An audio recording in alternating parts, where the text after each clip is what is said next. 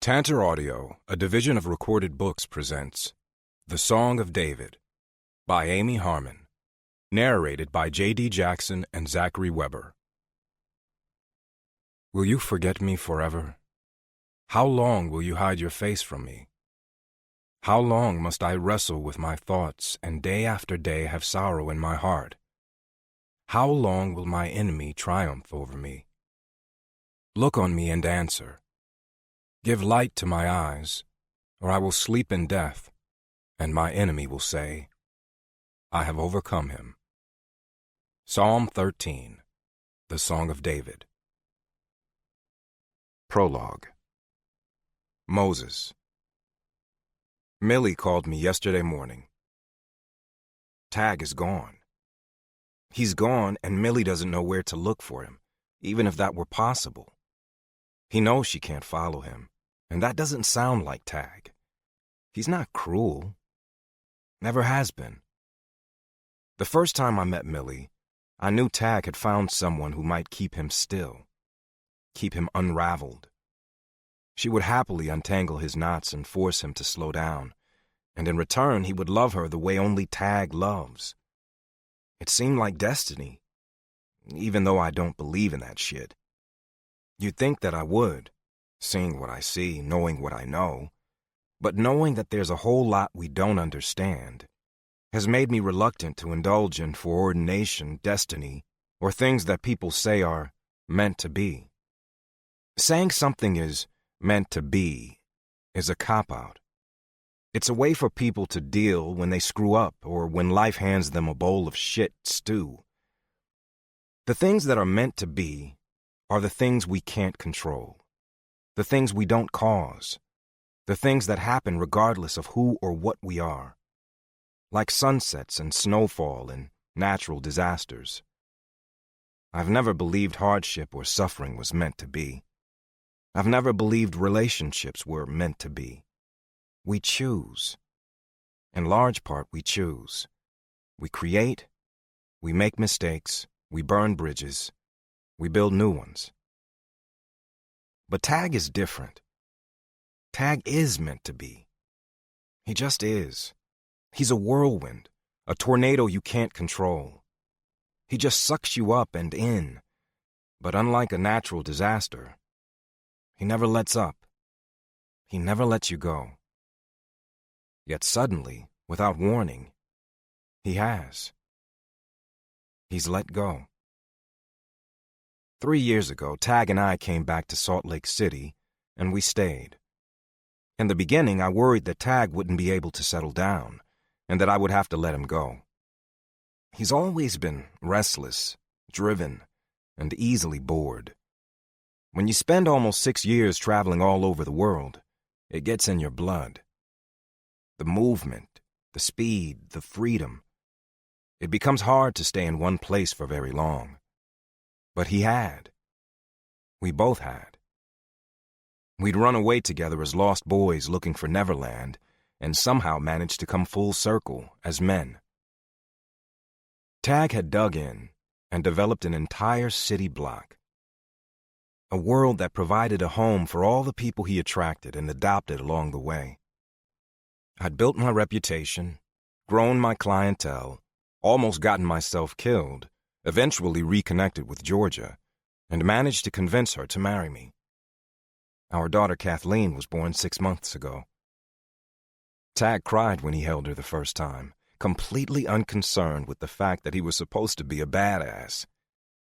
He had seemed so happy, so whole. And now, inexplicably, he has let go. He's let Millie go. He's let Tag Team, his businesses, his plans for a title fight all go. He's let me go. And none of it makes any sense. If there were signs, I hadn't seen them. And I'm the guy that is supposed to see what others can't. I'm Moses Wright, medium, artist, best friend. And I hadn't seen the signs. 1. Moses. Tag didn't leave a note, and his place was clean. More than clean. Boxed up, cleared out, a realtor sign in the window. Tag isn't an especially tidy person, something he would have had to change if Millie moved in. Obviously, his housekeeper had been and gone, but when I called her, she didn't know anything. Nobody knows anything. Tag didn't tell anyone he was going. His place is for sale. His truck is gone. He is gone. And he hasn't left a forwarding address. He'd left an envelope at the gym with Millie's name on it. Inside were a set of keys, one to her front door, one to the training facility, one to the bar, one to a filing cabinet in his office at the gym. It took us a while to match the keys to their locks, but we had. It didn't feel like Tag was taking us on a wild goose chase. That wasn't his style either. He just didn't want us to find him. And that scared the shit out of me. In the very top drawer of the gray filing cabinet was a shoebox filled with cassette tapes.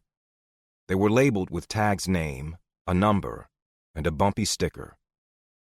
A little tape recorder, the kind with the buttons on the end and the speaker along the long top, the kind that looks a little like a grand piano, was in the box too.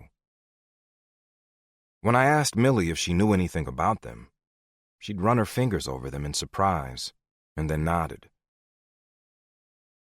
My brother Henry must have given them to him. He's had this cassette player in his room forever. Henry used to pretend he was a sportscaster and create his own play-by-plays. He'd watch my dad's games and speak into the recorder like he was Bob Costas or something. Before my mom died, she bought him a digital recorder. But Henry keeps everything. He must have given them to Tag. Tag likes the things he can touch. He and Millie have that in common. She needs to touch to see. He needs to touch to feel connected. I could picture him sticking the tapes in and talking away, taking forever to get to the point, telling stories and laughing like this was all just a big joke. I tried to feel angry, but I knew the real reason he'd left them was because it was the only way he could leave a message for Millie, the only way to allow her the privacy of hearing whatever he had to say without an audience. You know how to use this, right? I asked. She nodded. I think these are for you, Millie, I said. He's labeled the tapes, she whispered. He's labeled them so I would know which one to listen to first. The sticker? She nodded again. Yes. I have them on all my clothes, and I keep a little box of them in my bedroom. Numbers, letters, words. I guess he was paying attention when I showed him. Tag always pays attention. You don't think he does because he's restless. He fidgets. But he doesn't miss anything. Millie's mouth started to tremble, and tears leaked out beneath her lashes. I looked away, even though I didn't need to. I heard her fumbling with the tape, heard her slide it home and push the play button. I listened until Tag's voice filled the silence, making me flinch and smile simultaneously, unable to decide whether I was pissed at him or scared for him. Regardless of which, I didn't think Tag wanted me to hear what he had to say to Millie, and I opened the door of the office, preparing to leave her alone. The tape clicked off immediately, interrupting Tag as he told Millie about his bar. I knew all about his businesses and didn't need to hear more. But Millie had other ideas. Moses? Please don't leave. I want you to listen with me. You know him best. You know him the way I want to know him. And you love him too. I need you to listen with me, so that I don't miss anything. And then I need you to help me find him. I met David Taggart in a psych ward when I was 18 years old. Montlake Psychiatric Hospital. I'd met his gaze for the first time across a counseling circle, seen his dead sister hovering at his shoulder, and asked him if he knew who Molly was. That was her name. Molly, his dead sister. He'd flown into a rage, flying across the space and knocking me onto the floor. He had his hands wrapped around my throat, demanding answers before the psych techs could pull him off of me. Not an especially promising beginning to a friendship. We were there for different reasons. I'd been committed by people who were afraid of me, and Tag had been committed by people who loved him. I saw dead people, and he wanted to die. We were young. We were lonely. We were lost. And I didn't want to be found. I wanted to run to the ends of the earth and make the dead chase me. Tag just wanted to figure the world out. Maybe it was our youth. Maybe it was the fact that we were both in a psychiatric facility and neither of us especially wanted to leave. Or maybe it was just that Tag, with his exaggerated twang and his cowboy persona, was nothing like me. Whatever the reason, we fell into a sort of friendship. Maybe it was because he believed me, without hesitation, without reservation, without judgment. He believed me, and he never stopped. Tag and I had been put in isolation for 3 days due to the slugfest in the counseling session, and neither of us were allowed out of our rooms. On the 3rd day of isolation, Tag sprinted into my room and shut the door. I stared at him balefully. I was kind of under the impression the door had been locked. I hadn't even checked to see, and I felt stupid for sitting in a room for 3 days behind an unlocked door. They stroll the hall every few minutes, but that's all. That was ridiculously easy. I should have come sooner, he had said, and sat down on my bed. I'm David Taggart, by the way, but you can call me Tag. He didn't apologize for choking me, and he didn't act like he wanted to do it again, which was disappointing. If he didn't want to fight, I wanted him to leave. I immediately went back to the picture I was working on.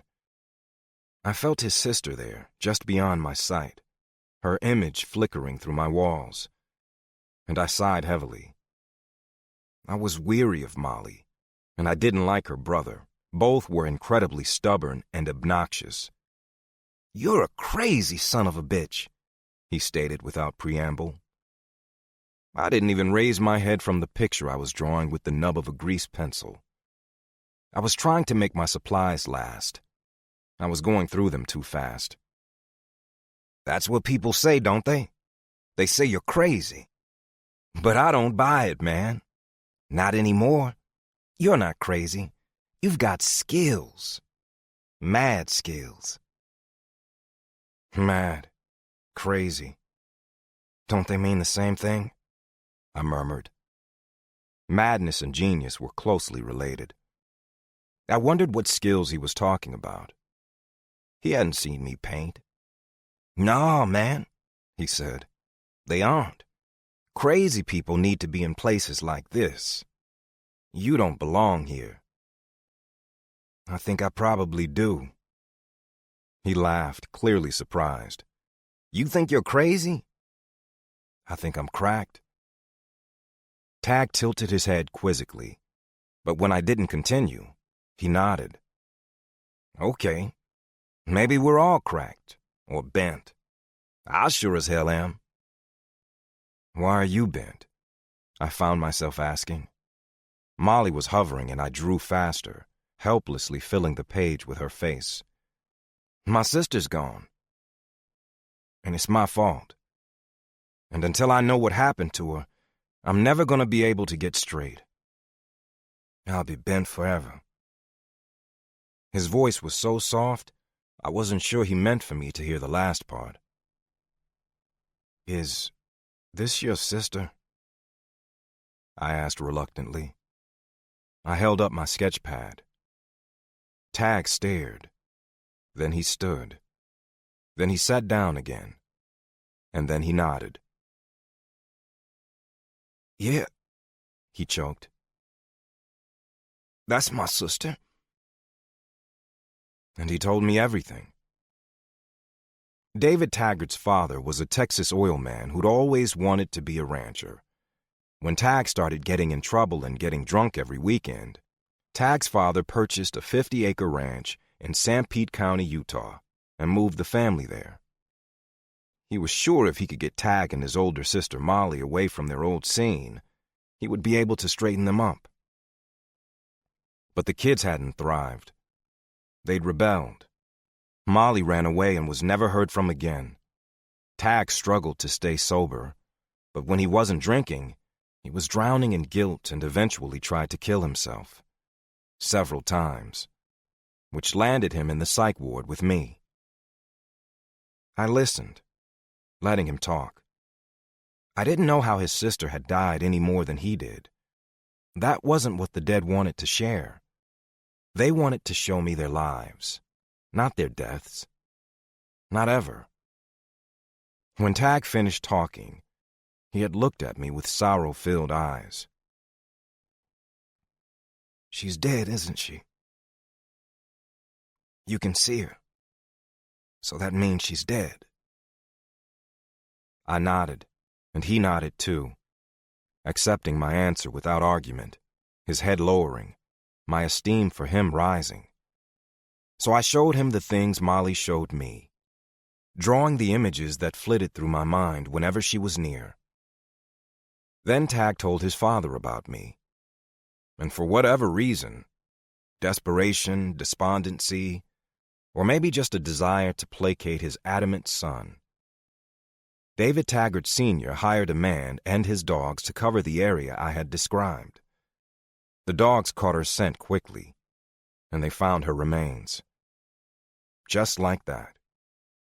In a shallow grave piled high with rocks and debris, 50 yards from where I'd once painted her smiling face on a highway overpass, the remains of Molly Taggart were uncovered. Tag had cried when he told me. Big, racking sobs that made his shoulders shake and my stomach tighten painfully. It was the first time I'd ever done something like that. Helped someone. Found someone. It was the first time my abilities, if that's what they were, made sense. But Tag just had more questions. One night after lights out, he came and found me, creeping down the hall undetected, the way he always did, seeking answers that none of the staff could give him, answers he thought I had. Tag was usually quick to smile, quick to anger, quick to forgive, quick to pull the trigger. He didn't do anything in half measures, and I wondered sometimes if the facility wasn't the best place for him, just to keep him contained. But he had a maudlin side, too. If I die, what will happen to me? He'd asked me. Why do you think you're going to die?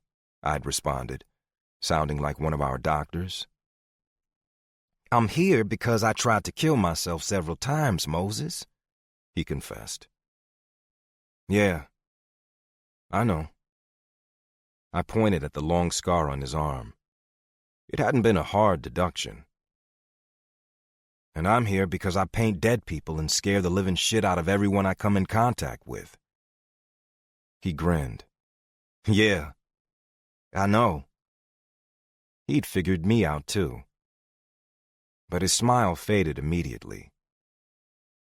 When I'm not drinking, life just grinds me down until I can't see straight. It wasn't always that way, but it is now. Life sucks pretty bad, Moses. Do you still want to die? I asked, changing the subject. Depends. What comes next? More, I answered simply. There's more. That's all I can tell you. It doesn't end. And you can see what comes next? What do you mean? I couldn't see the future if that's what he meant. Can you see the other side? No, I only see what they want me to see, I said. They? They who? Whoever comes through, I shrugged. Do they whisper to you? Do they talk? Tag was whispering too, as if the subject was sacred. No, they never say anything at all. They just show me things. Tag shivered and rubbed the back of his neck, like he was trying to rub away the goose flesh that had crept up his back. Do you see everything? Their whole lives? Sometimes it feels like that. It can be a flood of color and thought, and I can only pick up random things because it's coming at me so fast. And I can only really see what I understand. I'm sure they would like me to see more, but it isn't that easy. It's subjective. I usually see pieces and parts, never the whole picture. But I've gotten better at filtering, and as I've gotten better, it feels more like remembering and less like being possessed. I smiled in spite of myself, and Tag shook his head in wonder. Moses? Tag pulled me from my thoughts. Yeah? Don't take this the wrong way, but if, there's more and it's not bad, it's not scary, and it's not the zombie apocalypse, if it's not fire and brimstone, at least not as far as you can tell, then why do you stay? His voice was so quiet and filled with emotion. I wasn't sure if anything I said would help him. I wasn't sure I knew the answer. It took me a minute of thinking, but I finally had a response that felt true. Because I'll still be me, I answered. And you'll still be you. What do you mean? We can't escape ourselves, Tag. Here, there, halfway across the world, or in a psych ward in Salt Lake City. I'm Moses, and you're Tag. And that part never changes. So either we figure it out here, or we figure it out there. But we still got a deal. And death won't change that. He'd nodded very slowly, staring at my hands as they created images neither of us really understood. That part never changes, he whispered, as if it resonated.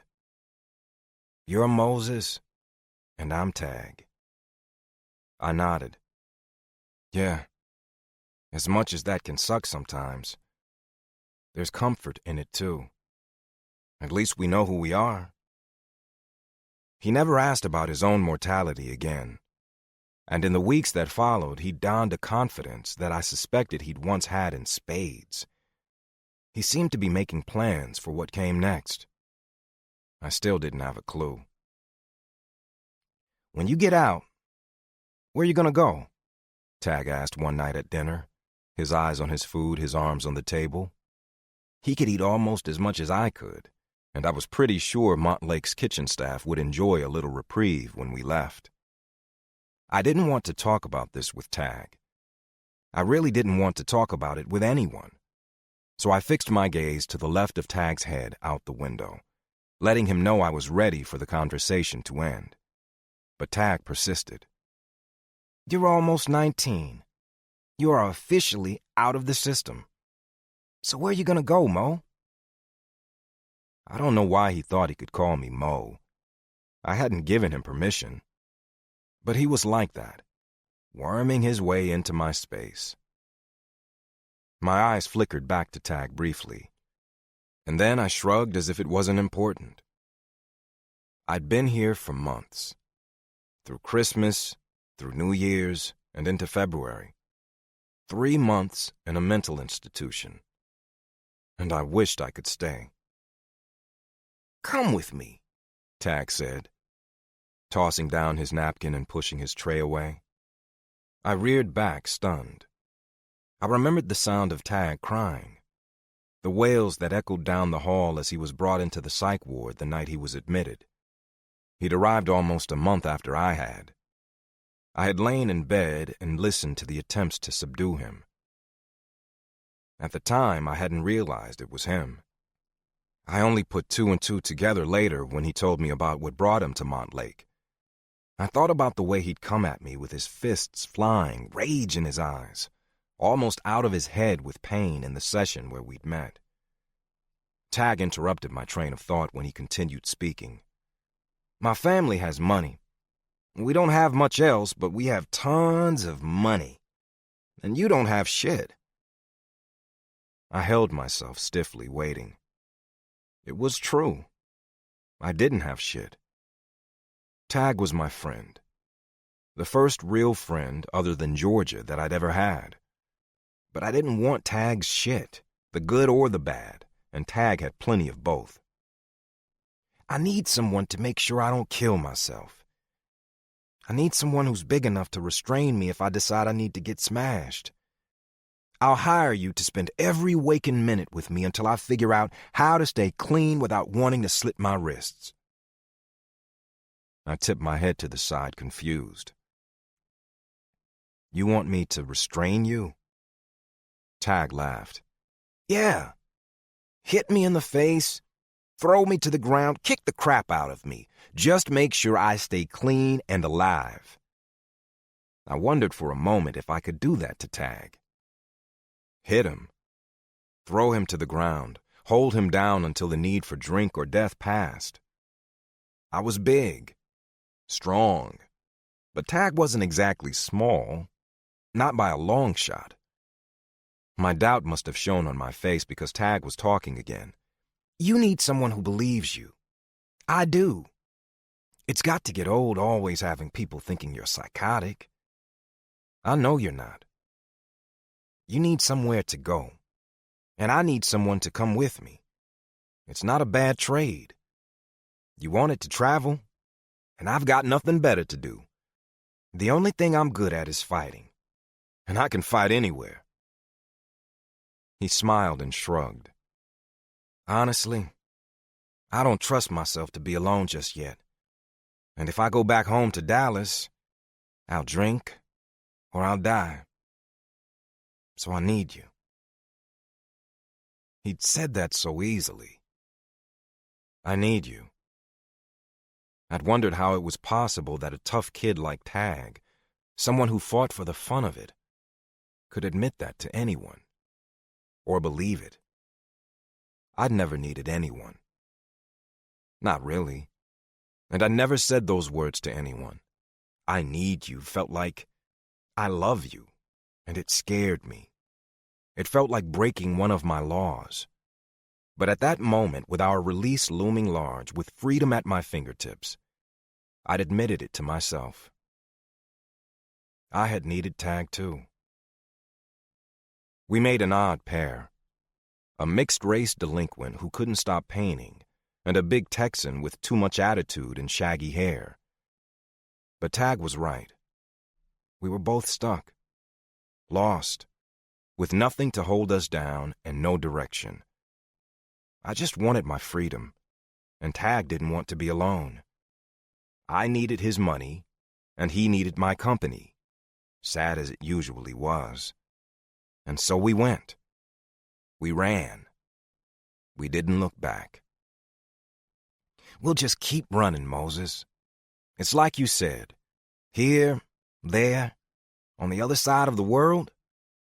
We can't escape ourselves. So we stick together until we find ourselves, all right? Until we figure out how to deal. That's what he'd said. That's what we'd done. And Tag Taggart became my best friend. When I needed him most, he held on to me. And he didn't let me go. So now I have to find him. The thing that scares me the most is maybe he's found his answers. Maybe he knows exactly what he's doing. Exactly who he is. Maybe he's figured the world out. But we'd made a deal when we were 18. And as far as I'm concerned, a deal is a deal. I need someone to make sure I don't kill myself. I need someone who's big enough to restrain me if I decide I need to get shit-faced. Hit me in the face, throw me to the ground, kick the shit out of me. Just make sure I stay clean and alive, he'd said. He'd wanted me to keep him alive. I just hoped it wasn't too late. 2. Tag. My bar is called Tags because it's mine. Simple as that. When I bought it, I thought about the name for a couple of weeks, trying to think of something catchy, something intelligent, but in the end I just slapped my name on it. Makes sense, doesn't it? When something is yours, you give it your name. As a recovering alcoholic, owning a bar could be considered masochistic, but I don't own it for the booze. I own it because every time I walk in, look around, tend the bar, or pour a drink, I feel powerful. I feel like I've conquered my demons, or at least beat them back. Plus, I'm a man, and the bar is a man cave to surpass all man caves. Flat screens hang on walls and in thick clusters overhead so that customers can keep an eye on several games at once, with sections of the bar dedicated to different sports. If you come in to watch a particular fight or a football game, there's a screen tuned in just for you. It smells like expensive cigars and leather, like pine needles and stacks of cash, all scents that make a man grateful for his testosterone.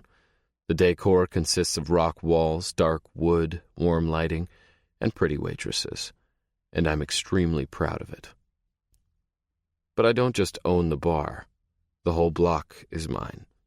The bar on the corner, the small indoor arena where local fights take place every Tuesday night and once a month on Saturdays, the gym beyond that, and at the end of the block, a sporting goods store, filled with tag team gear and equipment with my label emblazoned across every surface.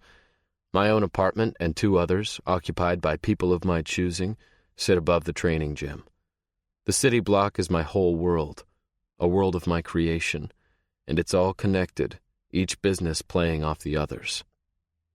Even the bar and the fight arena are connected, and on the nights when there aren't fights, the arena seats are cordoned off by a wall of metal accordion doors, and the cage becomes a stage in a back room, a private alcove filled with a dozen small tables and booths, the bar easily accessible just around the corner, and waitresses keeping you comfortable and in your seats. 4 nights a week, the little arena is home to a totally different kind of show, a completely different kind of sporting event. A pole is erected in the center of the cage, and there are no fighters allowed inside, just one woman after another, spinning and writhing on the pole in time to the throbbing pulse of music that is muted throughout the rest of the establishment. I keep it classy as stripper poles and half-naked ladies can be. The girls dance, they don't strip, and they don't mingle beyond the cage. But it's just hot enough, just risque enough, that I keep it separate from the rest of the establishment. It's the back room for negotiations. I do more business there than anywhere else. And the cherry on the top of an establishment that caters to hard-working men who feel appropriately sheepish and grateful just to be there. Tags opened 2 years ago, corresponding with the launch of the clothing line and my first big fight, the fight where I beat someone I had no business beating. I knocked him out cold and became a hot commodity. I timed it all, capitalizing on one success to launch another. I was a rich kid turned businessman, a cowboy more suited to riding a wave of adoration than riding a horse, and more interested in taking on the world of ultimate fighting and mixed martial arts than in taking over my father's holdings. I could have. It was a golden-paved path that stretched out before me, a road of privilege and entitlement, but it was a road I hadn't built. And I'm convinced you can't ever be completely happy walking on someone else's road, someone else's path. The way to true happiness is to forge your own even if your road isn't straight, even if there are bridges to build and mountains to tunnel through. Nothing feels as good as paving your own way. I'd come to Salt Lake City ready to start building roads 3 years before. I had money, some of it my own, money I'd earned with Moses, and some of it money I hadn't earned. I was a rich kid, but I wasn't a stupid kid. I knew I needed capital to build an empire. Sometimes it takes money to make money. So I took the money my dad gave me and promised myself that I would give it back before I died or before I turned 30, whichever came first. At 26, I didn't have much time or wiggle room, but I was on track, and the bar was doing extremely well. The evidence was all around me when I walked in the front door that Monday night, typically the slowest night of the week, to full stools and tables, to the happy thrum of relaxed customers. The place hummed, and my heart warmed to the music. 2 of my waitresses pranced by, dressed like ring girls in tag-team booty shorts and halter tops, delivering rounds instead of announcing them. They sent identical smiles my way and tossed their hair, almost as if it were part of the job description. Maybe it should be. Or maybe it was just common sense. You always smile at the boss. I wasn't there to flirt, though I smiled automatically. Instead, I calculated the mood of the room, the number of men bellied up to the bar, the number of tables filled, the flow of the alcohol, and the efficiency of the waitstaff. When I approached the bar to touch base with Morgan, my manager, a pulsing beat began to throb from down the hall, from around the darkened corner where the girls danced and the music was louder. "Who's dancing tonight?" I inquired, not really caring, but asking anyway. "Justine, Lori, and the new girl." Morgan smirked like he had a secret, and I was immediately suspicious. He slid a Coke in front of me as I sat down, and I took a long pull before I gave him a response. "Oh yeah? Judging from that shit-eating grin, I'm guessing there's something you need to tell me about the new girl." "Nah, nothing. She's beautiful, great dancer, great body. She's been on the schedule for the last 2 weeks, though you've missed her every time. She's always on time, never says 2 words. She dances, doesn't drink, doesn't flirt. Just how you like 'em." Again with the smirk. Huh. I pushed my Coke away and stood, knowing I might as well go see what he was up to. Leave it to Morgan to dress up one of my tag team fighters and put him in a cage in a bikini. He loved a practical joke, but he was a damn good bartender, even if he drove me crazy with the pranks. I called out to a few customers, shook some hands, kissed Stormy's cheek as she delivered icy bottles of cold beer, and waved to Malcolm Short, who obviously hadn't taken the time to change after work and looked slightly ridiculous in his 3-piece suit and his Utah Jazz ball cap. But the Jazz were playing, and he was getting in the spirit, happy as a clam sitting on his stool, eyes fixed on the screen. He was one of my tag team sponsors, and it was good seeing him happy. I was almost as good at working the room as I was at working the octagon, though I'd rather be fighting any day. But my thoughts were on business as I strode across the room and through the arch that separated the dancing girls from the sports bar. My eyes went straight to the cage, expecting the worst. But it was Justine at the pole, finishing her number with a swivel of her hips and a final turn around the cage. Justine strode off, hips swaying, arms waving, as if she'd just announced the next round, and the lights went dark. When they came up again, the new girl was at the center of the octagon, hands on the pole, head down. As the music began to swell, she immediately swung into her routine, and I scowled in consternation. The girl was slim and lithe, smooth muscles moving beneath taut skin. Her straight dark brown hair was silky under the lights, her oiled limbs glistening, and her barely there shorts and bikini top no different from the girl who danced before her. I watched her for a moment, waiting for the punchline. There had to be one. She was beautiful, delicate-featured with a small nose, a rosebud mouth, and a heart-shaped face, and I felt a sudden flash of fear that she was only 15 or something equally alarming. I dismissed the thought immediately. Morgan was a prankster, not an idiot. Something like that would ruin the bar. Something like that would cost Morgan his job, and Morgan loved his job, even if he didn't always love me, even if I didn't always appreciate his sense of humor. Nah, she was at least 21. That was my rule. I pursed my lips and tipped my head, studying her. She worked the pole as well as any of the other girls, maybe even better, but her dancing was more acrobatic, more athletic than it was overtly sexy. Her eyes were closed and she had a soft smile on her lips, which could be interpreted as sultry, especially considering that she was dancing for an audience of mostly men. Scratch that. An audience of all men. But her smile wasn't sultry. It was dreamy, like she was imagining she was somewhere else. a tiny ballerina spinning in place inside a child's snow globe, endlessly dancing alone.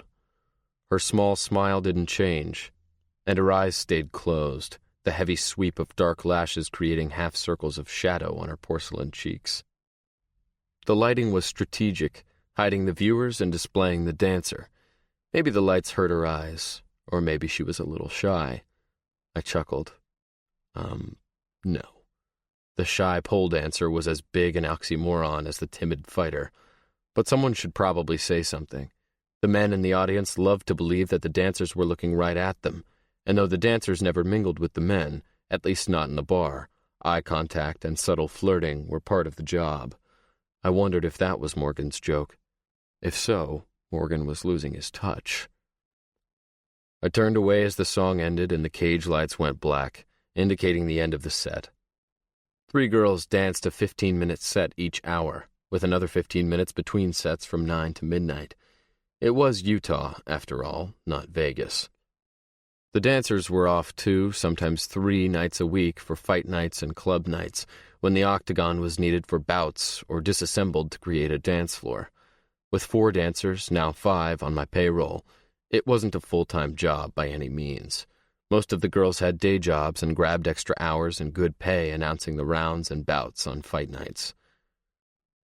"So, what do you think, boss?" Morgan grinned and slid a glass to a waiting patron as I rounded the bar and sat back on the same stool, my eyes shooting up to check the score, not giving Morgan the attention he wanted.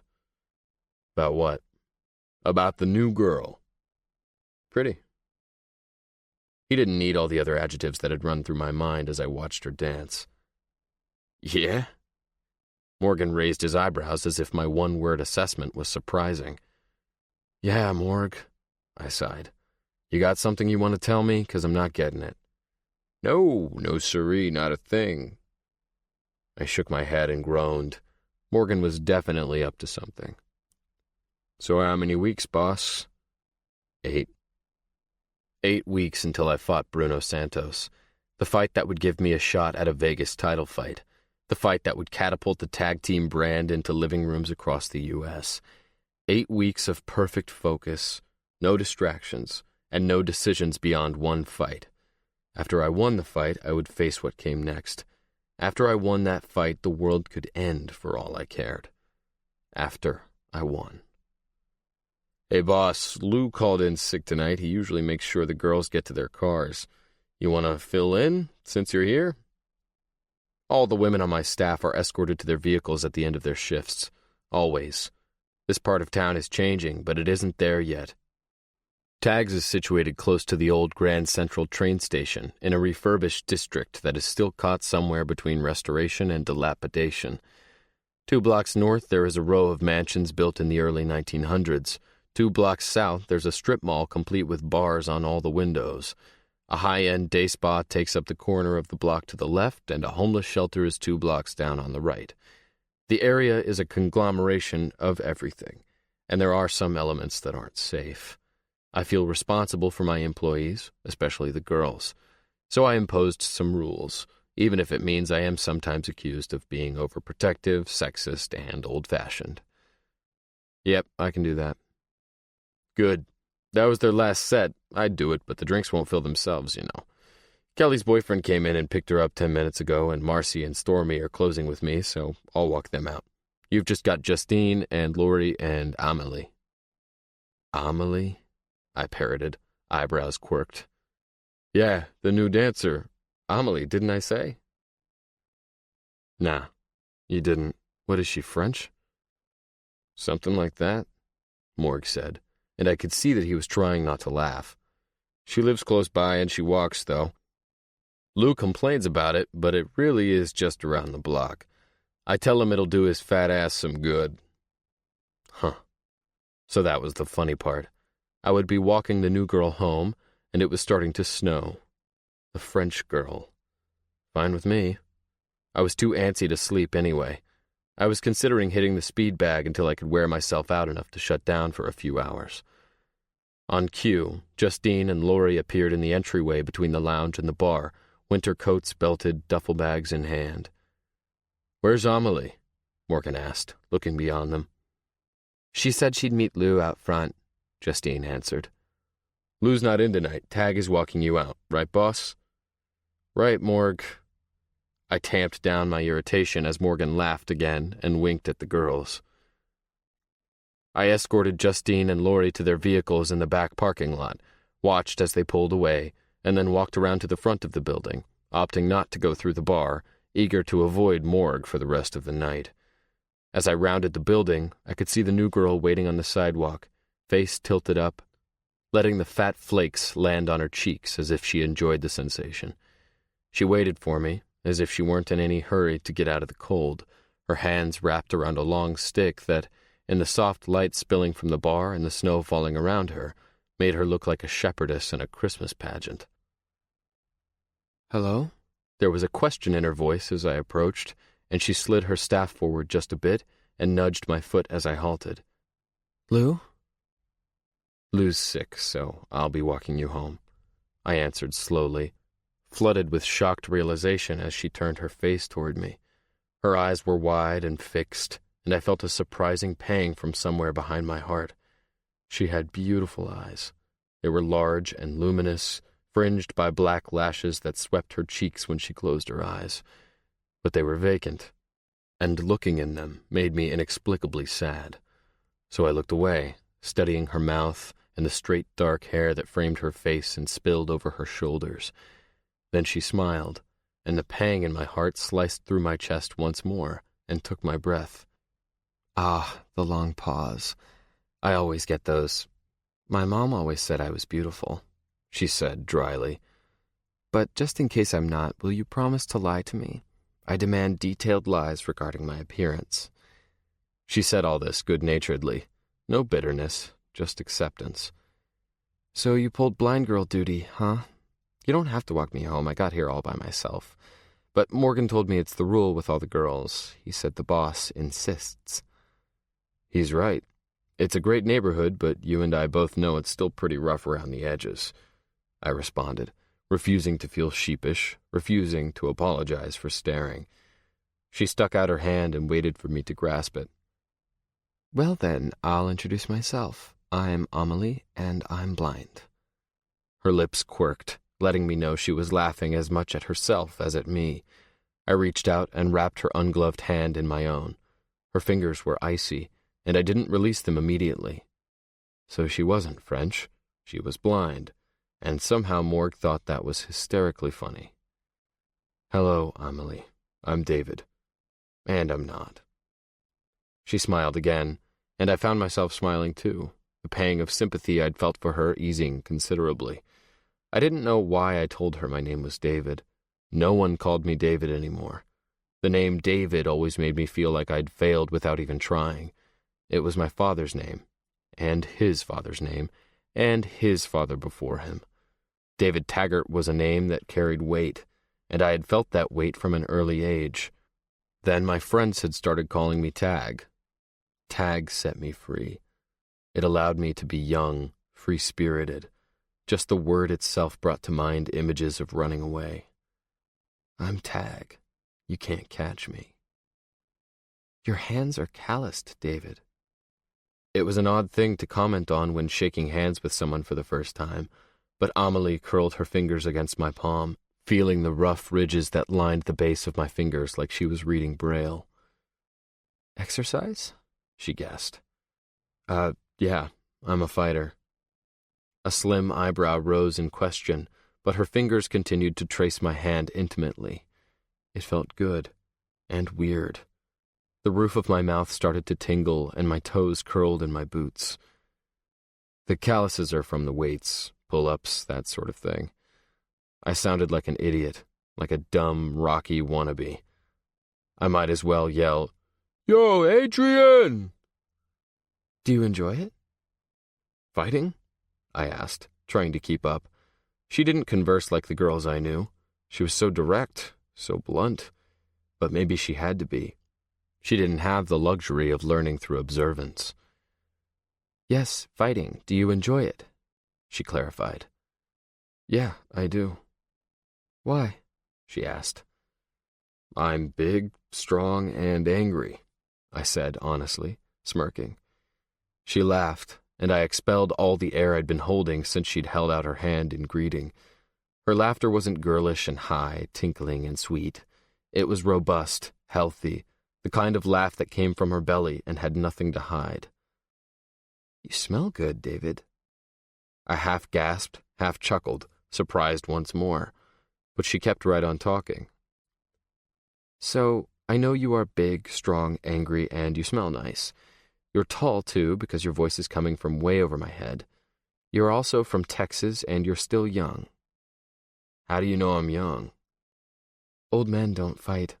And your voice, you were singing Blake Shelton under your breath when you approached. If you were older, you might sing Conway Twitty or Waylon Jennings." "I sing them, too." "Excellent. You can sing while we walk." She flicked her stick with a practiced hand, and it collapsed neatly into thirds. Then she tucked it under her left arm while reaching toward me with her right. Then she wrapped her hand around my bicep, as if it were the most natural thing in the world. And we were off, walking slowly but steadily through the silent streets, the snow falling, the wet seeping into our shoes. I'm a guy who can make conversation with the best of them, but I found myself at a complete loss.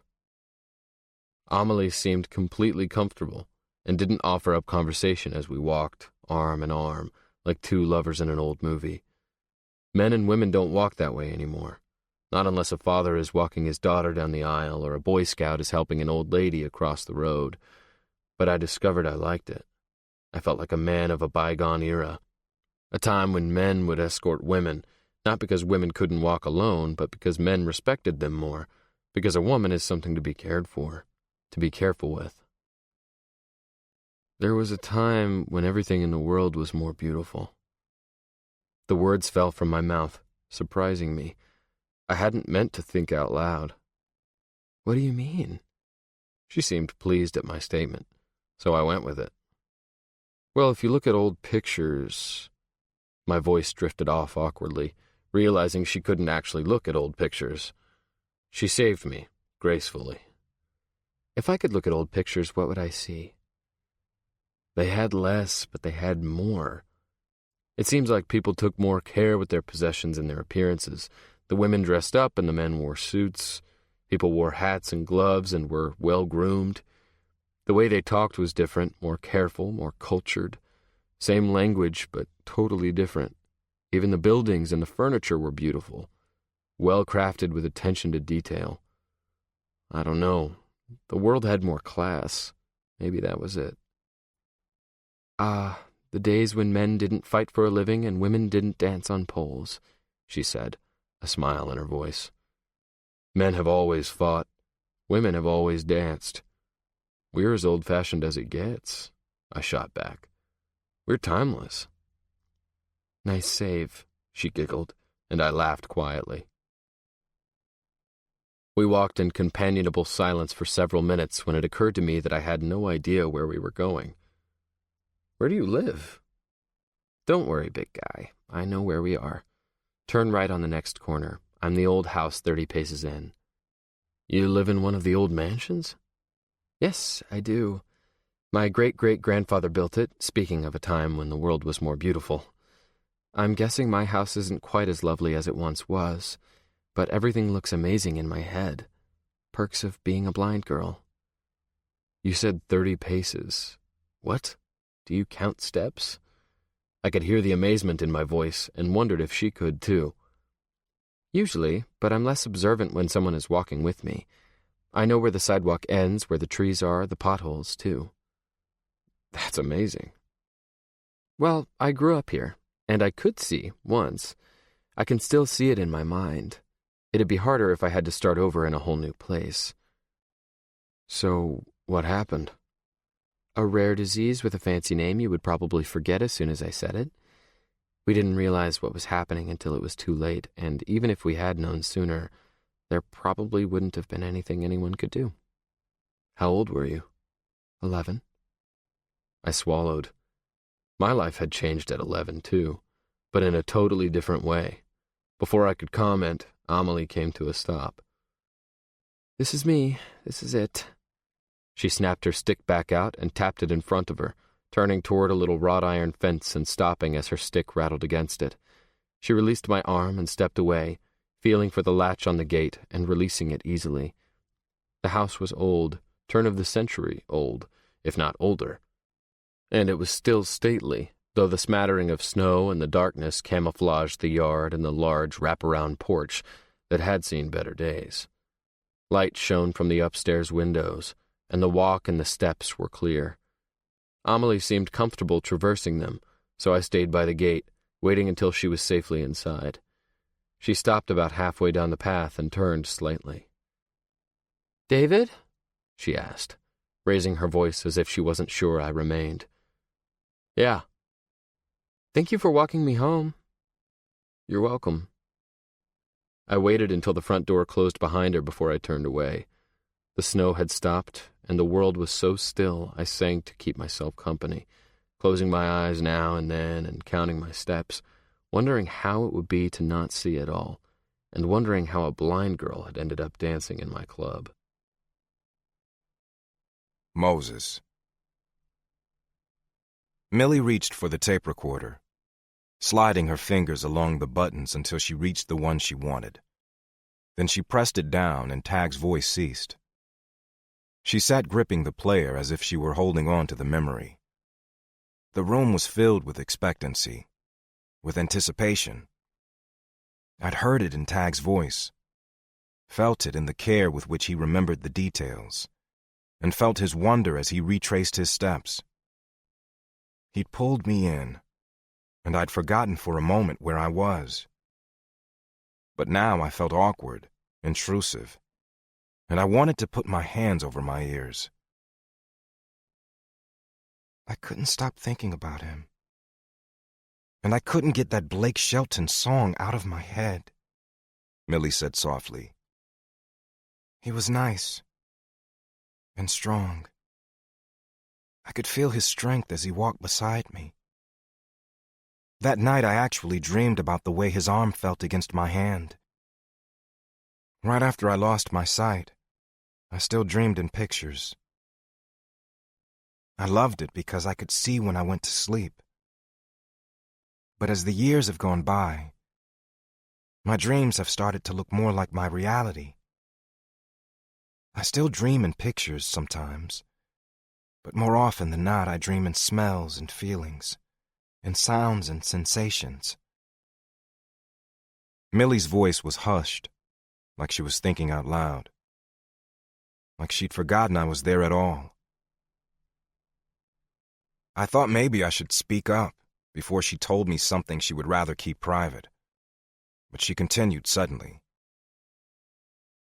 I've gone on a few blind dates. She smiled in my general direction, letting me know that she was aware of me after all. And I laughed, which is probably what she intended. Blind dates, I mean. And I've gone on a few dates with blind guys I actually knew beforehand. One guy I dated insisted on being called visually impaired. Amelie made finger quotes in the air. I don't really understand that. To me, it's like calling someone melanin deficient instead of calling them white. People are so weird. I am a white blind girl. I am a 22-year-old white blind girl. Can we just call it like it is? I laughed again, wondering where she was going with this, but happy to let her talk. I wondered briefly if she knew I was black. It was kind of an amazing feeling knowing that for once, it truly didn't matter. I've dated guys who can see too. You know, the visually unimpaired. She smiled at the label. Not many of them, but a few. My cousin Robin usually sets me up.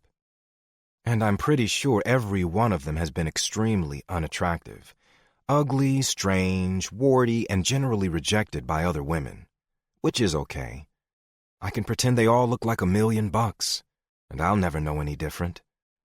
The image in my head is the only one that counts, right? But once Robin tried to set me up on a date with a deaf guy, and I put my foot down.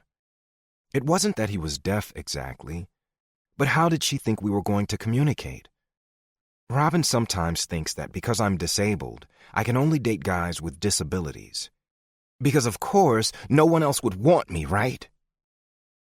Millie's voice caught, and she smiled immediately, laughing at herself.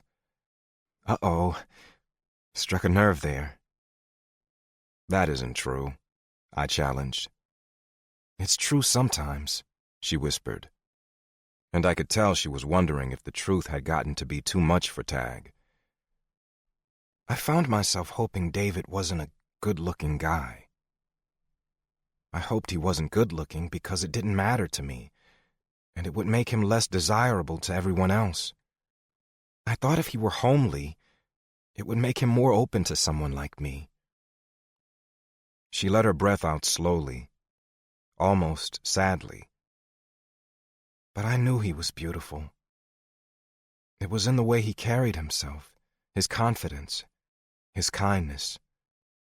I thought about asking the girls at work about him, but I chickened out. I didn't want them to laugh at me or to feel sorry for me. I told myself maybe we could be friends. He seemed open to that. I didn't know what to say. I was fascinated, but I didn't know what to say. Millie just sat, gripping the tape recorder between her forearms. Then, without further comment, she pushed play once more. 3. Tag.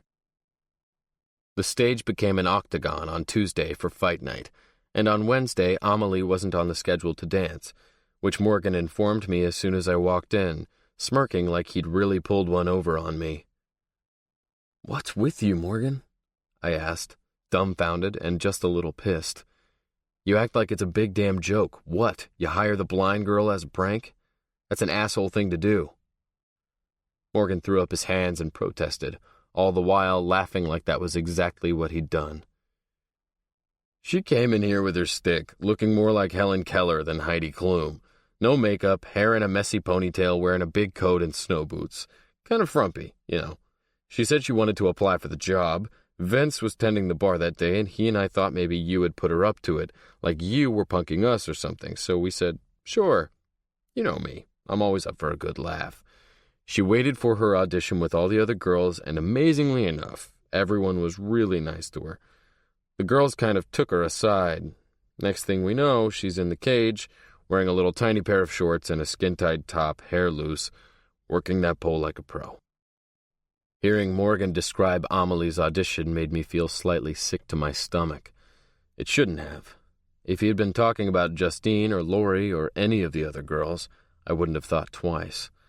But I didn't like thinking about Vince and Morg looking at Amelie, laughing and leering when she couldn't even see them doing it. Morgan continued, completely unaware of my discomfort. "She was good enough that we knew you weren't messing with us, and she seemed pretty damn determined. Excited even.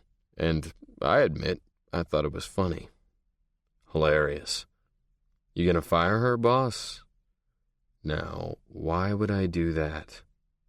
Morgan was really getting on my nerves. "She's not as popular as some of the girls. A couple of the guys complain that she doesn't look at them when she's dancing." "Isn't it enough that they get to look at her?"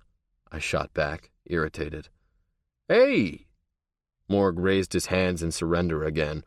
"Don't shoot the messenger, boss.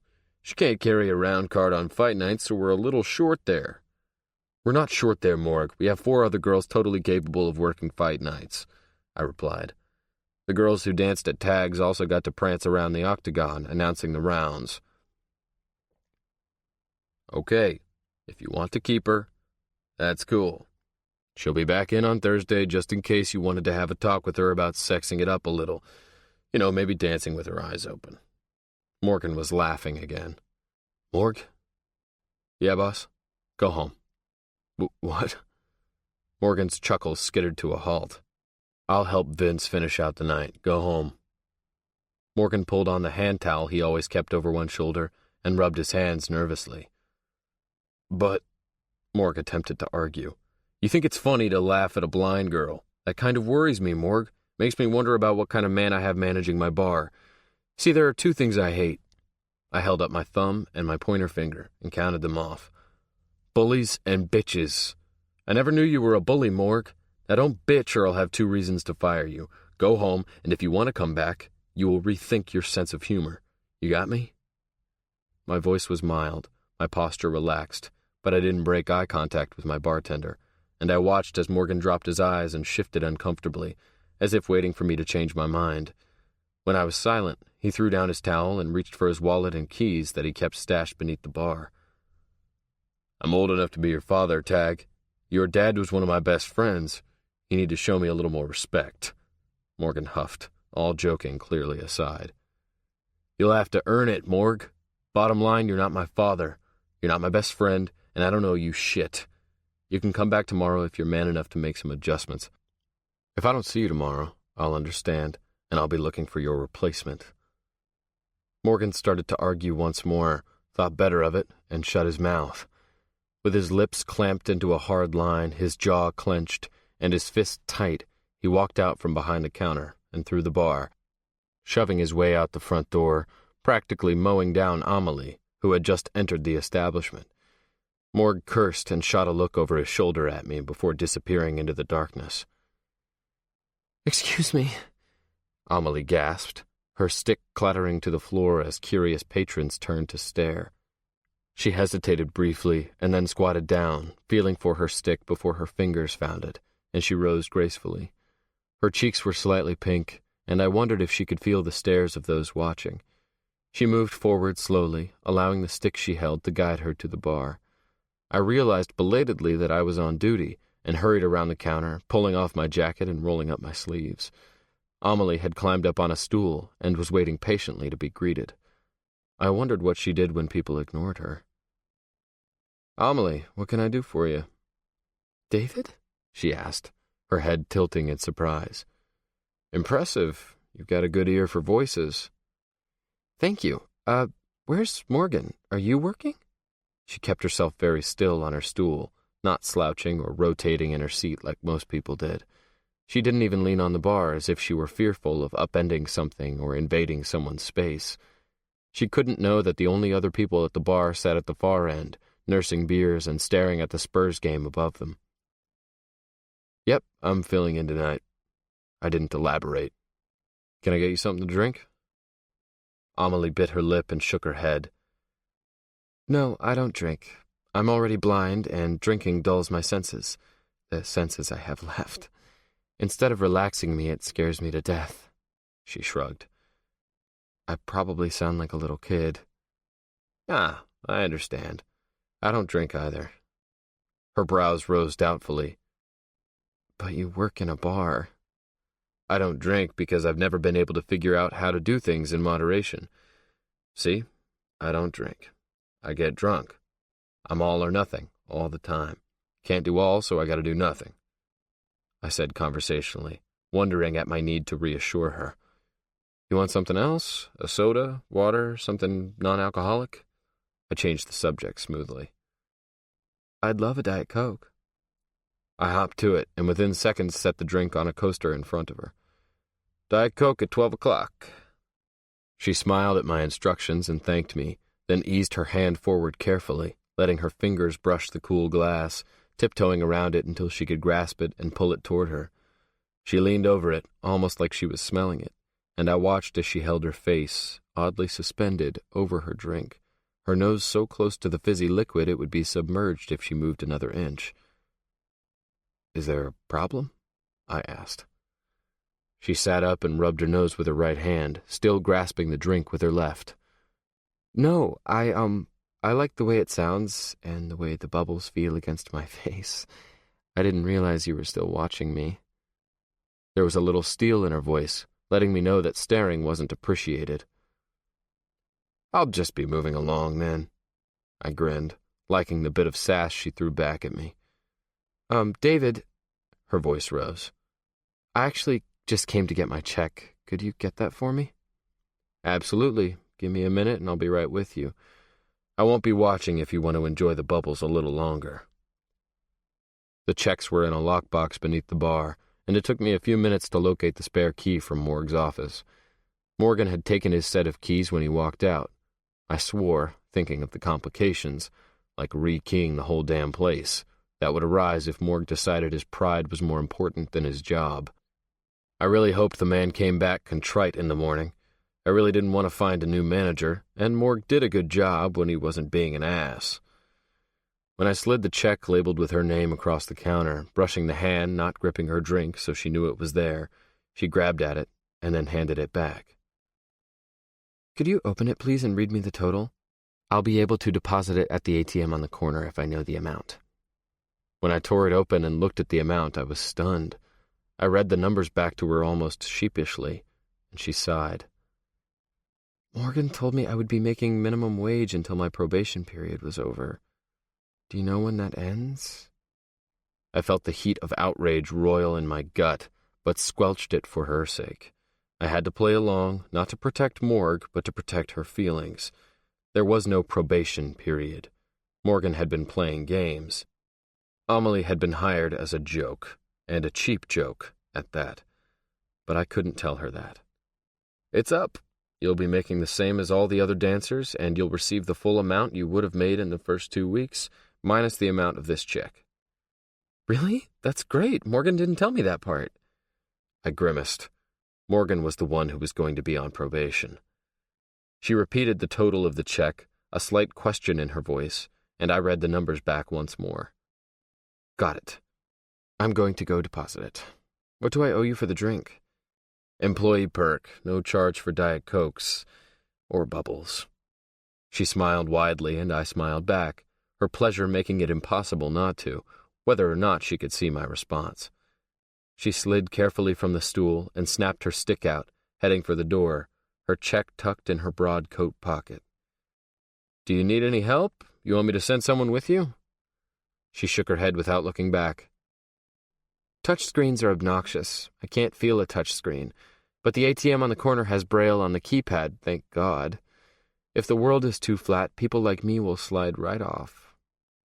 She said this cheerfully, with humor, and I shook my head in amazement as she pushed out the front door into the darkness, the door swinging closed behind her, the night swallowing her up. I fought the urge to follow her, to make sure she wasn't mugged at the ATM, her paltry check stolen, her stick used against her.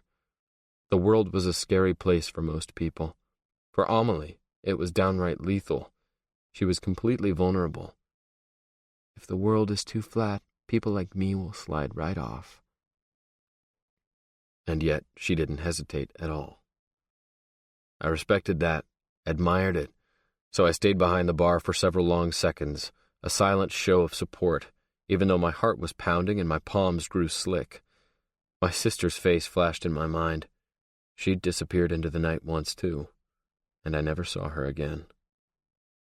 "Vince," I called out to the young bartender, swapping stories with a couple of regulars down at the far end of the bar, completely unaware of the drama that had unfolded in the last 10 minutes.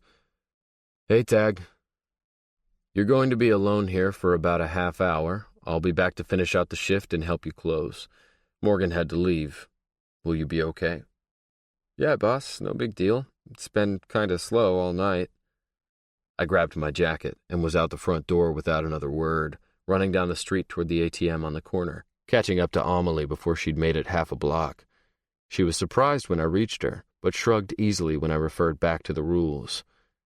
"But I didn't even work tonight," she protested. "Humor me, okay?" She shrugged again, and I stood back patiently, giving her privacy to make her deposit, which she did easily, her fingers gliding over the keypad with confidence.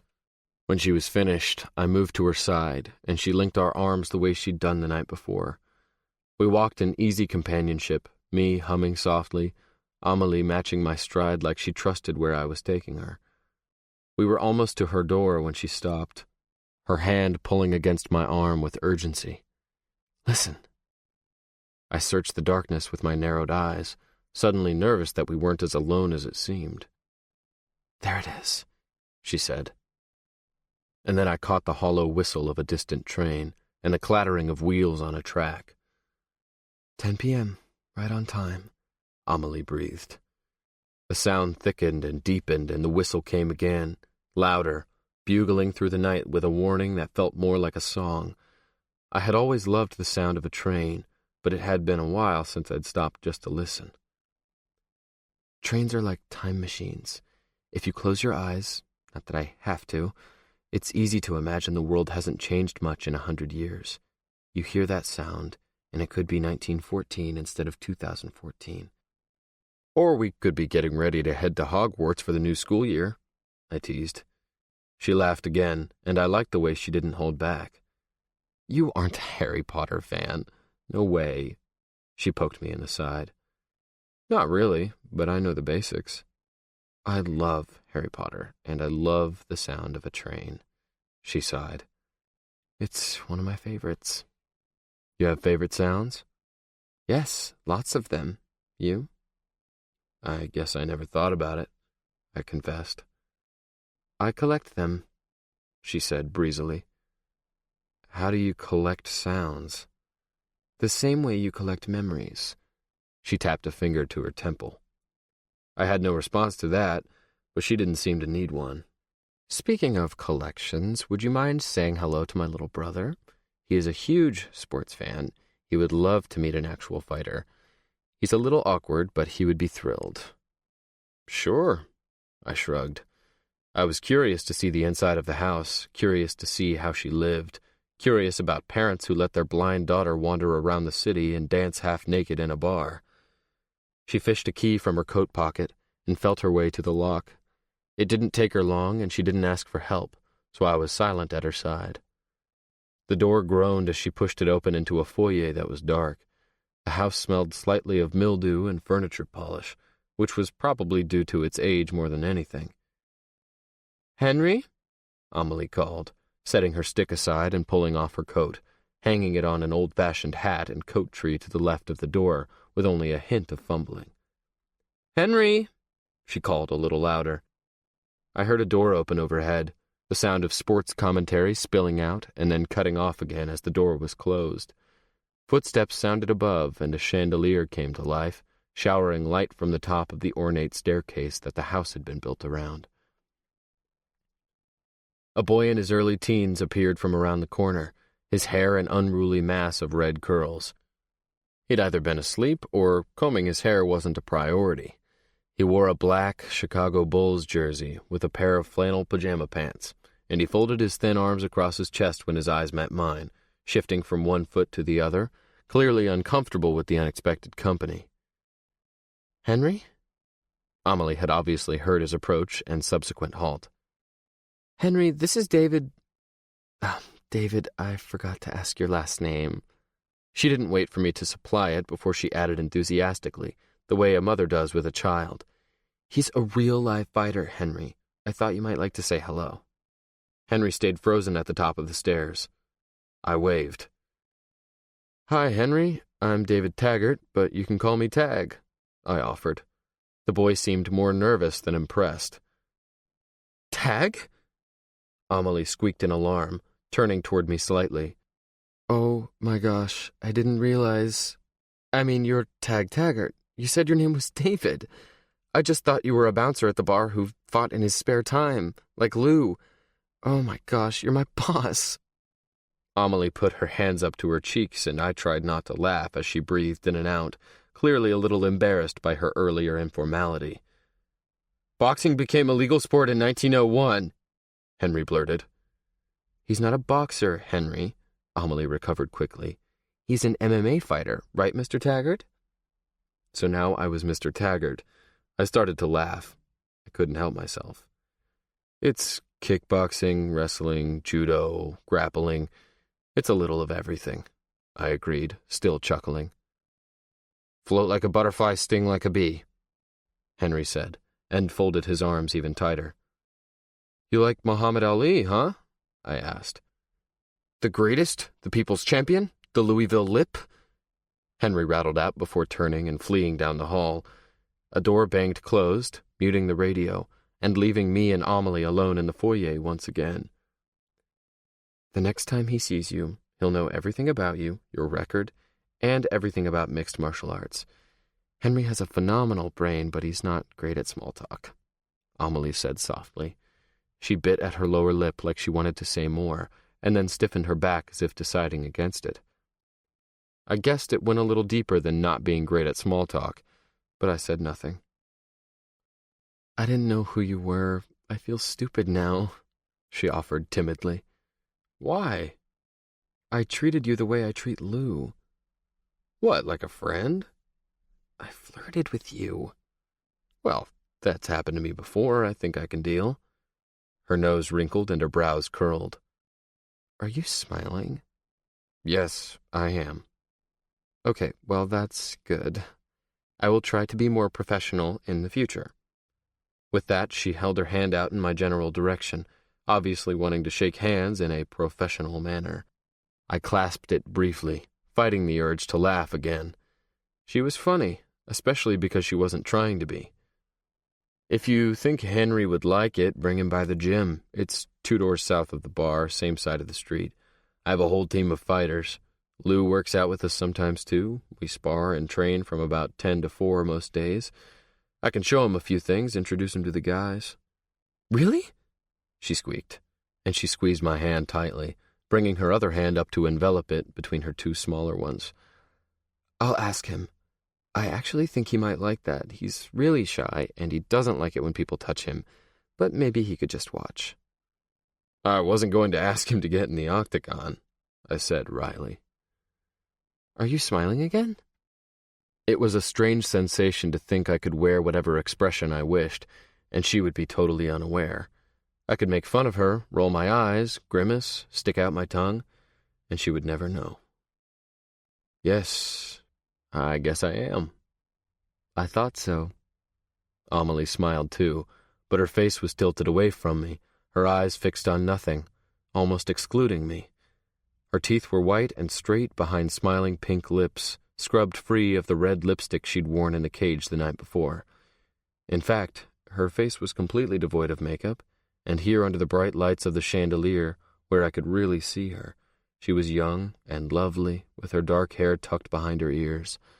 The way she didn't make eye contact felt strangely coy, as if she were playing hard to get, though I knew better. She wasn't playing that game.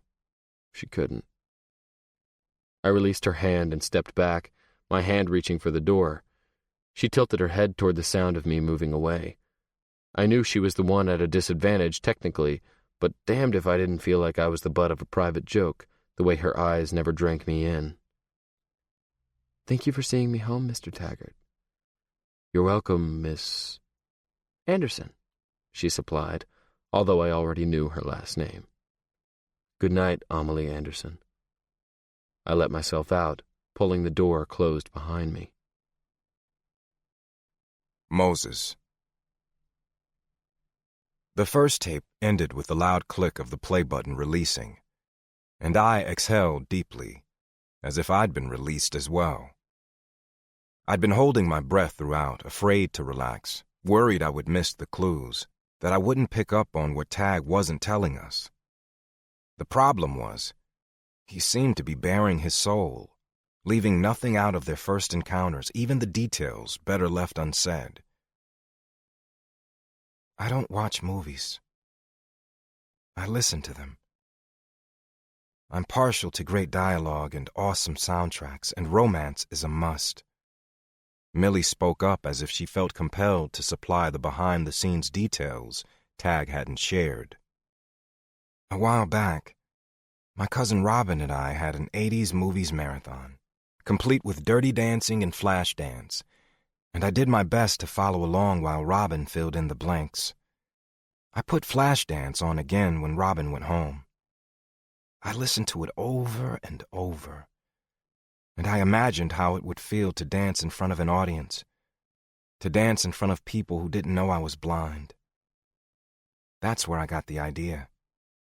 I did a little research, hired a handyman, and within 2 weeks, a sturdy stripper pole was keeping the water heater and the furnace company in our basement. The handyman asked me out, too. I declined. Smart girl, I said. I was impressed. She was full of life.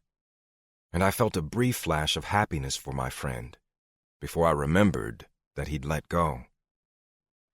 I took dancing and gymnastics when I was younger, and I was competitive all the way up to the time my sight started to fail. But being blind didn't take away my ability to tumble or swing from a bar, or even balance on a beam.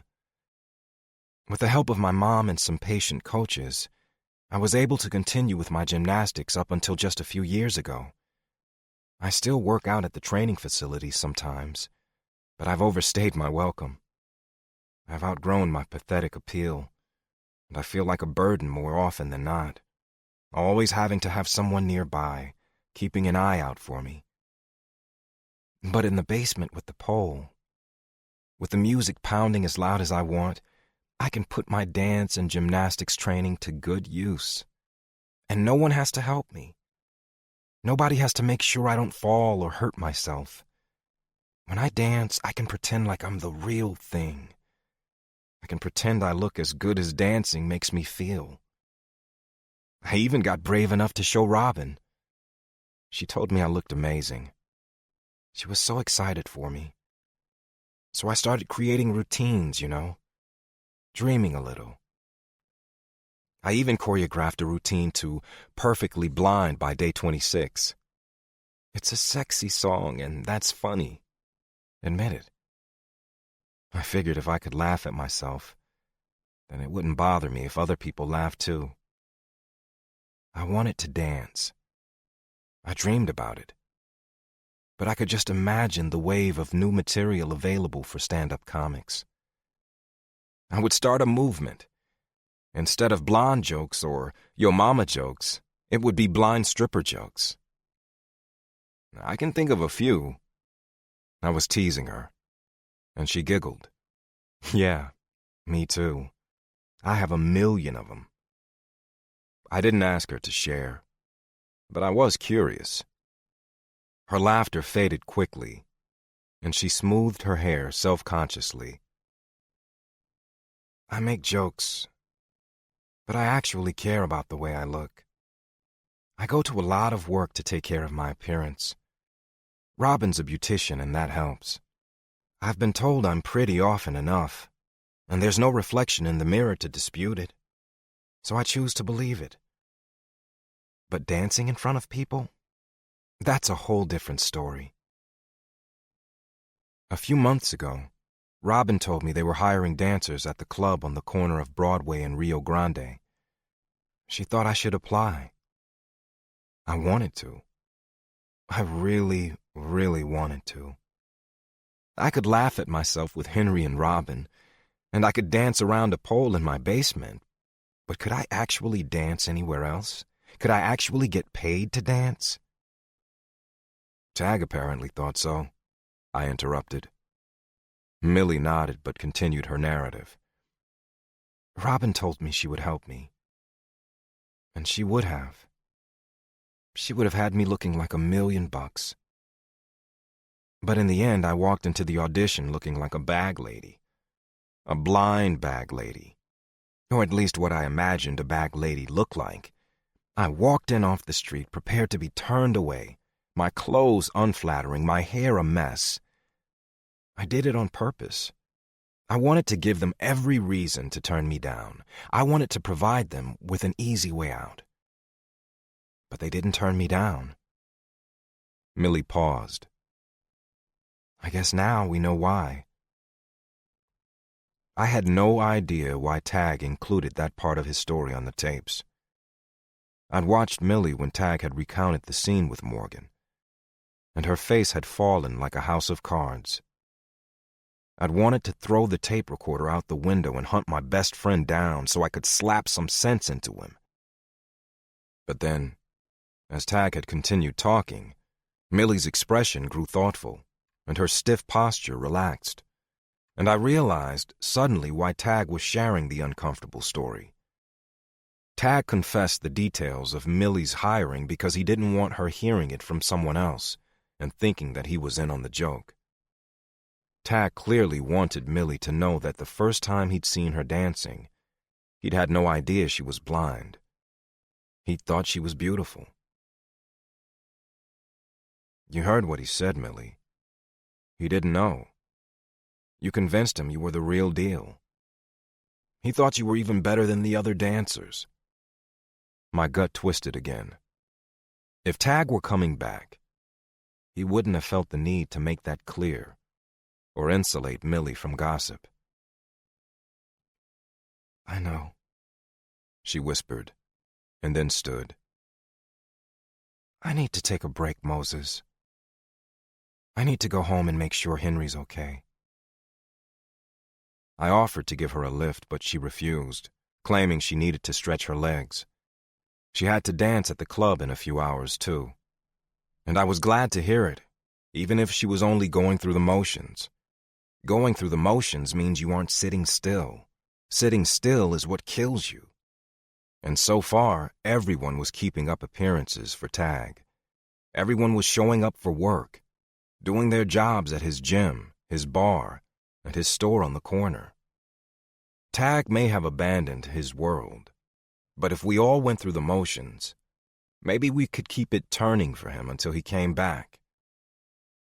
I didn't let myself think any further than that. 4. Tag. Morgan didn't come back to work. I made sure I was at the bar at 2 the following afternoon, ready to meet him or fill in for him, whichever it was going to be. When 5:30 rolled around with still no sign of my manager, I cursed and started flipping through options in my head. I had a big fight to get ready for, and I didn't want to be working late shifts at the bar every night. That's why I'd hired Morg. I wanted to come in, make my rounds, slap some skin, and work the back room. I didn't want to be working 40 hours a week behind the bar managing the place. I already had too much on my own plate. But I'd embarrassed Morgan, hurt his pride. Still, I was surprised he hadn't shown. I spent the evening making drinks, chatting up my regulars, and watching the door. I was sure Morgan would slink in eventually. He just didn't have that many options. Amelie came through the door at 7, using the front entrance instead of the back, which was customary for employees. Henry was with her, his riotous hair covered by a giant's ball cap, his eyes darting from one side of the bar to the other. It was interesting to see the siblings together, one so composed, one so uncomfortable. I called a greeting to both of them, and Amelie smiled uncertainly, moving toward the bar with Henry in tow. She was on the schedule to dance, and I wondered what she was thinking bringing her brother to work. Henry didn't act like he heard me at all. His eyes shot straight to the television over my head, and he halted about 3 feet from the stools, stuffing his hands in his pockets, shutting out everything around him. His lip looked swollen, and there was a bruise on the side of his face. I wondered if Amelie had any idea. Hi, David, Mr. Taggart, Amelie said, feeling for the edge of the bar. Amelie, I interrupted, please, for the love of Pete, stop calling me Mr. Taggart. Okay, right. She smiled sheepishly, but continued, discomfort evident in her voice. Could Henry sit in here and watch the Laker game? My neighbor usually comes over and house sits while I work, just so Henry has someone there at night, but she's not feeling well. He's old enough to be alone, obviously. I mean, I've left him home at night before, but never for very long, and he's had a rough day. Robin's coming to get him, but she won't be here for about 20 minutes. Her voice faded off uncomfortably. I wondered briefly about her parents, and then decided it wasn't any of my business. Does he like bubbles, too? I teased. If Henry could sit quietly on a stool and watch the game until Robin arrived, I'd keep him in drinks and pretzels. He wasn't old enough to be in the bar, but as long as he wasn't drinking, which I could make sure of, and as long as it wasn't for very long, I wasn't too concerned about it. Sprite. He loves Sprite. She sounded so relieved I thought she was going to break into tears, but she turned to Henry instead, finding his arm and instructing him gently. Henry, did you hear that? Mr. Tag says you can watch the game with him. Henry slid onto a stool, his eyes not leaving the screen. Is he okay right here, David? She just couldn't get comfortable with my name. I wondered why. That's fine. Go on. I'll keep an eye on him. Thank you. She stopped, squared her shoulders, took a deep breath, and smiled. Thank you. "I appreciate it," she said firmly. With her stick in hand, she tapped her way around the bar and disappeared down the long hallway that led to the restrooms and the employees' locker room. I put a bowl of peanuts in front of Henry, along with a tall Sprite, thought better of it, and replaced the peanuts with pretzels. Henry seemed like he might be the type of kid who would be horribly allergic to peanuts. That was just what I needed tonight. Kobe Bryant leads the league in free throws. I had no idea if this was true. I just threw something out there to see if Henry would engage. Henry's eyes snapped to mine, and he shook his head, indicating my stat wasn't the case. He's the tallest man in the NBA? I knew this wasn't true. Henry started to smirk. He has the biggest feet? Henry shook his head. His best friend is named Shaq? I asked. Henry shook his head so vigorously I thought he was going to fall off his stool. Kobe Bryant is the youngest player in league history to reach 30,000 career points, Henry informed me. I gave myself a mental high five that he was talking at all. Oh yeah? I asked, nonchalant. He was also the youngest player to ever start in the NBA, he added. Big deal, I waved my hand. Everybody knows that. I winked, letting him know I hadn't had a clue. Did you know he was named after Japanese beef? Henry boasted, pulling his Sprite toward him and taking a long pull at the straw. No kidding! I started to laugh. I moved away from him to take care of some customers a few stools down and greeted Axel, my Swedish sparring partner, who slid onto a stool one over from Henry and said, Tack. Thank you, in Swedish, before guzzling back the beer I placed in front of him. Shaquille O'Neal and Kobe Bryant aren't friends, Henry said seriously, and placed a pretzel carefully on his tongue. He looked at his now empty glass despondently.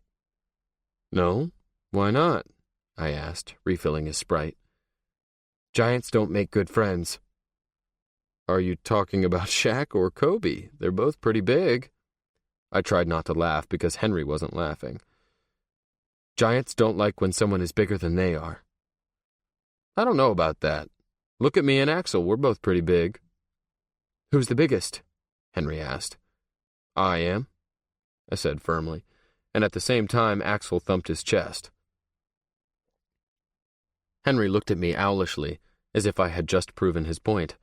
Axel started to laugh, and I laughed with him, but Henry didn't laugh at all. He just wrapped his swollen lips around his straw and drank his Sprite like he was dying of thirst. I waited until Axel turned his attention to Stormy, who had stopped to flirt as she waited tables. Henry, are you having problems with a giant? I touched my lip and looked pointedly at his mouth. The Giants won the World Series in 2012, he said softly. In 2010, too. They're very popular right now. I wasn't sure if there was a hidden message in the popularity of the Giants or if Henry just wanted to change the subject. I tried again, using a different approach. You know the story of David and Goliath, right? David's just a little guy. Goliath's a huge warrior.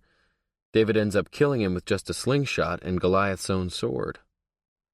Your name is David, Henry said, his eyes on the game. It is. Do you need me to slay a giant for you? The giant's bench is deep. I narrowed my eyes at Henry. He didn't look away from the television. It was like conversing with Yoda or R2-D2. I sighed and refilled his drink again. When all this Sprite catches up with you, the bathrooms are down the hall on the right. I didn't want to upset Amelie, but when she checked to make sure Robin had come and retrieved Henry, covering her dancing uniform with a tag team t-shirt and leggings, I pulled her aside and stressed once more that she should bring Henry by the gym. It wouldn't hurt for the kid to learn how to take down a bully or a giant, if that's what was going on. Amelie and Henry didn't come by the gym the next day. On Saturday, I thought I saw them once, beyond the wall of windows along the front of the gym, but when I looked again, they were gone. I shrugged, deciding Henry must not have been as excited by the idea as Amelie thought he would be. A few minutes later, I looked up to see them hovering near the speed bags, Amelie holding firmly to Henry's arm, Henry looking as if he was about to bolt like a runaway seeing-eye dog and drag his poor sister with him. They were garnering some strange looks, Henry with his crazy bedhead, his darting glances and jittery hands, and Amelie because she stood so still with her eyes fixed straight ahead. I called a quick halt to my bout, escaping Axel, who was trying to pummel me into next week, and slid between the ropes that cordoned off one of the octagons. "Amelie! Henry!" I called, noting how Amelie's face was immediately wreathed in a relieved smile, a smile so wide it spread to her eyes, giving the illusion of sparkle and life. But Henry started backing up, pulling his sister with him. "Yo, Henry, hold up, man." I stopped several feet from them and lowered my voice. "Did you know that Jack Dempsey versus Jess Willard was the very first fight to be broadcast over the radio?" Henry stopped moving, and his hands stilled. "Do you know what year that was, Henry?" 1919, Henry said in a whisper. "The first televised fight was in 1931, Benny Leonard versus Mickey Walker." I didn't know that. Actually, I had only known about the Dempsey-Willard fight because I'd seen a biography on Dempsey on Netflix the night before. God bless Netflix. The mention of the radio had made me think of Henry and the sportscast blaring from his bedroom.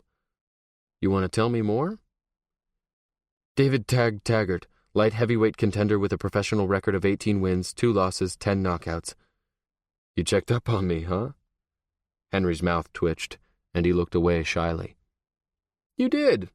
What else did you find out? That all the ladies love me? That I'm the best-looking fighter, pound for pound, in the universe?" Henry looked confused for a second, and I realized he was searching his mind for that stat. I laughed. "Just kidding, buddy." 6'3", 215 pounds, most often compared to Forrest Griffin and Michael Bisping? Henry's voice rose on the end, clearly seeking approval. "I'm more charming than Bisping, and I have better ears than Forrest, but they could both probably kick my ass." "He said ass, Amelie," Henry whispered, half shocked. "Yes, he did, Henry. It's okay. That's how fighters talk," Amelie soothed. "Can I say ass?" Henry whispered again, curiously. "You can," I cut in, "after you learn how to fight." "I don't like to fight." Henry started backing away. "That's okay, Henry. There's a lot of different ways to fight. I can show you some stuff when you're ready. Some moves are just about protecting yourself. But right now, I'm going to introduce you to my team." "Tag team?"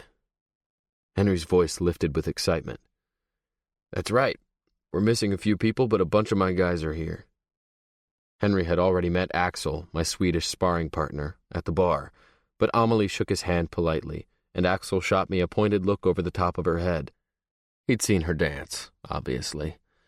Mikey, with his powerful forearms and his missing lower left leg, greeted Henry and Amelie with a smile and a handshake. Mikey is always a gentleman in front of the ladies, but reverts to a foul-mouthed Marine in front of the guys. He lost a leg in Iraq and works out his demons in the tag team facilities. He taught me a few things about hand-to-hand combat you can only learn from someone who has actually fought for his life more times than he can count. I moved on to Paulo, a Brazilian, and a better grappler than all of us, and then to Corey, the youngest on the team. Corey Mangum was a wrestler, an NCAA heavyweight champion his junior year, but he threw it all away his senior year and ended up at Montlake Psychiatric Hospital after trying to escape his drug habit by jumping off a bridge. My old friend, Dr. Andelin, had sent him my way. So far, he'd managed to stay clean and pin me daily. I was learning a ton from him. Beyond Axel, Mikey, Paulo, and Corey, who provided training but didn't compete, I had a handful of MMA fighters in a bunch of different divisions who all fought under the tag team label, and they greeted Henry and Amelie politely, with sidelong looks at Henry's crazy hair and Amelie's blinding smile. I wondered if Amelie knew how appealing she was. Probably not. There were plenty of women in and out of our facility. Some came to see me or one of the guys. Some came to work out with us. I had 2 female tag team fighters who were ranked in the UFC. Amelie was a novelty, though, and I was positive the guys had all noticed her sweet figure, her shiny hair, and her pretty mouth. The thought bothered me. Just wait until Axel told them she danced around a pole several nights a week at the bar. That really bothered me. This part of the gym is for fight training. The rest of it, the weight room, the exercise equipment, and the classes, is for tag team fitness members. For $15 a month, you have access to everything on that side of the facility. We have classes over here a few nights a week, too. The classes that need the mats, like judo and some of our self-defense classes. And those things are extra. Maybe you'd like to try out a judo class or a self-defense class, Henry. Amelie spoke up. I took judo classes for a while. There's a division for blind athletes. Pretty cool. But my heart wasn't in it unless the music was blaring and I could do kicks and spins, which doesn't work in judo. Yeah, not unless you're throwing someone while you're spinning. Would I have to punch a bad guy? Henry asked doubtfully. Nah, judo's all about throws. An MMA fighter uses a lot of throws and submissions, so judo is a pretty big deal around here, I said. Henry seemed overly worried about having to punch someone, which meant I probably needed to teach him how. You don't have to punch anything, except maybe that bag. Do you think you'd like to punch that bag over there? Henry halted and looked suspiciously at the punching bag a couple of feet to the left of where we were standing. You could punch the speed bag, too. It's fun, and it doesn't hit back. Amelie was still holding onto Henry's arm, her stick nowhere in sight. I reached out and gently grabbed her elbow, pulling her beside me so that Henry wouldn't hurt her if he attempted a jab. I was doubtful Henry had ever punched anything in his life. He was a small, skinny kid, and he clearly had developmental problems. He sounded a little robotic when he talked, and I wondered if he was autistic. On the one hand, he could spit out sports trivia like he was a walking record book. On the other, the kid asked for permission to say ass. Not your average teenager. Henry walked toward the long punching bag, eyeing it like it might transform into something deadly. His left hand darted out and slapped the bag, and he jumped a foot in the air. Amelie clapped. Was that you, Henry? I heard that. Try again, Henry. You can kick it, too, I instructed. Henry's leg shot out as if he were kicking open a door, and the bag swung back and bumped his upraised leg, sending him sprawling. He got me, Tag, he groaned, and Amelie gasped. I guess I was wrong. Apparently the punching bag could hit back. Stand up, buddy. You kicked it hard. You gotta watch out for the swing, make sure you step back a little, time your kicks and your punches. Henry rose to his feet as if the bag was going to take his legs out from under him at any minute. He jabbed at it, jabbed some more, kicked a time or two without falling, and then moved onto the speed bag while I threw out instructions. Amelie stayed quiet, listening intently, and I realized that I'd kept my hand on her elbow all along, clutching her to my side as I coached Henry. When Henry seemed to get a bit of a rhythm going on the speed bag and began chortling happily to himself, she spoke up. David? I almost looked around to see who she was talking to, and then remembered my own name. It sounded different on her lips. Yeah. You're so nice. I didn't expect you to be so nice. Why? Because all the girls at the bar are either in love with you and they want to sleep with you, or they hate you and they still want to sleep with you. I thought you were one of those bad boy types. Oh, I'm plenty bad. I just try not to be an asshole to people who don't deserve it. I guess you could say I'm a nice bad guy. I don't think it works that way, she said softly. Trust me, it does. I'm good with people. But don't cross me, and don't cross the people I care about, or you'll see my bad side. I'll remember that, Amelie said seriously, nodding as if she had been contemplating crossing me only seconds before. The thought of the dainty blind brunette with the pearly skin and the sweet smile screwing me over was comical. You plotting something? I asked, trying not to laugh. I was, but I thought better of it. She shivered dramatically. Don't want to see Bad Tag. Bad Tag and Silly Millie. Millie? Doesn't anyone ever call you Millie for short? No, she answered frankly. Henry and Amelie aren't names you hear every day. They sound kind of old-fashioned.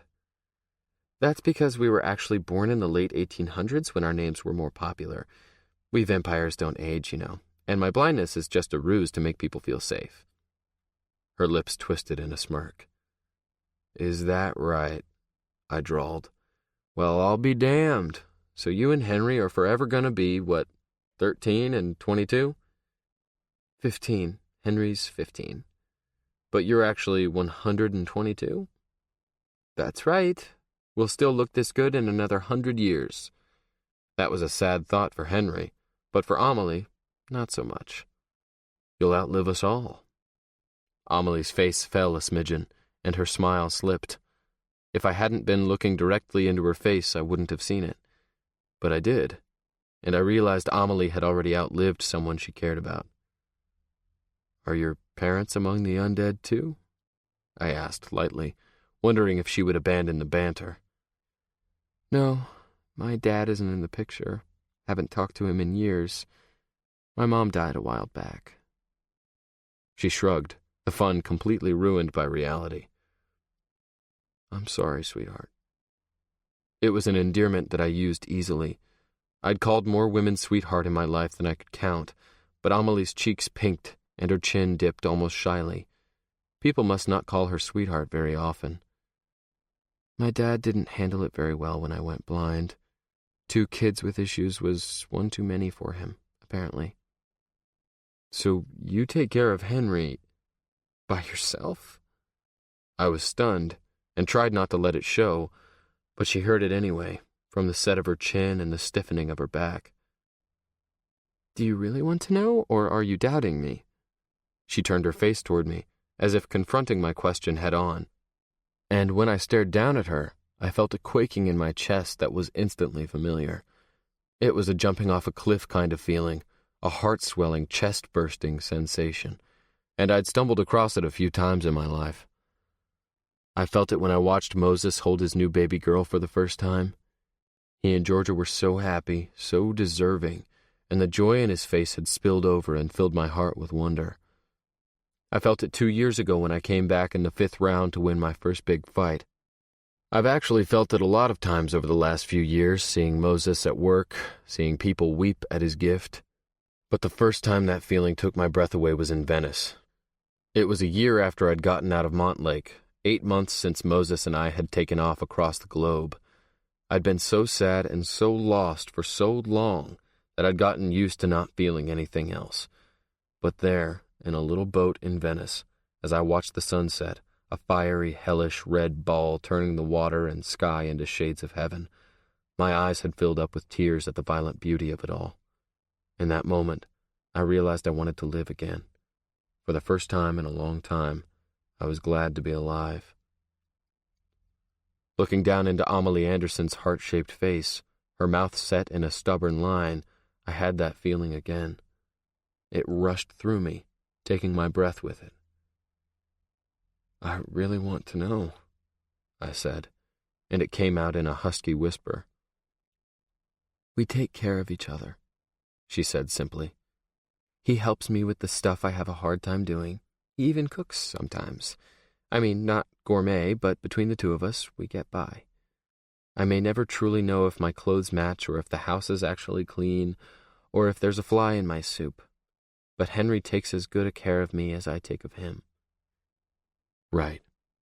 It was pretty obvious who played parent and who played child. This girl was a surprise a minute. Henry and I are a team. You've got tag team, right? You understand. Everybody contributes something different. Oh, yeah? He's the eyes, I'm the heart. He's the hands, and I'm the head. That's what my mom used to say. We were silent then, my mind reeling. Henry back to fighting an epic battle with the huge punching bag, and Amelie standing straight and still, listening, as if by doing so she could actually see her brother's attempt to take down an impossible opponent.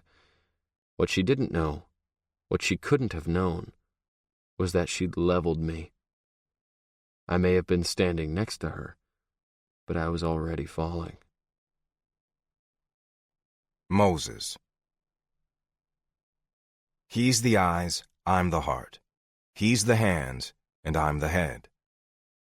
The words rang in my ears. Millie could have been describing me and Tag. I was the eyes and the hands, the artist who could see what others could not, what Tag could not. But he was the leader, the head and the heart. And his head and his heart had provided for my eyes and hands time and time again. Tag was all heart, and sometimes it got him in trouble. It got us in trouble. But more often than not, it led us in the right direction. He'd taken care of me. I don't know if I had taken care of him, though. I hadn't thought I needed to. Why did he leave, Moses? Where did he go? Nobody's seen him for 2 weeks. Nobody knows anything. If he was falling for me like he says, then why did he leave like that? Millie was close to tears, and I had resorted to drawing, my fingers flying over a sketch pad so that I wouldn't go crazy listening to my best friend saying goodbye. I'd called Tag's dad, who called his mom, who in turn called his 2 younger sisters who were away at school. Millie was right. Nobody knew anything. Nobody had seen or heard from him since he'd left. Did he say or do anything that seemed off? Anything that you can think of that might give us a clue where he went? I asked helplessly. Listening to Tag had filled me with hopelessness. He was clearly telling a love story, and my experience with love led me to believe this story would not end well. Love stories tend to be tragic. No, I mean, he had seemed tired, which was unlike him, Millie answered, interrupting my depressing train of thought. Tag never seems tired. Have you noticed that? He has more energy than anyone I've ever met. But he was tired. He'd been training so hard for the Santos fight. A couple of nights he fell asleep on the couch watching TV with Henry. Once, I woke him up at about midnight because our couch is small, and he had to have been uncomfortable. He was disoriented and so out of it that he was slurring his words a little. If I didn't know better, I would have thought he was drunk. But he hadn't had anything to drink.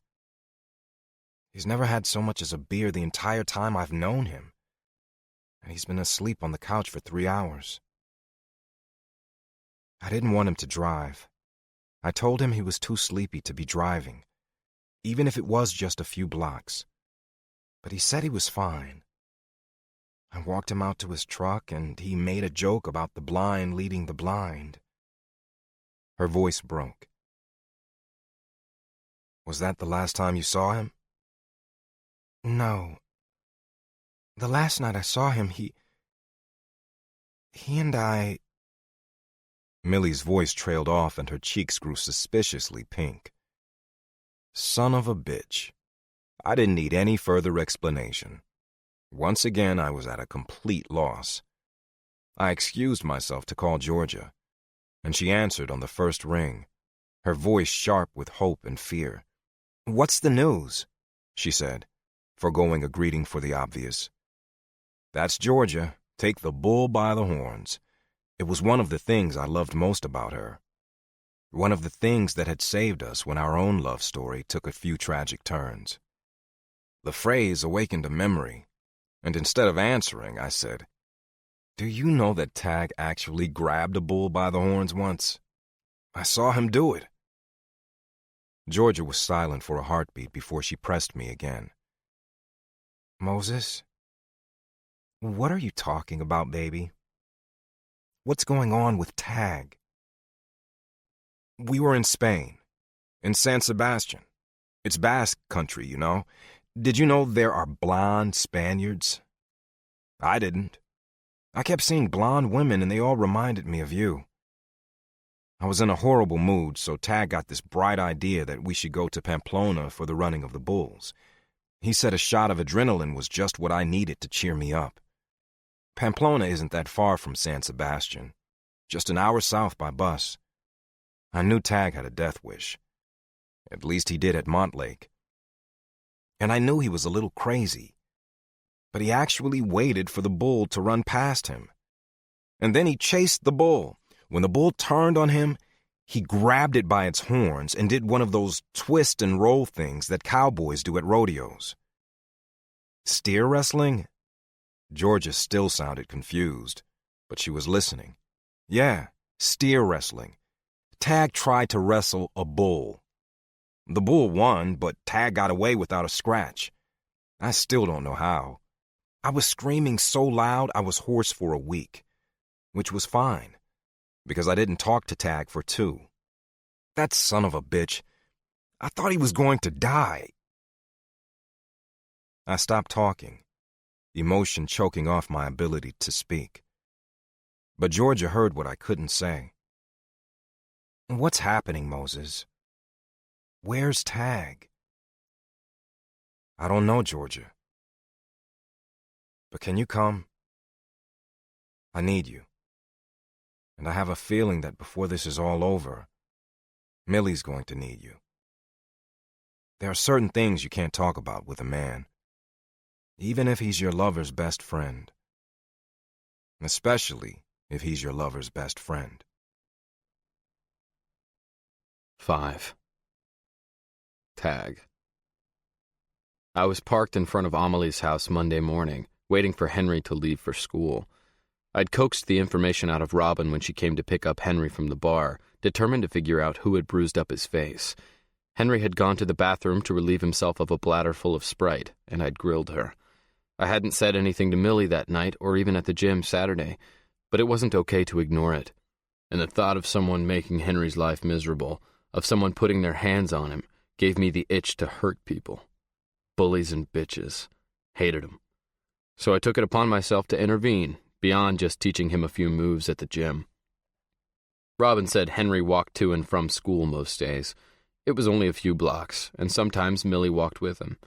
He went to regular classes in a regular high school, and, according to Robin, he got decent grades. Apparently, Millie was in frequent contact with his teachers and was on a first-name basis with the administration. I wondered how much he participated in his classes and how well he got on with the other kids. Robin said he didn't have any friends that she knew of. Judging from his lip, he was getting some attention from someone. I told Robin I would handle it. She seemed a little surprised and then shrugged. Henry left the house at 7:30, and I was idling at the curb, my truck warm, 2 cups of coffee in the drink holders. I didn't know if Henry liked coffee, but I did. I felt like a creeper, waiting at the curb for a kid, but I rolled down my window and greeted him easily and asked if I could talk to him for a second. "And I'll take you to school so you won't be late," I added when Henry looked at his watch. He smiled widely, like my presence was welcome, and trotted around to the passenger door without protest. I made a note to talk with Henry about stranger danger and creepers. He shrugged his backpack to the floor and took the coffee I handed to him with a grateful groan. I chuckled and we sat, doctoring our brew for a few minutes before I jumped into the conversation that needed to be had. "Henry, you need to tell me what happened to you. Why was your lip swollen, and who put that bruise on your cheek?" Henry blushed a deep crimson and choked a little on his coffee. He set it down and wiped the back of his hand across his lips uncomfortably. I felt my temperature rise a notch. "You know, the reason I wanted Millie to bring you to the gym was so I could teach you how to defend yourself. But that's going to take a while. And in the meantime, I want to know if someone is giving you trouble at school." Henry wouldn't look at me. "Henry, whose ass do I need to kick?" "You can't." "I can't what? Kick a giant's ass?" I said softly, remembering his cryptic talk of giants. "Not a giant, a girl," Henry whispered. "A girl?" I wouldn't have been more surprised if he told me Millie had punched him in the face. "My friend." I shook my head. "No, not a friend. Friends don't smack you around." Henry looked at me and raised his eyebrows doubtfully. Touché. "Well, they don't smack you around unless you ask them to," I amended, thinking of all my friends at the gym who regularly slapped me around. "What did you do?" I asked, trying to understand. "Did you say something that upset her, or is she just a bully?" "I told her she was like a sumo wrestler," Henry said softly. "You said that to her?" I yelped. "Aw, Henry, don't tell me you said that to her."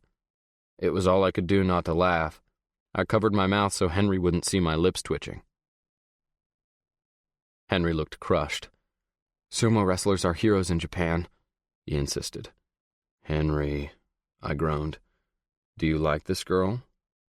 Henry nodded. "Cool. Why?" "Sumo wrestlers are powerful," Henry said. Henry, come on, man. You don't like her because she's powerful, I insisted. Henry looked confused.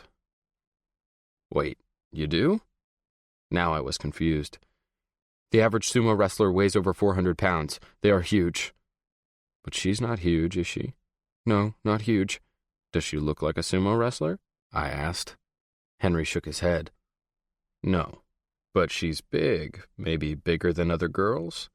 Henry nodded. Okay, now we were getting somewhere. So she punched you when you told her she reminded you of a sumo wrestler? Another nod. She blacked your cheekbone and split your lip. Henry nodded again and smiled slightly, as if he was almost proud of her. Why did you say that, Henry? She obviously didn't like it. I couldn't think of a girl who would. Henry gritted his jaw and fisted his hands in his hair, obviously frustrated.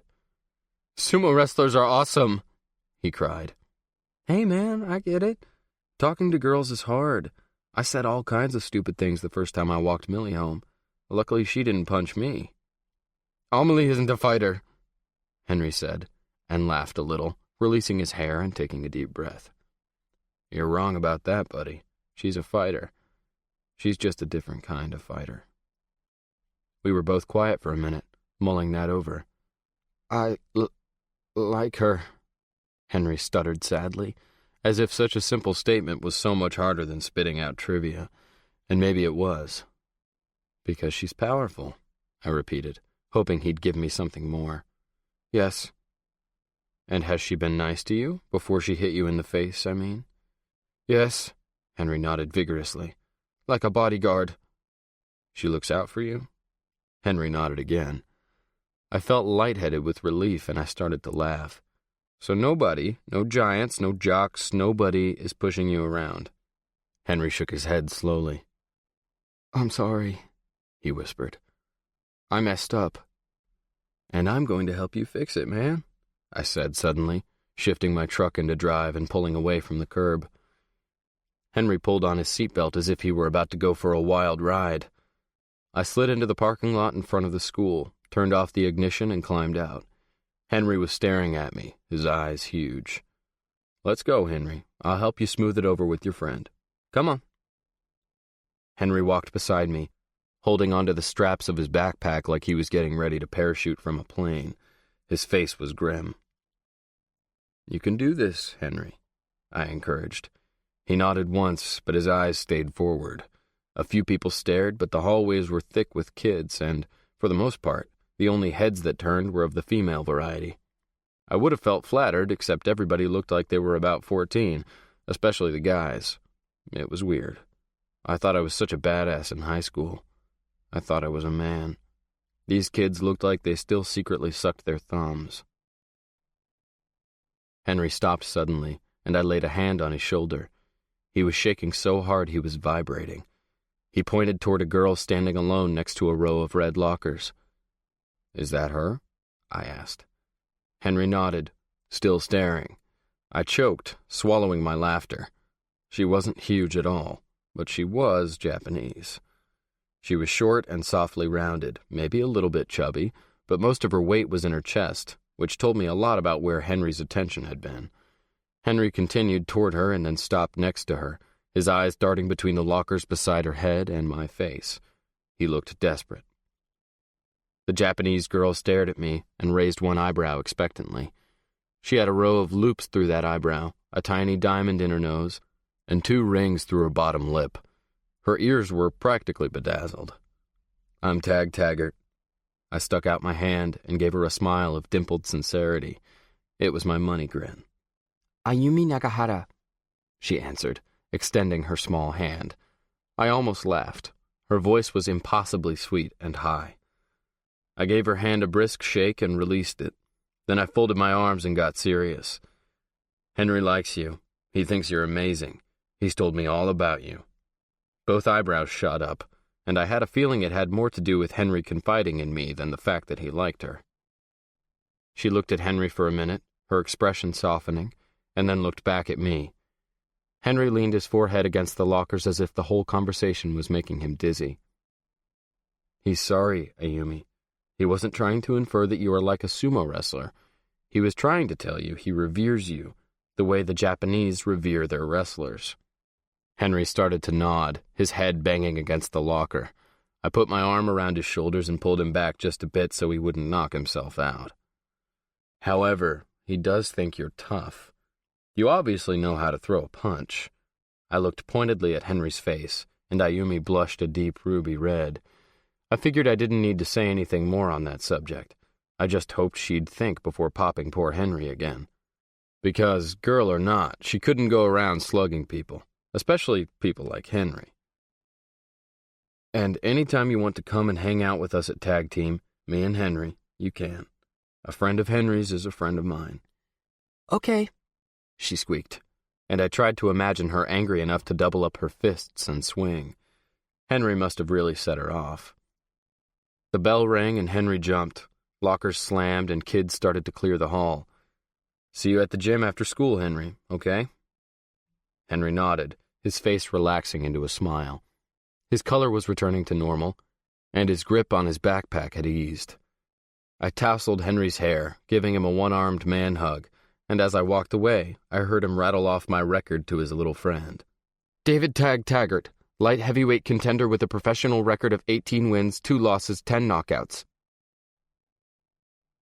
There's no way you can sport Henry on a dancer's wage, I said, even the wage I'd moved her up to.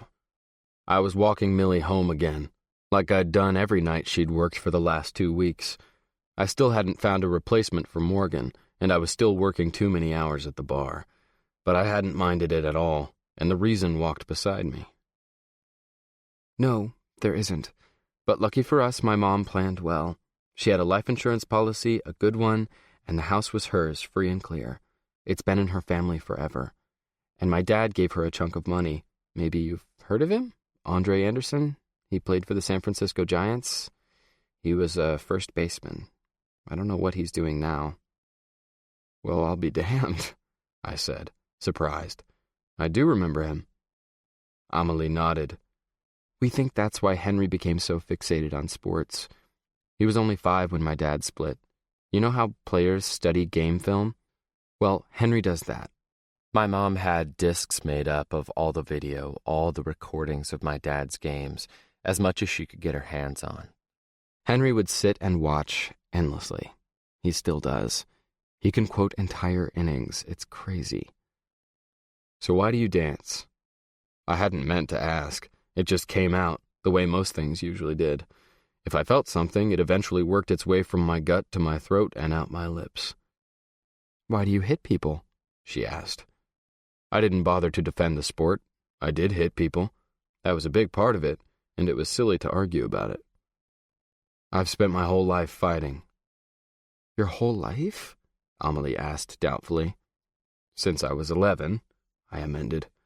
I was the happy-go-lucky fat kid on the playground that was fun to laugh at and easy to mock. The kid that other kids taunted, and I would laugh it off until one day I'd had enough, and my happy-go-lucky slipped and became happy-don't-likey. Amelie giggled softly, and I continued. That day I used my fists and the anger that had been building for 5 long years since Lyle Coulson had said I was too fat to fit in the little kindergarten desks. It didn't matter that he was right.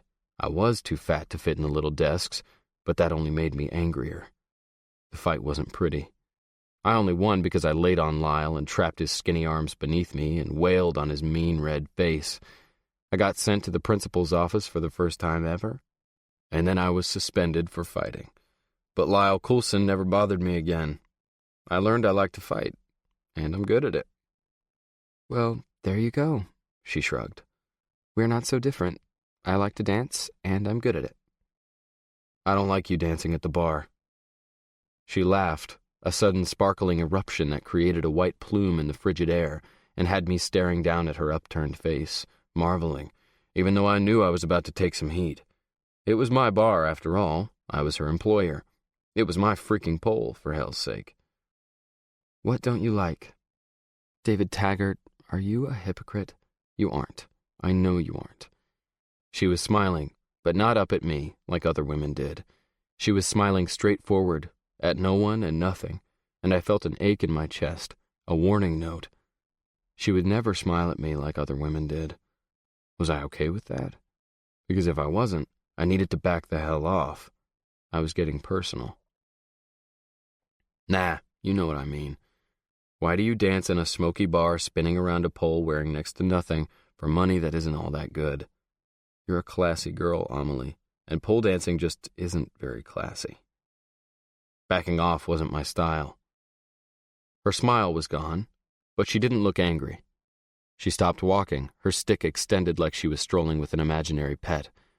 Then she pulled the stick upright and tapped it sharply on the sidewalk. See this stick? I nodded, and then remembered she couldn't see me. Yeah. She pushed it toward me, and it knocked against my shoulder. Being blind comes with a stick, not a cute golden retriever. A stick. But this stick means I can walk down the street by myself. I can make my way to the store. It means I can go to school, walk to work, go to the movies, go out to eat, all by myself. This stick represents freedom to me. She took a deep breath, and I held mine. I guess I just replaced the stick with a pole, and when I dance for a few hours several nights a week, I'm living my dream, even though it may not look that way to you. My mom wouldn't have liked it. You're right about that. But she isn't here, and I have to make my own choices. Amelie stopped talking and waited, possibly to see if I was going to argue. When I didn't, she continued. I used to dance and do gymnastics. I used to leap and turn.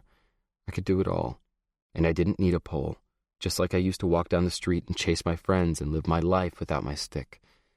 But that isn't an option anymore. That pole means I can still dance. I don't need to see to dance in that cage. If that means I'm not a classy girl, so be it. It's a tiny piece of a dream that I had to give up, and I'd rather have a piece of a dream than no dream at all. Well, shit. That made perfect sense. I felt myself nodding again, but punctuated it with words. Okay, Millie. I sure as hell can't argue with that. So now I'm Millie? Well, we've just established that you aren't a classy girl, I teased, and her laughter rang out again, echoing in the quiet street like a faraway church bell. Amelie sounds like an aristocrat.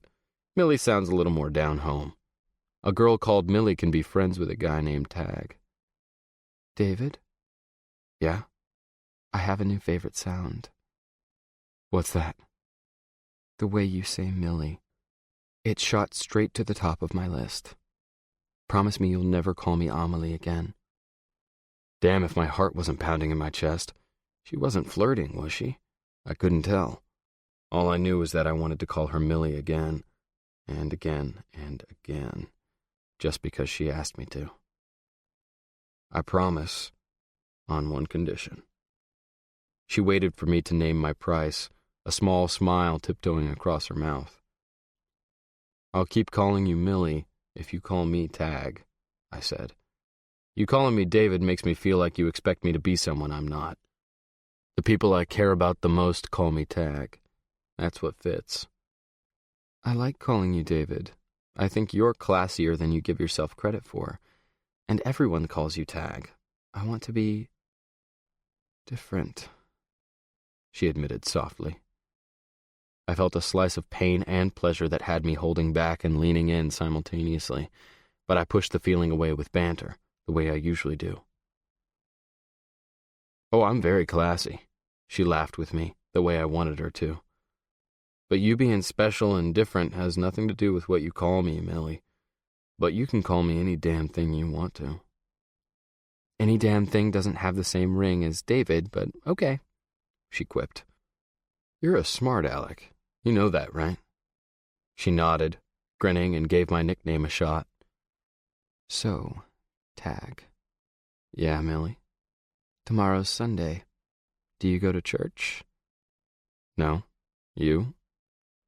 I was guessing she did. Amelie was full of contradictions. It wouldn't surprise me at all if she was a pole-dancing churchgoer. In a manner of speaking. Church is hard for Henry. I could go alone. He's fine at home by himself for a little while, obviously, but when I was younger, my mom would try and take us, and when Henry would get agitated or start making too much noise, she would take us out. That's when I discovered one of my favorite sounds. You want to hear it? Now? No, tomorrow, 11 a.m. At church? At church. Well, damn. Maybe I should go to church, work on saving my soul. Okay. Okay? Her smile knocked me over, and I mentally kicked myself. I was spending too much time with her, and the more time I spent, the harder it was to keep my head on straight. Before I thought better of it, I spoke. We're just friends, you and I, right, Millie? The smile wobbled, and Millie reached out for her gate, feeling for the latch as if she needed something to hold on to while I kicked her in the stomach. Yeah, why would I ever presume to be more? She asked, her voice light. The gate swung open, and without turning toward me again, she walked toward the front door, barely using her stick. 6. Tag. Friends or not, I found myself in front of Amelie's door at 11:15. I knocked and waited, wondering if Millie had changed her mind. The friend comment had been insulting. I knew it as soon as it left my lips, but I had to make sure I wasn't leading her on until I knew where I was going. I was dressed up in my navy blue suit jacket and a starched white shirt, but I'd left the tie at home and pressed my Wranglers instead of wearing slacks.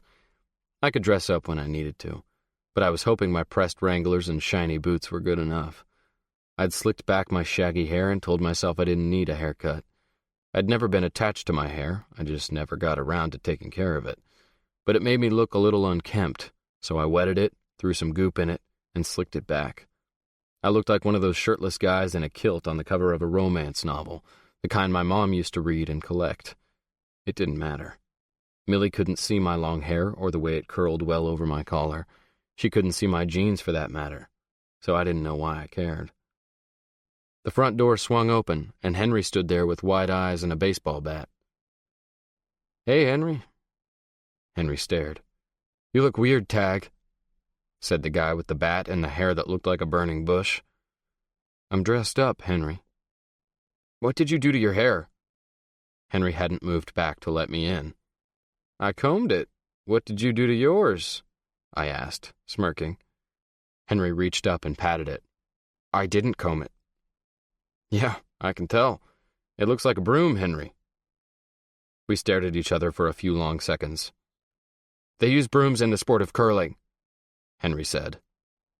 I bit my lip to control the bubble of laughter in my throat. True, but I'm thinking you would look more like a baseball player with less hair. That's your favorite sport, right? Henry held up the bat in his hands, as if that were answer enough.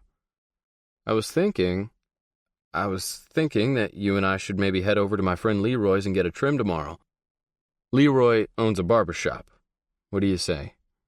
Leroy's nice, and there's a smoothie shop next door. It'll be a man date, a date for men. I might as well kill 2 birds with 1 stone. A man date? Henry ran the words together. Yes, I am mandating that you get your hair cut. We'll go to the gym afterwards, and I'll show you some moves. Not Amelie? Do you want Amelie to come? She's not a man. It's a mandate. Amelie chose that moment to gently push Henry aside. I am definitely not a man, but Henry, you really should have invited Tag inside. Amelie was wearing tan boots and a snug khaki-colored skirt that came to her knees, along with a fitted red sweater and a fuzzy scarf that had streaks of red and black and gold in the weave. I wondered how in the world she coordinated it all. Judging from Henry's hair, he couldn't be much help.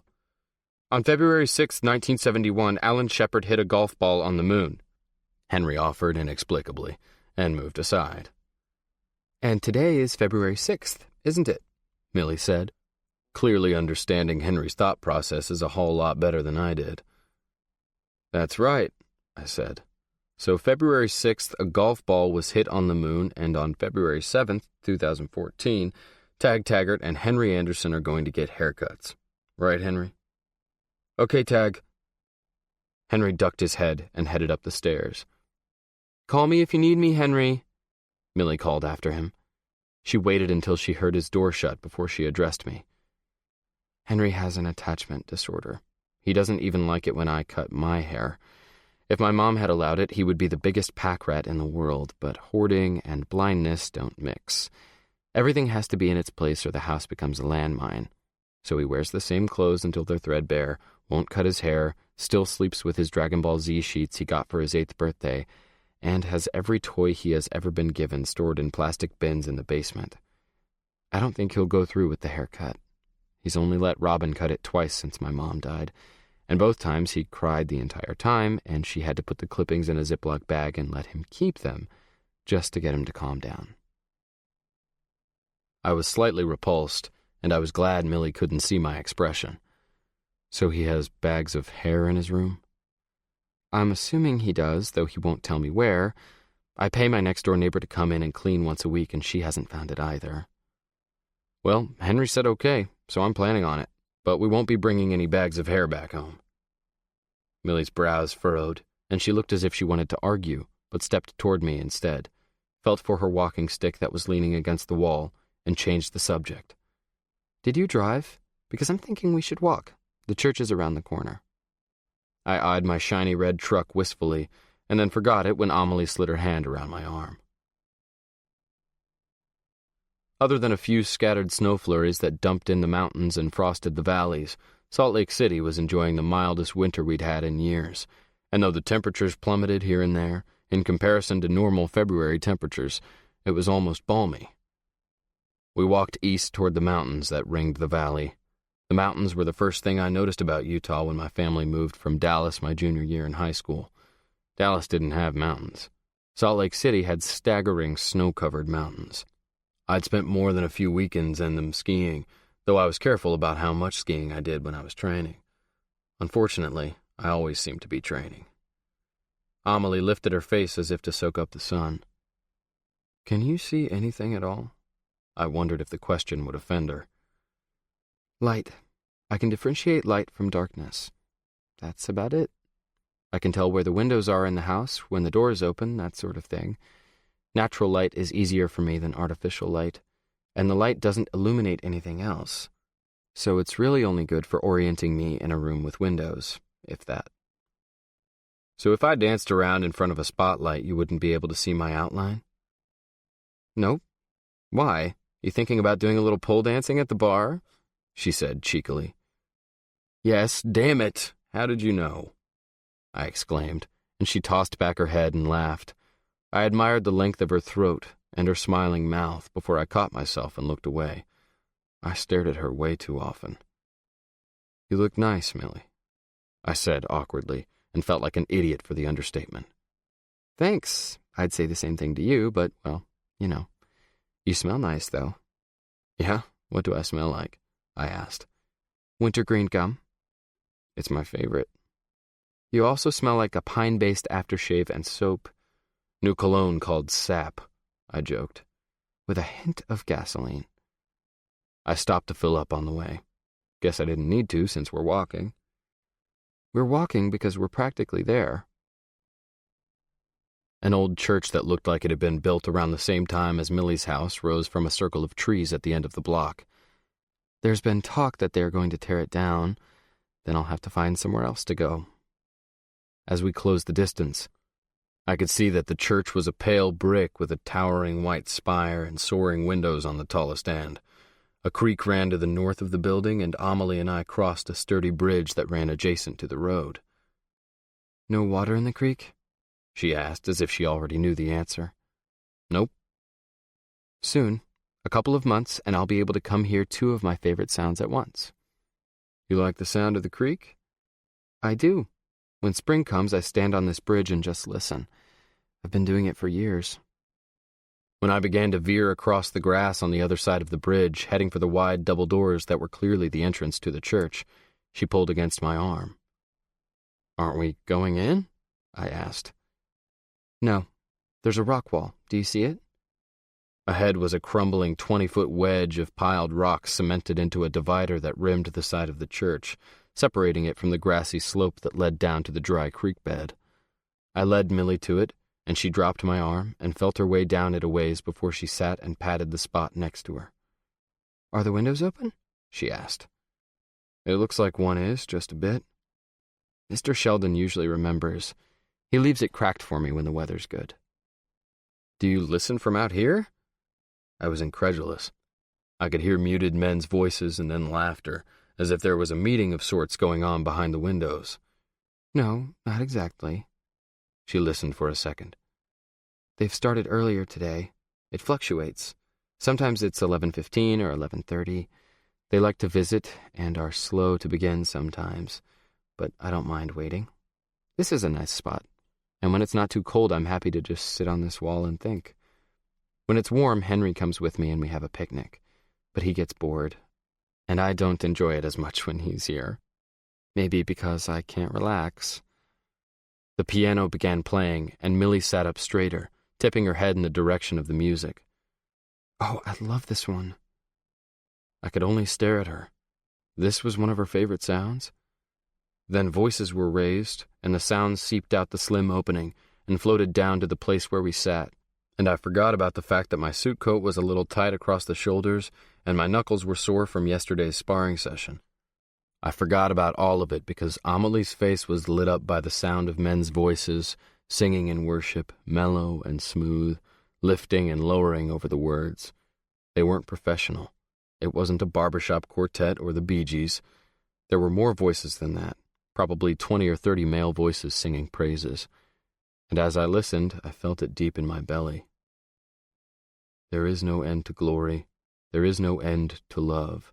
There is no end to being. There is no death above. There is no end to glory. There is no end to love. There is no end to being. There is no death above. When they finished, Amelie sat back and sighed. I'm all about girl power, but there is nothing like men's voices. They knock me out every time. The sound makes my heart ache and my bones soft. Is it the words you love? It was a beautiful song. I was still thinking about the words. I love that particular one. But no, it wouldn't matter if I couldn't understand a word they were saying, and there have been days when Mr. Sheldon doesn't attend or he forgets to open the window and the music is muffled, even more than it was today. And I still love it. I can't explain it. But love is like that, isn't it? Yeah, it is. Did you like it? Now you've heard two of my favorite sounds. I liked it a lot. I wish I would have worn my sweats instead of this damn suit coat, but hey, at least I didn't have to actually go to church. Amelie reached toward me, feeling along the lapels of my coat and up to my collar. Yep, I got you good. I can't believe you agreed to come. You're wearing a skirt. Yep, if I'd worn pants, you would have known something was up. I stood and pulled her up with me. You're a smart aleck and a tease. I don't know if I like you, silly Millie. I was smiling as I spoke, and she grinned with me before reaching for my lapel once more, as if asking me to wait. I want to feel you smile. I can hear when you're smiling. I love the way it sounds. But I want to feel it. Can I? She asked sweetly. I brought her hands to my cheeks and laid them there, dropping my hands to my sides. Are you smiling? She asked. I realized I wasn't, not anymore. But she was. Her pink lips parted slightly over pearly teeth, her eyes on a distance she would never see. I smiled down into her face, accommodating her, and her hands immediately fluttered over my lips, and her fingers traced the grooves in my cheeks. I'd always used those grooves to my full advantage. When her left thumb slid into the notch on my chin, her smile grew even wider. You have dimples in your cheeks and a cleft in your chin. My mother dropped me on my face as a child. I'm severely dented. What can I say? Ah, I see. One hand flitted up and traced the bridge of my nose. Is that what happened here, too? She asked, tracing the bump that I'd earned over and over again. Nah, my mama's not to blame for that one. That's a product of my favorite pastime. Her hands moved to cradle my face, melding to the shape of my cheekbones and my jaw. As she pulled her hands downward, the tips of her fingers touched the hair that brushed my neck on either side, and she paused in her exploration. She fingered the curls thoughtfully, and a groove appeared between her dark brows.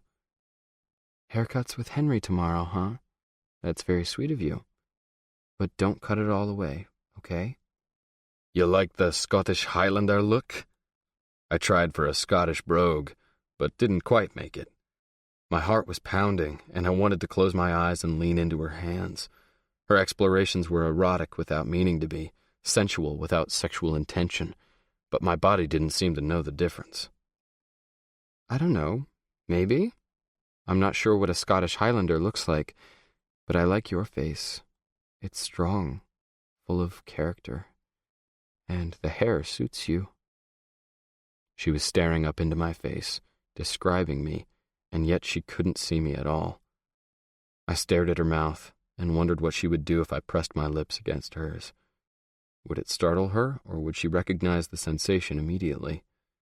Had she ever been kissed? She wasn't shy, and she was beautiful, and at 22 she should have had her fair share of boyfriends and kisses. But she was blind, she had a dependent brother, and she spent her free time listening to men's choirs and babbling brooks. Somehow I suspected she wasn't all that experienced with men. She dropped her hands and stepped back from me, almost as if she could hear my thoughts.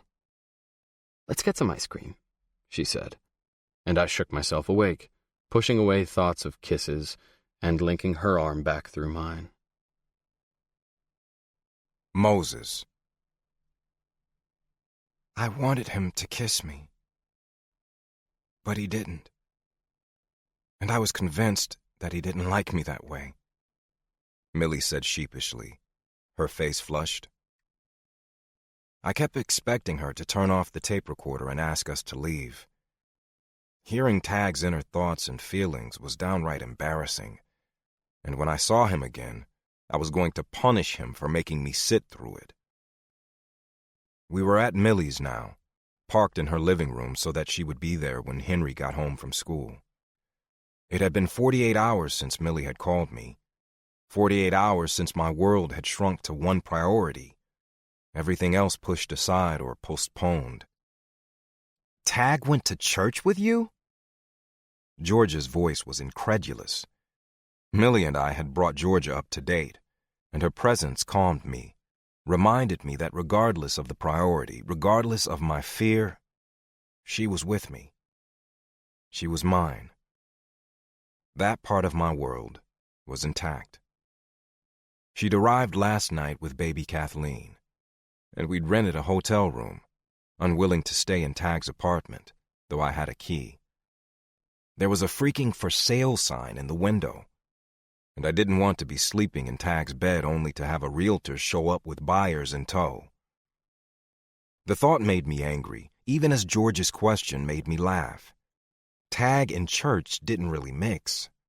The thought of him sitting in a suit coat, his hair slicked back, listening to hymns with Millie, was almost too unbelievable to imagine. Moses? George's lips quivered, the seriousness of the situation making her hesitant to join in. I had to drag his ass into dozens of churches throughout Europe. I don't think he ever went willingly, and we were just looking at the ceilings and the sculptures, no singing involved. He loves music. Have you ever heard him sing? I love hearing him sing. Millie smiled, and then her smile immediately fell, as if reality had slapped her back down and whisked away her joy. I'm still stuck on the fact that he volunteered to get a haircut, Georgia smirked, giggling in spite of her attempts to be appropriate. Well, Millie hedged, that didn't quite go according to plan. 7. Tag. Henry climbed into my truck and buckled his seatbelt with the grimmest expression I had ever seen. His hair stood out in every direction, and his hands shook. "You okay, buddy?" I asked, trying to be gentle. "Do you want to go see Robin instead? She'd be glad to cut it, Henry." Millie had followed him out, tapping her way down the sidewalk with a concerned frown between her dark brows. She now stood holding on to the passenger side door. I could tell she wanted to ride along, but Henry didn't seem to want her to. "It's a mandate, right, Henry? Men go to the barber, not the salon." Henry tapped his fingertips together nervously and wouldn't look right or left. "Kite flying is an official sport in Thailand," Henry blurted. Amelie bit her lip, but stepped back from the passenger door. "Bye, Millie. I'll bring him back, don't worry," I called. She nodded and tried to smile, and I pulled away from the curb. Henry's tapping became a cadence. Clack, clack, click, click. It sounded like the rhythm Millie made with her stick when she walked. "Henry?" No response, just clicking, all the way to the barber shop. I pulled up to Leroy's shop and put my truck in park. I jumped out and came around to Henry's door. Henry made no move to disembark. "Henry, do you want to do this?" Henry looked pointedly at my shaggy locks and clicked his fingers. "I need a haircut, Henry. So do you. We're men. We can do this." "Ben Askren, Roger Federer, Shaun White, Troy Polamalu, David Beckham, Triple H." "Triple H?" I started to laugh. Henry was listing athletes with long hair. "You're getting desperate, Henry." "Larry Fitzgerald? Tom Lincecum?" "Tom Lincecum, huh? He plays for the Giants, doesn't he? Your favorite team, right?" Henry didn't respond. "Ah, shit, what the hell. I didn't want to cut my hair anyway. I kind of think your sister likes it." Clicking slowed. "You want to go buy a kite? I hear it's an official sport in Thailand," I said. Henry smiled the smallest ghost of a smile and nodded once. We went to Toys R Us for the kites.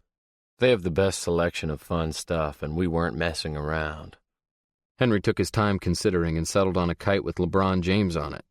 I bought the only red one I could find, which was an Elmo kite, the happy red monster staring out at me, his furry face in the shape of a diamond. Henry thought it was hilarious, which made it even better.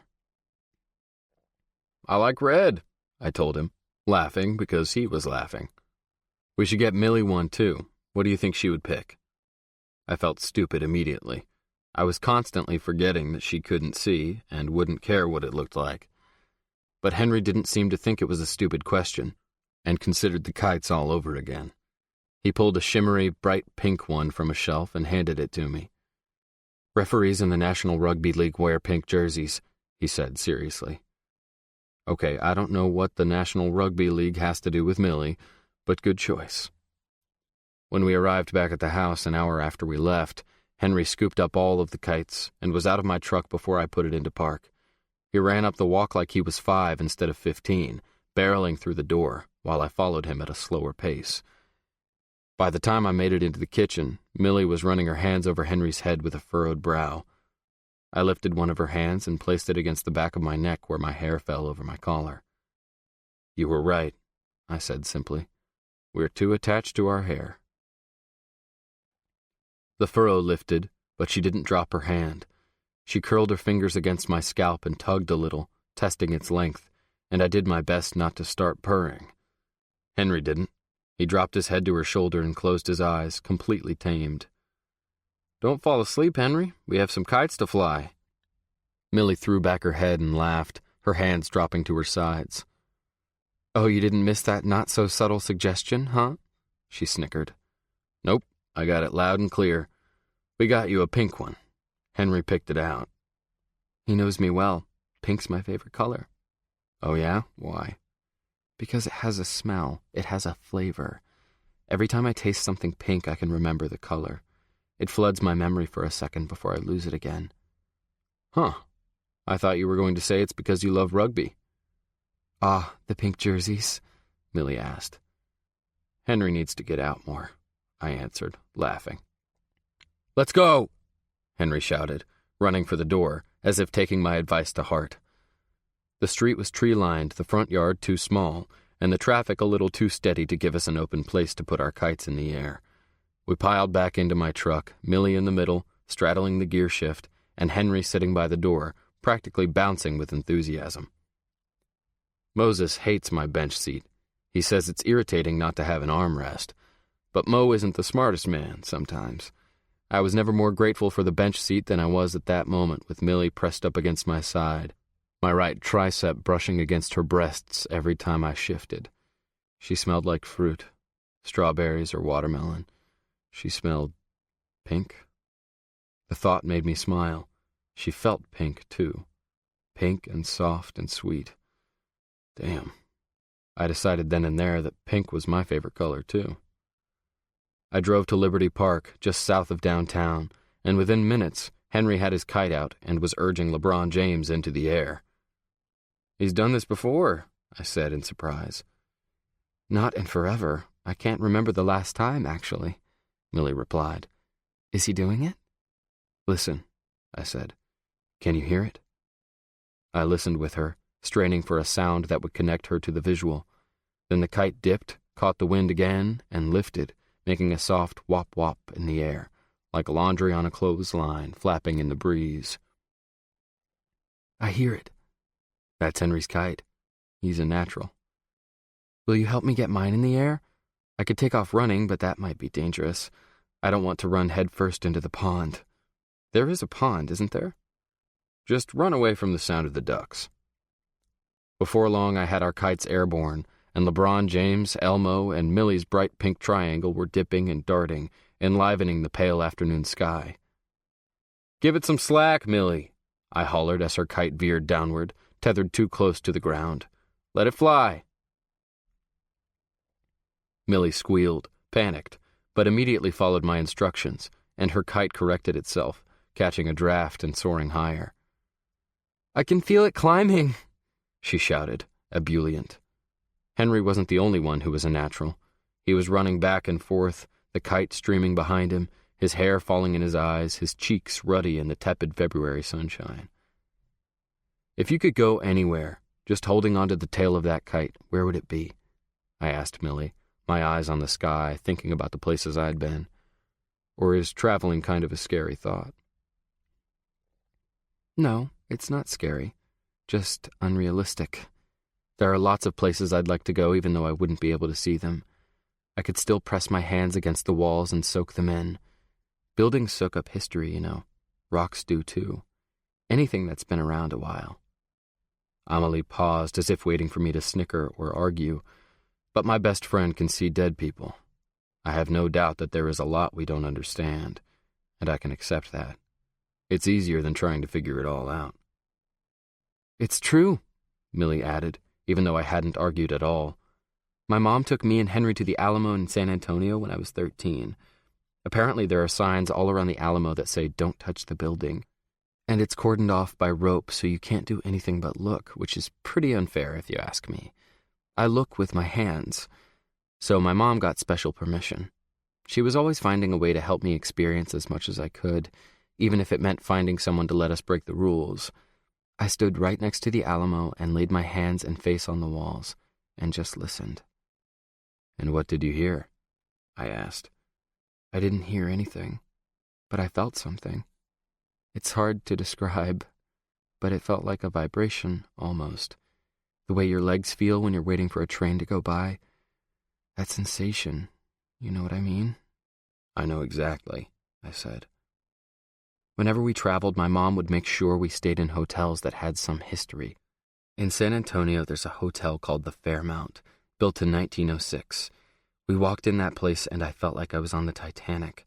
I felt my way all over that hotel. Remember how you said that the world was more beautiful once upon a time? Yeah. I'd felt stupid when I said it, but now I was glad I had. It's so true. There's still original furniture in the Fairmount, and the whole place just feels ripe. She laughed at her word choice. Ripe is the only word that fits, like it's bursting at the seams with history and time and energy. There's so much beneath the surface, but no one can see it. Not just me. No one. And because no one else can see it either, it makes me feel privileged that at least I can feel it. I know that hotel. They relocated it in 1985. Actually picked the hotel up and moved it down the street. My grandma was one of those rich old ladies who was big on preserving the historical sites. A lot of the wealthy families are. She was on the committee to save it. That was before I was born, but there was a big gala at the Fairmount to mark its 100-year anniversary that we all attended. It's a cool place. I loved it, Millie sighed. Where else have you been? I've been all over the world. I've seen more in 26 years than most people see in a lifetime. A lot more. Did your parents take you? She asked. No. She waited for me to elaborate, and I weighed what I should share. It wasn't a happy story, but I realized, much to my astonishment, that I wanted to tell her. I had never thought about traveling. It wasn't even my dream. I didn't really have any dreams. At 18, I was a lost, rich kid with no idea who I was or how to navigate the rest of my life. Millie didn't respond. Considering she couldn't give a guy eye contact, she was the best listener I'd ever met. She reminded me a little of Moses, the way she just soaked it all in and didn't miss anything. The difference was Moses didn't hang on my every word. Millie did, and I wasn't sure how I felt about it. I didn't want her hanging on the wrong ones, hanging her hopes on something I hadn't meant, and holding me accountable for everything that came out of my mouth. I spoke the truth with a layer of bullshit thrown in for entertainment value. It was the Texas in me, part of the charm. But I couldn't be that way with Millie. I had to say what I meant, always. I didn't know how I knew it to be true, but it was. And I felt the responsibility in my gut. When I was 16, my sister, Molly, disappeared.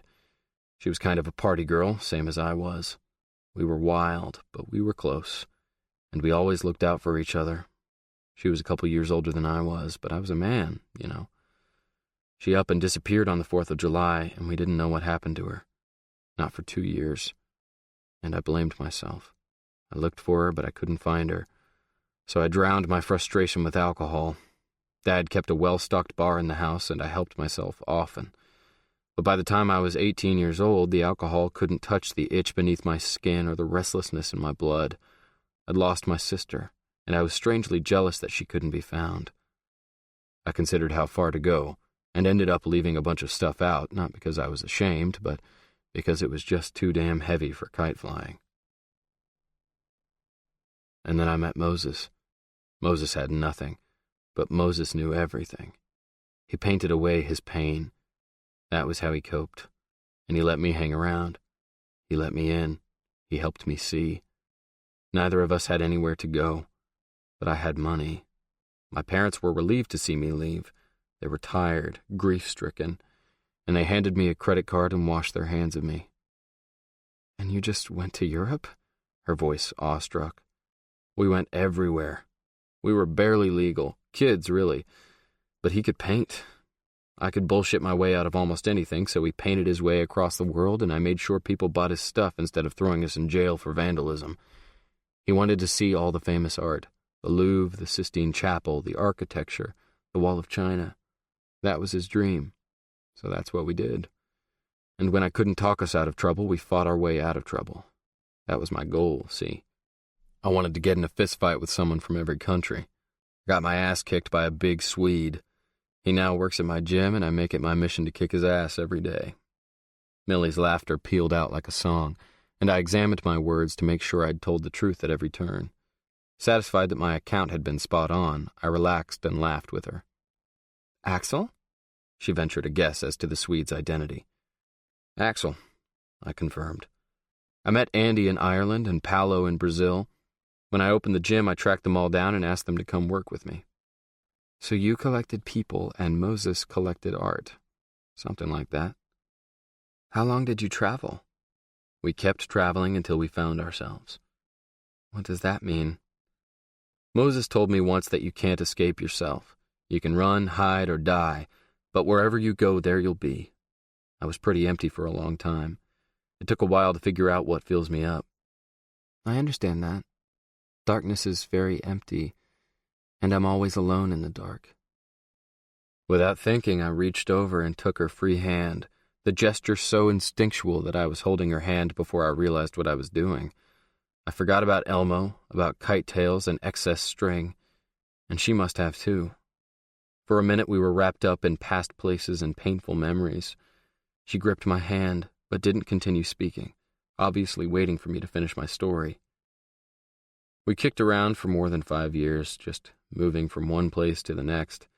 We ended up here a few years ago, and it finally felt like it was time to stay put. This was where we started our journey, and this is where it ended. "And you found yourself?" "I'm always looking, but there just isn't that much to me. I'm kind of a shallow fella." She giggled, and I slid my hand from hers. worried that I'd given the wrong impression. She let me go easily, but something flickered across her pretty face, and I wondered if I was being completely honest after all. Henry came bellowing across the grass, trying to warn me, but it was too late. Millie must have felt the lack of tension in her string because she squeaked and tried to recover, pulling away from me, winding and unwinding, hoping to get lucky and save this situation. "Mayday!" Henry yelled. Seconds later, the kites fell in a tangled pile to the earth. My inattention to the task at hand caught up with me, and the little red monster above our heads got tangled up in Millie's tail and attacked from the air, swan diving downward, taking the pink kite down with him. I'd gotten too close. I'd gotten careless, and it cost us both. Moses. We were in Ireland, Dublin, I said, when Millie made no move to change cassettes. Tag can sniff out a fight. It's his secret power. That and his ability to get laid. I kept the last bit to myself. She wouldn't appreciate that ability, though I had a feeling Millie knew exactly who Tag was, warts and all. But maybe because she wasn't distracted by the way other women looked at him, she seemed to be able to really see Tag. And it was interesting to me that she insisted on calling him by his given name instead of the name he used to charm his way through life. But this time, it was an actual boxing match between two fighters that Tag had heard of and wanted to see fight, Andy Gorman and Tommy Boyle. Tag had actually had a run-in with Andy, believe it or not, when I painted a portrait for Andy's mother. Andy's father had passed away the year before, and his mom was pretty desperate to make a connection. Andy thought I was a charlatan. That's what he called me, and he ran us off. Tag got mouthy in my defense as usual, and Andy broke his nose. So when Tag told me he wanted to see this match, I wasn't very excited about the idea. Andy won, though, and he won big. He knocked Boyle out in the first round. Apparently, people weren't very happy about that. Andy was supposed to win, but he was supposed to draw it out, keep it close. He owed some people some money, and when he didn't do as he was told, they cornered him in an alley behind the venue and beat him up. Guess who went running right into the middle of the fight? Millie smiled, but it wobbled on the edges. He just had a nose for it. Someone was fighting, and Tag was always getting in the thick of it. Tag went running in there as if Andy were his best friend and not the guy who broke his nose a couple of weeks before. We had to leave Ireland. That's how stupid it was. That's how dangerous the people were that Tag had pissed off. But Tag doesn't think about stuff like that. It isn't important to him. He just saw 5 against 1 and went in, fists flying. He and Andy Gorman were fighting back to back, and I had to wade in there too. I was afraid Tag was going to get himself killed. Long story short, Andy Gorman and every other guy in that gym owes Tag. Everyone is loyal to him, but it's only because he was loyal first, because he stuck his neck out for them. Not because they asked, but because they needed help. It kind of became Tag's purpose. I saw him change, saw him decide to live, to fight, to embrace life. I watched him find himself. And now he's lost again, Millie whispered. Something happened, I argued. He's saying goodbye, Moses. It feels like he's writing his memoirs or something. Millie was right. It felt like a suicide note. 8. Tag. I found someone to work at the bar part-time, and I started training Vince to manage. I still kept an eye out for Morg, but maybe he'd found a better situation. He baffled me, but it was his choice. I sent his check to the address I had on file and kept juggling. I trained for my fight 4 or 5 hours a day and was at the bar almost every night, and I kept walking Millie home. She never wanted to drive. Neither did I. The nights were cold, but not too cold, and I looked forward to having her grab my arm, walk by my side, and talk to me. I made her laugh, and she made me laugh. She impressed me, and I didn't have to try and impress her. I liked her so much. It was a weird sensation, genuinely liking a girl that much and not trying to get in her pants. I know that's crude, but there's a reason men are wired the way we are. There's a reason women are put together the way they are.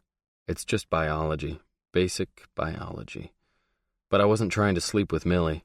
I had no designs on Millie. I just liked her, and I pushed the rest of it away. I firmly ignored biology for the first time in my life. I was relaxed with her, and I found myself continually telling her things that I didn't comfortably share with anyone. One night I pulled on a vest to walk her home instead of my jacket, and my white dress sleeves were rolled to my elbows, which was how I always tended bar. For the very first time, my forearms were bare to the touch for the walk home, and when Millie wrapped her hand around my arm, she felt my scar. "What's this, David?" Her fingertips traced the long, puckered line on my right forearm that extended from my wrist to my elbow. "There was a time when I didn't want to live, very bad," I confessed easily. "It was a long time ago. I love myself now, don't worry." I meant for her to laugh, but she didn't. "You cut yourself?" Her voice sounded sad, not accusing, just sad. "Yeah, I did." "Was it hard?" Her question surprised me. Most people asked why. They didn't ask if hurting yourself was hard. "Living was harder," I said.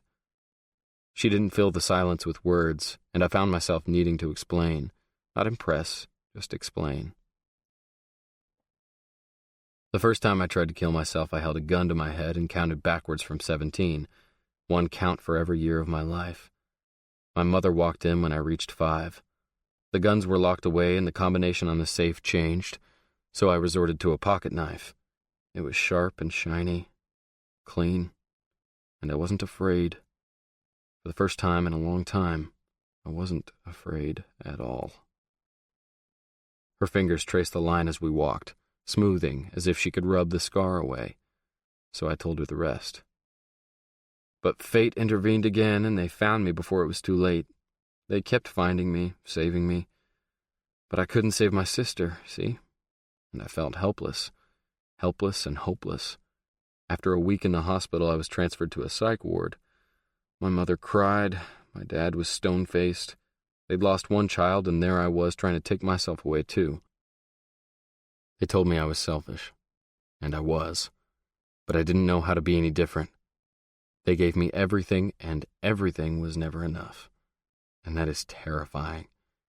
Emptiness is terrifying. "That's where you met Moses." She remembered the conversation in the park. "Yep, you'll have to meet him sometime. His wife, Georgia, too. They are my favorite people in the whole world." "I'd like that." "They have horses. Georgia actually works with kids kind of like Henry. Equine therapy, she calls it. Henry would probably eat it up." I found myself warming to the idea. Henry made everything easier. Henry made it okay to spend time with Millie beyond walking her home. He was a perfect buffer between biology and friendship. Before I knew it, I'd set a date, and I was bringing Millie to meet my best friend. And Henry, too. Can't forget Henry. Moses in Georgia had leveled his grandmother's old house, and in its shoes built a sprawling 2-story with a huge wrap-around porch and a private side entrance so Moses could paint and conduct his business without exposing his family or his clients to one another. It held no resemblance to the sad little house with a tragic past that I'd first seen 18 months before, when Moses and I rolled into town looking for answers and trailing ghosts. Lots of ghosts. It hadn't taken me long before I'd figured out I didn't want to stay in Levin. It hadn't taken Moses long to decide he wasn't leaving. I wouldn't have stayed if I were him. I would have taken Georgia and found a place to start over. But sometimes history can be magnetic, and Moses and Georgia, their story, their history, was there in that town. And Moses wasn't the only one who had a business to maintain. Georgia broke and trained horses and was an equine therapist, using her animals to connect with children and adults in a way that helped their bodies and their spirits. The land she'd grown up on butted up to Moses's grandmother's land, the land she'd left him. and I supposed it made a lot of sense to make it work. Moses always told me you can't escape yourself. I guess I just felt protective of my friend. I wanted him to be safe and happy and accepted, and I worried that the people in that small Utah town had already written him off. But what did I know? My friend was happy, so I kept my fears to myself. The day couldn't have been better. Utah was flirting shamelessly with spring, and it was 60 degrees out, even though it had no business being that warm. I'd told Moses and Georgia we were coming, and Georgia was ready for us. Before long, we were in the round corral with Millie and Henry petting Georgia's palomino, Sackett, and a horse named Lucky who was as black as Georgia was fair, and who followed Georgia with his eyes wherever she went. She told me once she'd tamed him right alongside Moses, though neither of them had known she was actively breaking them. Moses still wasn't comfortable around most animals. He'd come a long way, but a lifetime of nervous energy was hard to corral, and animals, especially horses, tended to mirror his unease. He and I stayed out of the way, leaning against the fence, watching Georgia work her magic. I was holding baby Kathleen, who I insisted on calling Tagley just to bug her father, and making faces at her, trying to make her smile. When she started yawning widely, Moses reclaimed her and propped her on his shoulder where she promptly dozed off. We listened to her baby sighs in companionable silence until Moses eyed me over her downy head, his eyes narrowed, his hand stroking Kathleen's tiny back. "Say your piece, Mo," I said, knowing it was coming. When Georgia had greeted Millie with a handshake and a sweet hello, she had smiled at me like she really wanted to tease me about my new lady friend, but she contained herself. Moses didn't want to tease. He apparently wanted answers. "What's going on, man?" Moses didn't mince words. He never had. You wanted to get to know Moses. You had to pay attention, because he didn't give you much. You had to force your way into his space and refuse to go when he pushed you away.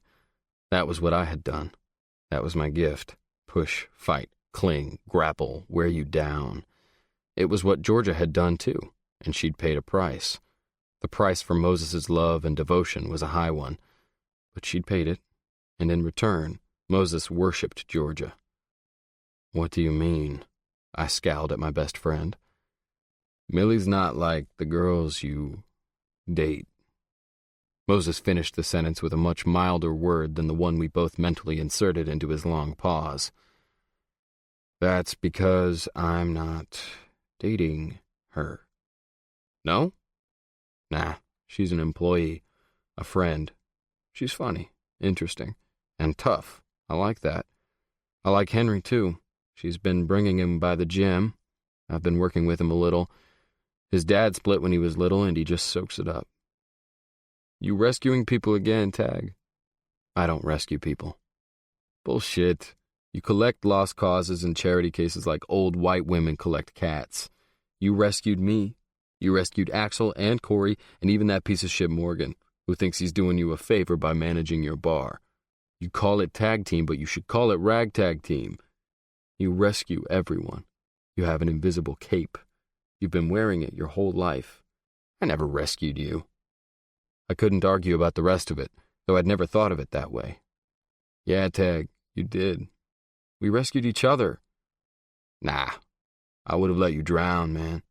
That's the difference between you and me, at least the Moses I used to be. I would have let you drown to keep my head above water. It was all about surviving, but not you. You would have died before you let me sink. Maybe it worked out for both of us in the end, but you saved us, Tag, not me." "What about all the people you help with your art?" "I'm just a messenger. You're a savior. That's why you fight so hard. You don't know how to do anything else. But that girl doesn't want a savior. She wants a lover. Two completely different things. Georgia's more like you. That's why she and I work. But Millie, I'm thinking she's more like me. She just observes, takes it in." "Observes?" I questioned, my lips twisted wryly. "Observes. You don't have to see to observe. I guarantee that girl already knows what kind of man you are, and she likes what she observes, but she doesn't want saving. I didn't want saving either, not from Georgia. I wanted submission." Moses's eyes lingered on his wife, who was leading Henry and Millie around on horses she'd broken and trained with her own hands. Her back was straight, her voice steady. She was a tall, young woman with a lean, strong frame and sun-streaked blonde hair that swung in a fat braid almost to her waist. Submission was not in her vocabulary. But then she glanced up, and I watched as her eyes skipped over me and rested on Moses, holding their sleeping child, and I understood what Moses meant. Sometimes submission meant releasing pride, letting someone else take the reins, trusting someone with your love and your life, even though they didn't deserve it. She'd done that. You want Millie? You're going to have to take off your cape at some point and give in, baby. Moses spoke again, his voice soft, his eyes softer. Submit. Who says I want her? I resisted. Give me a break, man. You're talking to an observer. I know you better than you know yourself. Don't try to pull that crap with me. So I have a best friend who sees it all and a girl, I couldn't say girlfriend, a girl who sees nothing at all. She sees plenty. You're the blind one. You're blind because you're scared, and you're scared because you already know it's too late. And you should be scared, man. She won't be easy to love. She's a package deal, she and Henry. But hell, Tag, you've never been about loving the lovable. I'm about as unlovable as it gets. And you practically threw yourself at me. I couldn't shake you off. You like a challenge. Hell, you live for it. I'm not there yet, Moses, I said firmly. Don't push me, says the man who told me to go hard and fast with Georgia. Turns out I was right now, wasn't I? I laughed, loving that I had been right. You were, but so am I. You're not ready? Fair enough, but don't hurt her. Now, why would I do that, Mo? He pissed me off sometimes. Because you can be stupid. He smirked at me over his daughter's tiny head, and I considered how and where I could punch him without causing him to drop her. Her mother's dead. It was a statement, not a question. Moses didn't ask. He didn't have to. His smirk was gone, and his eyes had that look he got when he was seeing things. Yeah, I nodded. A while back. Lung cancer. Their dad took off about a year after Millie lost her sight. Millie seems to think it's because he couldn't handle having an autistic son and a blind daughter. I don't know what the truth is, but they haven't had any contact with him, beyond money. At least he sends money. She's worried about her kids. She keeps showing me Amelie's walking stick and a book, a children's book, something about a giant. They're doing all right. They look out for each other, I insisted. Moses muttered, and something oily and dark twisted in my gut. She's not waiting on one of them, is she, Moses? Moses said spirits started to linger around their loved ones when they were about to die, as if waiting to greet them or take them home. Nah, it doesn't feel like that. Moses didn't offer anything else, and I let it go, accustomed to Moses's quirks, to his abilities, accustomed to his reluctance to expound. Moses. You saw my mother, Moses? Millie asked me. I nodded and then caught myself and answered out loud. Yeah. What did she look like? Millie asked, and I heard more wistfulness than doubt. You? She looks like you. Dark hair, blue eyes, good bone structure. I knew who she was the moment she came through. But you and Henry were right there in front of me. It wasn't hard to make the connection. Millie shook her head briskly, like she needed to rearrange her thoughts, rearrange everything she thought she knew. It was always like this. It took people time to process the improbable. The book about giants. What is that? I asked, giving her something tangible to focus on while her head and her heart found compromise. I don't know, she stuttered, her hands fluttering to her cheeks. Giants playing hide and seek? I prodded. The picture that filled my head was a huge pair of feet sticking out from under a bed. Where do giants hide when playing hide and seek? I can't think of any place that will cover up their feet, Millie whispered. That's it, I said. They cannot wiggle under the bed, or cower in a closet. They cannot hide behind a tree or slip inside a pocket. This time it was Georgia who recited the lines, and I looked at my wife in surprise. It's called When Giants Hide. I used to read it to Eli. He loved it. We read it almost as often as we read Calico the Wonder Horse. I felt the same slice to my gut I always felt when I thought about my son. And then I felt the answering peace, the knowledge that love lives on. I forgot all about that book. Henry used to love it. My mom and I would read it to him over and over. I memorized it, actually.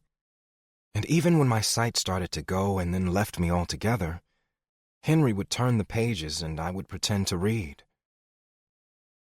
They could hide behind a mountain, but climbing takes all day.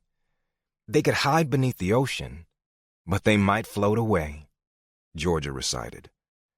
They could stretch their arms and grab the moon, Millie said, and hide behind the clouds. Georgia supplied the next line. They could tiptoe up behind you, but giants are too loud. Millie finished, smiling. In the story, the giants are hiding in plain sight. They are everywhere you look, but they are camouflaged by trees and buildings. In one picture, you think you're looking at a boat dock, and then you realize that it's a giant laying on the sand. In another picture, the giant is shaped like a plane, laying on his back, his arms stretched out to form wings, his shoes pointing upward to make the tail. It's a look and find book.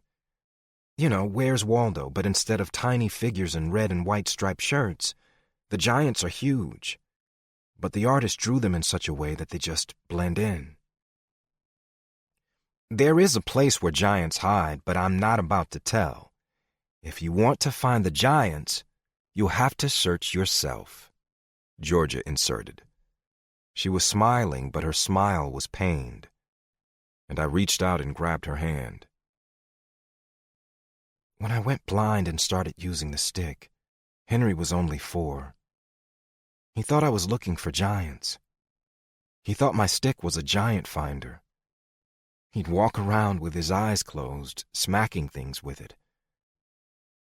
So why do you think your mom wanted me to see that book? I asked, remembering her insistence. She kept showing me the pages, the pictures. She wanted to tell me something. My dad left, Millie pondered, as if she wasn't sure how to answer me, but was willing to explore the question out loud. We stopped reading that book when my dad left. He played for San Francisco, so he was a giant. She shrugged, like she was trying to convince herself that it hadn't been that important. We knew where every giant was hiding in the book. We'd found them hundreds of times, but we didn't know where one giant was. That giant disappeared altogether. I remember hearing my mom read it to Henry once right after he left, and she started to cry. I wanted to take it all back. I didn't want to talk about this anymore, but Millie continued. Then Henry started having nightmares, and the hiding giants were no longer whimsical and harmless. They were scary. He was sure our beds were really giants in disguise, and they would take us away while we slept. He thought the refrigerator door was a giant's mouth, that the garbage truck was a loud, hungry giant who would eat everything in sight.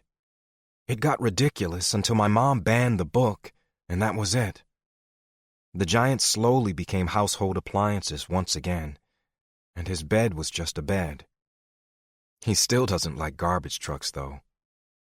She smiled at that, and I chuckled, but it wasn't very funny. None of this was. It's strange, Millie added. Henry asked me about a month ago if I knew the story of David and Goliath, and even though I told him that I did, he felt it important to inform me that David had killed Goliath. He seemed especially thrilled that we had our very own giant slayer. Giant slayer or not, I wondered for the first time if Millie's mother had been trying to communicate her distrust of Tag. Maybe she'd known he was going to run, just like her husband had. Maybe she knew her kids deserved better. 9. Tag. Henry fell asleep on Millie's shoulder 5 minutes into the drive home and succeeded in crowding her into my side, gobbling up more than his fair share of space on the bench seat for the 90 minutes it took to get back to Salt Lake. I liked it too much. I liked the press of her thigh against mine, my arm resting between her knees every time I touched the gear shift, the smell of her hair every time I glanced down at her face. The conversation with Moses taunted me, and I felt a flash of anger that he had called me out on my friendship with her, that he'd forced me to examine the relationship. I didn't want to examine it. I wanted to enjoy it. We'd spent the afternoon in comfortable conversation and time with the animals. Henry had taken to the horses with very little fear, and I had a feeling we were going to be getting a whole slew of statistics and interesting facts about jockeys and horse races in the days to come. Georgia had told Henry he was exactly the size of most professional jockeys, which made him puff out his chest and walk a little taller. He was already asking when we could go back. I'd promised him soon, and scowled at Georgia and Moses when they'd waggled their eyebrows and smirked. They weren't very subtle about their fascination with Millie, but it was impossible not to be fascinated. She hadn't shown any fear either, and I'd spent much of the day trying not to stare at her, trying not to feed my friend's curiosity. "How did that feel, being on a horse?" I asked Millie, my eyes swinging from the road to her face and back again. "Like having eyes. The horse knew where to go, and I was just along for the ride. But it felt good." "You weren't afraid, not even a little?" "Sure I was. I'm afraid all the time. I was so afraid when I first lost my sight that for a while I just sat in my room and played my guitar. But after a while I realized if I allowed myself to be too afraid to do anything, that I wouldn't just be blind, I might as well be dead. That scared me more. The only thing I can see is me, you know, the stuff going on inside of me. My thoughts, my feelings, my fears, my faults. They are the only things I see clearly. The rest is a guessing game. Being blind forces you to come to terms with yourself, I think." "Perks of being a blind girl," I said, and she laughed. "I say that a lot, don't I?" "You do, and it's damn cool that you do." "Well, I could list the sucks of being a blind girl, but that would take all day." "The sucks?" "Yep, all the many things that suck about not being able to see," she said matter-of-factly. "Tell me one, the first thing that comes into your head," I insisted. She started to speak and then shook her head, biting her lip. "Nah." I bumped her with my shoulder, making her head bob a little. "Come on, whine, baby, whine." Her cheeks grew rosy. "No." "You were going to say something and you changed your mind, I saw that." "All right, that sucks." "What?" "I can't see what you are thinking. I can't look at your face and get some kind of clue as to what's going on in your head. It's so unfair. I would really love to see your face. Just once." We were both silent for half a second before I broke the tension. "Damn, that really does suck. I do have a beautiful face," I teased, but my chest felt tight and my throat ached a little.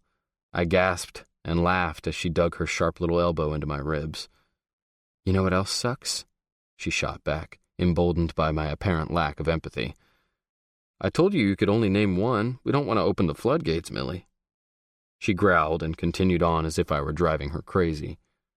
"I can't drive. I can't run away. I can walk, but that's not the same thing as just getting behind the wheel and taking off. Instead, I've got to rely on meanies like you to take me places. I hate that more than anything," she huffed. Without warning, I changed lanes and took the nearest exit at a pretty aggressive speed. It was an exit just past a little town called Mona, and I sped under the overpass and turned onto the frontage road and pulled to the side of the road with a screech of tires.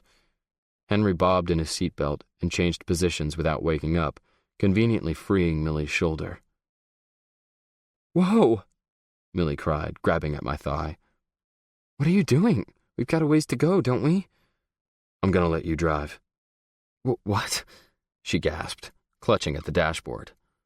I adjusted the wheel up to create a little more clearance, shoved the seat back as far as it would go, which wasn't much farther, considering my size, and pulled Millie up onto my lap, ignoring the warning light that was bleeping in my head.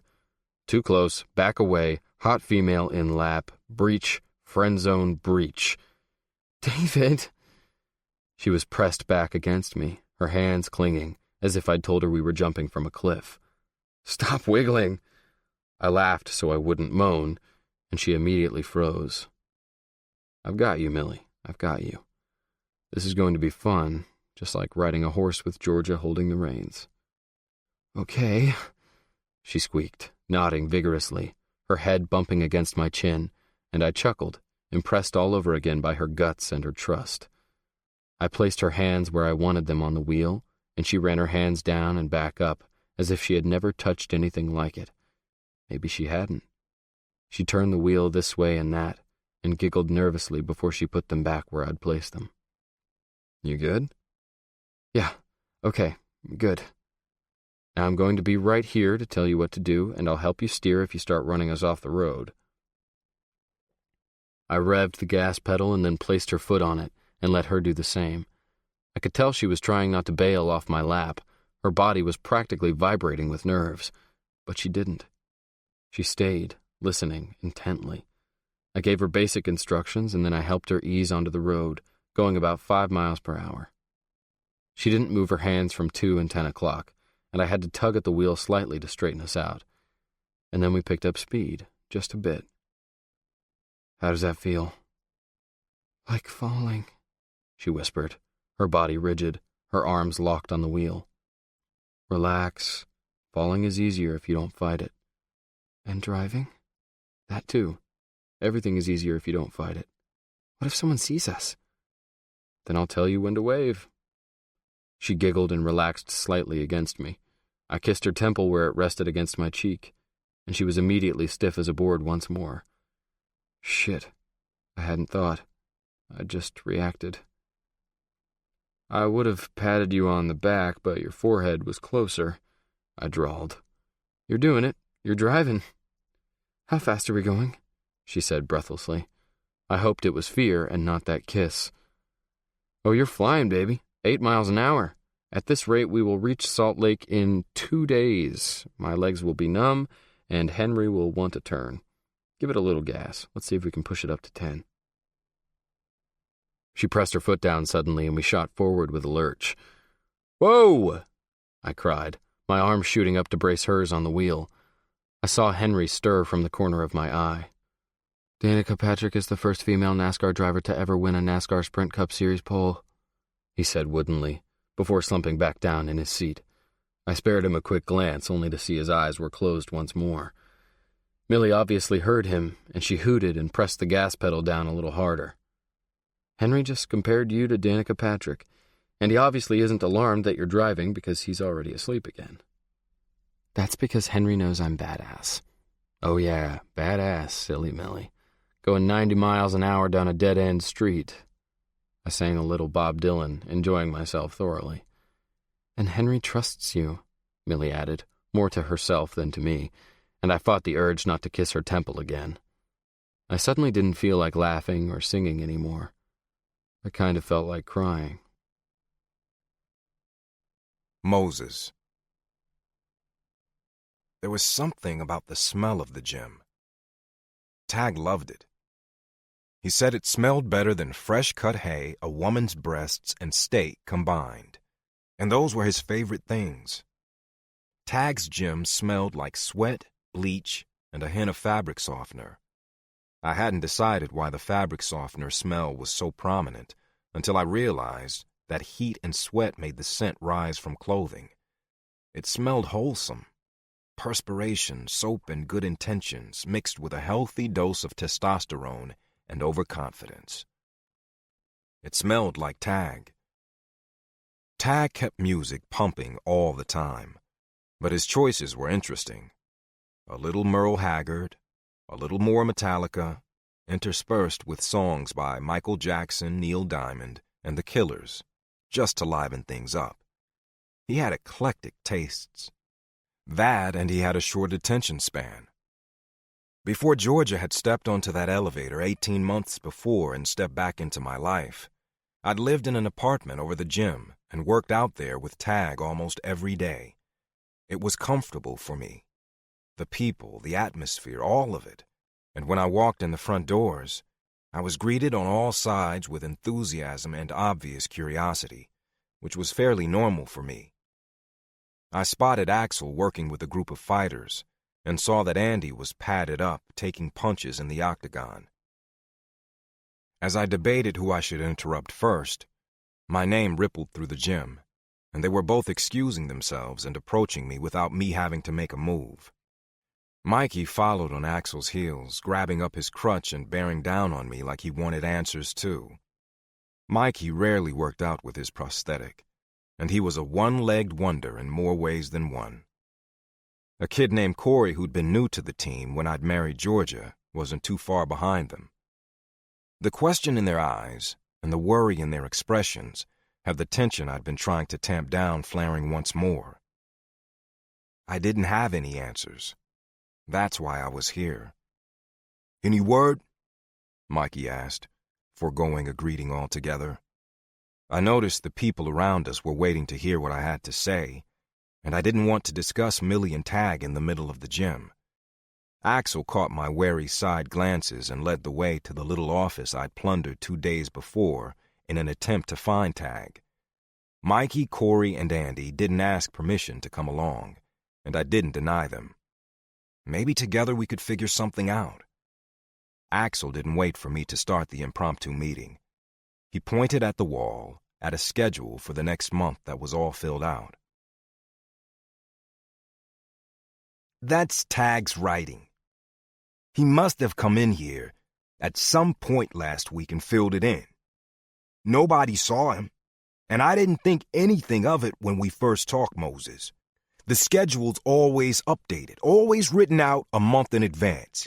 It didn't occur to me that he would have had to come in." Axel shrugged. "It made me feel a little better. At least he's not lying on the side of the road somewhere, you know?" I nodded. "Tell him about the papers, Axel," Andy insisted. Axel went to the filing cabinet, the cabinet where Millie and I had found the tapes. He pulled out a sheaf of papers and handed them to me. "I got these this morning, certified. They're from Tag's attorney." I scanned it as quickly as I could, and then looked at Tag's team in horror. "Did everyone get a copy?" I asked. "I got a copy," Corey said. "Me too," Mikey and Andy volunteered. The papers were legal documents detailing the transfer of ownership of the gym to Axel Carlson, with Andrew Gorman, Michael Slade, and Corey Magnum listed as tag team co-owners and shareholders with merchandising and licensing rights. "Has this already gone into effect?" I gasped, searching the legal jargon for dates and details. "No, it's a process, and I have to agree to the terms. We all do. But the groundwork is done," Axel answered, and his expression said it all. He wasn't euphoric about his windfall, if that's what it was. He was devastated. "What the feck is going on?" Andy growled, his Irish so thick it changed the words but not the sentiment. "Nobody's seen or heard from Tag." I had to get that out of the way again. "Leo saw him last, but that was almost 3 weeks ago now," Axel said. He told me as much already, but a recap wouldn't hurt. "Leo took him to the hospital to get some stitches after he ousted a rowdy at the bar," I summarized. "Leo also took him back home. Millie saw him after that. He spent the night there." The guys exchanged looks. "What?" I demanded. "Nothing," Andy said. "We just like Millie. We're happy for him." I nodded. I liked her too. I was happy for him too. I bit back a curse and plunged back in. He spent the next night there too, according to Millie. She said he was in a good mood and seemed to feel fine. He wasn't overly bothered by the blow to the head, apparently. Not surprised. Nobody takes a punch like Tag, Corey spoke up, admiring, wistful. He was gone before she woke up, I continued. There was a text waiting for her. Told her not to worry about him, that he was heading out of town to see his folks. Said it had been too long. You called his family? Mikey asked. I did. He never showed up there. And he never told them he was coming in the first place, so they weren't expecting him. He was gonna drive to Dallas? That's a long drive. 2-day trip each way at least. Lots of miles to cover. Have you called the highway patrol? Mikey asked. I shook my head. I did. But I don't think he ever intended to go to Dallas. I think he was just buying himself time. That paperwork is dated 6 days ago.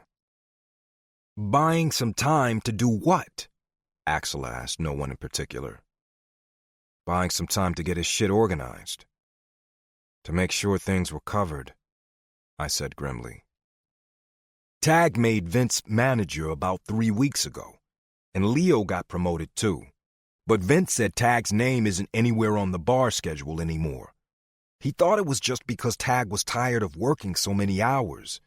He was putting in a bunch with Morgan gone, Axel added.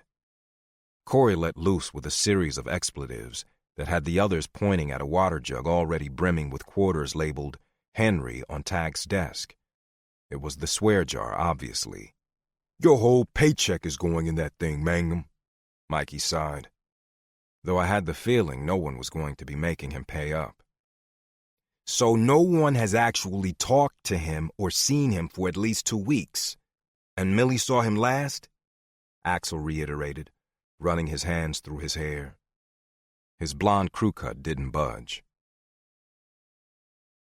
Looks to me like his lawyer saw him last, I said, still reeling from papers I clutched in my hand. How was Millie? Mikey asked. What does she say about all of this? She's a very composed mess, I answered honestly. She isn't saying it, but I'm pretty sure she thinks she's the reason he split. Corey repeated the same string of scalding words that he'd said a minute before. No. Axel shook his head. No. That doesn't make any sense. I saw his face when Henry came into the bar that night. It was around closing, and I was keeping Tag company and having a few. Henry comes flying through the door, his feet bare, not wearing a coat.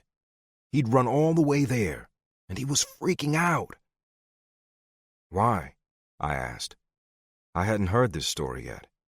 We didn't know. You know Henry. He speaks in sports trivia. It's damn hard to communicate with him. But he kept saying something about Millie, and something had obviously set him off. I've never seen Tag look like that. He left Henry with me and was out the door in about 10 seconds. You don't leave a girl that inspires that kind of reaction. We all give Tag a bad time about his women. But Millie's different. Millie's different, Mikey agreed, nodding. Corey just swore and pulled at his hair. What the fuck is going on? Andy asked again. But this time, he didn't sound angry. He just sounded as lost as Tag was. 10. Tag. Millie? The house was pitch black. No light on the porch, no glow from the windows. I couldn't get the damn gate to unlatch, though I'd unlatched it without trouble before. I hurdled it and was up the walk in 3 flying steps, clearing the stairs in another one, bolting through the unlocked door, my heart playing a bass drum, complete with bashing cymbals in my head. It was so dark inside, and the darkness convinced me that when I found the light I would see something I didn't want to see. Millie! I felt for the light, and my hand brushed against Millie's stick, toppling it. If Millie's stick was here, propped in its regular place, she was here too. I found the switch and light flooded the foyer, illuminating the drops of blood that tiptoed across the entryway and headed up the stairs, missing a step only to collect in a heavier pattern on another. I was up the stairs and banging down the hall without knowing where I was going. I'd never been in this part of the house. I pushed doors open, flipping on lights until I found a room that had to be Millie's. The walls were bare, the wooden floor neat. No strewn belongings or tossed clothing that Millie could trip over. There were drops of blood leading to a closed door across from her neatly made bed. "Millie?" I said, but it came out a whisper. I couldn't shout anymore. I was too afraid. I crossed the room and pushed open the door, bracing myself for the worst, only to find the bathroom dark, just like the rest of the house.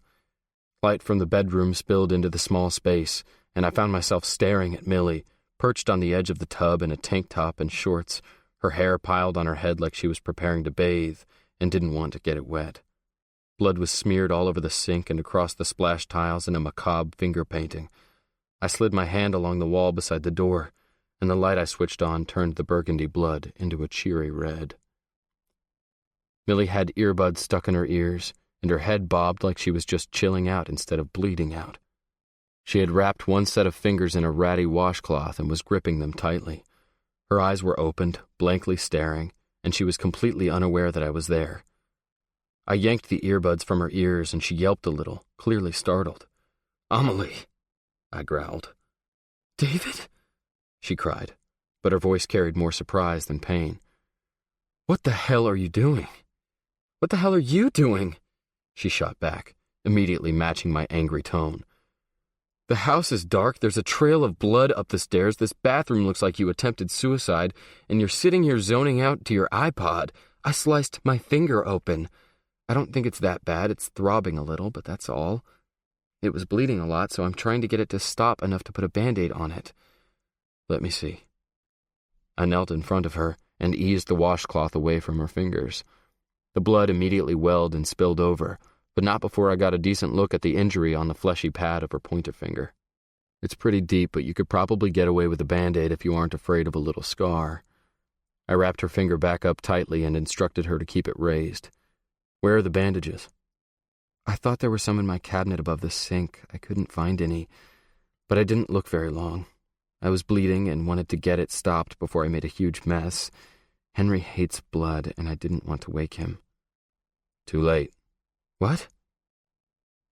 "You scared him to death, Millie.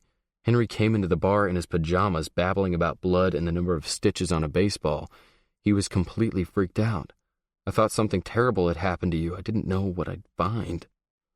I suddenly felt the room swim around me, and I sank down onto the toilet seat before I passed out and created a whole different emergency. "Henry did?" she asked, dumbfounded. "I thought he was in bed. I didn't hear him. I was—" "Listening to music?" I barked. "Yes, it's not a crime, Tag. I'm in my own home. I don't have to explain myself to you, and my house is always dark when Henry's asleep. I'm blind, remember? I don't need the lights on." Her lower lip trembled, and I groaned. "Damn it, Emily. Don't cry, sweetheart. I was scared, okay?" Scared was putting it mildly. I stood and opened the mirrored medicine cabinet above the sink. I could see where Amelie had searched, from the bloody fingerprints and the blood-streaked items crowded on the little shelves. There were 3 loose Band-Aids on the top shelf, and I pulled them down gratefully, shutting the cabinet with a mental promise to scrub it down when I was done doctoring Millie. "Where's Henry now?" she asked quietly. "Axel was at the bar. He likes Axel, so I left him there until I could see what had happened. You scared the hell out of me, Amelie." I punched a message into my phone, a quick text to Axel, letting him and Henry know that Millie was fine and I'd be back to get Henry in a little while. "Are you calling me Amelie because you're mad? You're not my mother, Tag. I know it must look bad, but I'm completely capable of handling this situation. I've cut myself before, and I'm sure I'll cut myself again."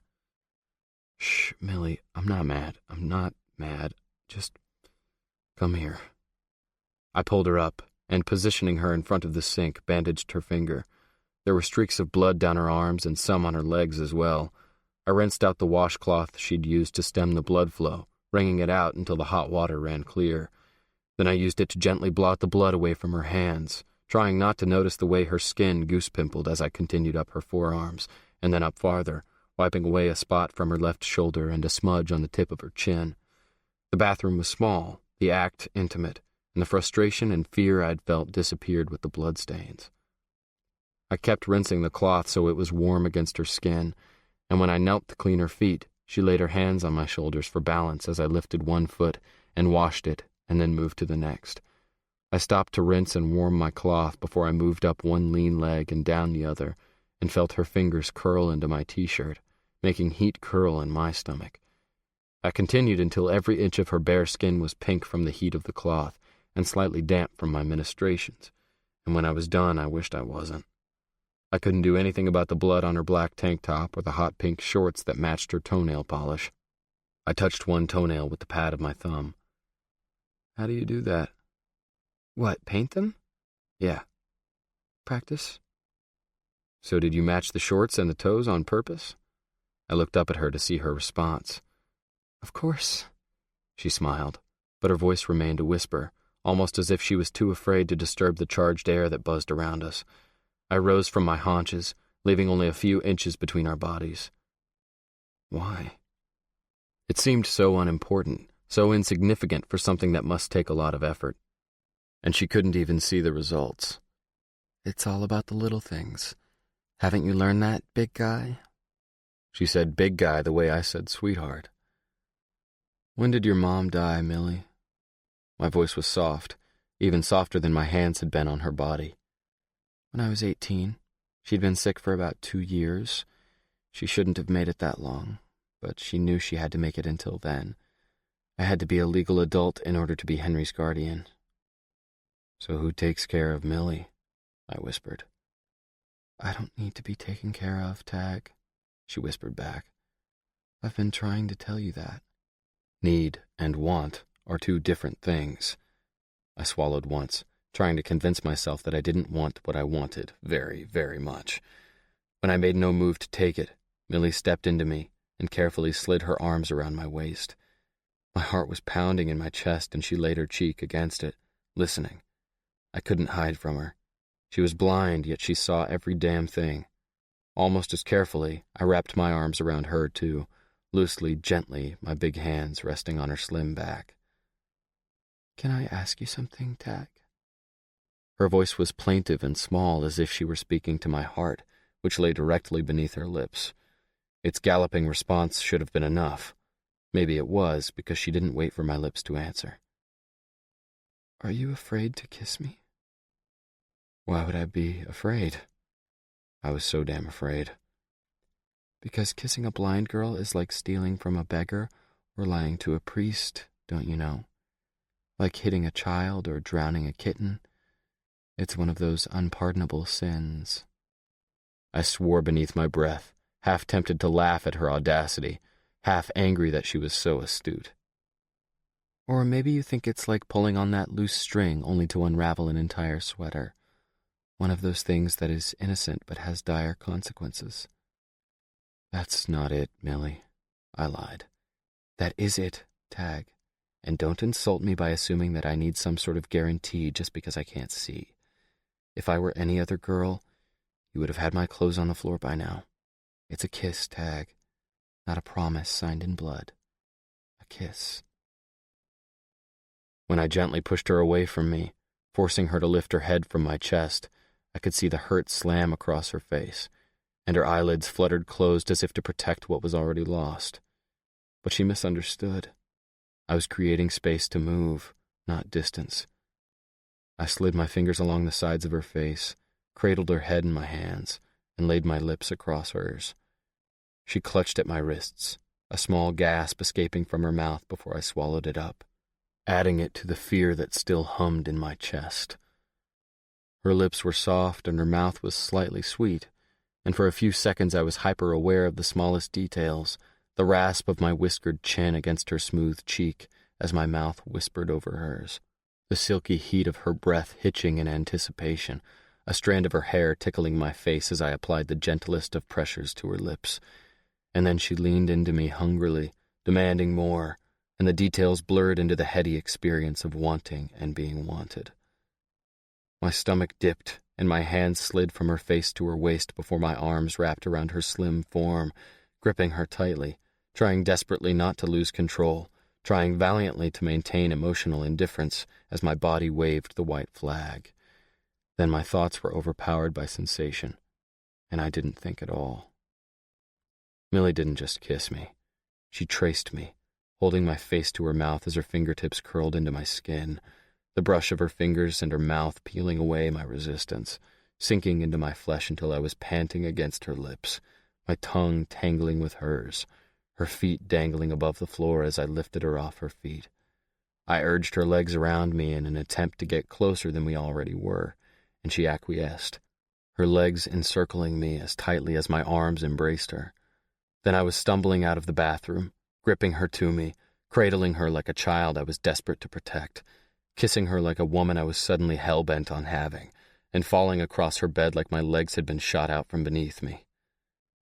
My hands slid beneath her tank top, palming the satiny skin of her abdomen before pushing her bloodied shirt past the swell of her breasts and over her head, tearing my mouth from hers to yank it free, pulling the pins from her hair as I went so that it fell in dark waves across her shoulders and around her head, an inky pool against the white comforter. And my breath caught in my chest, my hands stilled and my heart tripped, thudding heavily against my ribs. I pushed myself up and off her, bracing myself above her so I could stare down at the girl beneath me. Dark hair, smooth skin, full breasts. I swallowed, throat closing with an emotion that felt more like love than lust. Her eyes were closed, her lips parted, waiting for me to come back. She didn't cover herself or reach for me. She just waited. A door slammed downstairs. "Tag!" Axel bellowed. Millie jerked, and I was across the room, yanking open drawers, looking for a clean shirt to cover what I'd just unwrapped. She was suddenly there beside me, gently pushing me aside as she found what I was looking for, and slid it over her head without missing a beat. "Tag!" Axel sounded desperate, and I wondered if he was trying to hold back a panicked Henry. "Henry needs to see that you're okay, Millie." But she was already headed for the door, moving with such surety and purpose that I marveled for a moment before I shook myself awake and followed her out of the room. Axel and Henry stood at the base of the stairs, Axel holding on to Henry, trying to comfort and contain him. When they saw me and Millie above them, Axel let Henry go, cursing in relieved Swedish. Henry raced up the stairs, barreling into his sister, who heard his flight and braced herself, wrapping her thin arms around him as he flung himself against her. "I'm okay, Henry, I'm okay. I just cut my finger. You should have talked to me, Henry, before running out of the house so late at night. I didn't even know you were awake. You should have let me explain." "A baseball has exactly 108 stitches," Henry whispered, and buried his head in his sister's shoulder. "I don't need stitches, Henry. I'm fine, I promise." She smoothed her hand over his messy hair and held him tightly. "Everything okay, then?" Axel shifted his weight and reached for the door handle, as if Henry's distress had worn him out. I descended the stairs and extended my hand to my friend. "Yeah, Axel, thanks. I owe you one, man." Axel nodded and grasped my hand, the relief still evident in his quick smile. "I couldn't convince him everything was all right." "It's okay. He's had it tough. He had no reason to expect good news, poor kid," I said, my voice low, meant only for his ears. Axel nodded again, and releasing my hand, slid out the door into the night, calling his goodbye to Henry, who lifted his hand but didn't lift his head from Millie's shoulder. I left Henry in Millie's consoling hands and went in search of rags and disinfectant, determined to rid the house of bloodstains and bad memories. I threw myself into wiping down the kitchen, unloading and reloading the dishwasher while I was at it. Then I followed the blood trail up the stairs, through Millie's room, and into the bathroom, trying not to think about what would have happened had Axel not arrived with Henry when he did. I could hear the sounds of Millie's voice mixed with ESPN commentary, seeping out from beneath Henry's door, and sorted through my jumbled emotions by scrubbing the sink and taking an old toothbrush to the tiles on the bathroom floor. I removed the contents from the medicine cabinet, making careful note of how it was organized so I could return it to the same place, enabling Millie to locate everything when I was done. I finished up by cleaning the toilet and the shower for good measure. "It smells like pine sol and sap in here." Millie stood in the door, smiling softly. Ah, my signature fragrance, I joked, though it fell flat. I'd left my good humor back at the bar, abandoned it when Henry staggered through the door in his pajamas, and I hadn't had a chance to retrieve it. I stood washing my hands, but I didn't turn around. My hands were red from cleaning, but my nerves were raw, and I didn't really trust myself with Millie right now. "Henry okay?" I asked. Yeah, Henry's okay. Are you? Her voice was timid. I didn't answer immediately, and she waited me out, listening to me wash my hands and turn off the water before I finally spoke. When my sister disappeared, I kept thinking I'd come home one day and she'd be there. Just a misunderstanding. A bad dream. I found her reflection in the little oval mirror, my eyes clinging to her face before forcing myself to look away. Tonight had made me feel like the old Tag, the 16-year-old Tag who lost his sister and couldn't save her. I'm glad Henry's okay. I was glad Henry's sister was okay, too. I was so glad. So ridiculously, tearfully, gratefully glad. I felt Millie's hand brush my back tentatively, finding me, and then she slid her arms around my waist and laid her head against me. Thank you, David. I don't know why you are so good to us, but you are, and I'm not going to question it. I'm just going to be grateful. I felt the press of her body against my back as her arms tightened briefly. Then she stepped back, releasing me, and I bore down on the desire that whooshed through me like a blowtorch, only to curse at the heat, turn on her, slam the door, and back Millie up against it. "Damn it, Millie," I groaned into her hair. "Why do you have to be so damn sweet?" My lips were on her forehead, on her cheeks, nuzzling her neck before I found her mouth and forgot to be gentle. She matched my fervor, biting at my lower lip before I licked into her mouth and felt a tremor run down her body. I wanted to feel her naked skin on mine, to pull her to the floor and shove our clothes aside, but I braced my hands above her head instead, gripping the door so I wouldn't touch her, so I wouldn't start something I had no business finishing. And I would finish if I started. If I saw her laying beneath me again, her hair spread around her, her hands pulling me to her, I would finish. And I couldn't go there. Not yet. Maybe not ever. Because regardless of what Millie said, insult or not, Amelie Anderson, beautiful, brave, and freaking blind, wasn't the kind of girl you played. She wasn't the kind of girl you played around with. I'd flirted, I had, but I hadn't harmed. She said she didn't need guarantees, but she sure as hell did. She sure as hell deserved them. And I wasn't there yet. My body was. My body had been there and back multiple times. My body was running circles around my heart, raging at me, mocking me, begging me to get with the program. But as ridiculously, gratefully, tearfully glad as I was that she was okay, I wasn't there yet. I wrenched my mouth away and buried my face in her hair. "Are you a virgin, Millie?" I asked, my voice hoarse, my hands still braced above her head. She froze, the hands that were curled against my chest suddenly falling to her sides. "Are you?" she asked primly. I half laughed, half groaned at her sass, and kissed the top of her head. The laughter burst the ball of tension in my gut, and I exhaled the residue in a long sigh. "No, Millie, I'm not. Not by a long shot. Are you?" I repeated the question. "No." "You're lying. You have a little groove between your eyebrows and you're biting your lip. Those are your tells." "My tells?" "Yep. Don't ever play poker, sweetheart." I stepped back, my arms falling to my sides, mimicking her posture. I pulled Millie forward so I could open the bathroom door she still leaned against.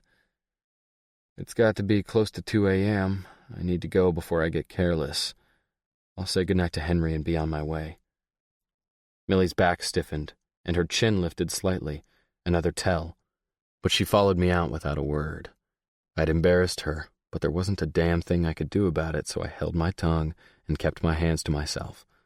I stuck my head into Henry's room, only to discover him asleep, sprawled across his narrow bed, the highlight reel flickering across his face from the TV on the opposite wall. "The San Francisco Giants have won the 2012 World Series. The Giants have taken it all," the announcer crowed, and I realized he'd been watching a replay. Baseball season was long over. I wondered if Henry hoped to catch a glimpse of his dad, Giants alumni, one of baseball's brightest lights. Too bad he was an asshole. Too bad Henry still cared. I closed the door softly and made my way down the stairs, suddenly weary, my muscles achy, my neck stiff, my mind troubled. He's never called, never contacted you? Not even since your mom passed away? Millie knew who I was referring to, though I had asked the question without clarifying. She shrugged as if it meant very little to her. No. His lawyer called once, verifying that Henry and I were still here, verifying that I was Henry's guardian. After that, the money doubled. He just sends money. Month after month, we get a check. I'm sure it makes him feel better about himself. Some people can't handle it, you know. The disappointment, the baggage, the responsibility that comes with having children with disabilities. He couldn't. Millie's voice was cool, and her posture was straight as a board. Huh. I leaned in and kissed her forehead. Good night, Millie. I let myself out, and was halfway down the street before I realized Millie probably thought I was one of those people. The people who couldn't handle it. 11. Moses. I never knew my dad. I never knew my mom, for that matter. I knew who she was, though. I knew her name, her life, her family, her weaknesses. Her name was Jennifer Wright, a blonde-haired, blue-eyed white girl with a crack habit. She had me, she left me, and she died. We had a 3-day relationship that didn't include exchanging important information, and she was the only one who knew who my dad was. He was dark-skinned. I'd inherited that much, and that was all I had to go on. I wondered about him sometimes. Where he was, who he was, how he was. I wondered if he had any clue he had a son. Wondered if he would like to be a grandfather. Wondered if he liked to paint. Wondered if he looked like me. I wondered. I guess it's just human nature. Millie knew who her dad was. He knew who she was. He knew where she was, but he'd chosen to distance himself from her and from his son. And I wondered if that wasn't worse. Odds are, my father hadn't had a clue. Odds are he hadn't chosen to abandon me. I could give him the benefit of the doubt. Henry and Millie didn't have that luxury. I'd stepped out of the room when Tag had described running through the house following a trail of blood. It made my palms itch and my neck hot. His descriptions and feelings too reminiscent of the time I'd walked through my own house to find tragedy had struck. Plus, I'd noticed the heat on Millie's skin and the way her finger hovered over the buttons on the tape recorder, as if readying herself to push stop when things got too personal.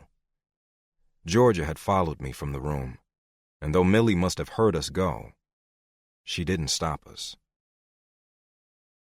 Even Henry vacated the living room with us, trailing us into the kitchen. He hadn't said anything about Tag's absence, hadn't asked questions, and I wondered how much Millie was telling him. He wasn't listening to Tag's tapes. When he wasn't at school, he sat with earphones on his head, listening to podcasts, watching YouTube videos, or he was up in his room playing the Xbox, cocooning himself in his own activities. Researchers have found that saturated fat intake increases 16% among sports fans after their team loses a big game, Henry said matter-of-factly, as he opened the freezer and eyed a huge tub of Rocky Road ice cream. I wasn't sure if he was just making conversation, making a larger statement about loss, or if he was just hungry. Do you need dinner? We could order a pizza or something, I volunteered.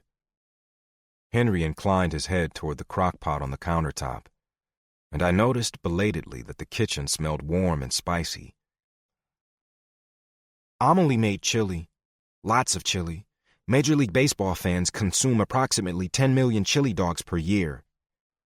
Well, Kathleen is hungry and chili dogs aren't on her menu, Georgia replied, putting Kathleen's seat on the counter and digging in the overflowing bag she lugged everywhere, looking for something to feed her.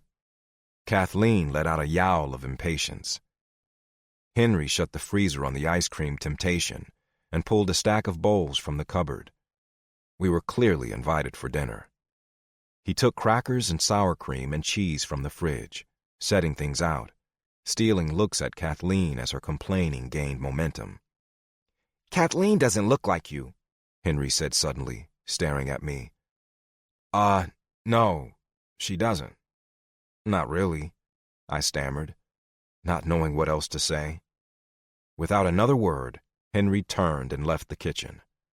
I heard him run up the stairs and looked at Georgia, who met my gaze with bafflement. "Did you hear that, woman?" I asked Georgia. "Henry doesn't think Kathleen looks like me. You got something to tell me?" Kathleen shrieked again. Georgia wasn't moving fast enough with the jar of bananas she'd produced. Georgia smirked and stuck out her tongue at me, and Kathleen bellowed. Georgia hastily dipped the tiny spoon into the yellow goo and proceeded to feed our little beast, who wailed as she inhaled. "She may not look like you, Moses, but she definitely has your sunny disposition," Georgia sassed, but she leaned into me when I dropped a kiss on her lips. It didn't hurt my feelings at all that my dimpled baby girl looked more like her mother. I heard Henry thundering back down the stairs and pulled back from my wife's soft mouth as he strode through the kitchen seconds later. He stopped beside me. See? He clutched a picture in his hand, and he waved it in front of my face. I don't look like my dad, either. I took the photo from his hand and studied it. It was worn on the edges, and it had lost its sheen like Henry had held it often. The man in the picture was familiar to me in the way sports figures are familiar to many. Andre Anderson was fairly well known and admired. He stood smiling at the camera with a very small Henry, maybe 3 years old, clutched in his arms. He looked happy and relaxed, and he and Henry wore matching Giants jerseys and ball caps. "You're right. You and Millie look more like your mom," I said, handing the picture back. I didn't like pictures. Pictures rarely told the truth. They were like gold lacquer over styrofoam, making things seem shiny and bright, disguising the fragility beneath. A picture may be worth 1,000 words, but it still wasn't worth a whole hell of a lot. That's because we spent more time with her, Henry said seriously, as if it were common knowledge, as if resemblances were based on nurture instead of nature. It was true to a point. Mannerisms, quirks, style, all those things could be learned and copied. "So, if I spend a lot of time with Kathleen, do you think she'll start to look like me?" I asked him, steering the focus away from his father. Henry looked doubtedly from me to my grunting, banana-bearded child, and back again. I hope so, he said. Georgia snickered, and I hooted and held my hand in the air so Henry could give me 5.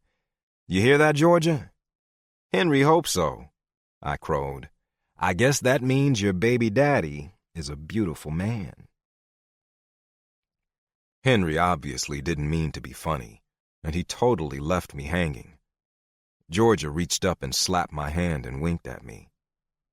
"If she looks like you, everyone will know you're her dad," Henry said, his voice perfectly level, his eyes solemn. "And that will make her happy." I nodded, no longer smiling. "That's why I go to the gym. I want to look like Tag," he added to no one in particular. He set down the picture and proceeded to dish up 4 bowls of chili, handing one to me and placing Georgia's beyond Kathleen's reach. Before he ate, he took the 4th bowl into the family room, and we heard the tape pause and Millie thank her brother. Henry came back into the kitchen sans chili, and without a word, dug into his dinner. We were all silent as we heard Tag's voice resume his tale.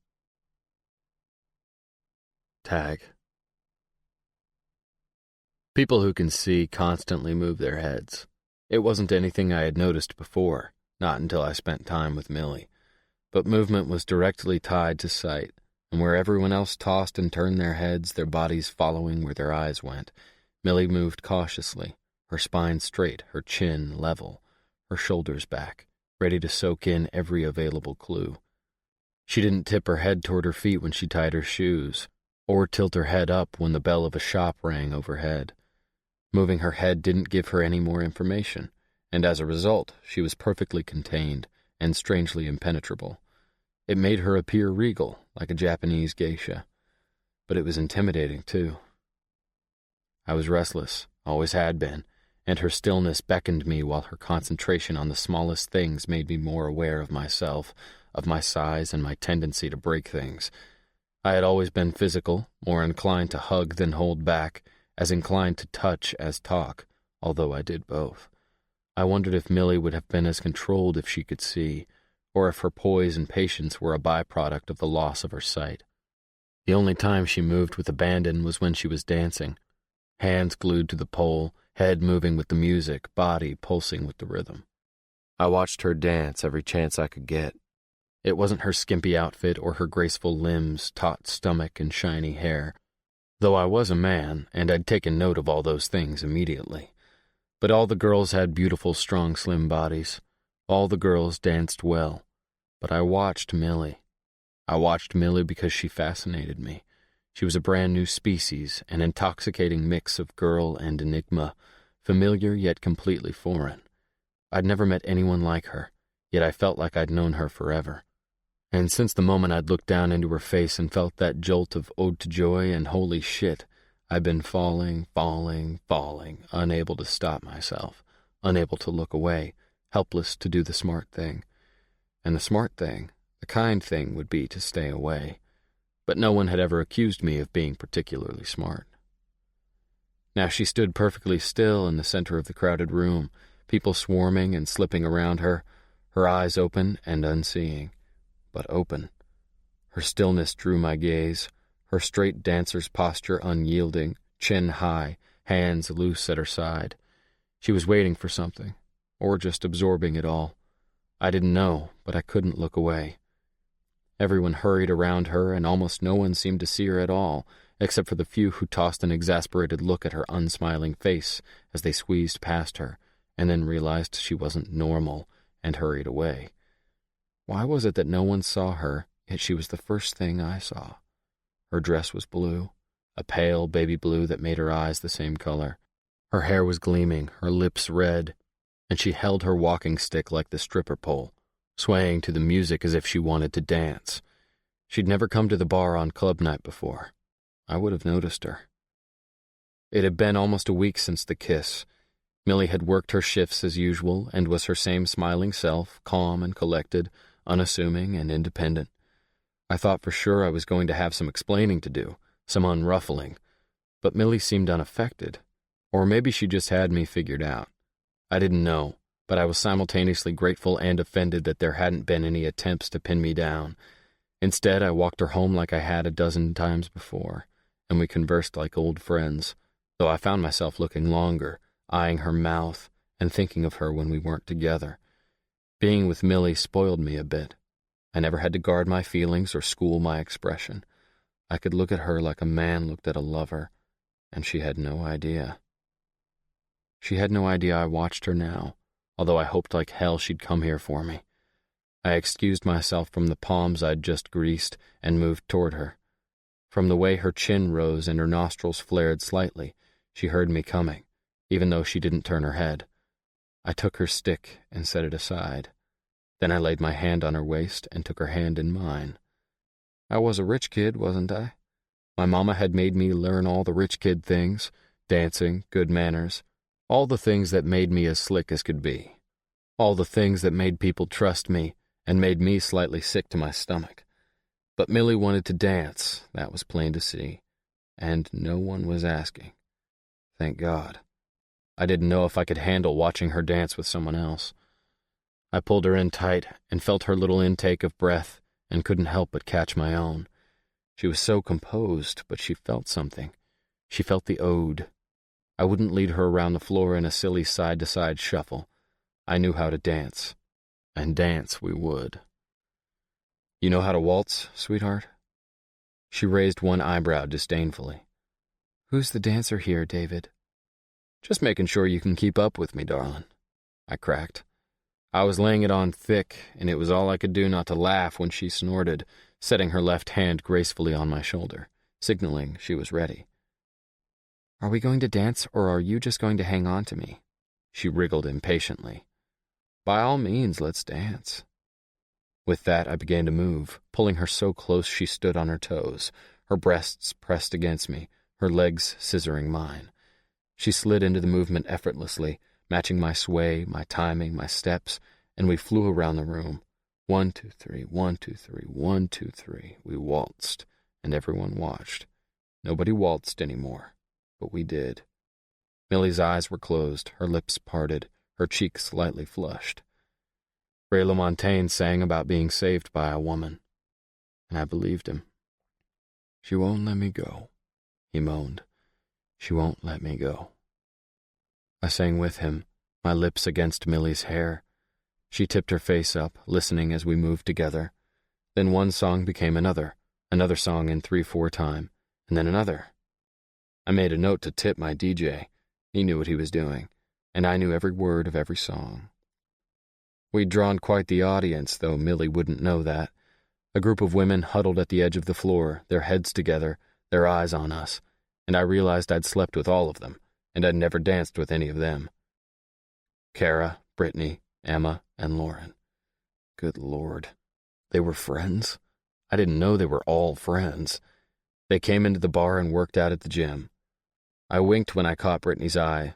We'd ended on good terms, and I didn't see any reason not to be friendly. In fact, I'd never been especially serious with any of them. Looking at their scowling faces, maybe I was remembering wrong. Brittany broke away from the others and strolled across the floor like she was on a catwalk, and I was a fashion photographer. I should have spun Millie away, but the floor was small, and Brittany looked determined. Tag, I want to cut in. Who knew you could dance, baby? She cooed, all gooey syrup and vanilla perfume. She snuggled up to my side and hugged my bicep, as if I wasn't already dancing with another woman. Millie stiffened and stepped back. I grabbed her hand. I'm dancing with Millie now. Next song, okay? Brittany pouted in that way some women do when they really want to get ugly and are trying to stay cute, and she didn't release my arm. Come on, Tag. You're embarrassing me. Don't say no. Millie pulled out of my arms. Point me toward my stick and tell me how far it is. 10 feet? 20? I'll be fine. Don't worry about me. Her expression was blank, her shoulders thrown back. She'll be fine, Tag, Brittany crooned. She was obviously well aware that Millie was blind. I'm dancing with Millie right now, Britt, I said firmly, and I could hear the frost in my voice. I shot a look at the edge of the dance floor, at the women huddled together, watching the little drama unfold. They were grinning at me like it was all a big joke. Whatever. Brittany released my arm casually. She turned away slowly, her pout still in place, and sauntered off. The song ended, and for the space of a heartbeat there was relative quiet. Then her voice rang out loud and clear. You're such a man-whore, Tag, it's almost embarrassing, she called over her shoulder, and a few people laughed. Who will you sleep with next? I never pretended to be anything else, I called after her, smiling widely at the women beyond her. The laughter grew, and a guy next to me held up his hand for a high five. But Millie wasn't laughing. Shit. Her hand was still in mine, but our bodies were no longer aligned for dancing. I didn't want to leave the dance floor. I didn't want to act like Brittany's interruption meant anything. The DJ had done what he could, giving me 3 sultry songs in a row. Maybe he thought he was helping me again by putting Justin Timberlake on full tilt, sexy back making my teeth vibrate, and urging a few more people to the floor, creating a bit of a visual buffer between Millie and me and our audience, although not much of one. I needed an excuse to pull Millie close again, and I wasn't sure she would be willing to engage in the kind of bump and grind JT demanded. I stepped into her so our bodies touched, and I put my lips to her ears so she could hear me above the music. You still interested in dancing with a man whore? It depends. Are people watching? Her mouth brushed my cheek as she spoke. I looked around us at the curious and the pitying. Yeah, they are. Good, let's dance. She looped her arms carefully around my neck and tipped her face up, smiling for me. And I felt the ode again, so strong it made my legs weak. I threw back my head and laughed, whooping a little. More people looked our way. Let 'em look. I really like you, Millie. That's because you're a man whore, she teased. And then I forgot about talking as I tried to keep up with Millie on the dance floor. Holy hell, the girl could dance. She kept at least one hand on me at all times, keeping herself grounded, centered, anchored. And it was the hottest thing I'd seen in my whole life. The fact that she couldn't see me dancing was liberating, and I forgot about everyone else. I even forgot myself. We didn't stop dancing until we were both panting, and strands of Millie's dark hair clung to her damp forehead and smooth cheeks. Her skin glowed and her smile flashed, and I couldn't catch my breath, though it had less to do with exertion than with Millie herself. Millie was insatiable, and I was captivated, and I suddenly wanted her all to myself. I snagged 2 bottles of water from behind the bar, taking quick note that things were running smoothly, and my new bartender seemed to have it all in hand. Millie stood waiting for me, holding her stick, and I snagged her coat and we slipped out the back door, breathing in fresh, cold air, her hand tucked through my arm, the muted, thumping bass mimicking my pounding heart. We guzzled in silence until Millie sighed, capping her bottle and setting it aside so she could lift her hair from her damp neck. She'd refused her coat, claiming the air felt good on her skin. She held her hair atop her head, her slim arms raised high, her head tilted forward, and I watched the lovely display, grateful once again that I didn't have to hide my admiring gaze. I'm sorry, I said. For what? I am a bit of a man whore. I know. And that doesn't bother you? It doesn't apply to me. I gulped. Oh yeah? What makes you think it doesn't apply? I seem to remember having to beg you to kiss me. Millie let her hair fall back down around her shoulders and hugged her arms across her chest. In another girl, I might think the action was designed to draw my eyes to the swell of her breasts, which it did, but she couldn't know how perfectly they were framed or how the moon made her skin glow. And I remember happily accommodating you, I drawled softly. She didn't answer, didn't smile, didn't argue with me, and I was at a loss. I'm sorry, I said again. For what? She repeated. Brittany was rude, and she was rude because of who I am, not because of who you are. You understand that, right? They all must be so confused. Who? All the girls in your life? I laughed at that. Why? Because you were spending time with me, you're dancing with me, you left with me, you walk me home almost every night. I waited. I admit I'm a little confused, David. Her voice was soft, but it wasn't timid. Millie wasn't timid, and I loved that about her. You always call me David. Why? I sidestepped the question. I was just as confused as she was, and wasn't ready to give her a response. Because David fits you so perfectly, she said easily, letting me change the subject. What's that supposed to mean? Names mean something. Too many parents get caught up in how a name sounds or how it's spelled.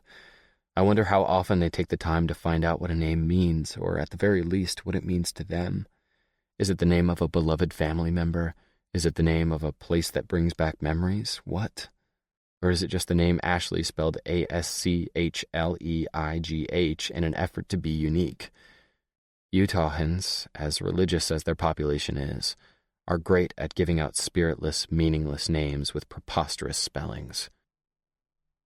So that's why Moses and Georgia didn't want to name Kathleen Tagley. I was so hurt. She giggled and groaned, which was what I intended. Okay, so you say David fits me perfectly. What does David mean? Darling, beloved. Darling, beloved? You've got to be kidding me. My voice was wry, twisting the words so I mocked them even as I spoke. You are everyone's darling. Everyone loves you. So why don't you? Damn, I had to stop doing that. Because my name means work, she replied saucily. Work? Yes, that's what Amelie means, work. Oh, that's rich, I drawled. Yes, and Henry means ruler of the home, which he loves and takes very seriously. He would, I chuckled. Speaking of Henry, I need to go. Amelie sighed. I'll drive you. Nah, you go inside. I want to walk. Amelie. I protested because I didn't have time to walk with her and walk all the way back. I needed to get back inside. I needed to see and be seen. I had hands to shake and people to work, and I'd completely ignored my host duties for too long. It's just not safe, Amelie, I pressed. You are not responsible for me, David, she said gently. I want to walk. I like to walk. I walked home before I met you, and I'll be walking after you're gone. I bit back a curse. Will you call me or have Henry call me and let me know you got home all right, please? I snapped. Sure. She nodded agreeably. She slid her arms into her coat and freed her hair from the collar, and I watched, my gut churning. I didn't like her walking home alone at 11 o'clock at night. She straightened her stick and held her empty water bottle out in front of her, obviously wanting me to take it. As I did, my hand brushed hers, and we both jumped as if we hadn't just spent the last hour dancing with our bodies pressed together. You know, David, you were wrong. About what? My tells. Your tells? I was lost. There was someone, once, she said quietly. I stared at her blankly before realization struck me a heavy blow. Her tells. The night I kissed her. The night I asked her if she was a virgin and told her she lied when she said she wasn't. She walked away, stick tapping, calling her goodbyes over her shoulder.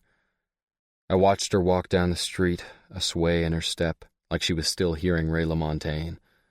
I swore again and walked swiftly to my truck. She could walk if she wanted, but I was going to make sure she got home. I followed her at a distance, watched as she turned the corner to her street, crawled along until I saw her unlatch her gate, and then I flipped a U-turn and floored the truck back to the bar. I was so pathetic. Henry texted me seconds later, telling me she had arrived, just like Millie promised. Henry. Amelie is home. Her face is sad. Muhammad Ali practiced abstinence up to 6 weeks before his fights. I laughed and swore simultaneously.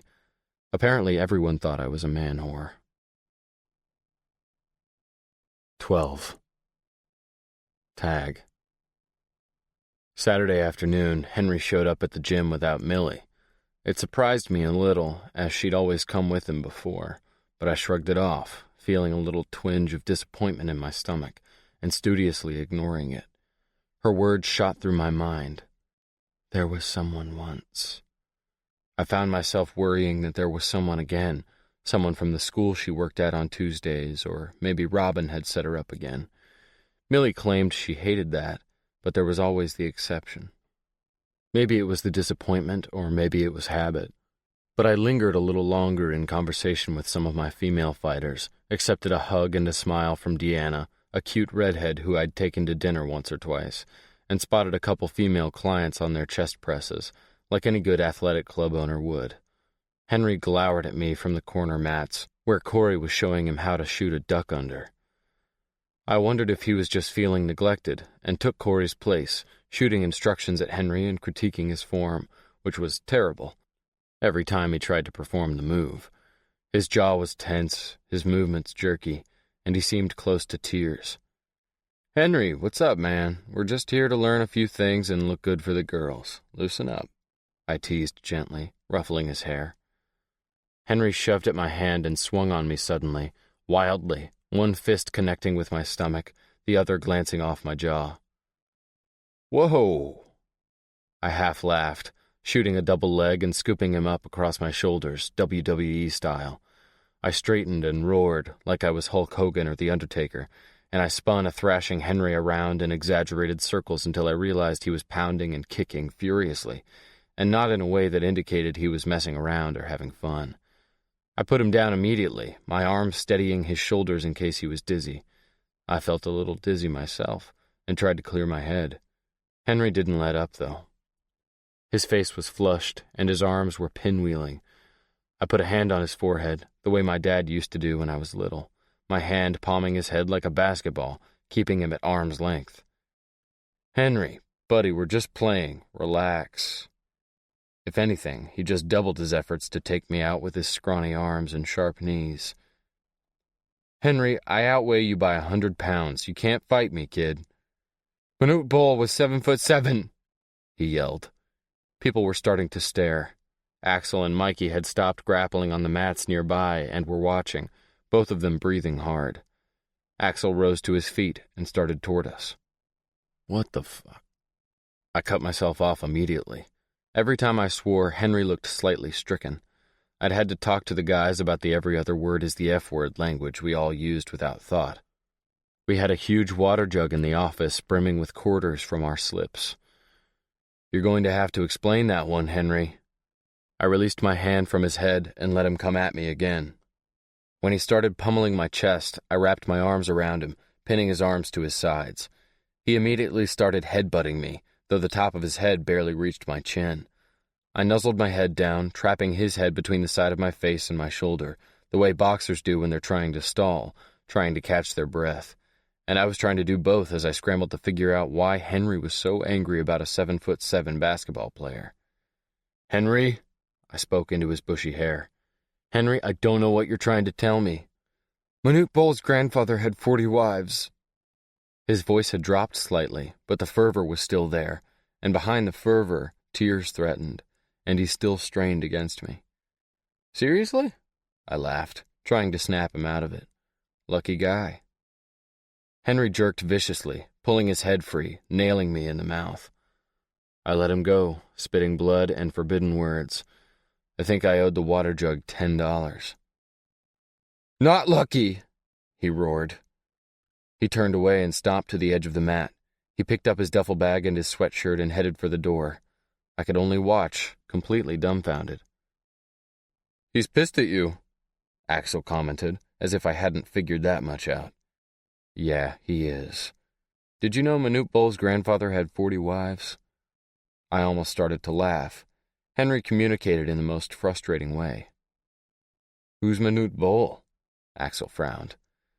"Basketball player, one of the tallest to ever play in the NBA. From Sudan, I think." Maybe Henry doesn't like you having 40 girlfriends, big guy." Axel's use of Millie's nickname gave me pause. "What? I don't—" "Yes, Tag, you do." Alex grinned at me like he was proud of me. "Henry!" I tore across the gym, trying to catch Henry as he pushed through the front door. He didn't wait for me, and it took me half a block before I overtook him. "Henry, the girls at the gym and the girls at the bar aren't my girlfriends." Well, they were, but not the way Axel and Henry were thinking. I liked girls, they liked me, but none of it was serious or committed. They were my friends, and they were girls. "Amelie?" he asked, still walking. "Millie's not my girlfriend either," I said softly. "Screw you, Tag," Henry said, so clearly, so simply, that I almost cheered at his direct, uncomplicated response. But the celebration died in my throat as I registered what he'd said and the finality with which he said it. Henry kept on walking toward home, and I watched him go. I knocked on the Andersons' door at a little after 7 on Sunday evening, but it took some persistence to get anyone to answer it. I'd almost given up when Henry pulled it open and hesitated, as if not sure whether to greet me or not. "Hey, buddy, what's up?" He shrugged. "Can I come inside?" Henry moved aside and let me in, his eyes on the floor. He shut the door behind me, but he didn't make eye contact, and I could tell he was still pissed. "Henry?" I nudged him softly with my fist, the softest punch I'd ever delivered. His fists balled immediately. Yep, still mad. "Prior to 1900, prize fights lasted up to 100 rounds, Henry said woodenly. "What round are we on, man? I don't think I can go 100 rounds with you. I'm tapping out. You win." No tap-outs, Henry said, his jaw tight, repeating something I'd told him in the gym. No tap-outs, except when you're wrong. And I was wrong. I'm sorry, Henry. Amelie? He asked. I wanted to hug him. He didn't want apologies, he wanted answers, and I respected that. Amelie is special. She's not like other girls. She's not like any girl I've ever liked, and I like her, Henry. I like her a lot. But there's an extra responsibility that comes with loving someone who will need you in a different way, who will rely on you in a different way. I have to be sure I'm ready for the responsibility. Do you understand? Pig's bladders were once used as rugby balls, Henry said softly. Are you calling me a pig, Henry? Henry started to grin, his eyes darting to mine before he gave in, making pig sounds and giggling. You are! I laughed with him. I think that's the first time I've ever heard you make a joke. I went to sling my arm around his neck, but he did a duck under and shot in on my legs, just like Corey had taught him. I whooped, leaning over him and wrapping my arms around his thin back and lifting his legs off the floor, his arms still wrapped around my thighs so he was hanging upside down. Pound for pound, the best fighter in the universe. Say it, Henry. Say, Tag, you're the best fighter in the universe, I demanded, laughing. George St. Pierre is the best fighter in the universe, he squealed, releasing his grip on my thighs. St. Pierre, I roared, and dangled him higher. Say Tag Taggart is the best fighter in the universe. Chuck Liddell is the best fighter in the universe, he cried, wheezing. What? He's old news, I protested, though I'd do just about anything to get Liddell in my gym. Tag Taggart is the worst fighter in the universe. Henry was laughing, a full-out belly laugh, and his face was as red as his hair. I flipped him upright, and he swayed on his feet, still laughing. I steadied him and gave him a fake glare. The best fighter in the universe, you hear? Ronda Rousey is the best fighter in the universe, he gasped, still giggling, not giving in. I hooted, throwing up my hands. You might have me there, kid. Speaking of gorgeous badass females, where is silly Millie? Henry froze, listening, and then pointed at the floor. Now that I wasn't making so much noise, I could hear the bass thumping faintly from the basement. Downstairs? Show me the way. Henry turned and padded through the foyer, across the kitchen and dining room, and into a large laundry room. It was neat and organized, like the rest of the house, and I took note of Millie's Braille stickers on the laundry baskets, a big white one and a bigger red one. I'd never been in this part of the house, and when Henry pointed at a door and immediately retreated, I decided he wasn't interested in whatever Millie was doing downstairs. The door opened above a narrow flight of stairs that immediately made me nervous and dizzy. I didn't like the idea of Millie navigating them, and images of her tumbling head over heels seared my brain before I forced them back. Millie had grown up in this house. She'd probably been up and down these stairs 1,000,000 times, and she wouldn't appreciate me going all caveman over them. Still, I clung to the railing as I descended them gingerly, wondering at my sudden lightheadedness. The music was so loud Millie wouldn't hear me coming, but as I reached the bottom of the stairs, the music ceased abruptly, and someone started clapping and whistling. I halted, surprised, still hidden around the corner. Do I look ridiculous? I heard Millie ask. Can I pull it off? What are you talking about, Amelie? A female voice answered, and I recognized Robin's voice from the night at the bar. She had that Valley Girl vibe to her voice that seemed to be prevalent among so many American women. I, totally hated it, but Robin seemed nice enough. You are pulling it off, several nights a week, in fact. But I've never attempted this move. I can't tell how I look, how my body looks when I do it. It feels like I'm doing it right, but... Millie's voice trailed off. I peeked around the corner, extremely curious. Amelie was facing me, leaning against a tall pole. She was wearing little black tag team shorts and a tank top, her hair pulled high on her head, her feet bare. Robin's back was to me, thankfully, and I watched as she took Millie by the wrists and pulled her forward. Robin moved Millie's hands up and down her own body matter-of-factly, allowing her to feel the softness at her waist and the roundness of her hips and her belly. That's more action than I've had in months. So pathetic, Robin said wryly, releasing Millie's hands, and I smiled, liking her a little more. Now feel your own body, Amelie, Robin insisted, stepping back, and Amelie obeyed, running her hands down her chest, over the swell of her breasts, past her flat stomach to rest on her slightly flared hips. Then she cupped her butt in her hands and snickered. I didn't grab your ass, Robin. Come here. Ha ha, keep your hands to yourself, grabby, Robin laughed. I've got to draw the line somewhere, but you can feel the difference, can't you? I'm lumpy, you're curvy, I'm soft, and you're sleek. You look the way you feel, Amelie. You have an amazing body, and when you dance, no matter what move you're doing, if it feels right, I can guarantee it looks right, too. Robin rose another notch in my estimation. Really? Millie asked. Really, Robin answered. Amelie swung herself around the bar a couple times, almost absent-mindedly, her ponytail swinging as she hoisted herself up, executing a perfect split before she wound both legs around the pole and dropped upside down. She handled being upside down a whole lot better than Henry did. She trailed her arms over her head, felt the concrete beneath her palms, and released the pole, scissoring her legs back to a standing position, like she could do back bends in her sleep. I wish I could touch Tag like that. I wish it was okay to ask for things like that. I mean, I felt him smile, but I want to feel the rest of him, Millie blurted, as if confessing something that had been bubbling over. I bit my tongue to keep from gasping and wondered how in the hell I was going to get out of this situation without embarrassing everyone involved. Amelie, you naughty girl, Robin squealed. I'm not trying to be Robin. I know he has strong arms. I know he has dimples in his cheeks and a cleft in his chin. I know he has a slightly crooked nose. I know his body is hard and his lips are soft. And I know he has big, calloused hands. Stop it. I'm getting turned on and depressed, Robin groaned. Amelie, I think Tag Taggart might be the kind of guy who likes women, period. You know, and you're beautiful, so obviously he's going to like you. But that's not the kind of guy who's going to make you happy in the long run. No. Amelie shook her head, rejecting Robin's opinion of me, as spot on as it was. No. There's more to him than that.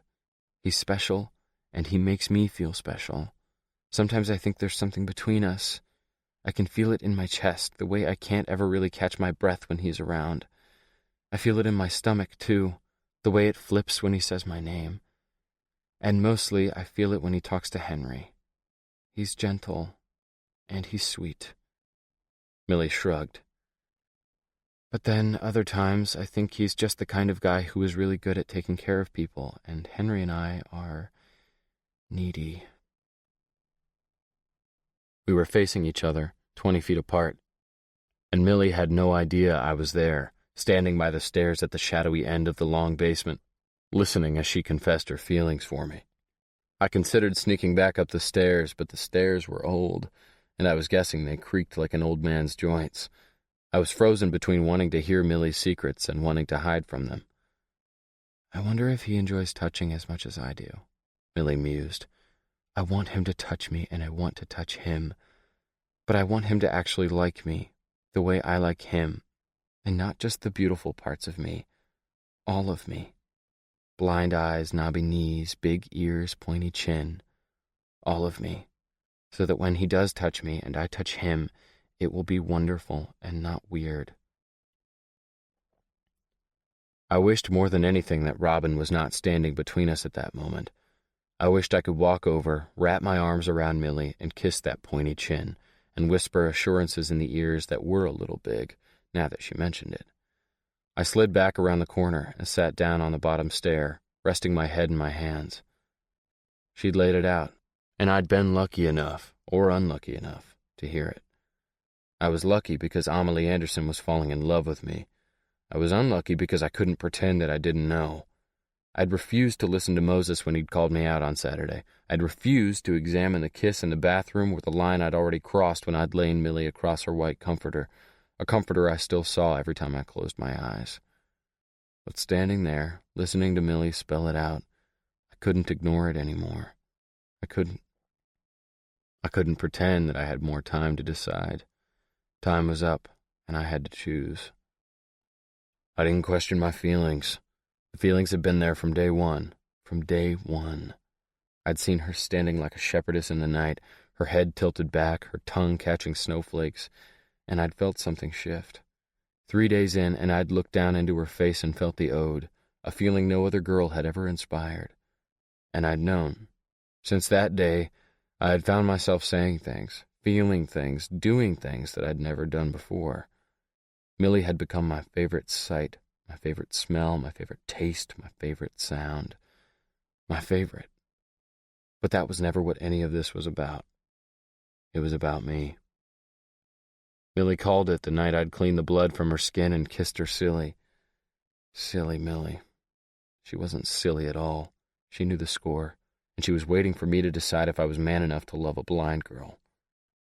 Kissing a blind girl is an unpardonable sin, she'd said, taunting me. But she was wrong about that. Kissing a blind girl wasn't unpardonable. Loving her wasn't unpardonable either. But loving her and letting her down, that was unpardonable to me. That was unforgivable. That was the part I struggled with. The music resumed, but this time the melody was slower, sadder, music for listening rather than dancing.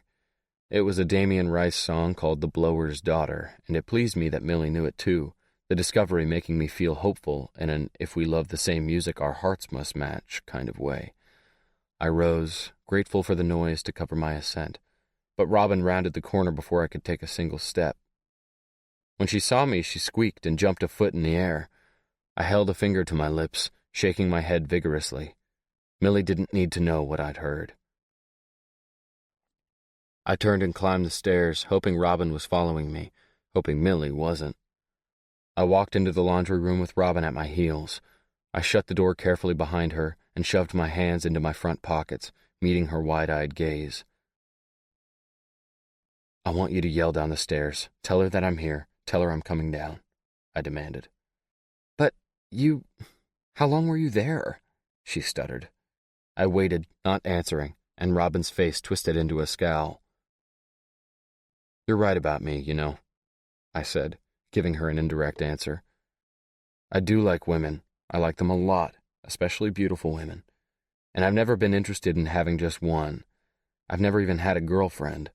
There's never been a girl that's kept my attention, until now. Robin's scowl evaporated instantly, and her pursed lips slid into a smile. Without another word, she turned, opened the door, and bellowed down the stairs. Amelie, you've got company.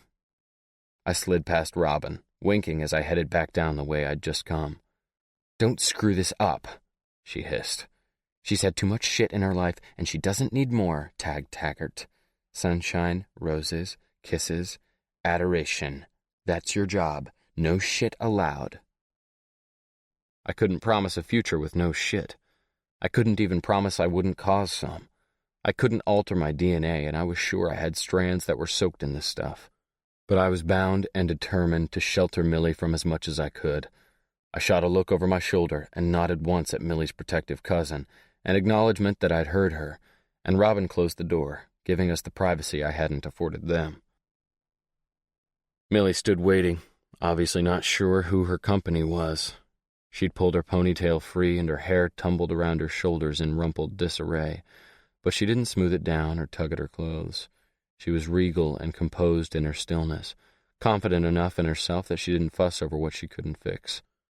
Damien Rice was singing about not being able to take his eyes off of you, and I could only nod in agreement as I approached her. David? She ventured softly. The fact that she knew it was me made me lightheaded all over again. Am I the only guy who makes that much noise coming down the steps? I'd purposely made plenty of noise the second time around. Nah, you should hear Henry. You're just the only guy, she admitted sweetly. Then her cheeks grew rosy and my chest got hot. I felt a huge flood of relief. I was the only guy. Thank God. I stopped a foot from her and reached out, taking one of her hands in mine. Do you like this song? I asked. Obviously she did, and obviously I was stupid. I love this song, Me too, I whispered. I reached for her other hand. Accidental babies. What? I tugged her hands gently, and she took a step. I was so close now that the top of her head provided a shelf for my chin, and Damien's song was being drowned out by the sound of my heart. It's another one of his songs, and I think I love it even more, she whispered back. But that song is so sad, I breathed, and laid my cheek against her hair. That's what makes it beautiful. It's devastating. I love it when a song devastates me. Her voice was thready, as if she was struggling to breathe. Ah, the sweet kind of suffering. I dropped her hands and wrapped my arms around her. The best kind. Her voice hitched as our bodies aligned. I've been suffering for a while now, Millie. You have? She asked, clearly amazed. Since the moment I saw you. It devastated me. And I love when a girl devastates me. I was using her definition of the word, but the truth was, my sister was the only girl who had ever devastated me, and it hadn't been sweet agony. I've never devastated anyone before, Millie said faintly, shock and pleasure coloring her words.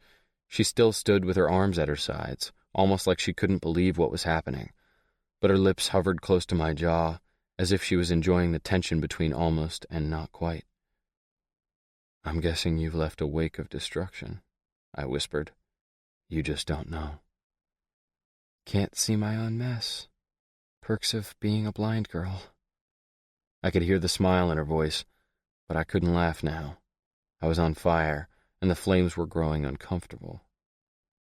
Finally, as if she couldn't resist any longer, she raised her hands to my waist. Trembling fingers and flat palms slid across my abdomen, up my chest, past my shoulders, progressing slowly as if she memorized as she moved. Then she touched my face, and her thumbs found the cleft in my chin, the way they'd done the first time she'd traced my smile. Hesitantly, she urged my face down toward hers. A heartbeat before our mouths touched, she spoke, and the soft words fluttered against my lips. Are you going to devastate me, David? She asked. God, I hope not. I prayed aloud. Anticipation dissolved the lingering space between us, and I pressed needy lips to her seeking mouth, and then we melded together, hands clinging, bodies surging, music moaning, dancing in the wreckage. Sweet, sweet devastation. Too late, I thought I heard her whisper. 13. Moses. I sat out on Millie's front porch with Kathleen and rocked in a wrought iron swing that had probably been there since the house was built more than a century before. I had abandoned listening to the cassettes altogether. Tag wasn't holding anything back. Every detail, every thought, every feeling hanging out. Naked. And I didn't like naked men. So I was letting Georgia listen with Millie, and Kathleen and I were bonding on the porch. Kathleen bundled up in a fuzzy hat and a fuzzier blanket, asleep on my chest, a buffer against the cool spring air. Soaking up some daddy time, so that she would grow to look like me and know she was mine. Just like Henry said. Henry had retreated to his room. It was late, and we were all tired. But Millie couldn't stop listening, and I couldn't blame her. The drumbeat was quickening, and as much as I wanted to just skip ahead, just stick the last tape in the player, I had no right. And knowing Tag, it wouldn't be that easy. And then Georgia opened a window, the window nearest my head, as if the emotions in the room had become stifling, and suddenly sitting there on the front porch, I could hear every word once more. And I listened as my friend struggled to put into words that which I could only ever describe with paint. I told Georgia once that if I could paint her, I would use every color. Blues and golds and whites and reds, peach and cream and bronze and black. Black for me, because I wanted to leave my mark on her, my stamp on her. And I had, though not ever in the way I intended. My mind drifted to my son, who had looked a great deal like me, though I wouldn't tell Henry. I hadn't spent a single day of his life with him, and still, he looked like me. "Hey, little man," I whispered, wondering if he could hear me. "I miss you." I tasted the same bittersweet tang on my tongue that always came with saying his name, but I said it all the same. "Keep an eye out for Tag, Eli. He acts tough, but I'm guessing he's running scared." "I don't want to leave." Tag's voice rang out behind me. I jerked and cursed loudly, making Kathleen whimper in my arms. Then I realized with a start that Millie had changed the cassette. It was just Tag's voice coming through the window, nothing more. And I cursed again. Tag. "I don't want to leave," I moaned. We were standing on the front porch and it was cold, but I wasn't ready to go home. I didn't know if I'd ever be ready. "Then don't," Millie said firmly. We'd been wrapped around each other all night, and it was messing with my willpower. I had the Santos fight in 10 days, and fighting was the last thing on my mind. I needed to go home. I needed to sleep. I needed to get up early and hit the gym, but I didn't want to leave. "I'm afraid of the dark, so I guess I'll have to wait until morning," I whispered. I was trying to make her laugh, but somehow the words rang true, and I winced, grateful that she couldn't see me do so.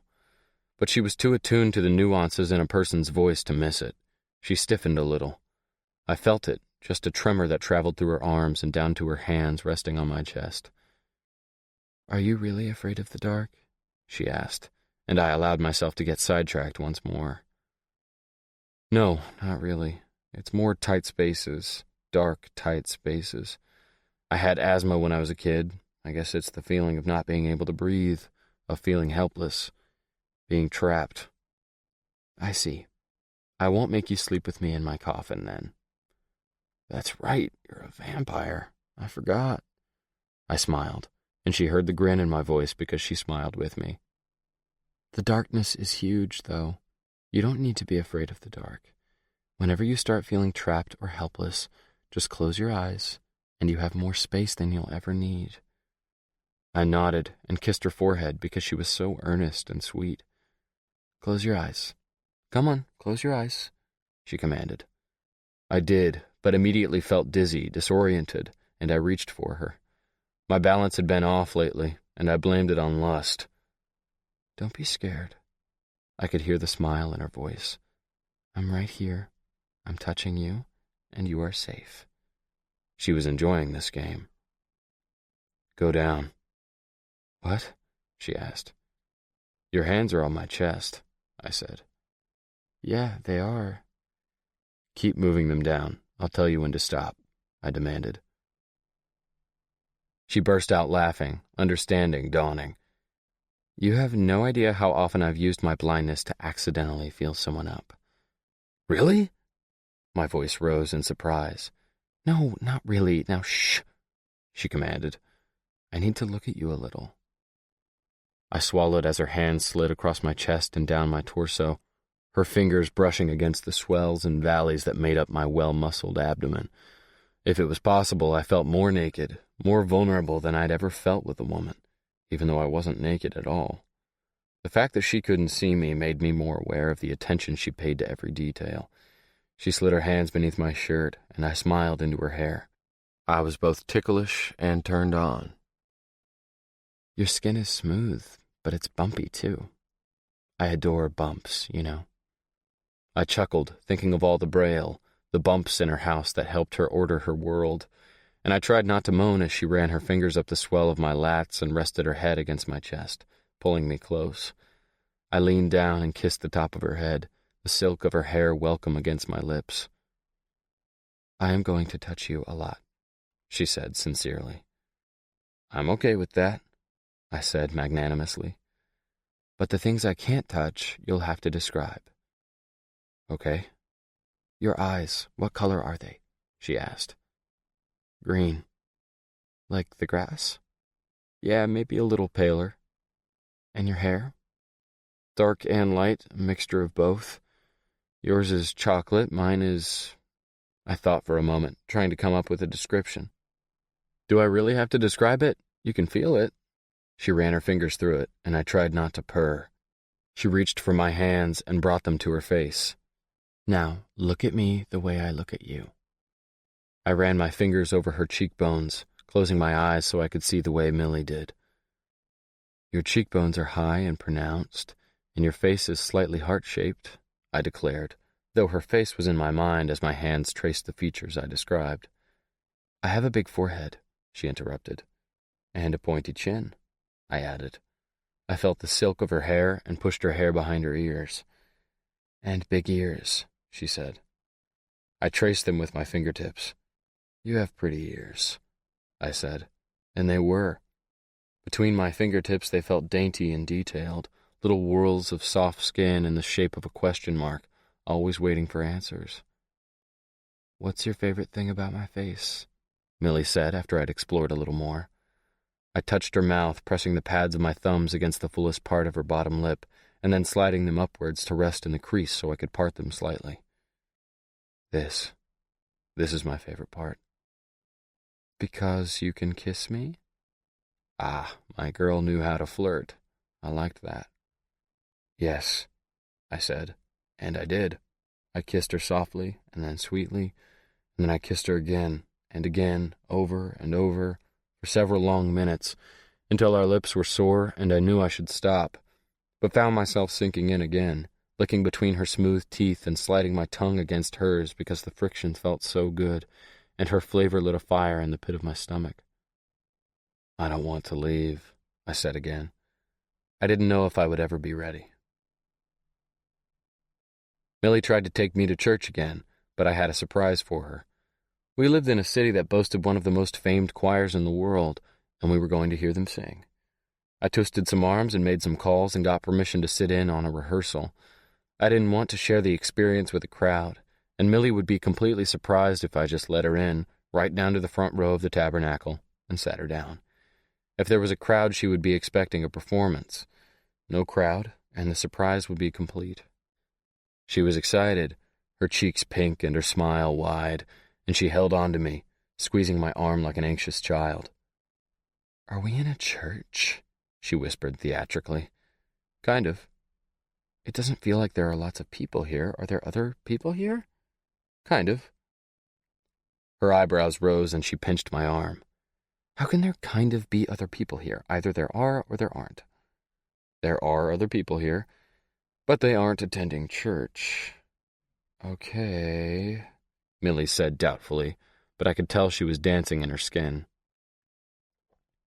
The entire back wall was a pipe organ, something I'd never seen before, and when the organist began to play, I felt the vibrations in my back teeth and the hair stood up on my neck. Millie gasped beside me, and I reached for her hand and closed my eyes so that I could experience it the way she was experiencing it. Then the choir started to sing. A wall of sound washed over us, taking us both by surprise, the power and precision seeping into our pores and spilling down our spines, sinking into the soles of our feet. I forgot my goal to keep my eyes closed and found myself staring at Millie instead, who had lifted her chin and was basking in the sound as if it were sunlight warming her skin. Her eyes were closed and her lips were parted, and she looked as if she were waiting for a kiss.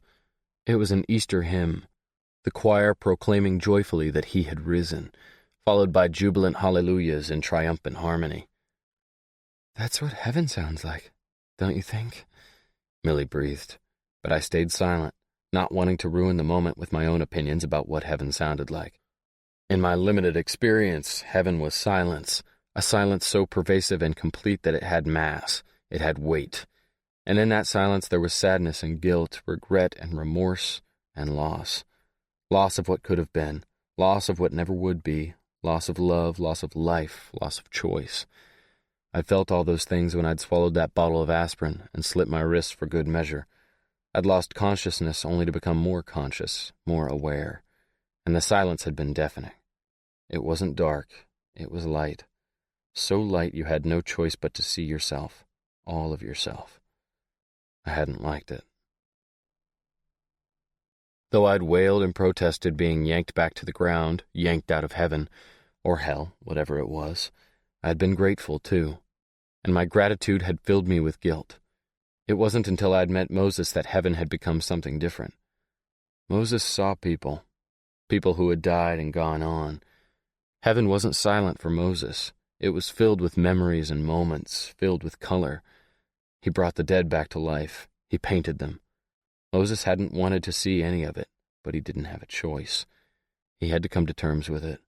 And as he had, I had gone along, persistent in my devotion, if only because Moses saw a sister I would never see again, and Moses had answers nobody else did.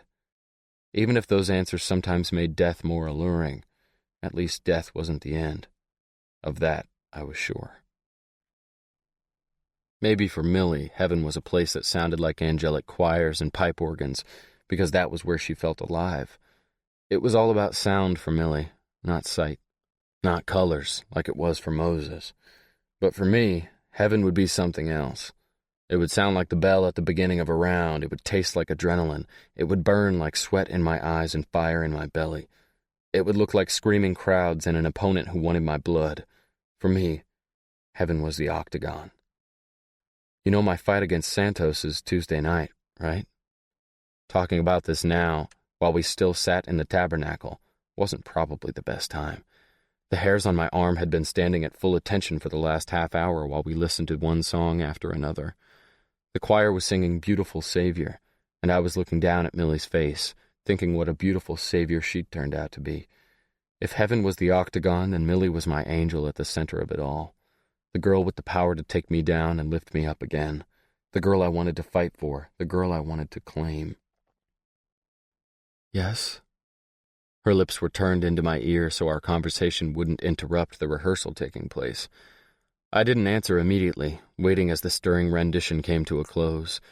The director waved the organ and the choir into silence, and I grabbed Millie's hand and we slipped out the way we'd come, mouthing a thank you toward the friend in the tabernacle choir who had made it happen. He gave me a wink and a thumbs up, and Millie clung to my arm until we were out in the open sunshine. She loosened her grip and tipped her face up, soaking in the warmth and giving me a perfect view of her lovely throat. I don't want you in the audience on Tuesday, Millie, I said abruptly. You don't? Her chin dropped, sunshine forgotten. I don't, baby, I said gently. Why? Her tone was plaintive. I won't be able to focus on what I have to do. I'll be worried about you. She sighed, a gusty swoosh that lifted the dark strands of her hair closest to her mouth. As soon as I win, I'm coming to you, I promised. You're that sure you're going to win? Yep, I'm going to win. I'm going to raise my arms over my head and I'm going to say, Yo, Millie, we did it! How very Rocky Balboa of you, she smirked. That's right.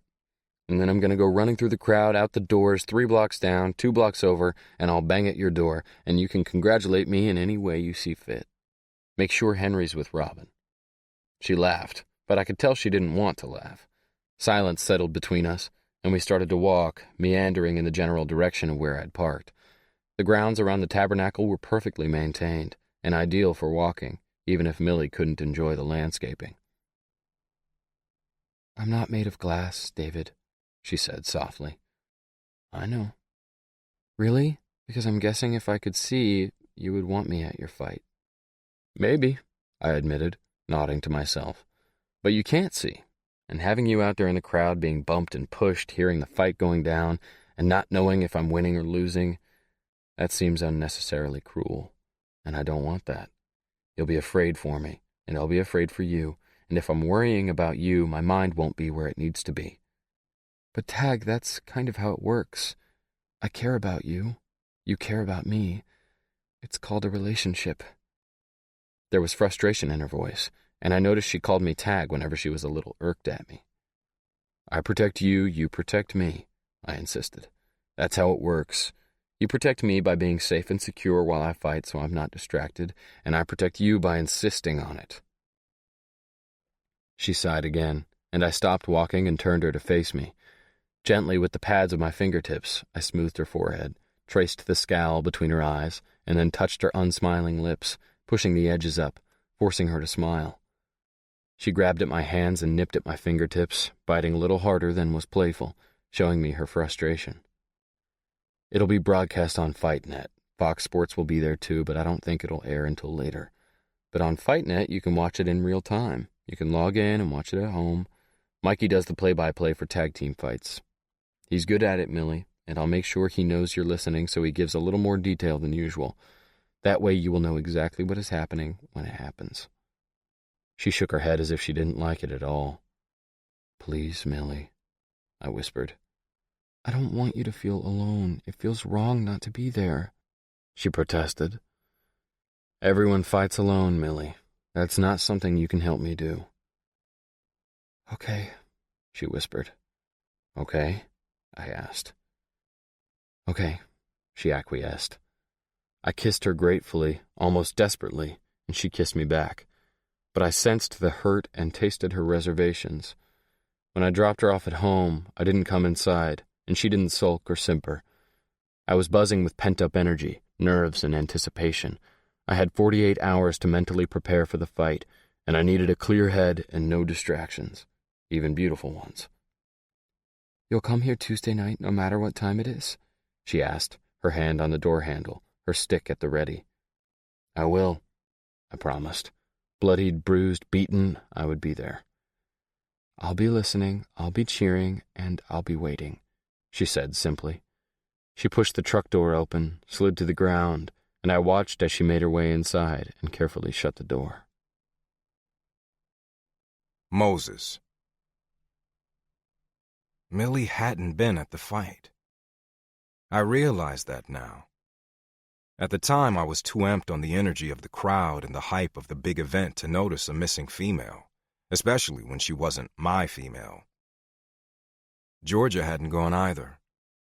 She'd kissed me and told me that babies and brawling didn't mix, so I should go without her. She said she and Kathleen would stay home and do girl stuff. I knew that girl stuff basically meant that Georgia would feed and bathe Kathleen, rock her to sleep, and go to bed early herself. But I let her talk me into it. So I was running solo, sitting on the very front row with a few tag team members who weren't working Tag's corner, when Tag strutted into the arena to a Waylon Jennings song about cowboys being hard to love and harder to hold. The crowd cheered and joined in on the chorus, and Tag egged them on. It made me laugh. I was so nervous for him I was practically seeing double. And he was acting like a big gorilla, monkeying it up to the packed house, his smile wide, his muscles bulging. He didn't seem nervous at all. And when he caught my eye, he smirked and pounded his chest. Bruno Santos, on the other hand, entered the arena cloaked in a shimmery white robe with a hood so deep, the only thing visible was the tip of his chin. His song of choice was something so bass-heavy, I couldn't make out the lyrics, though I caught the words destruction and annihilation. He was hopping on the balls of his feet, shrugging his shoulders and tossing his neck, and I suddenly wished I'd stayed home with Georgia. Caring about people was a pain in my ass. Watching Tag fight was a bigger pain in my ass. My stomach turned over, and I glared at my friend, willing him to put me out of my misery as soon as possible. Of course he didn't. But he battled. He battled hard and ugly, taking as many blows as he dished out. And as usual, he seemed to fight better after he'd taken a couple swipes to the face. Like the song said, he was hard to hold on to. But he definitely wasn't hard to love. The crowd was solidly on his side. And when he came back from a close call in the 4th round, escaping a near armbar that had made my stomach shake and my eyes water, the crowd was in a frenzy. And then, when it looked like it would end in a decision that wouldn't favor the challenger, they so rarely did. Tag caught Santos in the temple with a booming roundhouse that wowed the crowd and rocked his opponent. Santos stumbled and Tag was all over him, his fists flying, Santos covering his head, not returning the blows. And then it was over. TKO for Taggart. I was out of my seat screaming and jumping with the rest of the team, delirious with relief and overjoyed with the upset. Funny, it never even occurred to me that Millie wasn't there, but I definitely noticed that Tag didn't stick around when it was all over. He was all business at the end. Interviews and congratulations, hand-grabbing and palm-greasing. But he left when I left. I walked him to his truck, and the party went on without us. I went home to my wife, and clearly, he went home to Millie. 14. Tag. It took me about 2 hours after the fight ended to keep my promise.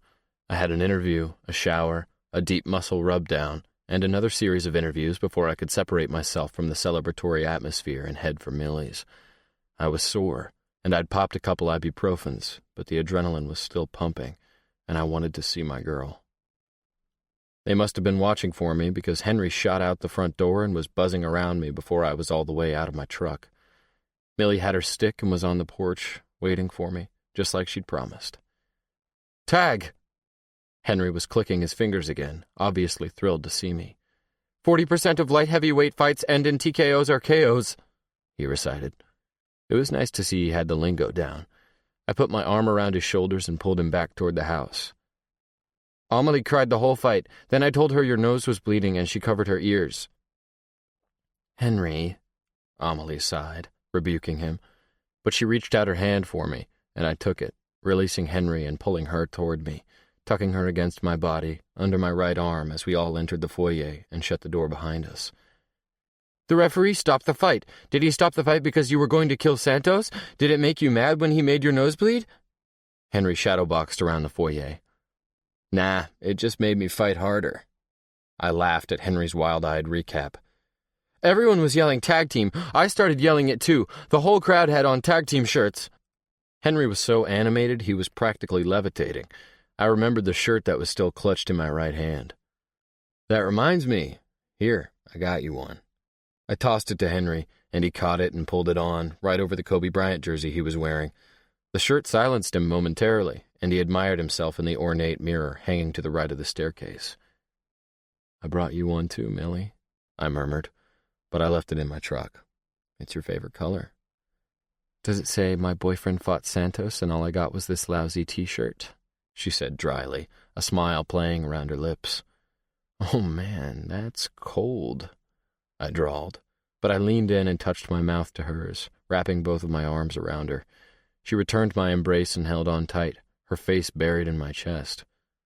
I forgive you, she whispered, but I'm never staying home again.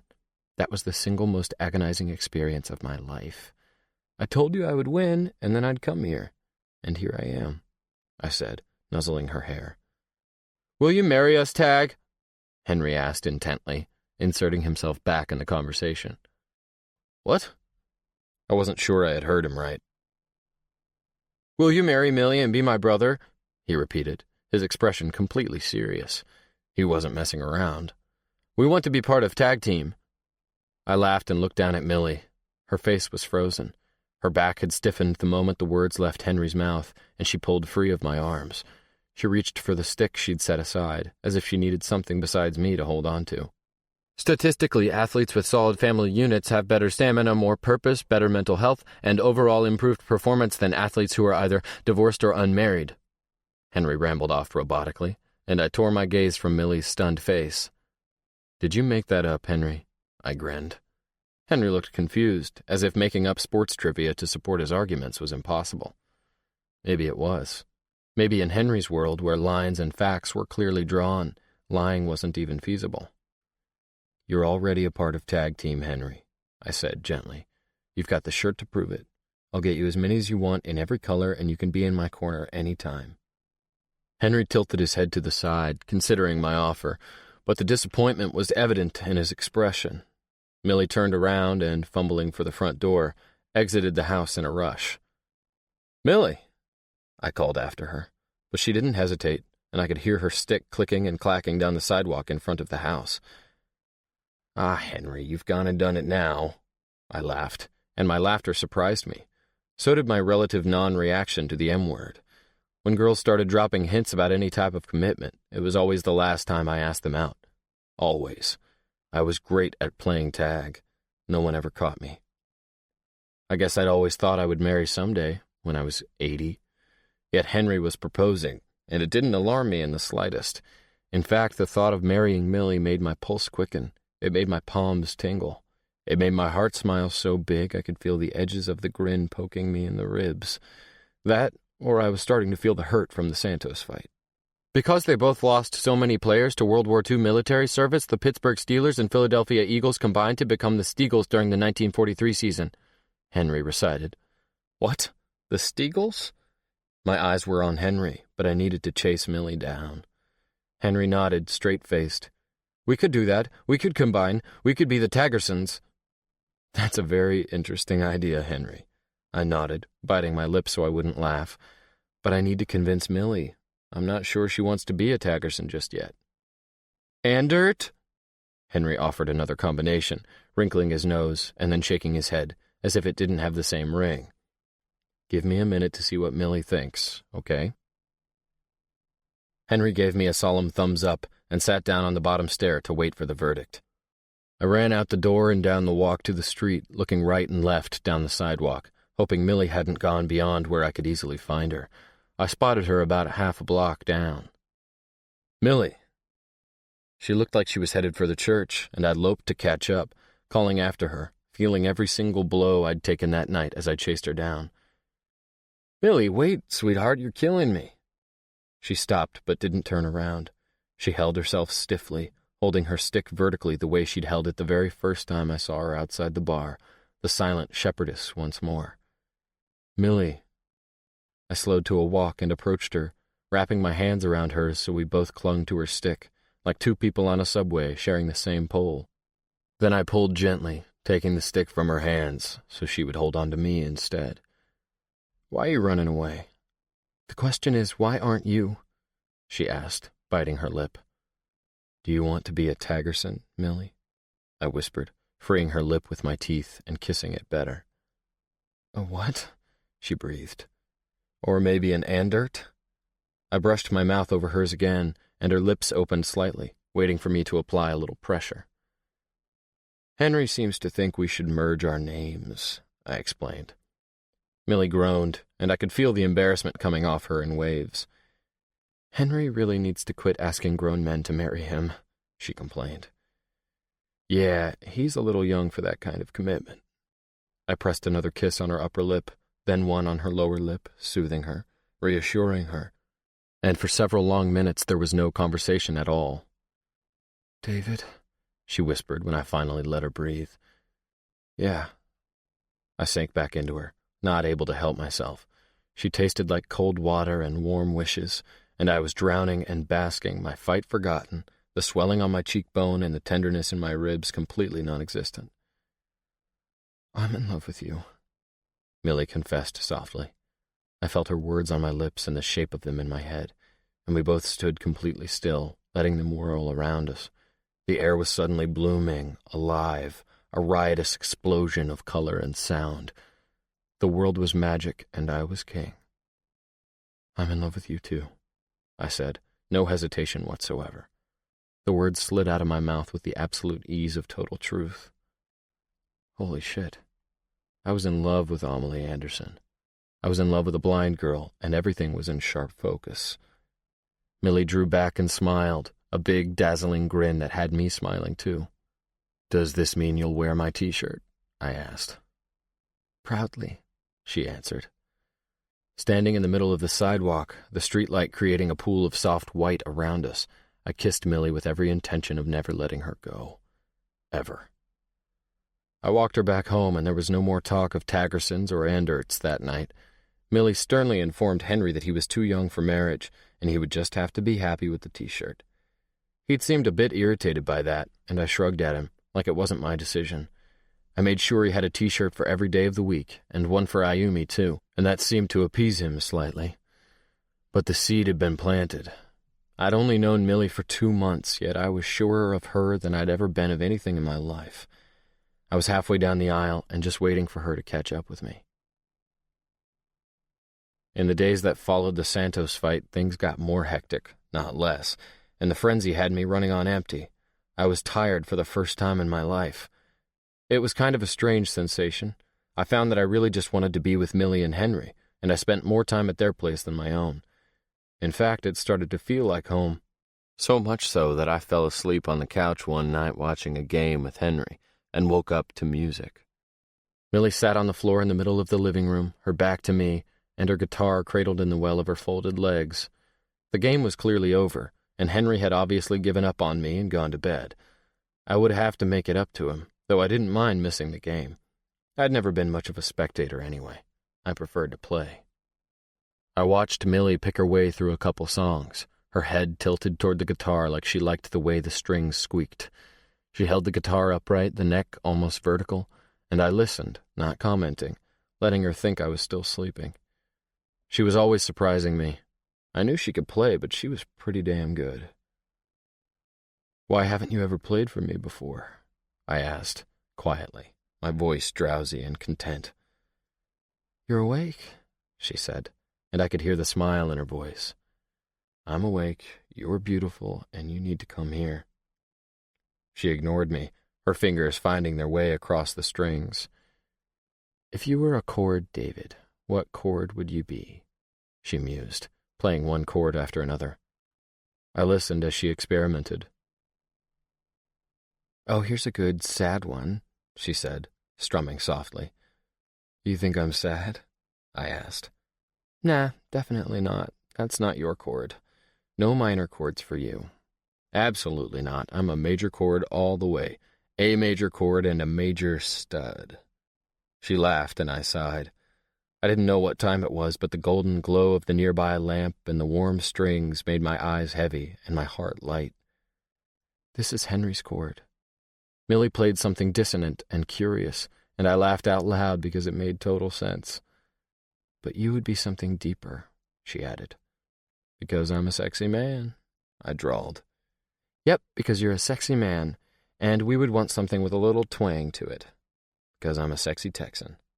A sexy Utah Texan." She tried a few more, laughing and scrunching up her nose as she tried to find just the right chord. "And we need something sweet." "Sweet and violent?" I asked. "Sexy, twangy, sweet, and violent. This might be more difficult than I thought," she said, still giggling. She strummed something full and throaty, picking over each string and then strumming them together. "There it is. Hear that? That's tag." "I like it," I said, pleased. She stretched her hand, her pinky finger clinging to the bottom string, and the chord changed subtly. Another layer, a slightly different sound, like the chord wasn't quite yet resolved. "And that's David." I sat down behind her on the floor and grabbed her folded thighs, pulling her back into me so that I cradled her the way she cradled the guitar. She leaned back against my chest, tucked her head to one side of my chin, and continued fingering the chord she'd named after me. "Let me hear your song, Millie." "You mean my chord?" "Nah, your song. You're a woman. Women don't have just one chord." She laughed softly and bopped me in the head with the neck of the guitar. "I'm glad you know that, but I'm kind of wishing you didn't know quite so much about women. Makes me wonder how you gained all that knowledge, and I get a little jealous. I grew up with 3 sisters and one very opinionated, feisty mother. I learned early." "Good answer, big guy." "It's the truth, sweetheart. So play it. Play your song." "I haven't written it yet." "Will you put my chord in your song?" Why does that sound so suggestive? She was smiling, but there was something wistful in her voice. "Because I'm a sexy man. I'll put your chord in my song, both of them, Tag and David, and I'll put Henry's in it too." "What about your mom? Did she have a chord?" Millie moved her hand immediately and played something warm and soft, something happy yet plaintive.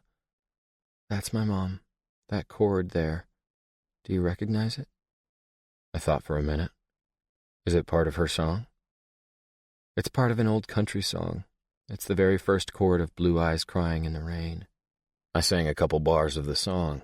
I knew it well. "That's it. I love that song. My mom had blue eyes just like me and Henry, and she didn't spend a lot of time crying, thank goodness. She spent a lot of time loving, but there was longing in her, too. She wanted to protect us. She wanted to save us from hurt. She wanted to give us back the things that had been taken from us or denied us. She longed for it, and she couldn't do it. No matter how much she loved us, she couldn't do it. I guess none of us can. No, none of us can. She told me something before she died, and I think about it sometimes when I'm having a hard time. She said that all her life she just wanted to save us from suffering. That was her job as a mom, save us from suffering, but we suffered anyway.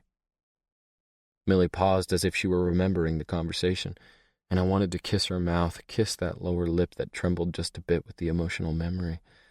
I pressed my lips to the curve of her cheek instead, afraid that if I kissed her mouth, I'd never hear the end of her story. And then she said, I wanted to save you and Henry from suffering, but I've come to realize that your suffering has made you better people. She was dying, and she was watching us come to terms with the fact that we were going to lose her. And what do you think? Does suffering make us better people? I asked.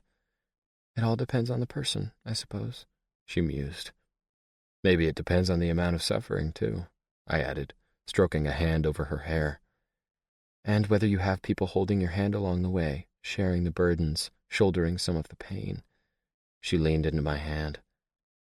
Did you have that, Millie? I asked quietly. I did. My mom may not have been able to keep me from suffering, and I certainly couldn't keep her from suffering, or Henry, for that matter. But we loved each other, and that made the suffering bearable. I want to be that for you, Millie. I want to carry you. I want you to give it all to me, I said, and then sang a little Rolling Stones in her ear, changing the lyrics just a bit. Let me be your beast of burden. My back is broad to ease your hurtin', I sang, kissing her earlobe. I would love her and keep her safe, and I swore to myself then that I would do the impossible. There would be no more suffering for Amelie Anderson. I would be the one shouldering all the shit. She let me nuzzle her neck for a minute, humming happily. There are some other words in that song, David. He asks if he's enough for her.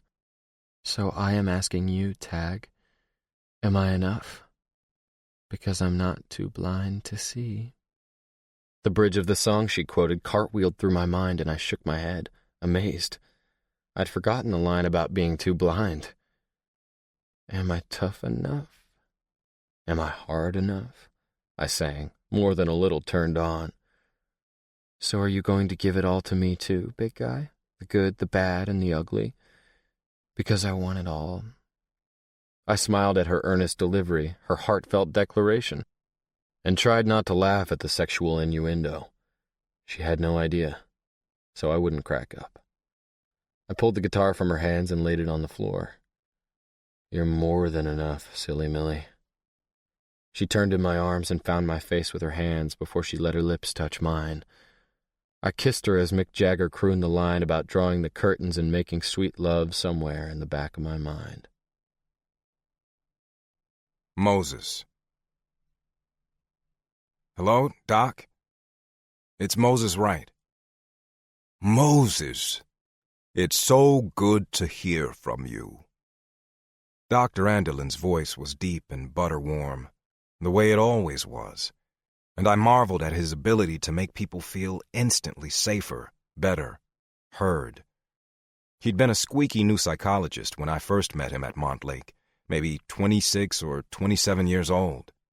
But he had that way about him that made you feel like his soul had lived a million lives. He was wise and kind, and Tag and I were both pretty fond of him.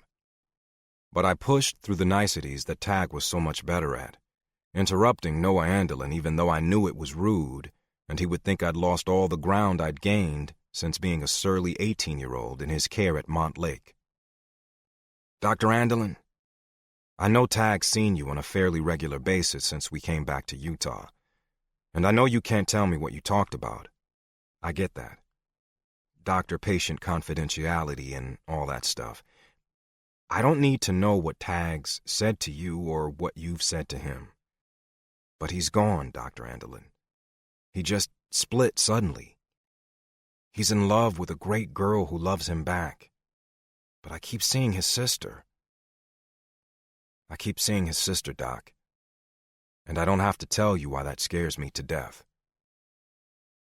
I wasn't connecting my thoughts very well, but the swift intake of breath on the end of the line confirmed that Noah Andelin was keeping up with me.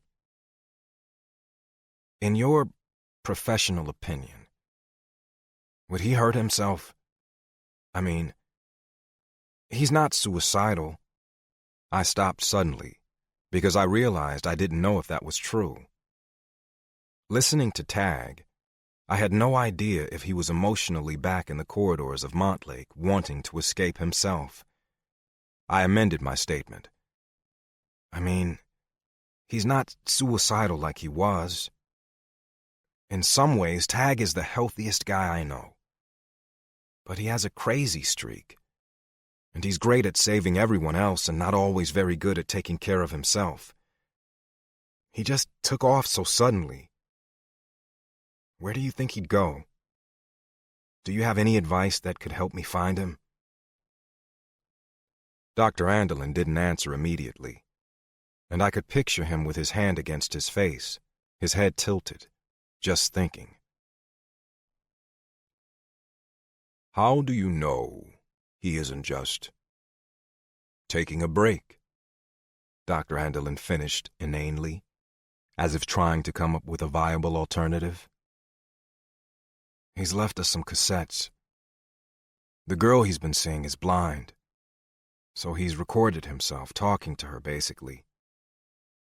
Amelie, Dr. Andelin supplied, and I realized Tag had consulted with him on something. So you know about her? Yes. I saw him a month ago. He was... Dr. Andelin stopped as if trying to carefully negotiate confidentiality. He was happier than I have ever seen him. This is unexpected. Would it help you to hear the tapes? I was desperate. I hoped Millie wouldn't object. Has he given you any reason to believe there is anything you can do? Dr. Andelin asked quietly. What? I felt the anger surge through my veins, and I wanted to throw my phone against the wall. How long has it been since anyone has seen him? Dr. Andelin's voice was unbearably gentle. More than 2 weeks, I whispered. 15. Tag. Tag? Lisa looked a little harried, her eyes wide, her hand shaking. I think we've got a problem. Morgan is in the lounge. He's been drinking for the last few hours and he's starting to get abusive. I didn't want to get him in trouble. Morg's my friend. I don't know what happened with his job, but, well...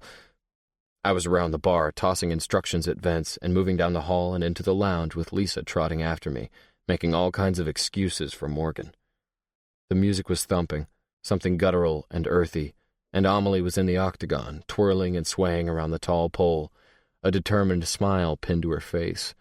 But unlike the first time I'd seen her dance, and every time I'd watched her dance since, her eyes were open, and her movements seemed stiff. She clearly wasn't enjoying herself. "I'm not liking what I see," a voice bellowed out. "Are you liking what you see, princess?" Laughter. "Get Danielle back out here." The other patrons had stopped watching Amelie and were peering, hands over their eyes, in the direction of the corner booth.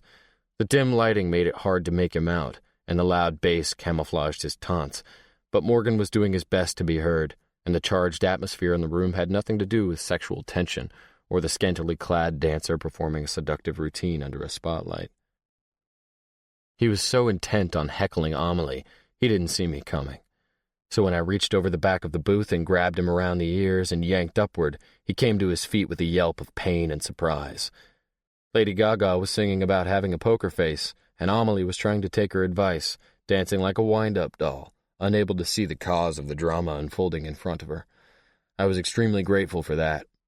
Lisa squealed and Morgan roared as I dragged him across his table, sending empty bottles crashing and upending 2 chairs at another, thankfully unoccupied, table. A few customers clapped and whistled as I locked my arm around Morgan's head and headed for the emergency exit. I pushed through the door as the final bars of Amelie's number played out. I didn't hang around to see the spotlight on the cage dim to black or the lounge lights softly rise, which was customary as a new dancer took her place in the cage. I wanted Morgan out of sight and out of earshot before I beat the hell out of him. But as we barreled through the doors and out into the cold light, both breathing hard, both angry, Morgan, off balance and clinging to my forearm around his neck with one hand, swung at me with his other. It was a Hail Mary, a desperation shot, but there happened to be a beer bottle in his hand, and that beer bottle connected with my forehead with a resounding crack. The blow stunned me, and I went down to one knee, pulling Morgan with me. Blood filled my eyes and rage filled my head. "You gonna tell me what that was about, Morg? You gonna tell me why you decided to come back?" I swiped at the blood on my forehead with one arm and ground Morgan's head into the ground with the other. I want my job back," he wailed, pushing on my hand. "I just thought I'd have a drink or two first to get my courage up to ask for it back. I watched Danielle and Christy dance, then I had a few more, then she came out. It just made me mad that she still had a job and I didn't. Where's your loyalty tag? I don't get it, man." My vision was starting to swim, and my head had started to pound like Morg had taken Thor's hammer to it instead of a bottle of Bud. Someone burst through the exit doors and I stood, releasing Morgan and swaying on my feet. I wasn't going to go down. Losing consciousness meant a concussion in the fight world. Concussion meant mandatory downtime and testing. I didn't have time for that. Vince and Leo were suddenly at my sides, looking down at Morgan, who still lay on the ground in front of me, as if he didn't know what to do with himself. His eyes were wide as he took in the blood pouring from the wound he'd inflicted. I pulled off my black t-shirt, mopped the blood from my eyes, and pressed it to the gash in my head. It felt like the Grand Canyon beneath my fingers, and my stomach roiled and shifted. Don't come back, Morg. I'm all about second chances, but that, in there, that was it. That was your second chance, and you repeated all your mistakes. You've shown your colors, and I don't like the way you look in them. I don't want you around. A trip to the ER was just where I wanted to spend my evening.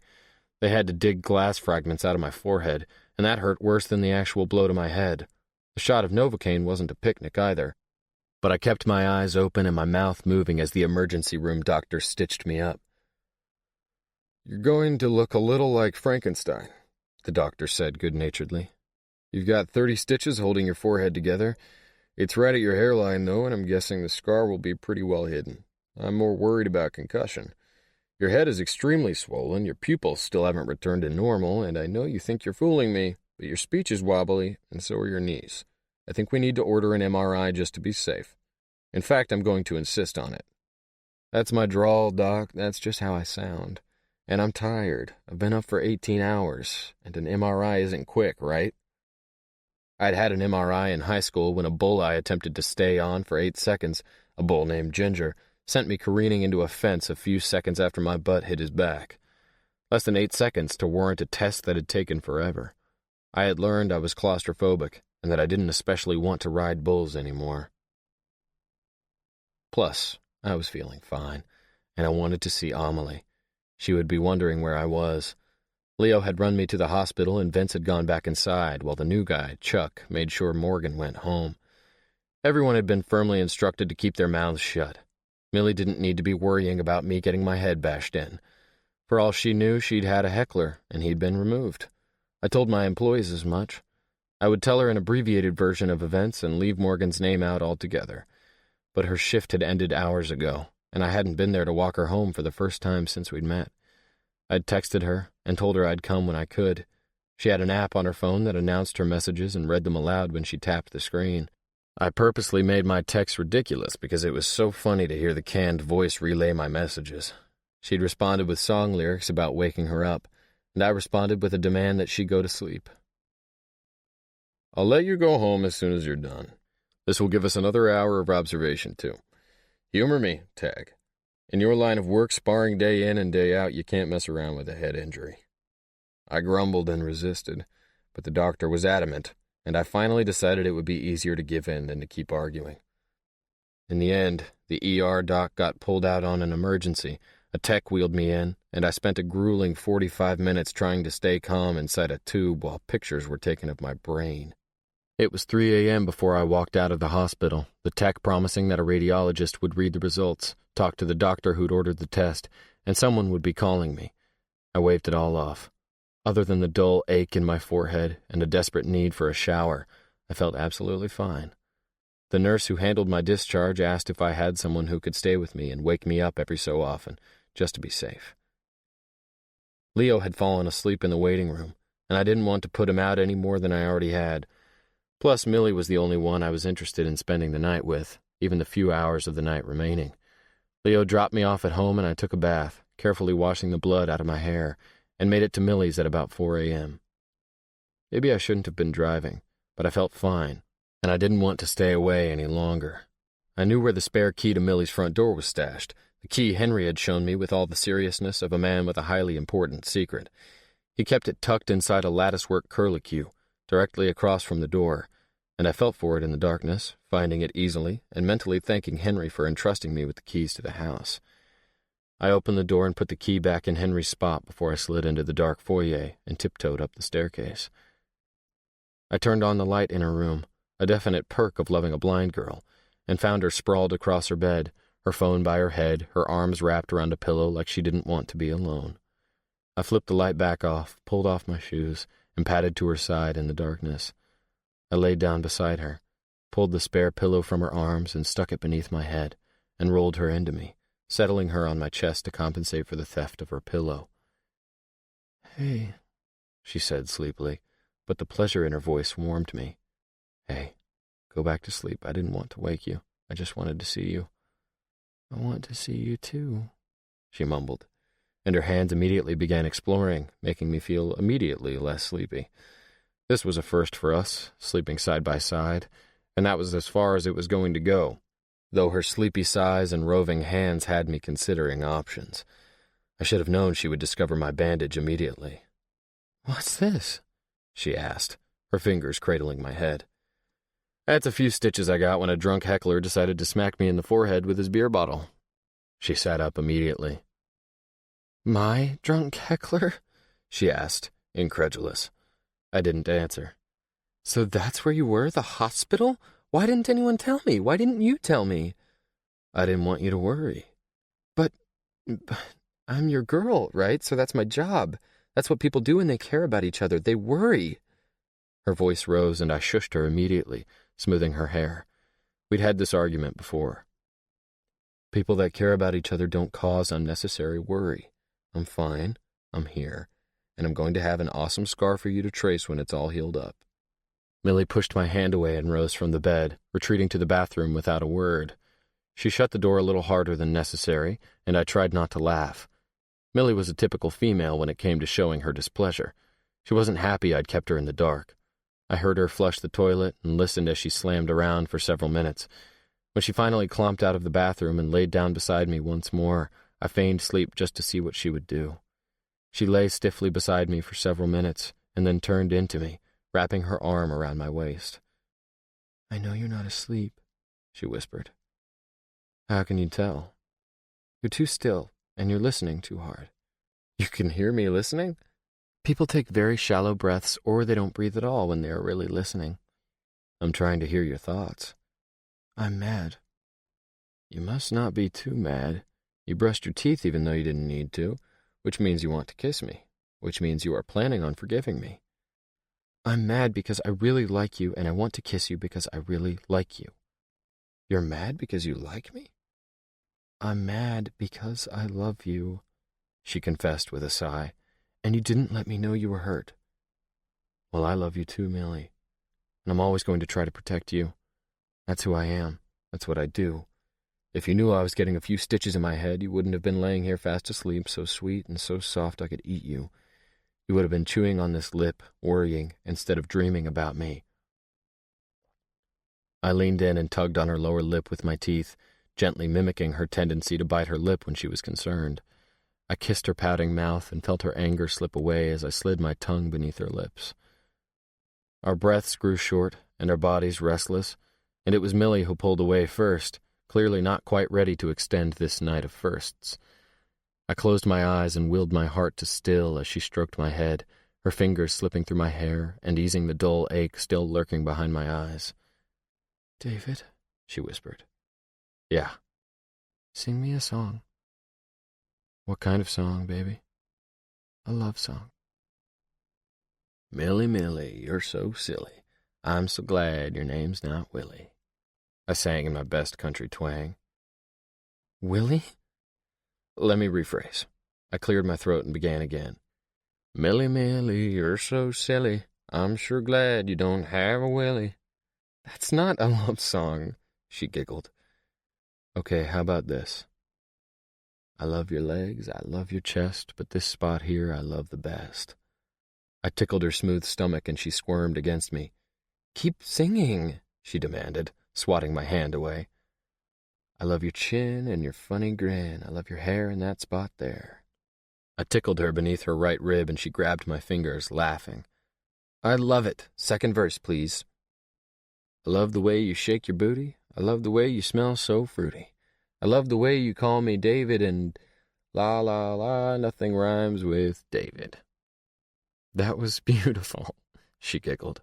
"What's it called?" "It's called Nothing Rhymes with David." "Nothing rhymes with David?" Her voice was disbelieving, and she was quiet for several seconds, as if trying to find a word that rhymed to prove me wrong. Then she stroked the side of my face, her fingers tracing my jawline, and when she spoke again, her voice was as earnest as her touch. "It makes me feel close to you, listening to you." "Is that why you always want me to sing? I thought it was my honeyed tones," I joked, but my throat was suddenly tight, too tight to sing. "It's more than that. You can't see a song, you feel a song, you hear a song. You move to it. Just like I can't see you, but I feel you, and I move toward you. When you're with me, I feel like I glimpse a David nobody else knows is there. It's the song of David, and nobody else can hear it but me." My heart shuddered, and then grew twice its size, a Hulk-like shredding and popping sensation filling my chest, and I wrapped her in my arms and buried my face in her neck. "Nah, that's not me. That's the ode, Millie. I feel it too, every single time you're close to me." "The ode, huh? That's what you call it?" "That's what I call it." "I think I'll stick with the Song of David. It's my favorite," she said, speaking the words against my cheek. "If I sing, you have to dance," I whispered, and my mouth found hers, and the music between us became an urgent hum, a rhythmic pulse, and we danced around the fires between us until sleep slowed our steps and muted our song and softly pulled us under. Moses. Millie stood and with no warning lifted the tape recorder above her head and threw it to the ground as if she couldn't bear to hear another word. The back of the tape recorder sprang off when it hit the ground, and the Fat D batteries rolled out like wounded soldiers, their tank disabled, their weapons depleted. Georgia and I stood watching, unable to form a coherent response. Millie was shaking with fury, and her eyes were bright with tears. "I don't know what to think anymore. I don't know what to do. We're sitting here listening to him tell us a story that I wholeheartedly believed 2 weeks ago. But he's gone. I'm actually embarrassed. I've called you, interrupted your lives, and made a big deal about the fact that he's gone. But he obviously chose to leave." Millie took several ragged breaths, but then her chin hit her chest, and the rage seemed to leave her as quickly as it had come.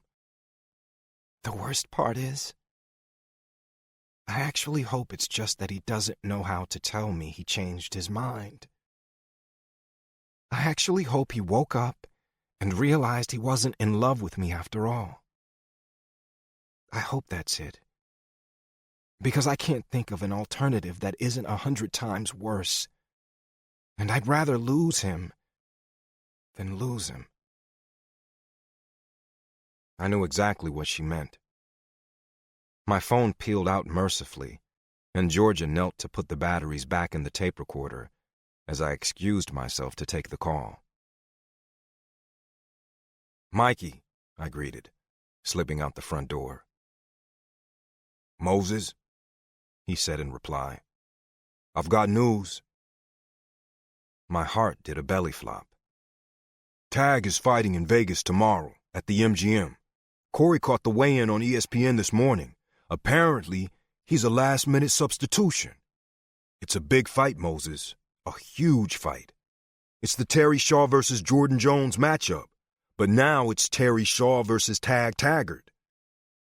My mouth fell open, and I actually pulled the phone away from my ear and looked at it, as if Mikey wasn't really Mikey, and my phone wasn't really a phone. "Son of a bitch," I hissed, and pressed the phone against my ear once more. "That's what I said. We're all reeling. We don't know what to think, man. He's fighting and none of us knew. We're his team. What the hell is he doing, Moses?" "I have no idea, Mikey," I breathed. I felt lightheaded with relief that we'd found him, and sick with dread about what was coming next. "Should we go? Should we drive to Vegas and just confront him?"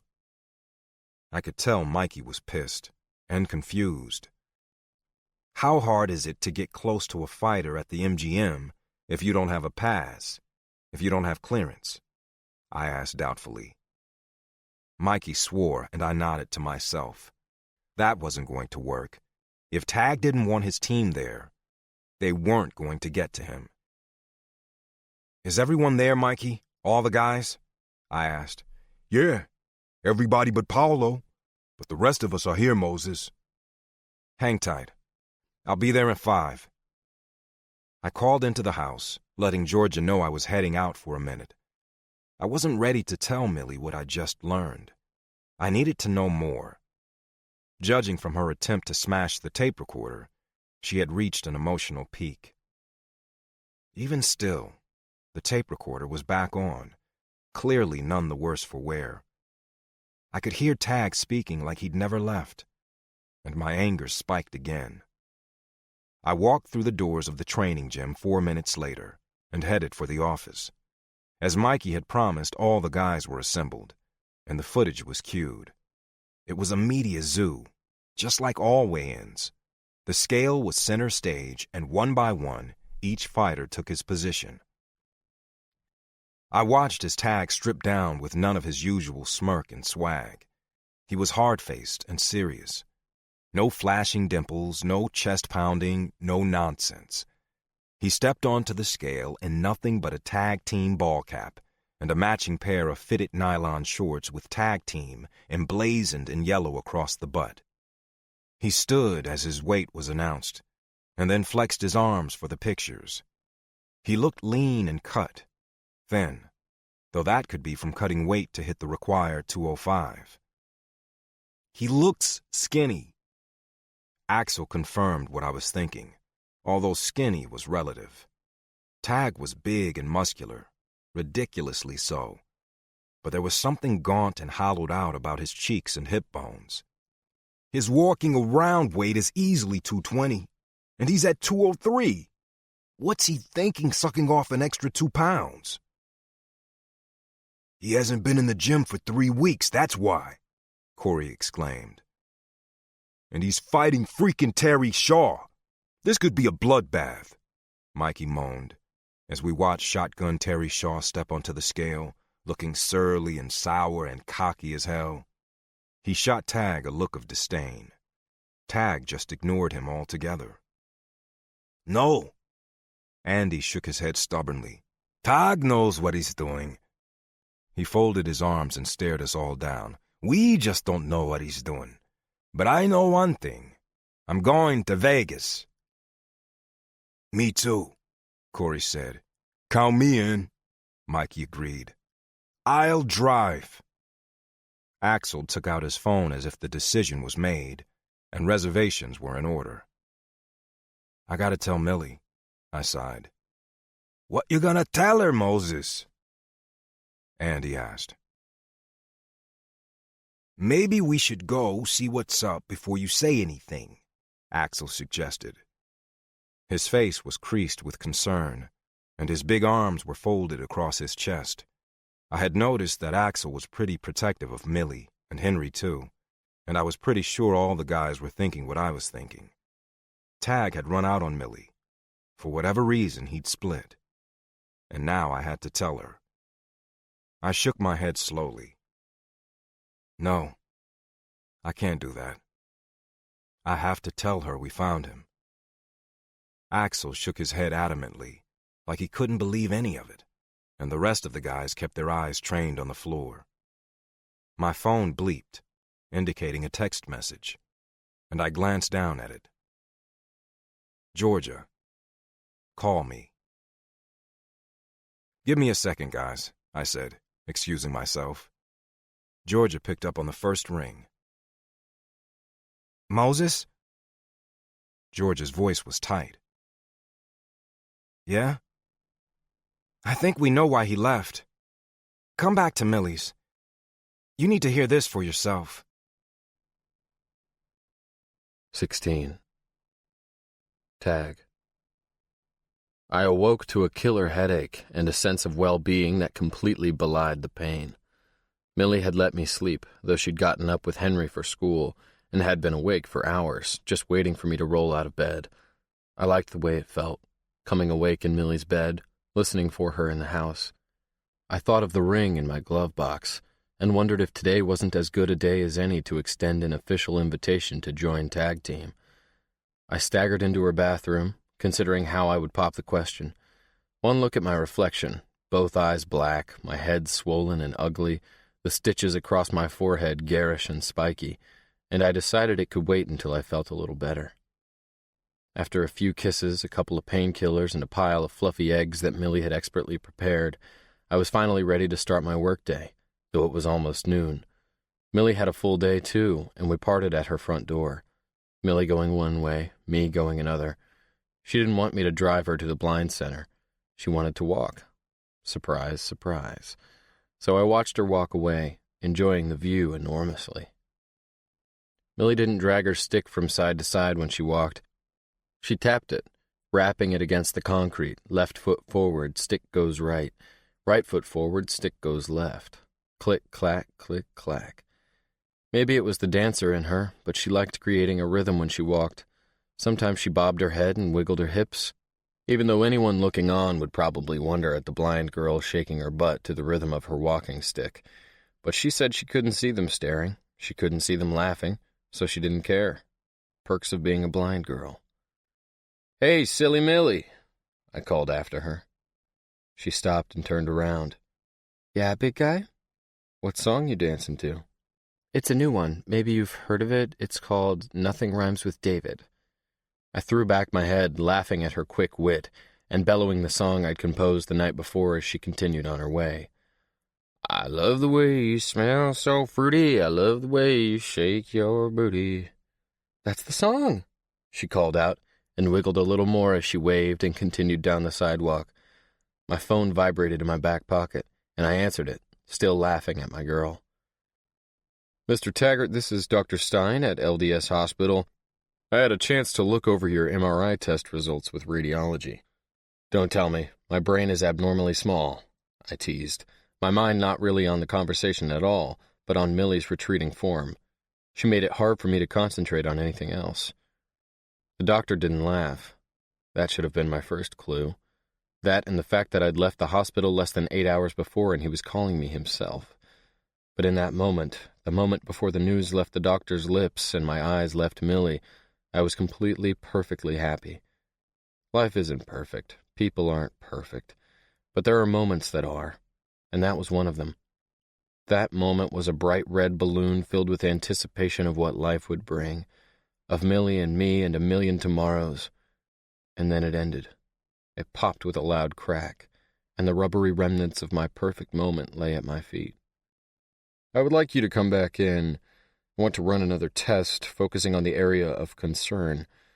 There are some abnormalities, a shadow that needs some further investigation. This is not my area of expertise, so I've consulted a specialist, and he is actually available this afternoon. Could you come in an hour? I knew I was a little claustrophobic. I was claustrophobic for the same reason I was afraid of the dark. I had always attributed it to the asthma I'd had as a kid.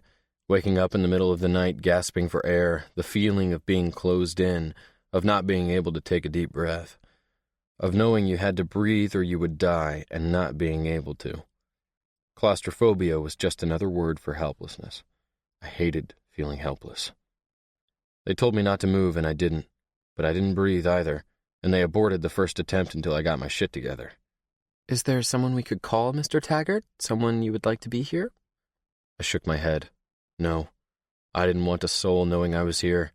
They all thought I was okay. I had insisted I was okay. What was it Millie said about her blindness? The image in my head is the only one that matters? I was adopting that attitude. I was okay, and my opinion was the only one that mattered.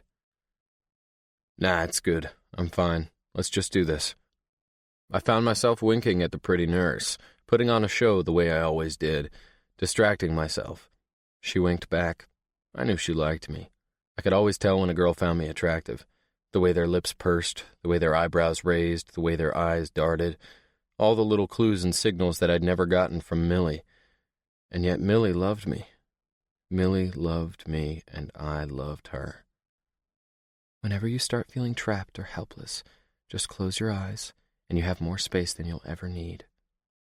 That's what Millie had told me. I tried to take her advice, closing my eyes and allowing the huge darkness to help me breathe. I had to be okay because if I wasn't, Millie was going to get hurt, and I had tried so hard to take it slow, to not rush her, to not rush us, to be absolutely sure I knew what I was doing. I had been careful for the first time in my life. I had been so careful, so cautious, and I was still going to hurt her. I felt panic rise in my chest and heard a voice telling me to breathe, to calm down. You're doing just fine, Mr. Taggart. You're almost there. You're almost done, Mr. Taggart. God, oh God, I prayed. I don't want to be done. Please don't let me be done. Please don't let me be done. I prayed like this all the time. It was my upbringing.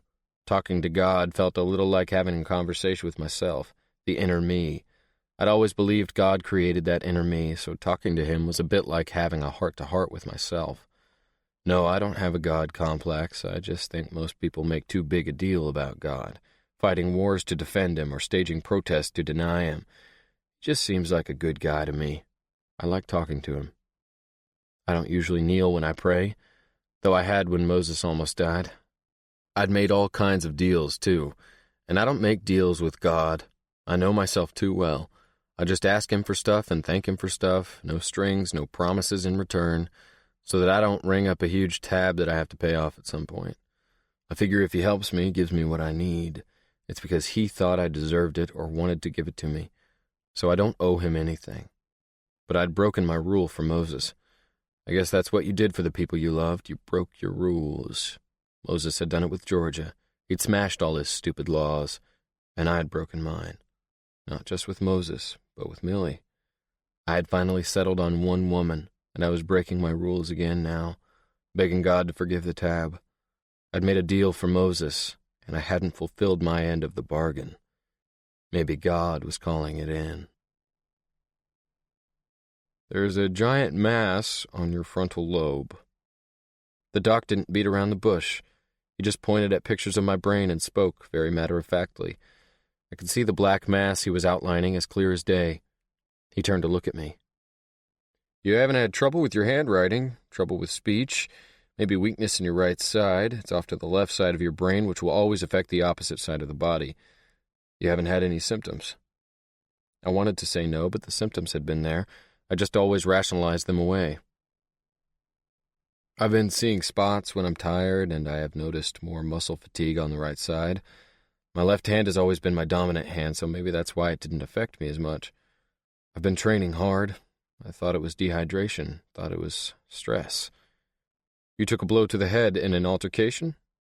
Yeah, to the forehead. It didn't even hurt, but it stunned me a little.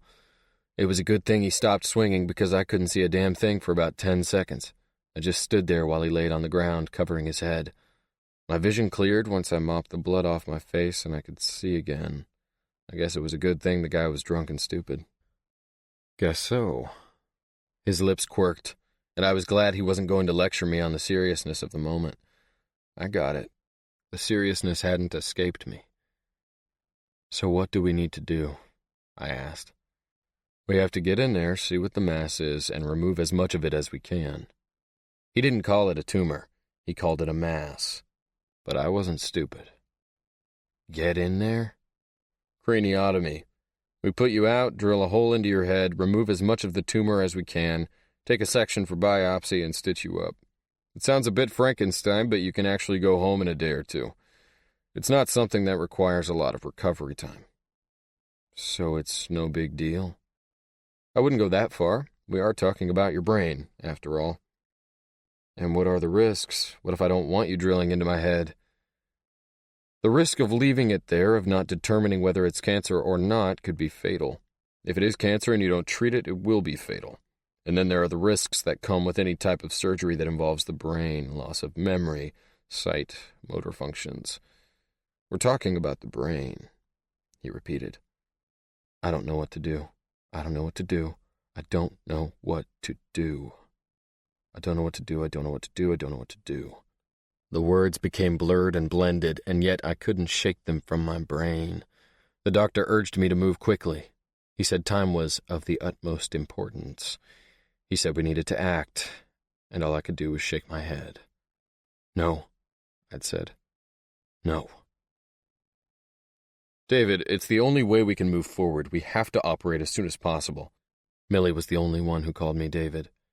Tag, call me Tag, I insisted numbly. Tag, he nodded agreeably. Talk to your loved ones, tell them what's happening. You need some support, and then we need to see what we're dealing with. What are the odds? What do you mean? This kind of mass, it's a tumor, isn't it? Yes, it is. We don't know if it's cancerous, but even benign tumors need to be removed. What are the odds? That it's cancer? Yes. I would be lying if I told you I believed it was benign.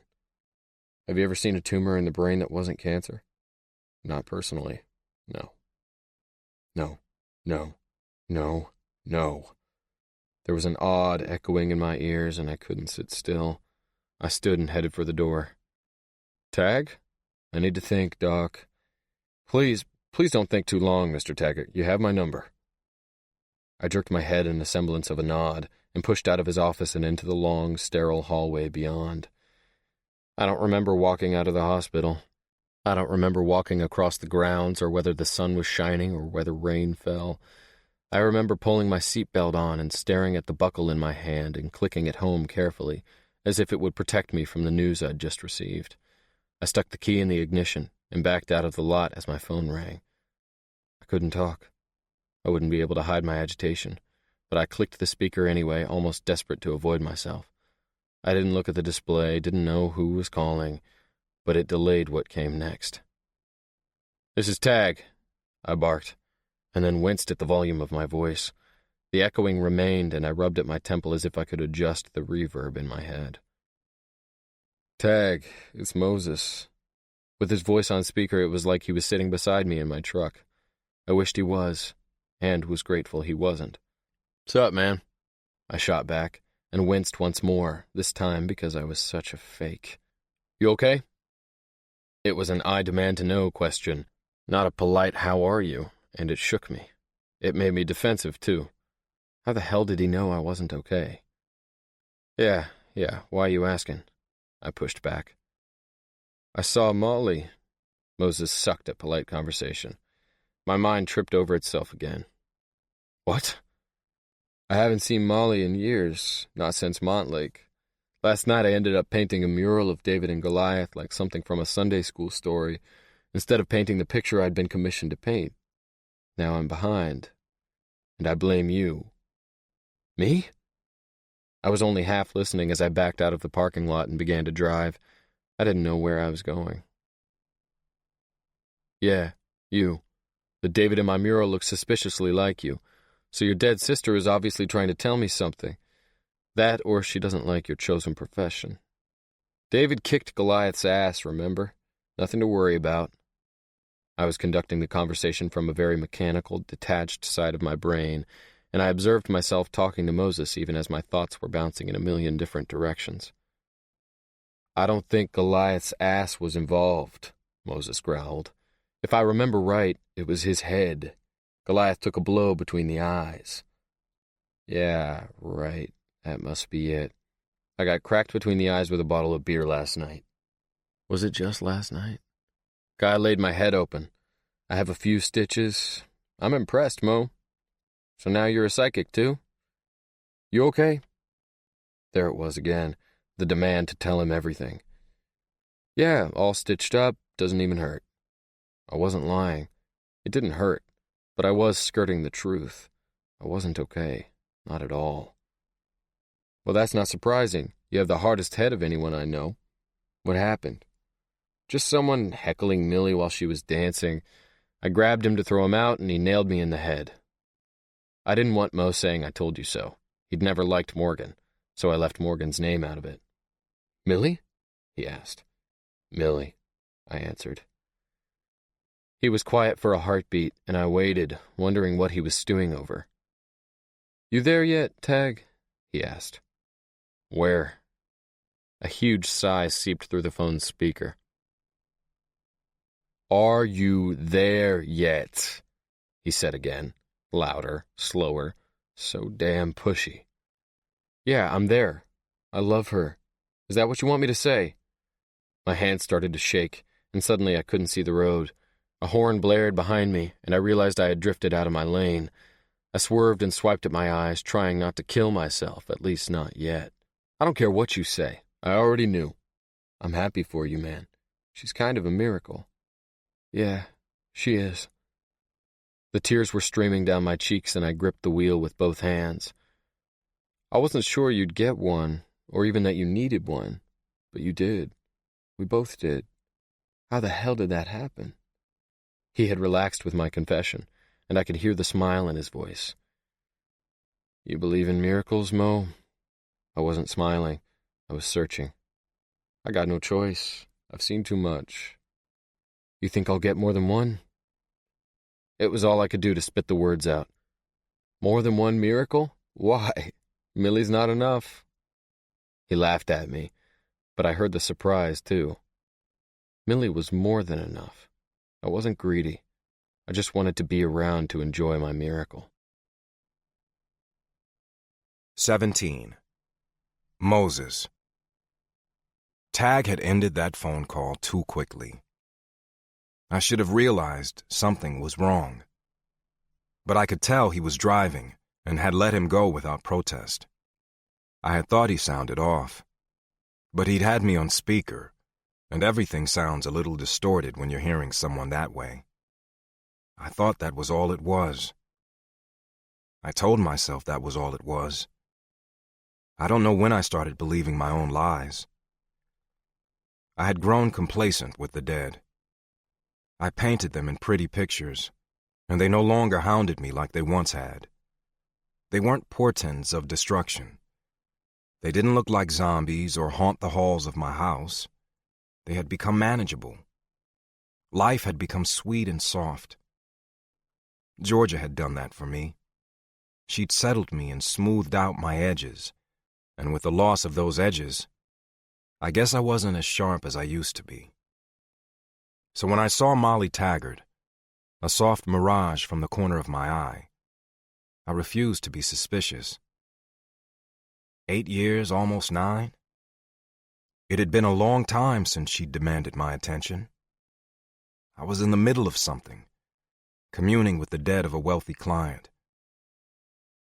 His dead were not particularly interested in keeping in touch, and I was pushing, opening myself up wider, trying to find inspiration, something worthy of a paintbrush, something I could work with. So far, they were giving me the middle finger, and I didn't think that would please my client. I told myself seeing Molly was nothing more than happenstance, that I'd simply opened myself up wide and attracted an old ghost who knew how to slip around my walls.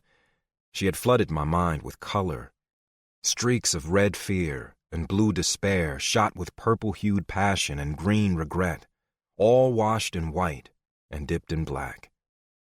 Before I knew it, I was painting something completely irrational, completely at odds with the girl we'd laid to rest years before.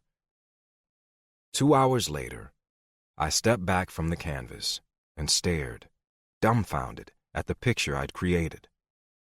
It looked like something from one of my Grandma Kathleen's books, the ones she'd taken from the church library because they were a tad too erotic and disturbing for the people in the pews. It was David and Goliath in violent detail, and the details were troubling, the details were specific, and I'd let myself miss them. So I'd called him, and I'd let him tell me what I wanted to hear, what I needed to hear. He said he'd taken a blow to the head. Such a clean, simple truth that left out all the pertinent details, all the violent details.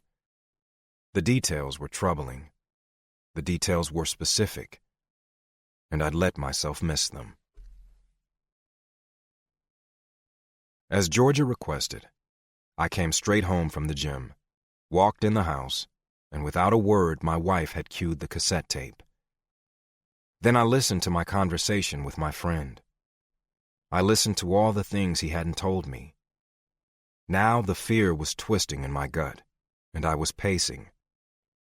Millie was standing when I arrived, as if tagged revelation had lifted her out of her seat. Her face was petrified rock, layers of shock imprinted in her expression.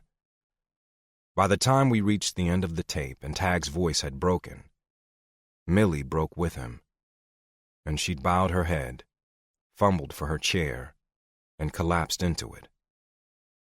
Henry sat nearby, and for the first time he seemed to be aware that something was very, very wrong. "He came looking for you that night, Moses. Remember? You weren't home, and he didn't stay very long." George's voice shook, and she held Kathleen to her chest, rocking and swaying, something she did even when she wasn't holding the baby. It had become a habit that I teased her about. Keep moving and the baby won't cry. Keep moving and the baby won't wake. I wanted her to hold me, too.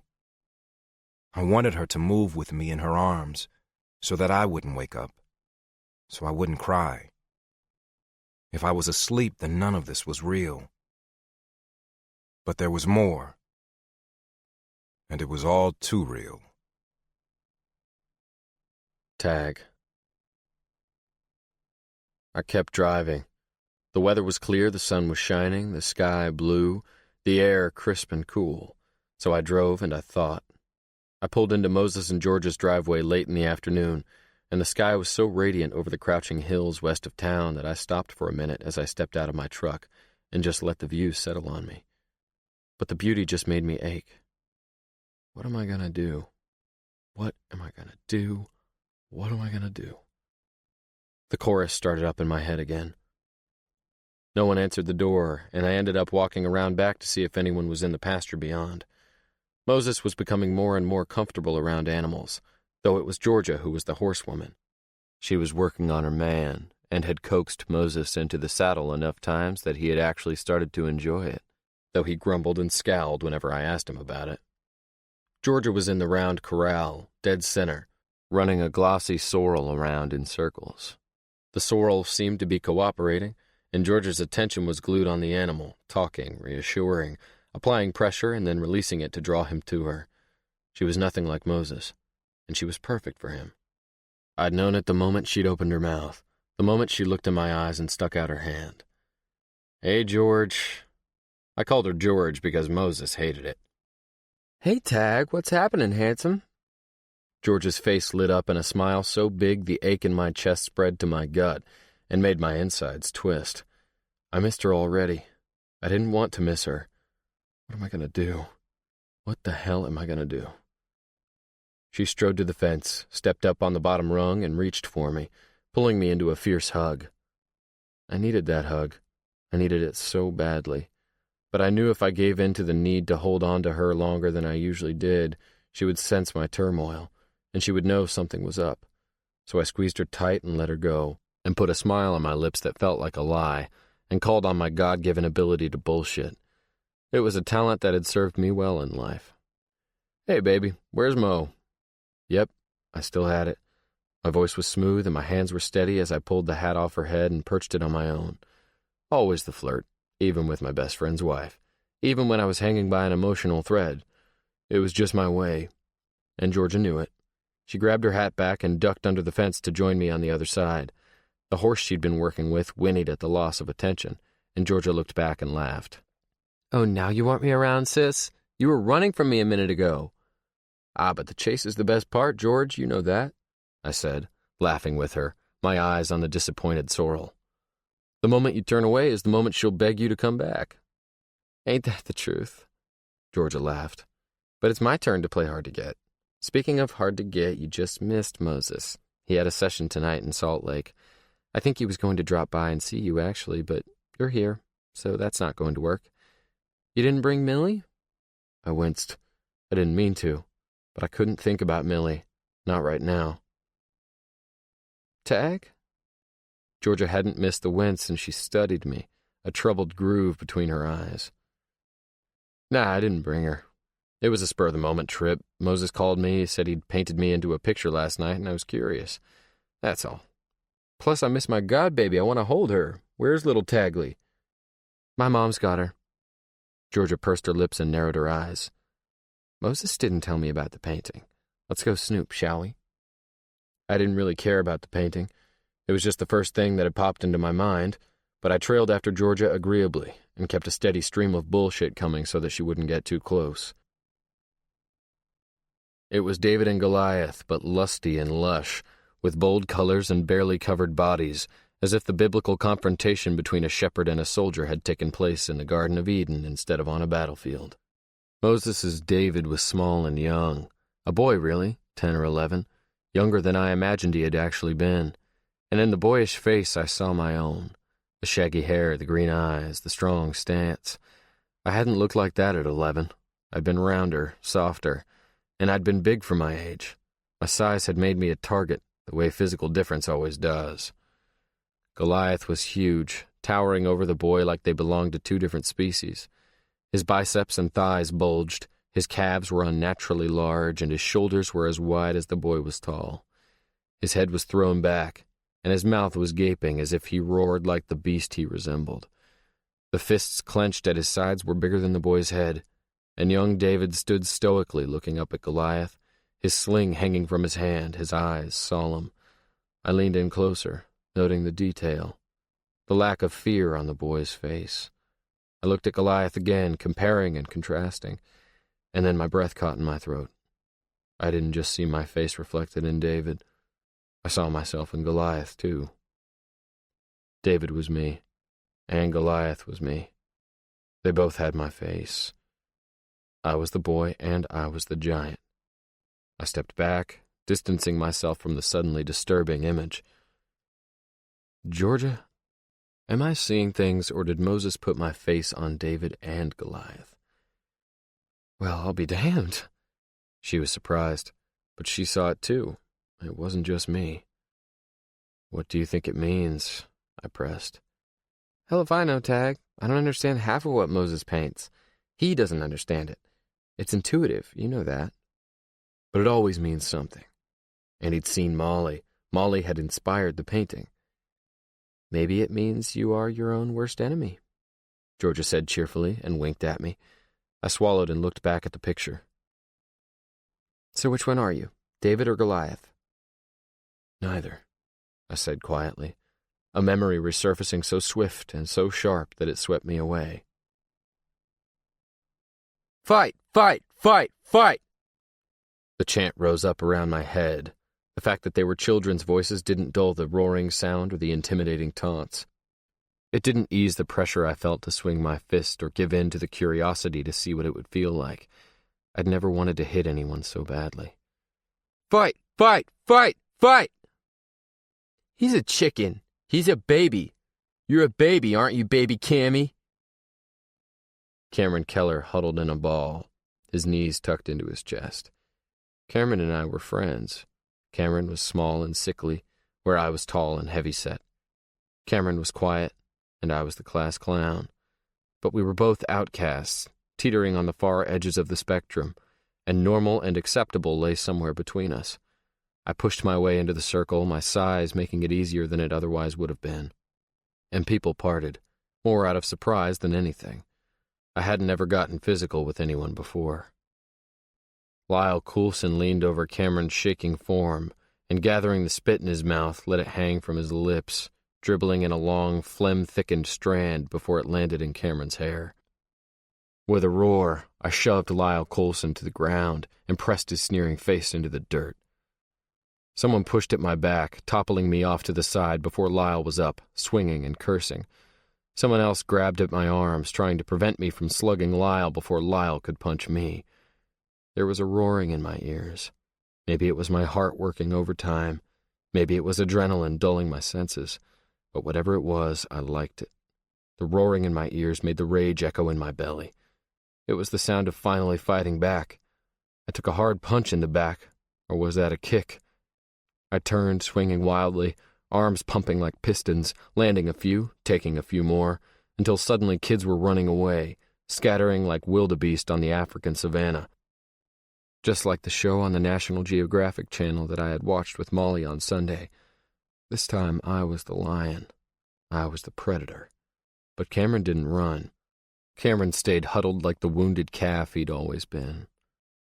"Cameron?" I knelt beside my friend. "You okay, buddy?" Cameron peeked out from beneath the arm that covered his head. "Tag, are they gone?" "Yeah, buddy. They all ran away." My chest filled with pride. I looked at my hands in amazement. I'd used my fists. One knuckle was bloody and torn, and the pain was sweet. "You made them run, Tag?" Cameron was as surprised as I was. I had never fought back. I was a fat kid who tried to make everyone laugh. I didn't fight. "Yeah, Cam, I did. I beat the shit out of them." My first fist fight. It had probably looked more like a squirming wrestling match between fat puppies, but I had come out the victor for the first time ever. I had been David then, and I had been Goliath too, I supposed. The boy who fought back and the giant who made everyone run in fear. Now? Now I didn't know if David still existed or if Goliath ever had, and the picture troubled me. It had obviously troubled Moses too, or he wouldn't have called. "Is everything okay, Tag?" Georgia asked softly. I turned away from the painting and met her serious gaze. I nodded once, just a brief jerk of my head, and Georgia pressed harder. "Are you going to tell me about Millie? Moses seems to think she's special. Is she?" "She's special." "Is she special enough to tame the wild man?" Georgia was teasing me, trying to shake me out of the mood she obviously sensed I was in. Or maybe she was just a girl digging for romantic gossip. My sisters were like that too. Or they used to be, when I knew them. I slung my arm around her shoulders and turned us both away from the biblical standoff. "Some things are born to be wild.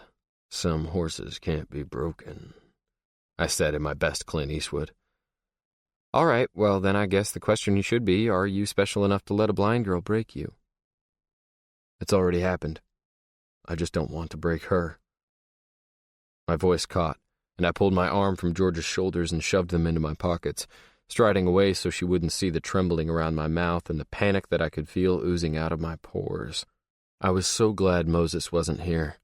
I don't know what I'd been thinking trying to find him. I wasn't ready for Moses yet. "I gotta go, George. Give Tagley a kiss for me. Give Moses a kiss, too. He loves my kisses." Georgia laughed, but the laughter didn't lift the worry from her voice. I was acting a little strange, and I knew she was wondering what the hell was up. "Don't be a stranger, Tag. We've missed you," Georgia called behind me as I strode to my truck. "I'll miss you too, George. Every damn day." Maybe it was Moses talking about Molly, but I found myself pulling off the freeway 15 minutes after I left Levin, exiting at the truck stop in Nephi near the spot where they found my sister's remains. The dogs found my sister's body.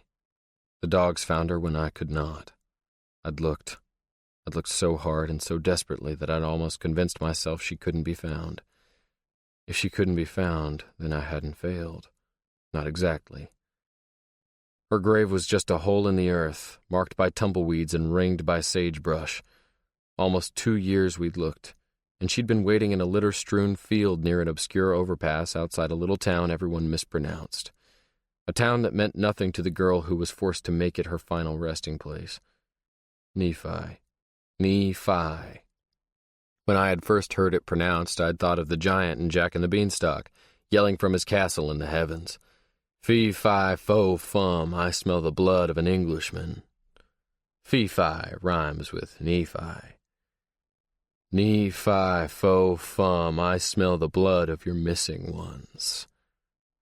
The dogs could smell her, but there was no blood, not then. When they found her, only bones and bits of fabric and several long blonde hairs remained. Some drug paraphernalia was buried with her, labeling her an addict, deserving of her fate. Suddenly she was no longer missing, but she was still gone, and for years we didn't know who took her. Nephi, fo, fum, I smell the blood of your missing ones. They say that most murders are committed by the family members, by the loved ones. But the man who killed my sister didn't know her at all, and he didn't love her. Turned out he'd killed lots of girls. So many girls over so many years. All of them missing. All of them gone. Nephi, fo, fum, ready or not, here I come. And come he had. I'd put a bullet in the man's head, avenging the blood of the missing ones. All the missing ones. Nephi, fo, fum, pull the trigger, now you're done. Nephi, fo, fum, pull the trigger, now you're done. Oh, God. I didn't want to be done. I sat in my truck and thought of Molly, staring into the field where they found her body. And I talked to her for a while. I asked her what the hell I was supposed to do. And I wondered if she was coming through to Moses because my time was up. If she was suddenly hanging around me because she was waiting on me. If my time was up, I could deal. The truth of that settled on me. It surprised me. But I could deal. I could handle it. Moses had told me once that you can't escape yourself. I'd wanted to once. Not anymore. I had come to terms with myself. I liked myself. I liked my life. Hell, I loved my life. But I wasn't going to spend whatever time I had left being sick. I'd never been good at in-betweens. All or nothing. That's who I was. All or nothing, dead or alive, not dying, not sick. Dead or alive, all or nothing. Having made my decision, I called the doctor. I actually heard relief in his voice when I told him I was ready to go ahead with what came next, and his relief terrified me. He cleared his schedule, and just like that, the craniotomy was set for the following day. I pulled back onto the highway and left my sister's shadow in the rearview mirror. I headed back home, back to Millie, suddenly desperate to see her. 18. Tag. Millie opened the door to greet me, a smile on her lips, my name on her tongue, but I didn't wait for her to release it. I wanted her to keep it, savor it, and never let it go. I needed my name to stay inside her so that I wouldn't float away like a word that's already been spoken. So I pressed my lips to hers and swung her up in my arms like a man in a movie, and my name became a cry that only I heard. I felt slightly crazed, and my kiss was frantic as I barreled up the stairs with Millie in my arms. My legs didn't shake, and my mind was clear, as if in its health my body was rebelling too. I wanted to roar and hit my chest. I wanted to shake my fists at the heavens, but more than anything I wanted Millie. I didn't want to waste another second with Millie. Then we were in her room, the white comforter pristine and smooth like Millie's skin in the moonlight, and I laid her across it, falling down beside her. I was anxious, needy. I wanted the safety of her skin, the absolution of her flesh, and the promise that came with it. I wanted to cement myself in her memory and leave my mark. I needed that. I needed her. She matched my fervor like she understood. She didn't understand. She couldn't. But she didn't slow me down or beg me for reassurance. My hands were in her hair and tracing her eyes, fingering her mouth, pausing in the hollow of her throat. I wanted to touch every single part of her. But even as I lost myself in the silk of her skin and the sway of her movements against me, I felt the horror rise up inside of me and shimmer beneath my skin. It wouldn't be enough. It wouldn't be enough, and I knew it even as I closed my eyes and tried to make it be enough. I couldn't breathe, and my heart raced, and for a moment I thought I would tell her everything. She must have mistaken my fear for hesitation, the cessation of my breath for something else, because she cradled my face in her hands and pressed her forehead to mine, and then she whispered my name. David, David, David. It sounded like a song when she said it, and she kissed my lips softly. David, David, David. She chanted my name like she couldn't believe it was true, like she liked the way it felt in her mouth. I love the way you call me David, I said, and remembered the line from my silly song, the line that had no rhyme. I love that you are mine, she breathed, and the fear left me for a time. It tiptoed away, and love took its place, love and belonging and time that can't be stolen. Millie said she had to feel to see, and she saw all of me. Her fingers traced the contours of my back like she was reading a map, following a river to the sea across a long expanse over valleys and hills. She was thorough and attentive, her lips and cheeks following her fingers, her tongue testing the textures that needed more attention. When Millie made love, she actually made love. She created it, drew it, coaxed it into being. I'd always hated that term and preferred a little baser description, maybe because it felt more honest, but with Millie, nothing else fit. And she didn't just make love, she made me love. She made me listen. She made me feel. She made me pay attention. I didn't hurry or take. I didn't rush or push. I closed my eyes and loved the same way she did, with the tips of my fingers and the palms of my hands, and I saw her so clearly that my eyes burned behind my closed lids. She was confident in a way she shouldn't have been, confident in a way that is born from knowing you are loved, and I reveled in that. She wasn't the girl in sexy lingerie wondering if she should pose her body this way or that. She was a woman deeply in love and completely lost in the experience. She didn't ask me what I liked or what I wanted. She didn't hesitate or hold back. She didn't plead for pretty words or reassurance. But I gave them anyway. I gave them because they fell from my mouth, and I pressed them to her ears, needing her to know how much I loved her, how perfect I found her, how precious the moment was. And she whispered back, matching each expression with affection, gifting words with caresses until the effort to speak became too great and the words felt inadequate. When she reached the peak, she pulled me over the edge with her, and I wished we could just keep on falling and never stop.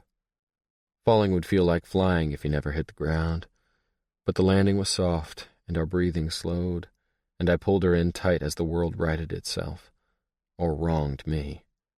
I wasn't sure which. Millie was pliant and sleepy in my arms, and I felt her drifting off. I love you, Millie. Do you know that? I said. Yes. She said the word on a long, satisfied sigh, as if the knowledge was wonderful. You have your favorite sounds, and now so do I. I love it when my back is turned and I hear you coming. I love the sound your stick makes. When I hear it, it makes me smile. I love your voice and the way you laugh from your chest. It's one of the first things I noticed about you. That laugh. I felt her smile, her lips moving softly against my throat. I love that little breath, the little gasp in your throat when I touch you here. I pressed my hand to her lower back and pulled her tightly against me. Her breath hitched on cue. That's it. That's the sound. Millie kissed my chest but didn't speak. I counted to 60 slowly, and then I continued, whispering so softly and so unhurriedly she was sure to fall asleep. And you hum. You hum when you're happy. You hum when you run your fingers through my hair, and when you're falling asleep. You are almost humming now. There was silence in the room, and I knew she'd slid under the downy blanket of slumber. It was what I'd intended. I'd waited until she was gone. I want to hear that sound every night of my life. I felt the panic rise up in my throat, not knowing how many nights I would have and not wanting to think about that when I was holding her. With the panic came tears, and they leaked out the corners of my eyes and dripped into my ears. I love you, Millie. And it's the most amazing feeling, the most incredible thing I've ever felt. I can't hold it in my chest, that feeling. So it spills out of me whenever you're around. It spills out of my mouth and my eyes and my ears. It spills out of my fingertips and makes me walk faster and talk louder and feel more alive. Do you feel like that, Millie? Do I make you feel more alive? Her deep, soft breaths were my only response, and I kissed the top of her head. How can I possibly be dying when I feel more alive than I've ever felt before? I crept into Henry's room at about dawn. I wanted to see him, just in case the news was bad and I didn't come back. I wanted to say goodbye, even if it was temporary, even if he couldn't hear me. He looked big in the small bed, his long feet and knobby knees sticking out from beneath the covers. He needed a new bed. I made a note to tell Millie, and then stopped myself. What had Millie said? She'd been taking care of herself before she met me, and she'd be taking care of herself and Henry after I was gone.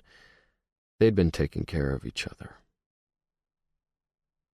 I didn't want to wake him, and I moved to go, my eyes skimming over his desk, over the book about giants that had once scared him. Moses had mentioned Millie's dead mother in that book, and it had gnawed at me for a week as I tried to figure out how to approach the subject without upsetting anyone. I had shared Moses's abilities with Millie in broad strokes, but knowing someone could see the dead and having someone see your dead were two different things. I knew that firsthand. But it bothered me enough that I finally asked Henry about it. You wouldn't have a book about giants, would you, Henry? I inquired hesitantly. It wasn't very subtle, but apparently Henry didn't need subtlety. He'd known immediately what book I was referring to. He also knew where to find it. He had clattered down the stairs to the storage bins that were neatly stacked and labeled, and within a few minutes returned with a handful of old treasures, including a book that was well-worn and obviously well-read. It was called When Giants Hide. Henry had shown me the pictures and made me find each giant before turning to the next page. My dad's name is Andre, he'd said abruptly. Yeah, I know. Like Andre the Giant, he added. I nodded. One Andre was a giant, one Andre played for the Giants. Interesting. I hadn't made the connection, but Henry obviously had. Andre the Giant was over 7 feet tall and weighed 500 pounds, Henry continued as we turned the page, our eyes resting on a giant who blended into the trees, his hair a huge leafy afro, his skin weathered and brown. He was a professional wrestler. I used to watch old highlight videos of him wrestling Hulk Hogan, I said. Who won? He asked, looking up from the book. I laughed. You know what? I don't remember. I just remember thinking how big Andre was, and how much I wanted long hair and a big gold belt like Hulk Hogan. This book used to scare me. Not anymore? Henry shook his head. No, but I still look for giants sometimes. Giants, or just one giant? I asked quietly. I thought maybe I'd figured out why Millie's mother had shown Moses the book. Andre the Giant died, he said soberly. I'm not looking for him anymore. I had sensed Henry knew exactly who I was referring to, but I let the subject drop. Now looking down at the book on Henry's desk, the doctor's words rang in my head. You have a giant mass on your frontal lobe. A hiding giant no one had seen, until now. Giants don't make good friends. Henry was right. Giants were something to be afraid of. When Giants Hide. I read the title again, and Henry tossed a little, murmuring in his sleep. I placed the book back down and noticed the old tape recorder Henry had unearthed along with the book. There was a shoebox of tapes, too, some used, some new. Apparently, Henry had once used them to record his own sportscasts. He had a digital recorder now, but he'd been excited by the discovery of his old collection. The tapes and the recorder gave me an idea, and I felt a little sliver of relief, a tiny lifeline. I would use the tapes to leave Millie a message. I lifted them carefully from the desk, treading quietly as I eased back out of the room with my hands now full. I would give it all back, I promised Henry silently. Moses. We left for Vegas early the next morning. Georgia stayed behind with Kathleen, but Millie refused to be left behind. She apologized for insisting, yet insisted anyway. And Henry couldn't stay home alone. So it was the three of us in the cab of my truck, heading to Vegas with our stomachs in knots and our thoughts turned inward. It could have been awkward, but it wasn't. We'd passed awkward a long time ago, and were well on our way to being friends. Tag's team left at about the same time, but we had no plans to meet up. It was divide and conquer. That was the plan, though the plan lacked specifics. My goal was to just get to Vegas and get into the fight. I'd worry about the rest later. There wasn't a cassette player in my truck. They didn't make them that way anymore. But Millie brought the tape player and the box of tapes, and she sat with them in her lap, as if she couldn't bear to part with them. They were a lifeline, a tagline. Since the day before, when Tag revealed the results of his MRI, Millie hadn't shared the contents of the remaining tapes with me or Georgia, and I hadn't asked to listen. I didn't want to listen. The conversation had grown too personal, the love story too ripe, the feelings too raw, and the story was for Millie's ears alone. I wasn't sure if she had continued listening after we parted, but I was guessing from the way she held them, she'd done little else. About halfway into our trip, she pulled out a cassette and put in some earphones. I was impressed that the tape recorder even worked with earphones. She turned away slightly, drawing her knees to her chest, and lost herself in Tag's voice. It wasn't until a half hour later that she started to cry. She'd been so resilient, so composed. But now she wasn't. Something on the cassette had set her off. Tears dripped down her face, and her lids were tightly closed, clearly an attempt to hold them in. I needed Georgia. I didn't know what to do. And Henry sure as hell didn't know what to do. He caught sight of his sister's tears and immediately started fidgeting and pulling at his seatbelt, reaching for Millie and then turning away from her. Lou Gehrig, Jimmy Fox, Hank Greenberg, Eddie Murray, Buck Leonard, Henry started muttering and rocking. Mark McGuire, Harmon Killebrew, Roger Connor, Jeff Bagwell. Millie! I raised my voice in an effort to be heard over the earphones that covered her ears. Millie yanked the earbuds from her ears and immediately tuned into Henry. She slid the cassette player to the floor and climbed over the seat without hesitation. She swiped at her wet face with one hand as she pulled Henry into her arms. I'm sorry, Henry. I'm okay. Cap Anson, Bill Terry, Johnny Mize, Henry mumbled. Baseball players? I asked, recognizing a few. First baseman, Millie supplied. Her lips were tight, and I could see she was still trying to force back the grief that had gotten to her in the first place. Henry's forehead rested on her shoulder, his eyes hidden from her tear-stained face, giving her a moment to pull it together. Andre Anderson, Henry added, but didn't continue listing names. It took me a minute to put it all together. Baseball, first baseman, Andre Anderson, Henry and Millie's dad. Rookie of the Year, Gold Glove, Silver Slugger. Henry pulled out of Millie's arms and touched her cheek. I was getting dizzy watching the road and watching my rearview mirror and the drama in the back seat. Rookie of the Year, Gold glove, silver slugger, lousy father, Millie said firmly. I am not crying over Dad, Henry. Tag Taggart, light heavyweight contender, 19 wins, 2 losses, 11 knockouts, lousy boyfriend? Henry asked. I wanted to laugh. I wanted to cry. I did neither. But my throat ached from the effort of doing nothing. Millie laughed, but a quick glance in my rear view confirmed that tears streamed down her cheeks once more. It was tragically funny. No, Henry, it's not the same. It's not the same at all. Tag didn't leave us. This isn't about us, Henry. This is about Tag. I felt a rush of awe for Millie Anderson. People didn't impress me very easily. I could count on one hand the people who had exceeded my expectations. But Millie had just joined the ranks.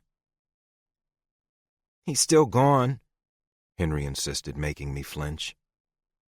Millie said nothing. I just continued to drive. 19. Moses. The arena was bright flashes and swinging strobe lights, and the seats I'd garnered were just to the right of the announcer's table on the left side of the octagon. I had it on good authority that we would be able to see Tag's corner, and he should be able to see us if I could get his attention. I would have to sell one of my lungs to recoup the cost of the tickets, but we were in. Axel, Mikey, and the rest of the guys had managed to come up with seats as well, but they were somewhere else in the arena, and I hadn't spotted them yet. Henry's face was blank, but his eyes swung wildly, soaking in the celebrity sightings, the electric energy, the announcers, the ring girls, the music. Millie had her game face on, and she held Henry's hand tightly so he could guide her through the crowd, but I was afraid the two of them were going to be swept away, so I reached down and held her other hand. The three of us linked like a line of kindergartners in a crosswalk. The crush of people made me nervous, and I could see. I couldn't imagine what it felt like for Millie, bumping through the crowd in total darkness, senses on overload, unable to get her bearings. She gripped my hand and flashed me a smile as we wound our way to our seats. Tag's fight wasn't the main event, but he was the last fight before the final, and there were 2 fights lined up before his. He still wasn't answering his phone. In fact, calling his number resulted in a message that the user's mailbox was full. We had tracked him down the best we could, and now we had to wait. Millie had been subdued on the trip to Vegas.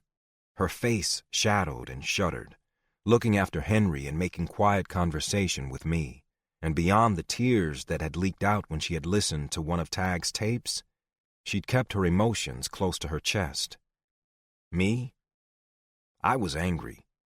If Tag didn't get his ass kicked in his fight, I was going to kick it afterwards. The anger kept me from being afraid. I had enough self-awareness to know that. But I didn't understand what Tag was thinking. Not really. I didn't understand just cutting us off and leaving. I'd seen a documentary once about how old Native Americans left their tribes when they were ready to die.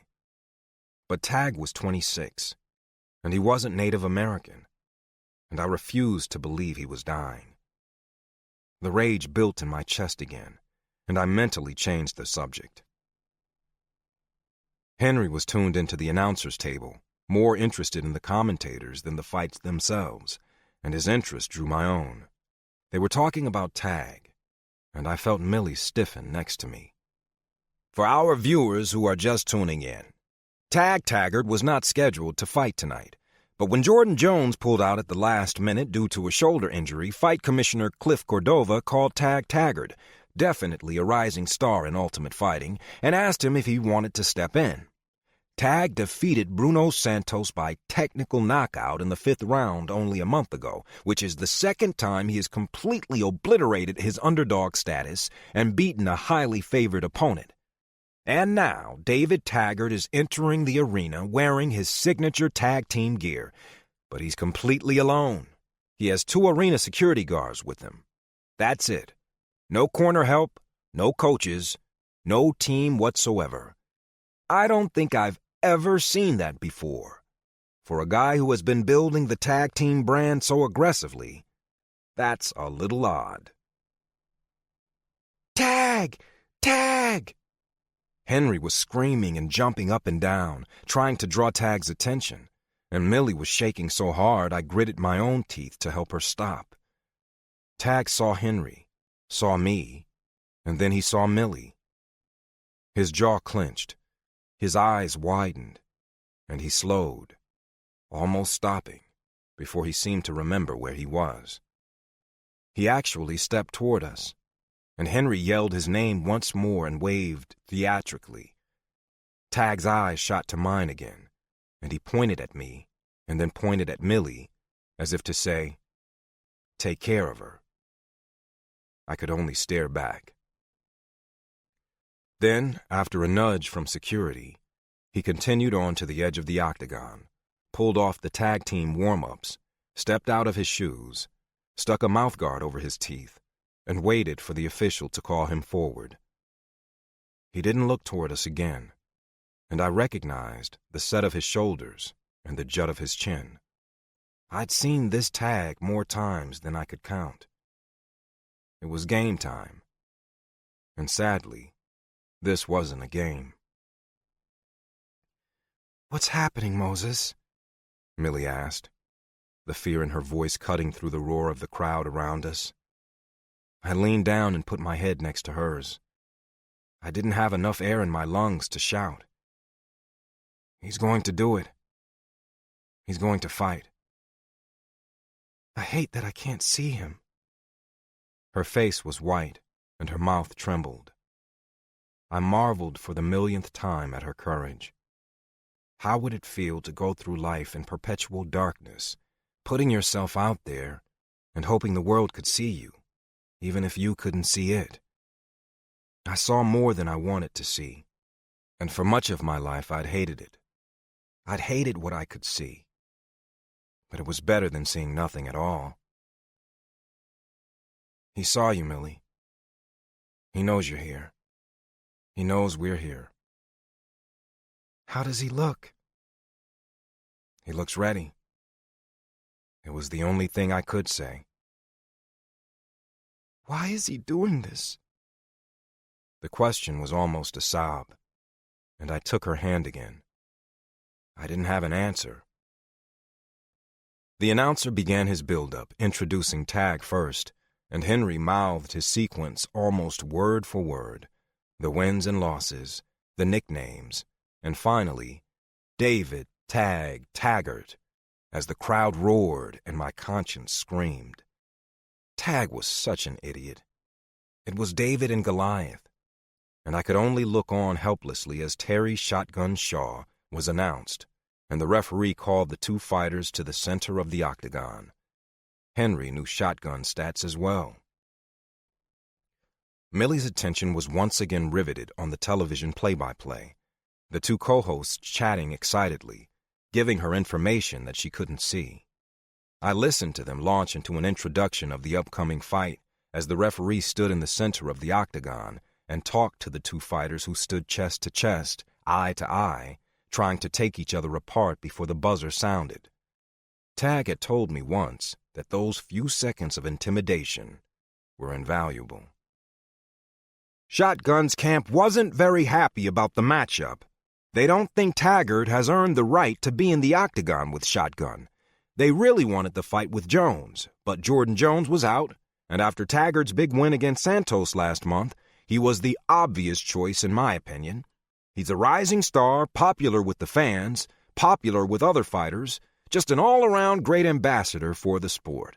He's a solid striker, solid grappler, and his wrestling skills have improved immensely. He was a bull rider in high school, so he's definitely an adrenaline junkie, though he claims a few broken bones was all it took to convince him to leave the bulls alone. But more than anything else, the man just enjoys the sport. He loves getting in the octagon, battling it out, and he claims that's the reason he's any good. He loves to fight, and he has a hell of a chin. The buzzer sounded, and the announcers grew silent for all of 5 seconds. Tag and Shotgun circled each other, and the broadcasters couldn't help themselves. They had to jump back into the fray. That's right, Joe. In his recent fight against Bruno Santos, there were a few times where everyone thought he was going down. Bruno landed some brutal shots, and Taggart just kept coming. He just kind of wore Bruno out, and in the end, caught Santos just right and sent him to the canvas, absolutely stunning the fight world. Santos was the clear favorite, just like Shotgun is the favorite here today. But don't count Taggart out. Don't count him out, because he just might surprise you. My heart bounced like a ball in my chest, and the sweat trickled down my back. Tag attempted a takedown and caught a flurry of fists instead. Oh, Shotgun lands a solid combination to Taggart's body, and out comes the smile from Taggart. He's grinning from ear to ear. Is it part of his game plan? Smile through the pain? You know, it might be, but I've watched several of his fights, and I honestly think he just loves the battle. He starts smiling when the fists start flying, and he doesn't stop. I had to tune the announcers out. They were making me nervous. But they were right. The harder Shotgun came at him, the bigger Tag's smile grew. With his dimples flashing, the women in the crowd were all solidly in his corner after the second round. I'd seen it before. Tag smiling as blood dripped out his nose and from his mouth. The man was a lunatic.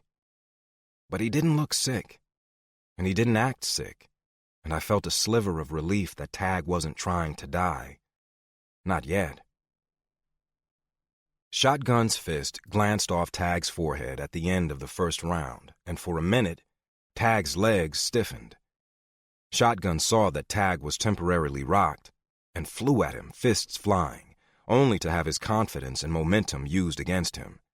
Tag lunged into a perfect double leg, wrapping his arms around Shotgun's knees, and toppled Shotgun cleanly to his back.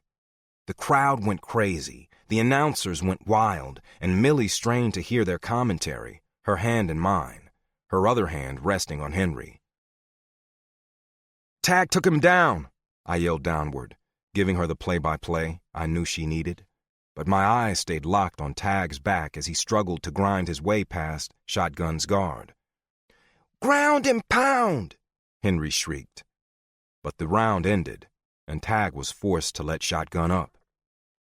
Tag stood easily and walked to his empty corner, but he didn't sit on the stool that was placed there for him, nor did he lean against the ropes, giving the crowd his back. Instead, he grabbed a towel, shot his mouth with water, spit it out again, took another drink, and found Millie in the crowd. He stood, fingers clinging to the cage that surrounded the octagon, and he didn't look at me or anyone else. He kept his eyes on her long enough that the announcers were turning their heads, trying to see who or what held his attention. I've got this, Millie, he roared suddenly. I got this. I got this, baby. Did you hear him, Millie?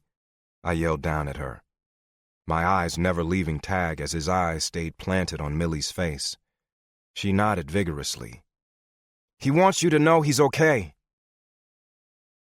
Everyone was staring at her now, and the announcers were wide-eyed and openly speculative as the buzzer sounded and Tag turned away. It continued on that way through the next 4 rounds. When the buzzer sounded, Tag would find his corner, find Millie, and reassure her always in the same way. I got this, Millie. I got this. And the crowd started to believe him. They started to chant for him, a chant that began with Henry. Tag team, tag team, tag team, he'd yelled continually, and before too long, the people around us picked up the chant, and it spread through the crowd in pockets and in power, until Shotgun caught Tag on the forehead again, staggering him, causing him to go down on one knee, only to surge up and catch Shotgun beneath the chin, knocking his head back with a whiplash-inducing crack. Shotgun crumpled. For half a second, there was a collective intake of breath, a shared, stunned heartbeat that silenced the crowd before pandemonium broke out, and the referee practically slid to Shotgun's inert form, frantically waving his arms over his head, indicating the fight was over. Tag had won. "It's over!" I screamed. "He did it!" "Tag!" Henry howled in wild delight. "Tag!" But Millie just stood, shaking, her eyes dry, her palms drenched. Or maybe that was my hand. We clutched each other, and Henry hung on too, the three of us caught up in the surge and swell that raged around us. The crowd was hollering, people clapping, jumping up and down, jostling us, patting us on the back, congratulating us. Everyone had watched as Tag zeroed in on Millie throughout the fight, and they were zeroing in on her now. Tag approached his corner again, this time with his hands raised above his head. But as he found Millie once more, his eyes narrowing on her face, his right leg buckled, and his hands came down, relinquishing celebration for something to hold on to. He swayed wildly. The crowd gasped, and I lunged forward, letting go of Millie's hand, my arms outstretched as if I could catch him. His fingers tangled in the netting, his eyes rolled, and his body jerked, collapsing into a shuddering heap on the octagon floor. And he continued to convulse. I was up and over the cage wall before anyone could stop me. The crowd grew silent beyond the octagon, and strangely enough, no one challenged me. I knelt beside him, trying to hold on to him, not knowing what to do. And the referee was immediately at my side, as well as someone from Shotgun's corner. "He's seizing," the referee said sharply, and someone shoved a mouthguard back between Tag's teeth to keep him from biting his tongue. I slid my arm beneath his head to prevent it from knocking against the floor. Shotgun was sitting up blearily, and the medical personnel who had come immediately to his aid abandoned him for the new emergency. From the corner of my eye, I thought I saw Molly. Blonde hair, blue eyes, silently waiting. And I bit back a curse and slammed down my walls, refusing to acknowledge her. The television in the emergency waiting room was tuned into a local station, and Millie, Henry, and I sat in numb silence, listening to a Vegas reporter sharing the news of the day. Axel, Mikey, Corey, Andy, and Paolo were there too, looking as grim and gutted as I felt. And they raised their eyes to the screen when Tag's name was mentioned. The reporter stood outside of the MGM, where people were still streaming in and out of the venue, her hand clutching a fuzzy blue microphone, her expression both serious and exultant, telling us what we already knew about Tag's fight, and none of the stuff we wanted to know. It was fight night at the MGM this evening. The main event one many had been waiting a long time to see, but it was an undercard fight featuring a last-minute fill-in that has been the subject among fight fans here tonight. David Taggart was called up only 3 days ago to fill the slot vacated by Jordan Jones. Jones had been scheduled to fight longtime UFC favorite and former light heavyweight champion Terry Shaw when he sustained an injury that left him unable to fight. David Taggart, after a stunning upset in April against Bruno Santos, was called in to take his place. Fight fans definitely got their money's worth when Taggart and Shaw went a full 4 rounds before Taggart knocked Shaw out cold. However, that's not where the story ends. The controversy is over an apparent seizure Taggart had after the fight ended. Shaw was out cold. The fight was over. The referee raised Taggart's hand. Taggart turned toward the crowd, raised his hands, took a few steps, and collapsed. He was taken to an area hospital in critical condition, and we are now hearing reports that shortly following the April fight where Taggart defeated Bruno Santos, he had a run-in at his Salt Lake City bar with a former employee. Taggart was struck across the forehead in the altercation and sustained a fairly serious head wound. Word is that he was treated and released that night, but has kept a very low profile in the weeks following the altercation. Speculation is now running rampant. We will keep you posted about his condition and any developments that may shed more light on this stunning series of events. Tag went into surgery about an hour after arriving in the emergency room. He actually regained consciousness briefly in the ambulance, or so we were told.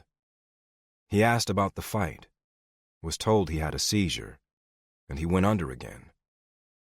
He had the gall to make sure he really won before losing consciousness again. It almost made me laugh. I would have laughed if I wasn't so angry. According to the doctor, who came and talked to us about 3 hours after we arrived in the hospital waiting room, Tag's brain had started to bleed and swell, most likely during the fight. I thought of the blow he took to the forehead at the end of the first round, when his legs had wobbled and we all thought he was going down. He'd fought for 3 more rounds before he took another blow to the same spot right before the fight ended. The swelling created pressure, which had then caused the seizure, which in turn helped them discover the bleed. Apparently, people who undergo a craniotomy and who have tumors removed from their brains shouldn't enter the octagon less than 3 weeks post-surgery. I wasn't able to ride in the ambulance with Tag. I'd had to stay with Millie and Henry. We'd fought our way through the crowd as quickly as we could, which hadn't been easy, and then sped to the hospital, arriving a good 20 minutes after Tag had been rushed through the emergency room doors. I told the nurse at the desk everything I knew, everything Tag had confessed in his tapes, and asked her to please relay it to those caring for my friend. She'd given me a look like she thought I was high and dangerous, peering at me over the tops of her little glasses and pressing her fat chin into her chest in bafflement. She listened and then stood, exiting through swishing doors where Millie and Henry and I weren't allowed to follow. I could just imagine the stunned reactions of the nurses and doctors when they got Tag in there and started pulling up his medical history and running him through the MRI. He'd pulled his shaggy hair into a tail at the back of his head for the fight, completely covering up the shaved lines crisscrossing his skull, evidence of the craniotomy. But those things don't stay hidden. His hair was coming loose from the band and falling around his face when I held him in my arms in the octagon. I'd seen the evidence, and so would they. When the fat desk clerk had finally come back to her post, she was shaking her head, and she kept looking at us like we'd escaped from a freak show. I'd been looked at that way a time or two, so I just stared back with all the insolence I felt, and Millie was obviously unaware that she was the focus of such suspicious attention. Henry was a jittery, trivia-spouting mess, but Millie just held his hand, stroked his hair, and commented on his inane trivia as if he was the smartest kid in the universe. Before long, he was eating peanut M&Ms and guzzling Sprite from the vending machines with relative calm, whispering a stat to himself every once in a while. "He's out of surgery. We were able to stop the bleed," the doctor said solemnly. He looked from me to Millie. His eyes widened, and he looked back at me again, obviously realizing that he could only make eye contact with one of us. To his credit, he went right on talking, hardly pausing.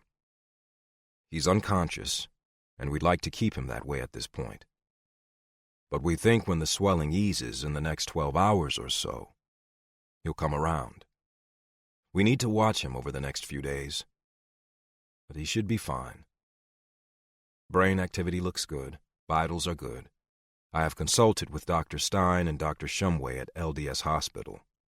Dr. Shumway performed the craniotomy on your friend, and I can't tell you much more, but Mr. Taggart's got some big decisions to make.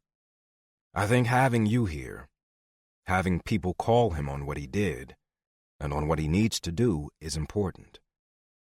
What he did tonight was incredibly foolish. He's lucky to be alive. 20. Moses. Tag woke up just as the doctor predicted, but they didn't let us see him until they moved him out of the ICU, which didn't happen for a full 24 hours after he regained consciousness. We'd gone back and forth from the hospital to a nearby hotel, running on terror and little sleep, until 2 days after we'd begun our vigil. We went back to the hotel to shower and change, and Henry climbed into bed and refused to get out again. Millie didn't dare leave Henry alone at the hotel for hours on end, so she stayed behind, and I went back to the hospital. I was surprised to find Tag sitting up in his bed, his eyes heavily circled, his jaw rough with several days' worth of beard, his shaggy hair hanging lank around his face. The bald patches and staple marks were extremely visible now, and he scratched at his skull as if the bare skin were driving him crazy. "It's been almost 3 weeks. It's mostly healed, and it itches," he complained with a smile, as if it were just road rash, nothing serious. "I think I've convinced one of the nurses to help me shave it all off. We'll be twins, Mo," he said, referring to the fact that my hair had never been much longer than stubble. I couldn't respond. I didn't do small talk and bullshit as well as Tag did. In fact, I didn't really do it at all. I just stared at my friend and shoved my hands in my pockets to repress my urge to paint or kill him. "I think Millie will dig a smooth head." He stopped abruptly and rubbed his jaw, clearly agitated. "Is she here, Mo? With you?" "She's at the hotel with Henry. He was exhausted and she didn't dare leave him alone." Tag nodded and closed his eyes, as if he too were exhausted. "Good. That's good." A nurse bustled in, saw me, and hesitated slightly. I almost laughed. She probably wanted Tag all to herself while she fussed over him. Typical female. He probably had the entire nursing staff at his beck and call. He'd be the most well-cared-for patient in the history of the hospital. I watched as she carefully covered him with a sheet and gently started removing his hair with an electric razor, one long clump at a time, until he sat before me, smooth-headed and scarred, looking so different and defeated, so changed, that I unclenched my hands, releasing some of my rage. The nurse exclaimed that he must feel so much better now, and whisked away the shorn hair and the sheet that covered him. Then she helped him maneuver out of his hospital gown, avoiding his IV and the various monitors, and assisted him in donning a new one. I caught Tag's eye as she carefully tied the strings at his back. I raised an eyebrow, and he gave me a smirk that let me know that he hadn't changed all that much. Still, when she left the room, he closed his eyes briefly, resting momentarily, and I felt the fear swell in my chest once more. "You look like shit, Tag," I said. "So do you, Mo," he shot back, not even opening his eyes. "It's your fault," I said. He sighed and then murmured, "I know." I didn't comment, thinking he needed to sleep, but after several long breaths, he opened his eyes again and met my gaze. "I'm sorry, Moses. You shouldn't have left like that. You've put us all through hell." I guess we were going to go there after all. I didn't see a better solution. "I can think of one," I snapped, and when he didn't respond immediately, I exhaled heavily and pressed my palms into my tired eyes. "Sometimes I feel like death is the only thing I haven't done," he said eventually. "Hell, and I've even attempted that a couple of times. The problem with death is that it's exclusive, like sex and childbirth. Once you've done it, there is no going back. His thoughts were clearly rhetorical, and I waited him out again. The thing is, Mo, I'm okay with it. If I've learned anything from being your best friend, from watching you commune with the dead, it's that death isn't anything I need to be afraid of. I'm not a perfect man, but I think I'm a good man. I've lived a hell of a life, even with all the heartache. Millie told me once that the ability to devastate is what makes a song beautiful. Maybe that's what makes life beautiful, too. The ability to devastate. Maybe that's how we know we've lived, how we know we've truly loved. The ability to devastate, I repeated, and my voice broke. If that wasn't a perfect description of the agony of love, I didn't know what was. I had felt that devastation. I had survived it, but I didn't want to survive it again. I love her so much, Mo. I love her so damn much. That's the thing that sucks the most. I can deal with the cancer. I can deal with death. But I'm going to miss Millie. I miss her already.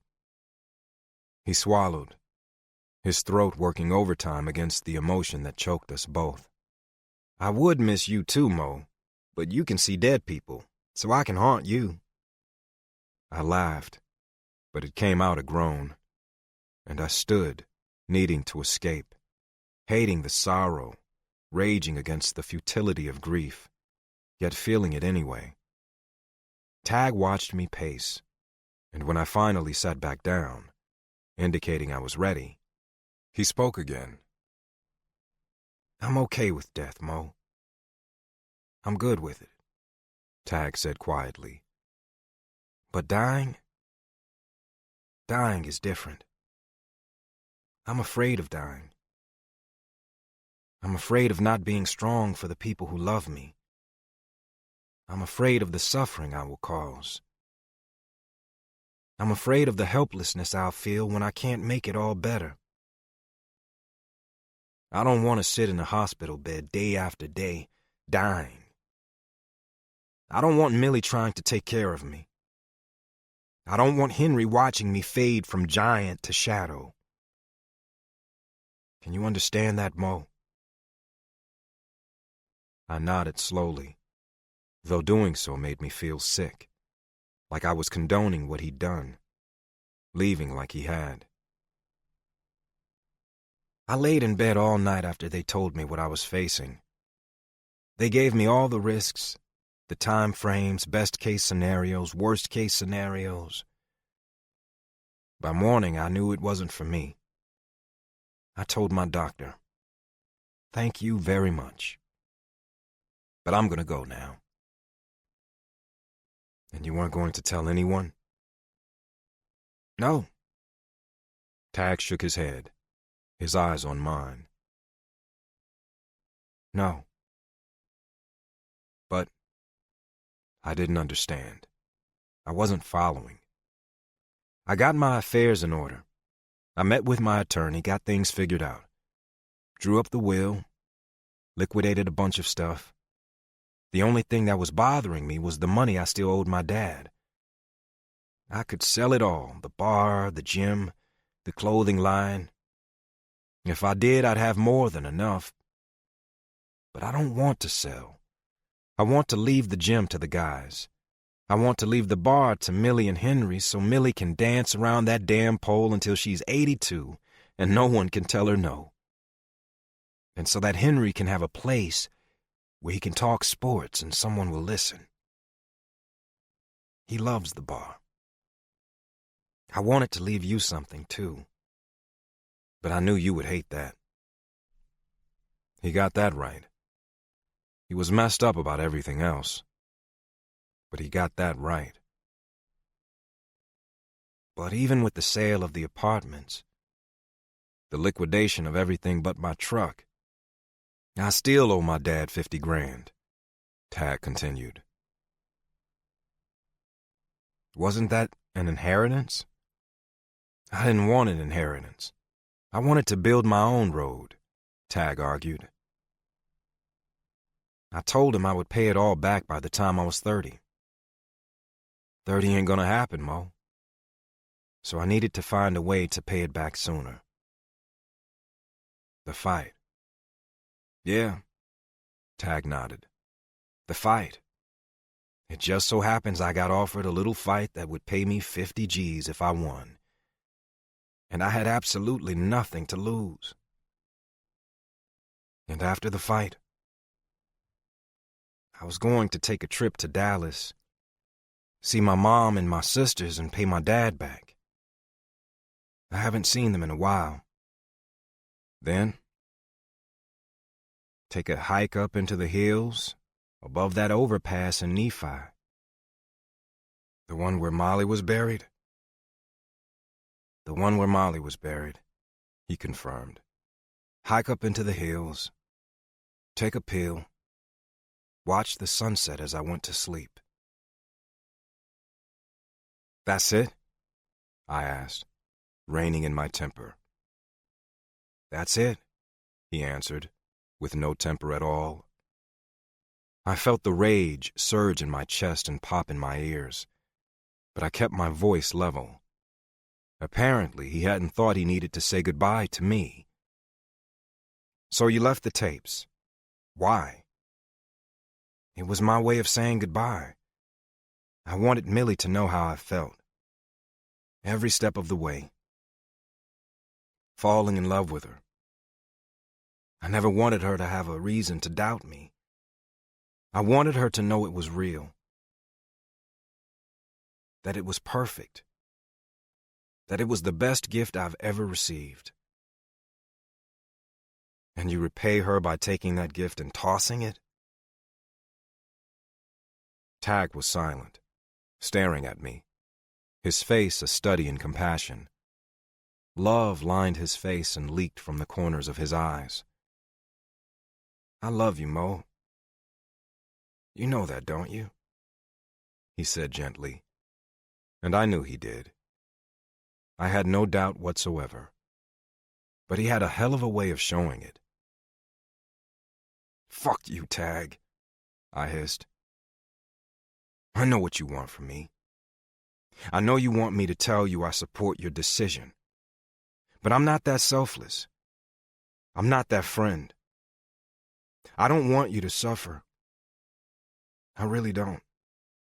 I would share that burden if I could. I'd spell you on the worst days if I could, because I know you'd do that for me in a heartbeat. But I'd rather see you suffer than say goodbye.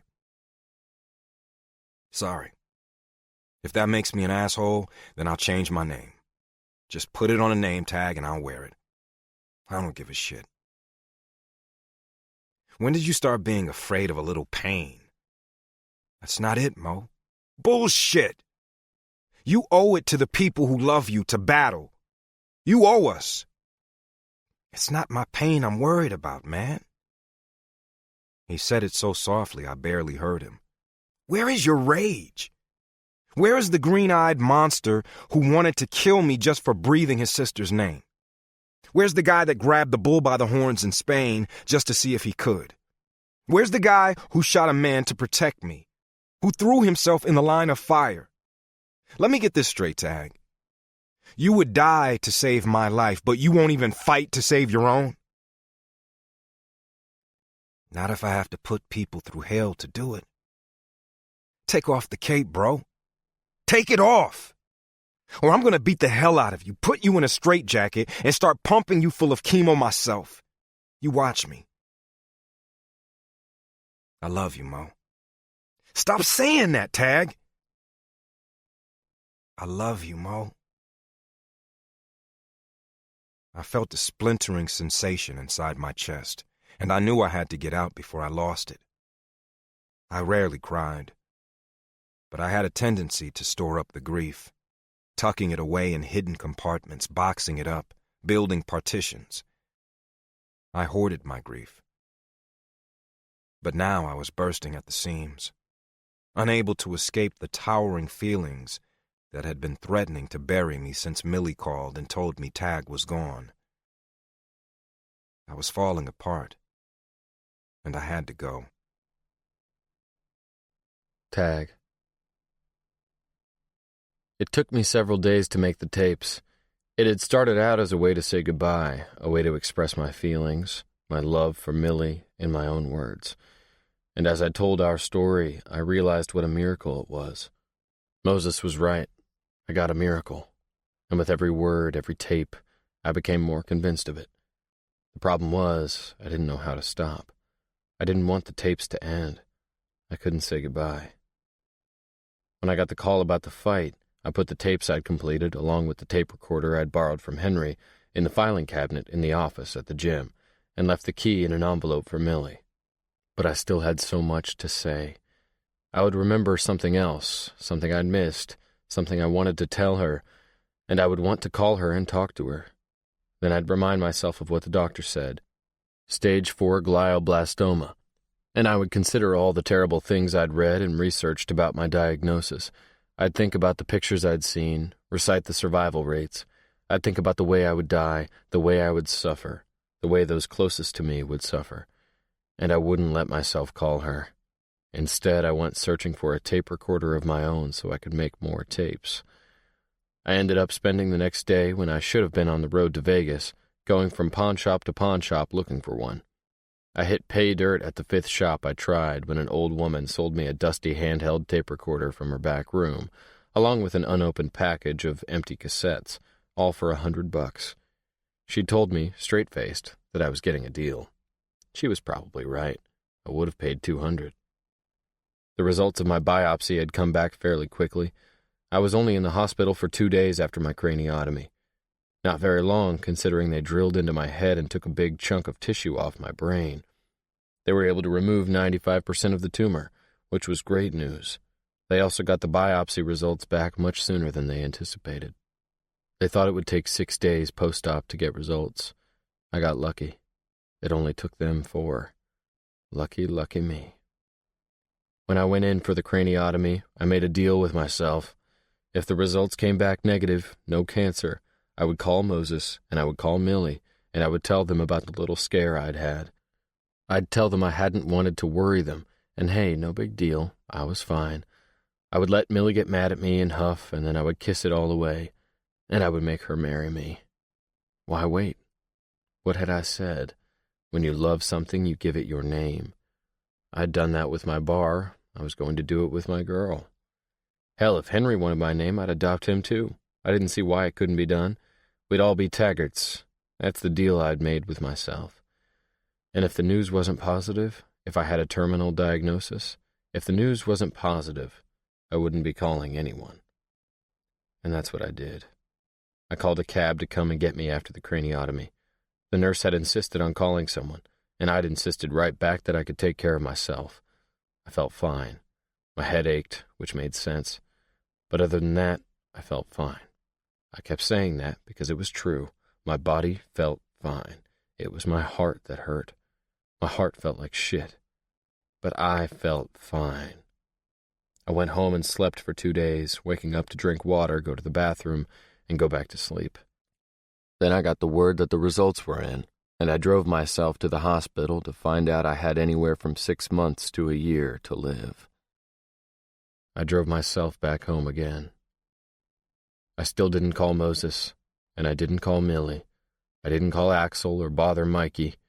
Instead, I let everyone believe I had gone to Dallas to see my family, and I called my lawyer. Then I started putting things in motion.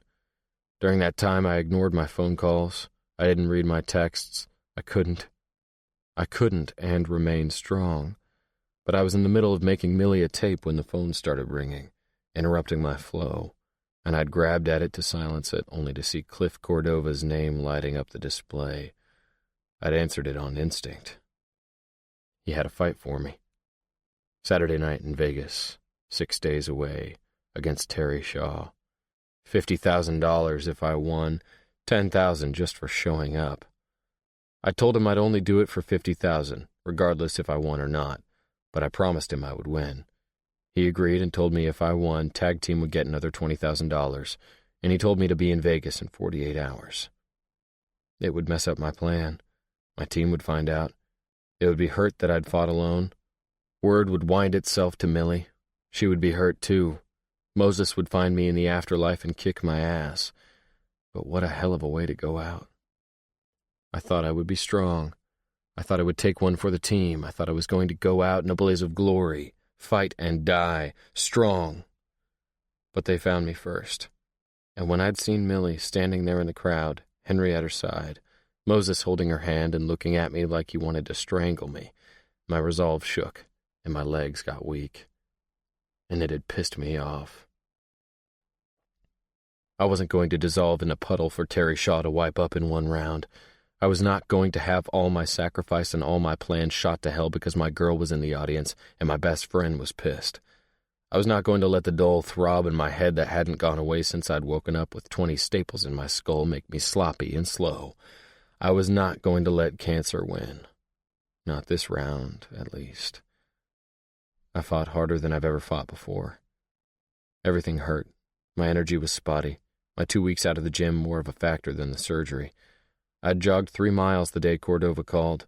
I ran 5 the next.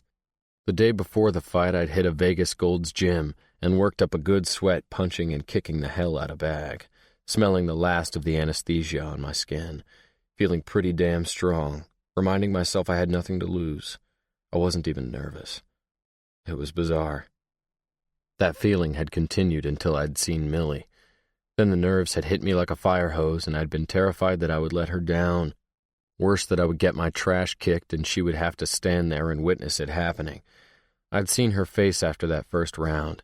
She was miserable, and I'd called out to her. I couldn't help myself. I had to reassure her. I'd done it again after the next round, and again, and then I'd won. Her face had worn the most beautiful smile, and Henry was screaming my name. Moses still looked pissed. Then the room spun. One screaming face blurred into another, as if I was on a carousel. The octagon was revolving. I didn't know that was possible. Must be a new feature. Then I realized it was me. I was the one spinning, and then I was falling, and my body bounced off the floor, my head connecting half a beat later, the dot on the I, the point on the exclamation mark, and the crowd roared. I didn't lift my hands to catch myself or cover my face. The fight was over, wasn't it? The bell had rung. Instead, my eyes focused blearily on Moses, his smeared face further obscured by the crisscrossing web of the cage. Moses didn't look angry anymore. He looked stunned, and I saw him run toward me. Up over the side of the octagon he came. I felt like I was in a fog and I couldn't control my right arm. My muscles were suddenly twitching, jerking, trying to jump out of my skin. And then the roaring began. It sounded like a big rig bearing down on me. Like I stood on the side of the road. Like I stood beneath the overpass not far from where they found my sister's body. "Tag, can you hear me? Damn it, I think he's having a seizure." It was Moses talking to me, but he sounded odd, far off, like his voice came from far across the field where Molly was buried, across the field and past the truck stop that paid a negligent vigil on a dead girl. The roaring of the trucks continued, one after the other, a typhoon of semis flying past me. "He's biting the shit out of his tongue. Put the mouthguard back in his mouth. Tag! Tag, come on, baby!" The pain in my head was suddenly so enormous there was no way I could open my eyes. Maybe I was the one with a bullet in my brain. Maybe my sister's killer had killed me too. No, that wasn't right. Molly's killer was dead. I killed him. I found him and killed him. And the dogs found Molly. "Mr. Taggart, if you can hear me, can you try to open your eyes?" I tried. I tried to open my eyes. The pain ricocheted in my head again, the sound of a gunshot reverberating from my memory into my present. Nah, that wasn't it. There wasn't a bullet in my brain. There was another problem with my brain.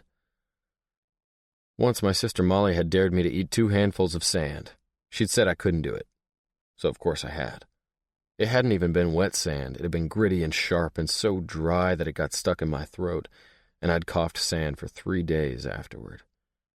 My mouth felt like that again. I couldn't swallow, and my tongue was fat and foreign behind my cracked lips. My throat was on fire. Maybe I was back on the beach with Molly, the sky a never-ending blue, interrupted only by a low-flying plane pulling a streamer about car insurance behind it. But the buzzing and the light didn't come from the bright sky above a long stretch of beach, and my throat wasn't filled with sand. Bright lights circled my head instead of biplanes, and the buzzing morphed into beeping machines and worried voices. "Mr. Taggart?" "Call me Tag," I rasped. "Tag, do you know where you are?" "Montlake Psychiatric Hospital," I whispered. I could even smell the bleach. "Mr. Taggart." Moses didn't call me Mr. Taggart. No one at Montlake called me Mr. Taggart, not even Dr. Andelin. Maybe I wasn't at Montlake, but I was in a hospital, I was sure of it.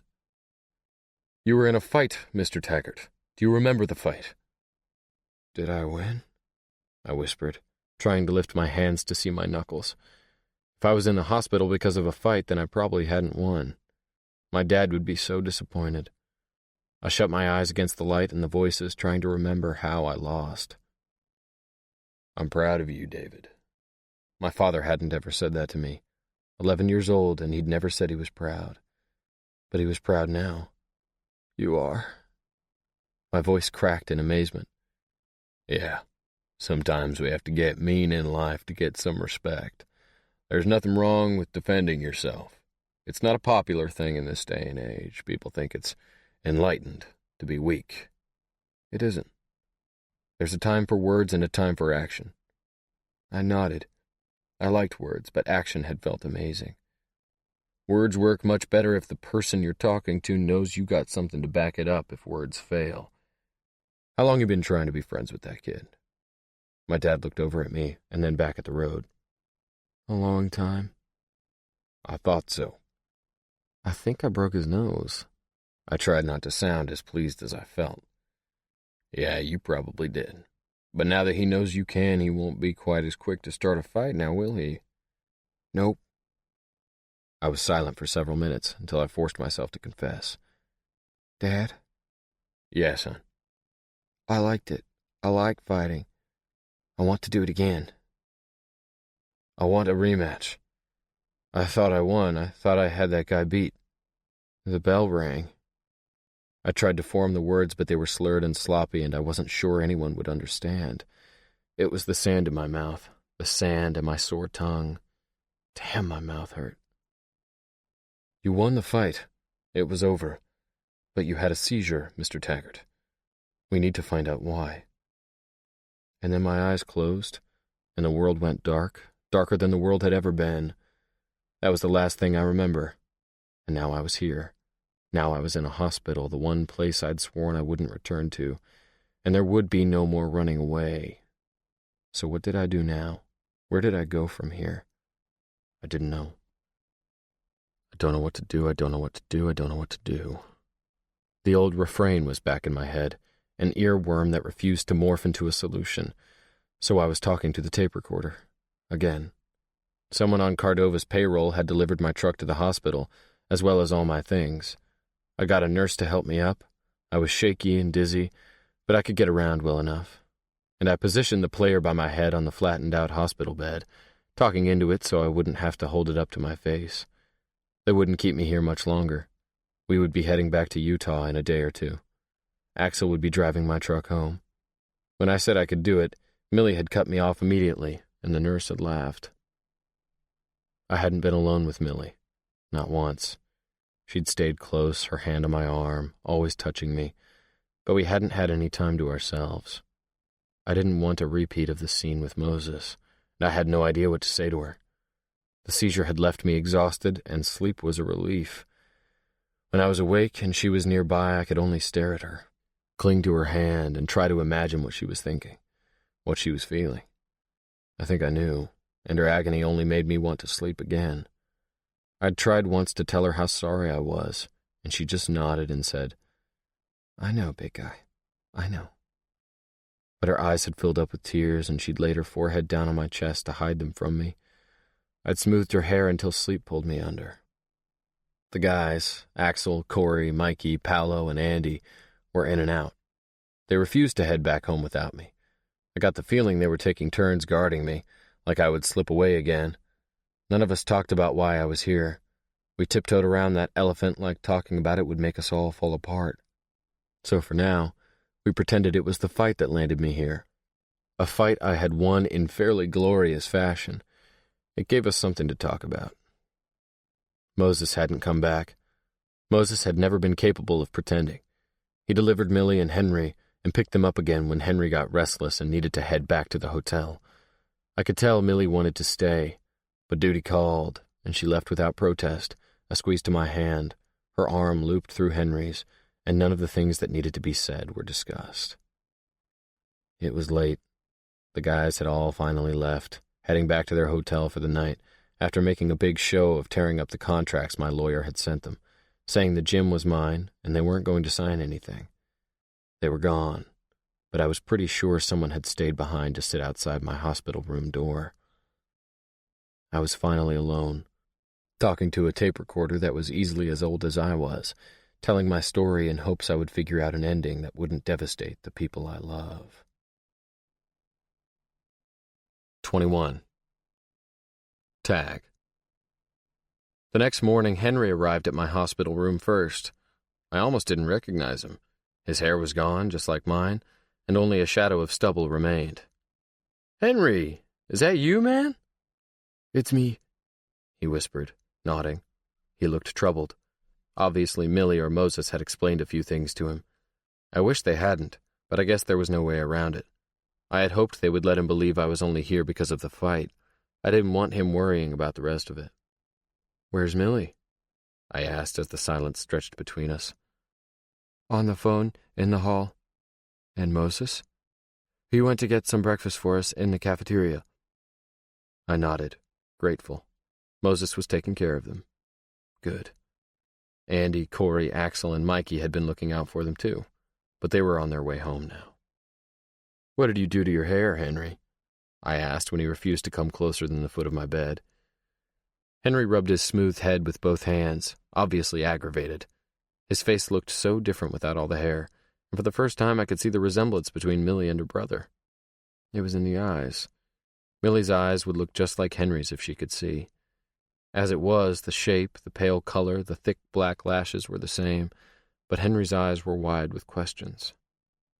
Henry sat down at the end of my bed abruptly, and when he looked at me again, his eyes were glassy, and his lips trembled.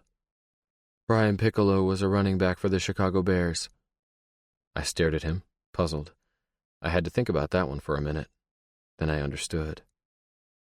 Yeah, he was. He was. And Brian Piccolo died of cancer at age 26. Same age as me. I'd made Moses watch Brian's song with me, cried during the whole damn thing, even though I'd seen it a dozen times before, and then called him Billy D for a month afterwards. It was more fun than calling him Gale, after Gale Sayers, Piccolo's best friend. Moses didn't appreciate the nickname, but the dynamic between James Caan and Billy D. Williams in the movie was pretty spot on to Moses and me. I guess it was my own Henry-esque way of communicating to Moses that I loved him without telling him. Apparently, I reminded Henry of Brian Piccolo, too. I was honored, and I was terrified. "Did you shave your head for me, Henry?" Henry nodded and rubbed his head nervously once more. Moses took me to a barber. Did he really? My heart ached at the thought of my friend. Feels pretty good, doesn't it? Henry nodded again. Shaquille O'Neal, Michael Jordan, Brian Urlacher, Matt Hasselbeck, Mark Messier, Andre Agassi. "We're twins," I commented, interrupting his nervous recitation of bald athletes. "I know," Henry answered. "I want to look like you." The ache in my heart spread. Henry was irresistible sometimes. "Can I rub your head?" I just wanted to get him to come closer. I needed to hold on to him for a minute. Henry stood and moved until he was standing beside me. I tugged his hand and he sat next to me, his head bowed, eyes on the floor. I placed my left hand on his head and rubbed in gentle circles, wanting to comfort him, hating that I was helpless to do so. With a sudden sob, he fell against my chest, and I wrapped my arms around him, stroking his shorn head. He cried for a minute, soaking my hospital gown, clinging to me like he was afraid to lose his grip.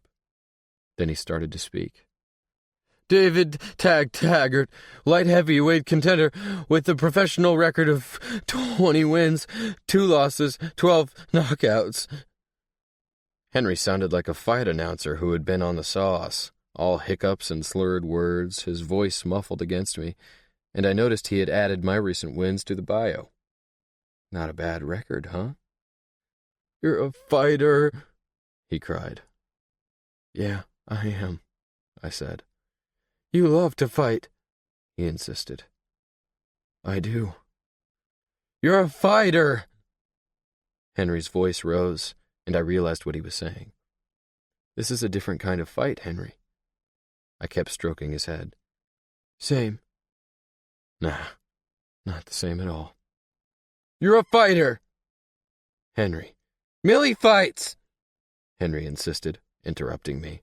She sure as hell does. Every damn day. Mikey fights. He lifted his head from my chest. I could only nod. Moses fights, he said.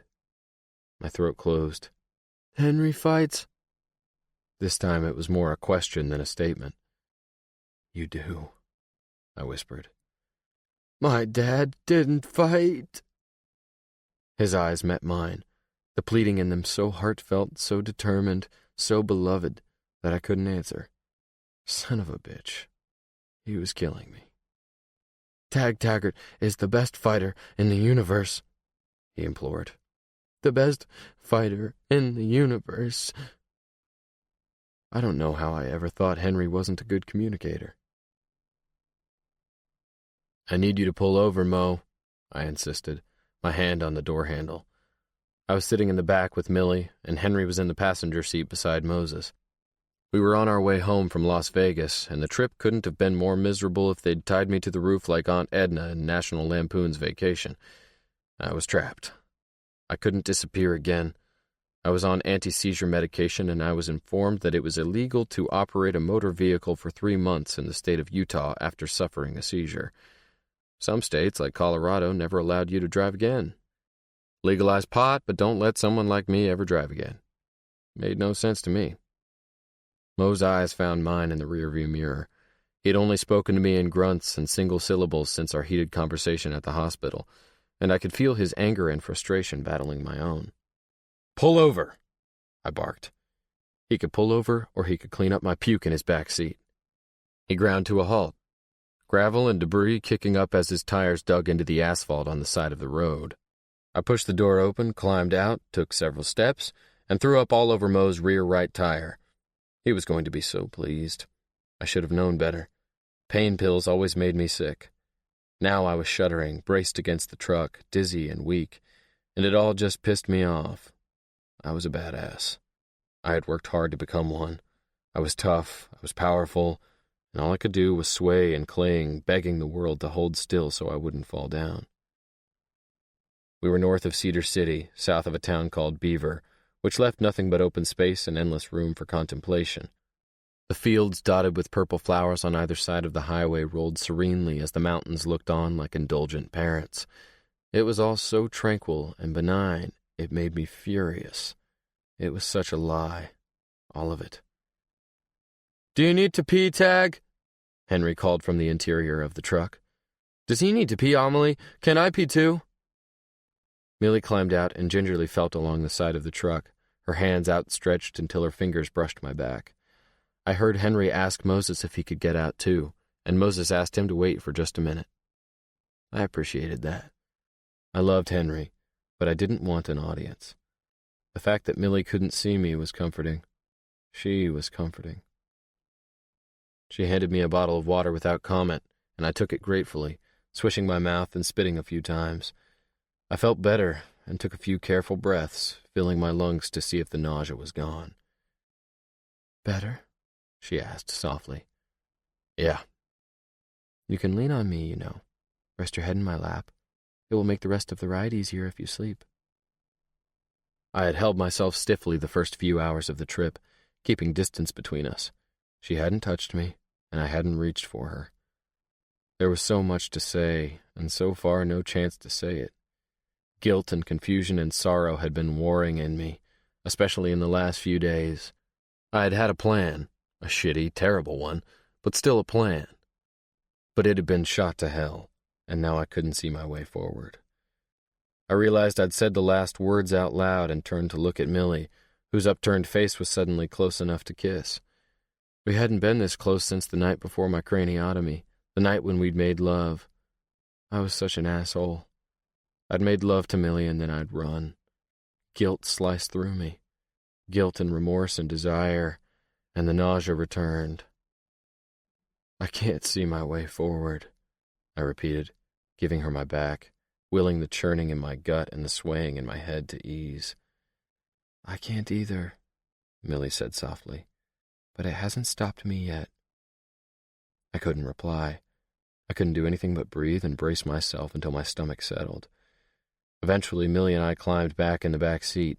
Henry took his turn outside the truck, and we resumed our journey. Millie reached for my hand, and when she found it, she tugged, urging me toward her. I was a big man, and it was a bit of a press, but she cradled my head in her lap and pulled my coat up over my shoulders. I pressed my fists against my eyes like a child, holding back the helpless tears that wanted to fall. I kept them there until I fell asleep to Millie's hands stroking and soothing, forgiving me, even though I didn't deserve it. Moses. I didn't know what to do with my passengers.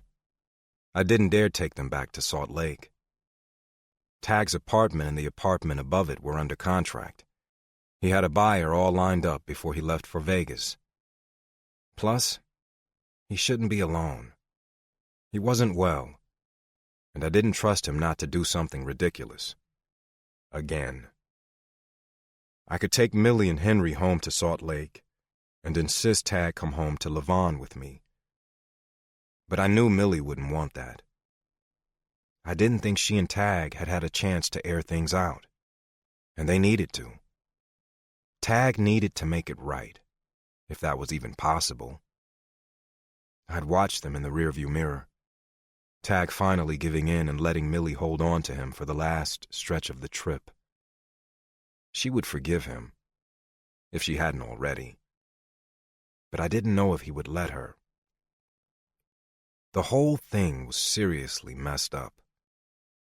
All of it, and I felt the anguish boil up in me again. I had no idea what to do. Tag had an appointment with his oncologist in Salt Lake in 1 week. I'd made him call Dr. Shumway in my presence, and he put the doctor on speaker. Dr. Shumway had been briefed by the Vegas medical team on Tag's fight, on the hemorrhage and swelling that had caused the seizure, and on Tag's present condition, which was surprisingly good considering. Apparently, after a craniotomy, it's typical to wait at least a month to let the patient heal before embarking on a course of treatment. In other words, radiation and chemotherapy. It had been 3 weeks, so Tag's treatment hadn't been delayed by his decision to bolt.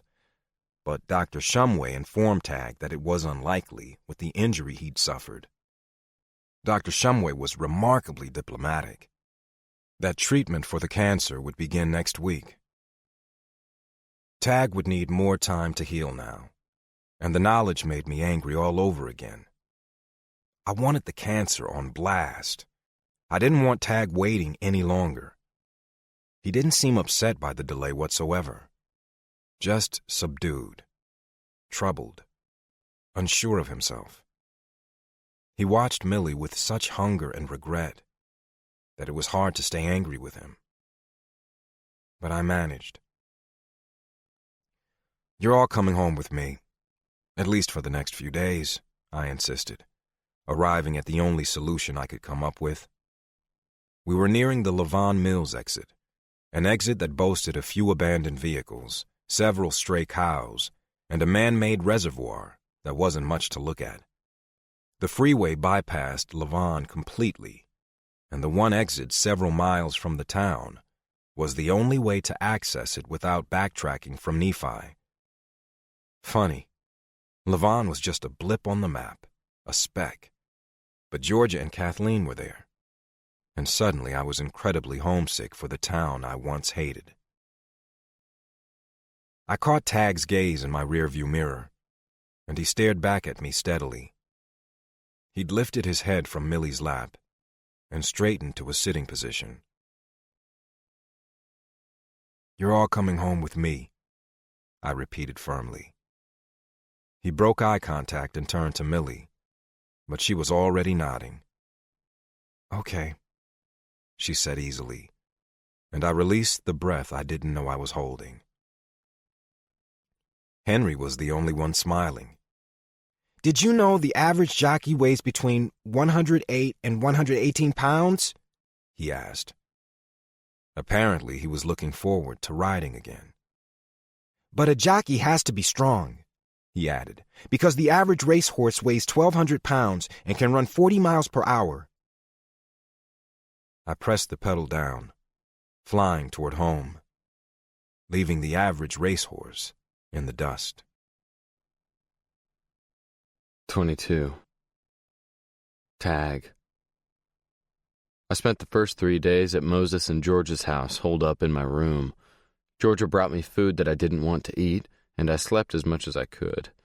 But on the 4th day, I was restless, irritatingly restored, and I couldn't hide in the room over Mo's studio forever, even though I wanted to. They'd put Henry in the single bed in the baby's room. Kathleen still slept in a cradle in her parents' room, and Millie took the guest room on the main floor. It was a big house, a nice house, and I loved the people in it, but I had purposely avoided them. Moses had stomped in that morning with the painting he'd done of David and Goliath and set it down on an easel facing my bed.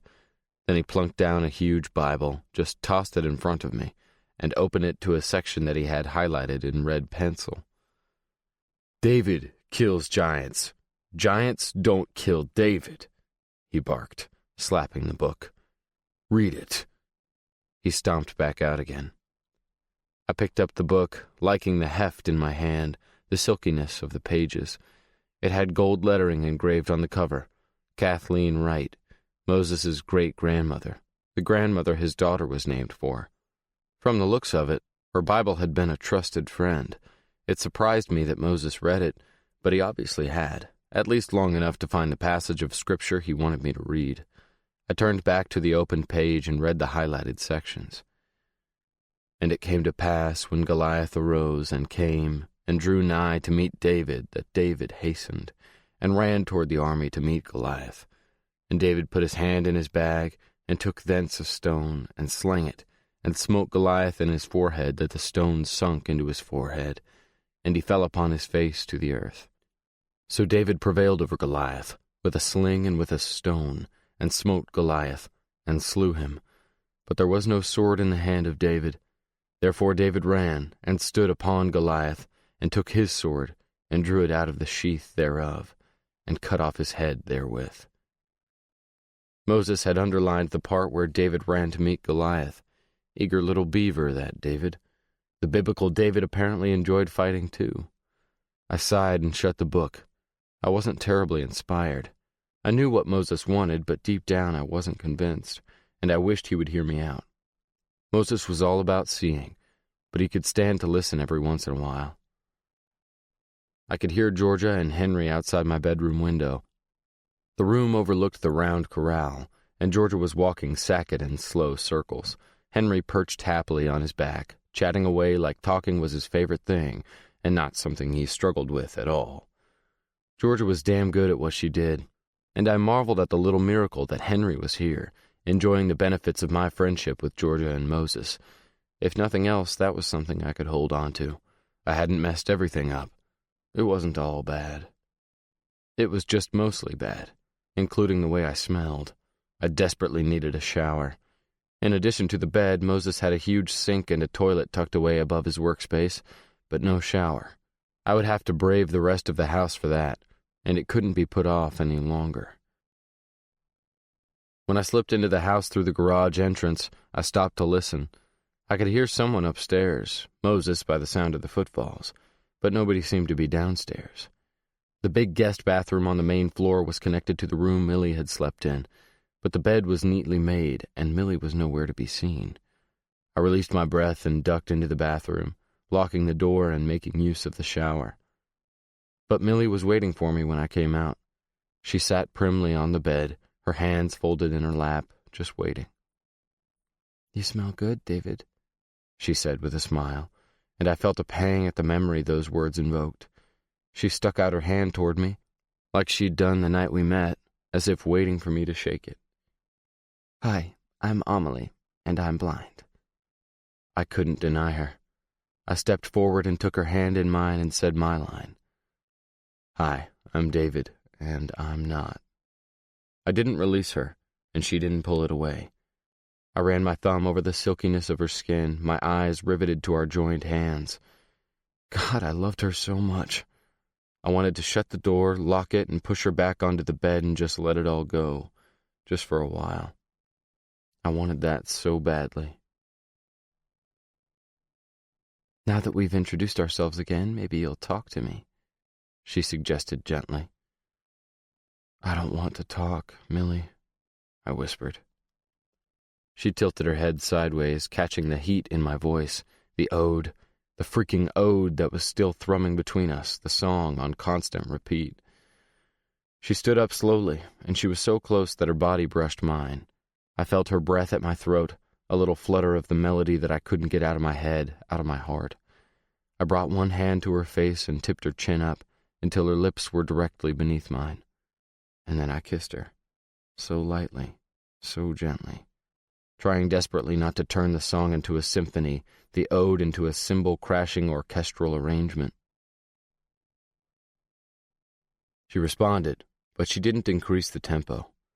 Our lips met, merged, and retreated only to meet again and repeat the motion. When I urged her lips apart and tasted the wet sweetness of her mouth, it was all I could do not to moan in defeat. And then we were tumbling back onto the bed, her hips in my hands, my shirt clutched in her fists, and the kiss roared to an inevitable, if sudden, crescendo. And that's when she pushed me away. "David, stop," she whispered, her mouth seeking me, even as she asked me to quit. I pressed my forehead to hers to rein myself in, and bit back a curse when my still tender flesh protested the contact. She took my cheeks in her hands and ran her fingers over my face, as if trying to read my expression. "We don't have to talk, but you can't kiss me and then leave again. You can't do that to me, David." There was steel in her voice, though it was wrapped in velvet, and I knew she meant it. "I may not be able to control whether I leave or not," I said, rolling away from her and staring up at the ceiling. "That's not what I mean, big guy, and you know it." She sat up and folded her legs beneath her. She kept a hand on my arm the way she always did when we were close, the contact important to her. Yeah, I knew what she meant. I'd taken myself away, removed myself, and she was asking me if I was going to do it again. "People don't survive what I've got. They just don't," I whispered. She immediately shook her head, resisting. Her resistance made me harsh. "It might seem romantic, Millie, taking care of me, but it isn't romantic. It'll be ugly and painful, and I won't be the man you're in love with. I'll be the man trying not to die and dying anyway." I pressed. She stiffened, and her hand tightened on my shirt. Good. She was listening. "I'll feel like shit, I'll probably be mean as hell, and you'll wonder what you're doing. I'll lose my bumps. You're all about the bumps, remember? I've already lost my hair. I'll lose my ability to be strong for you and for Henry. And when you've lost all that, when you've been through hell, I'll die anyway. I'll die anyway, Millie, and you won't have anything left. No David, no Tag. You won't have my song. You'll just have a belly full of sorrow," I argued, impassioned. But she was ready for me. "Some people are worth suffering for, I'm strong. I've been training for this, you know. Instead of feeling bad that I've had my trials, be grateful that I'm strong. I've got this. I've got you. Don't take that away from me, David. I don't want our last days together to be with me in a vegetative state. I don't want you to feed me and hold my hand. I don't want to forget your name. I don't want you to watch me suffer. But I won't. Perks of being a blind girl, she shot back, and there was anger in her voice. I won't have to see you suffer at all, will I? I swore and stood, shaking her off. I didn't want to argue with her. I headed for the door. I now understood Millie's need to walk everywhere she went. Walking beat being trapped, and I was trapped. When are you going to start believing that you are worthy to be loved? Her voice rang out behind me, clear and controlled, but there was a barely restrained fury that made her words wobble. I paused and faced her once more. She was trying to follow me, and I had no doubt that if I walked out of the house, she would grab her stick, and I would be forced to play a game of Marco Polo down the streets of Levin so she wouldn't lose me. I needed her to let me go, and she obviously wasn't going to do that. Millie. No, she cried. You don't think you are worthy of love if you aren't Tag, if you aren't the sexy man.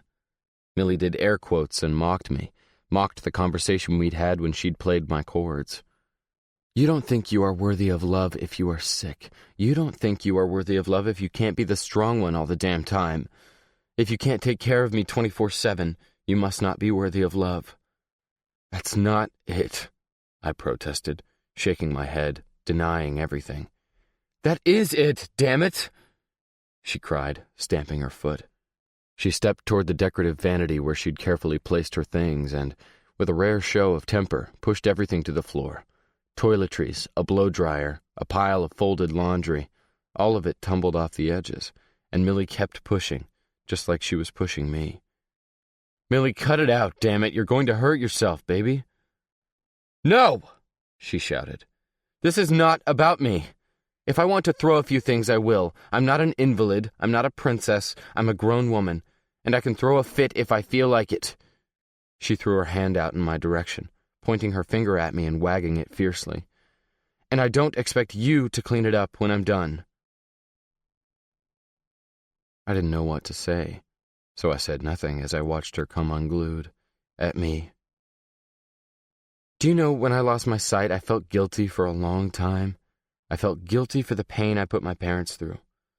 Then my dad left, and my guilt grew tenfold. I felt guilty when my mom had to change her whole life to accommodate my blindness. Henry was just a little kid, and he had his own set of issues, and I made everything worse. I made everything fall apart. That's what I told myself for a long, long time. I knew exactly how that felt. Guilt. I'd been consumed with it when Molly disappeared, eaten alive by it, and I was racked with it now. But Millie wasn't waiting for me to contribute to the conversation. She was shaking with anger, and I stayed silent. I don't know when things started to change. Maybe it was gymnastics. Maybe it was music and dancing. Maybe it was when my mother got sick, and someone started to depend on me for once. And I handled it, David. I handled it. I was strong, and I was worthy of love. I had been worthy all along. I just didn't see it. Millie thumped her chest emphatically and repeated, I am worthy to be loved, blind eyes and all. The lump in my throat was so wide and hard that I groaned a little, trying to breathe around it. Millie's sightless eyes were filled with tears that spilled over and slid down her cheeks. She brushed at them impatiently. Even still, I would never have asked you to love me, David. I asked for a kiss because I wanted it so badly, but I would never have asked you to love me. My pride would not allow it. My self-respect would not stand for it. But you gave it. You offered it. You fell in love with me anyway. And I am worthy of that love, she repeated, her voice rising again. Yeah, I did. And you are. My heart was in my throat, and I walked toward her. She heard me coming and stepped away, her arm extended stiffly, palm toward me, warding me off. "No, not yet," she told me firmly, though she was no longer yelling. "I understand guilt, David. I do. But love can't be one-sided. One person can't always give, and the other person can't always take. If you truly love me, you have to trust me." I couldn't think of someone I trusted more, not even Moses. "I do trust you, Millie." "No, you don't. You don't trust me, and you don't think you are worthy of love." I couldn't breathe. I couldn't breathe, and I couldn't move. So I listened. "You don't think you are worthy of my love if you can't be strong all the time," she repeated firmly. "And you don't think that I'm strong enough to be there for you when you aren't. You don't trust me. This has nothing to do with my faith in you. I know who you are, Millie." I stumbled over my response, trying to express myself, trying to say what I meant and mean what I said. "I know you would see me through. You say give miracles a chance, but I feel like I already got mine. You're my miracle. The fact that you and I came together, that we met, that I found the love of my life, that's a miracle, Millie. I'm so grateful for that. So many people don't get that. We did. It's a miracle I was awake enough not to miss it, and it's a miracle you love me back." Her face crumpled, and she reached for me. At last, she reached for me, entreating me. I went to her immediately, but she pressed both hands against my chest, framing my heart, keeping me from pulling her into me. Then she ran her hands down my arms and found my hands. She cradled one of my hands in both of hers and brought my palm to her lips. She kissed it softly, sweetly, pressing her lips to the center as if she could ease my pain and her own by kissing it all away. Then she moved my palm from her lips and let me cup her cheek. She leaned into it briefly, holding it there, as if she drew strength from me, despite what she'd said. Then she slid my hand down her neck, past the fine bones at her collar, and pressed my palm against her breast, covering her completely. "Most people think the most intimate thing in the world is sex," she said softly. I shuddered at the sense of belonging I felt, touching her like that, where no one else touched her. But I didn't curl my fingers against her, didn't caress the crest of her breast with my thumb, or reach up and cradle her other breast in the hand that still hung at my side. I just waited, feeling the pounding of her heart against the tips of my fingers, and she rewarded me by continuing. "I thought when I made love with you, when I let you see all of me, and when you let me know all of you, every private inch, when we made that promise with our bodies and our lips, I thought that would be the most intimate thing we would ever do." "Millie?" I whispered. I didn't know where she was going with this, but there was sorrow in her words and finality, like she'd reached a conclusion about me, about us. But it wasn't. Sex is not the most intimate thing two lovers can do, even when the sex is beautiful, even when it's perfect. Millie drew a deep breath as if she remembered how perfect it had truly been. "The most intimate thing we can do is to allow the people we love most to see us at our worst, at our lowest, at our weakest. True intimacy happens when nothing is perfect, and I don't think you're ready to be intimate with me, David." She stopped talking, letting her words ring in the air, and my hand curled against her breast, needing her, and not knowing how to give her what she wanted. Her breath caught, and her head fell into my chest as if the pleasure warred with the pain. "I don't know how," I confessed, and I pulled my hand away so I wouldn't hurt her in my frustration. She grabbed my hand and brought it back, this time pressing it to her heart. "I'm telling you how. You hold on to me, you trust me, you use me, you lean on me, you rely on me, you let me shelter you, you let me love you, all of you, cancer, fear, sickness, health, better, worse, all of you, and you'll have all of me. I don't know if I can beat it, Millie. I choked on the words, and suddenly I was crying. My first instinct was to be grateful she couldn't see me, and then I felt her hands on my cheeks, feeling the tears, and I braced myself. But I didn't pull away. She stood on tiptoe and pulled my face to hers, pressing her trembling lips to mine, comforting, quieting, and acknowledging my fear. And it wasn't just fear. It was my deepest fear. If I fought, I didn't know if I could win. In fact, I was pretty sure I wouldn't. I tasted Millie's tears, and I knew she tasted mine. And then she spoke against my lips. You don't have to beat it, David. You don't have to beat it. You just have to let us fight with you. I wrapped my arms around her and held on for a moment, unable to speak. When I found my voice, I still didn't let her go. No tap-outs, I whispered. No guilt, Millie said gently. Amelie means work. I don't know why that came to my mind, but it did. As she held me up, I thought of her strength. That's right. She smiled tremulously. So are you going to work for me or not? 23. Moses. I heard a crash downstairs, and I paused, concerned and a little irritated. Kathleen was asleep, and I really didn't want her waking up. She had a couple new teeth coming in, and she was ornery and more than a little miserable. Then I heard Millie's voice, raised, angry even, and I froze, listening.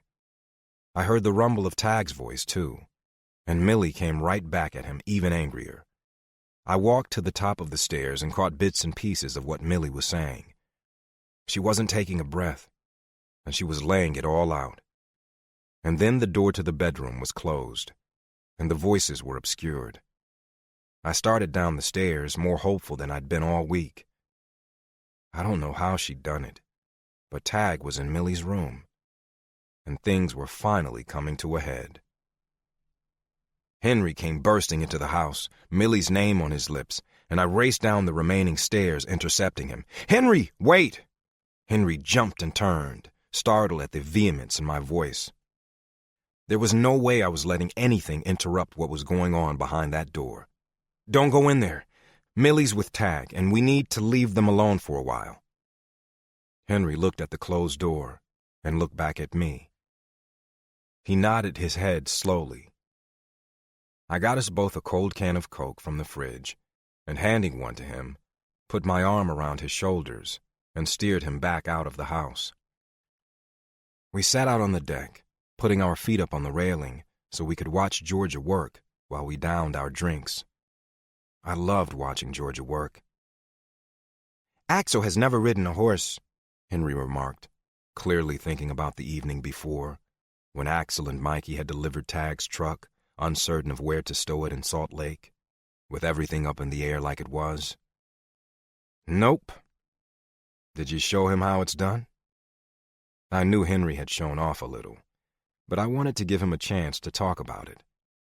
Tag hadn't come down when the guys arrived. It was a miracle he was talking to Millie now. "Yep, I show him things. He shows me things," Henry said, nodding. "I'm part of the team." It was my turn to nod. Tag had assembled an amazing group of guys, and the coolest thing about them was how they all treated Henry. "There is no I in team," Henry said suddenly, seriously, as if repeating something he'd heard at a school pep rally. Or maybe he'd heard it in the gym. "Nope. There is no I in tag team either," he added. "Nope. There isn't," I agreed. "Are we Tag's team?" he asked. I started to explain what tag team was, the label, the fighters, the gym, and then I stopped myself. "Yeah, we are. We're Tag's team." "Because we love him?" "Yeah," I said, getting choked up all over again. I was so tired of being overcome with emotion. But Henry had a way of sneaking up on me and saying the obvious, and saying it in such a way that it seemed profound. In Vegas, Millie had explained Tag's condition to him the best she could, and he had come to me asking to go to a barber so he could get his hair cut like Tag's. I hadn't really known why he'd wanted to. I just thought it was just a case of hero worship. But Millie had been stunned by Henry's desire to cut his hair. Apparently, it wasn't something that came easily to him. I realized now that it was his way of lending moral support, of being part of Tag Team. I watched as Georgia climbed over the fence and started toward us, grateful that I'd have her moral support momentarily. "There is an I in David, though," Henry said simply, as if that negated the whole I and team argument.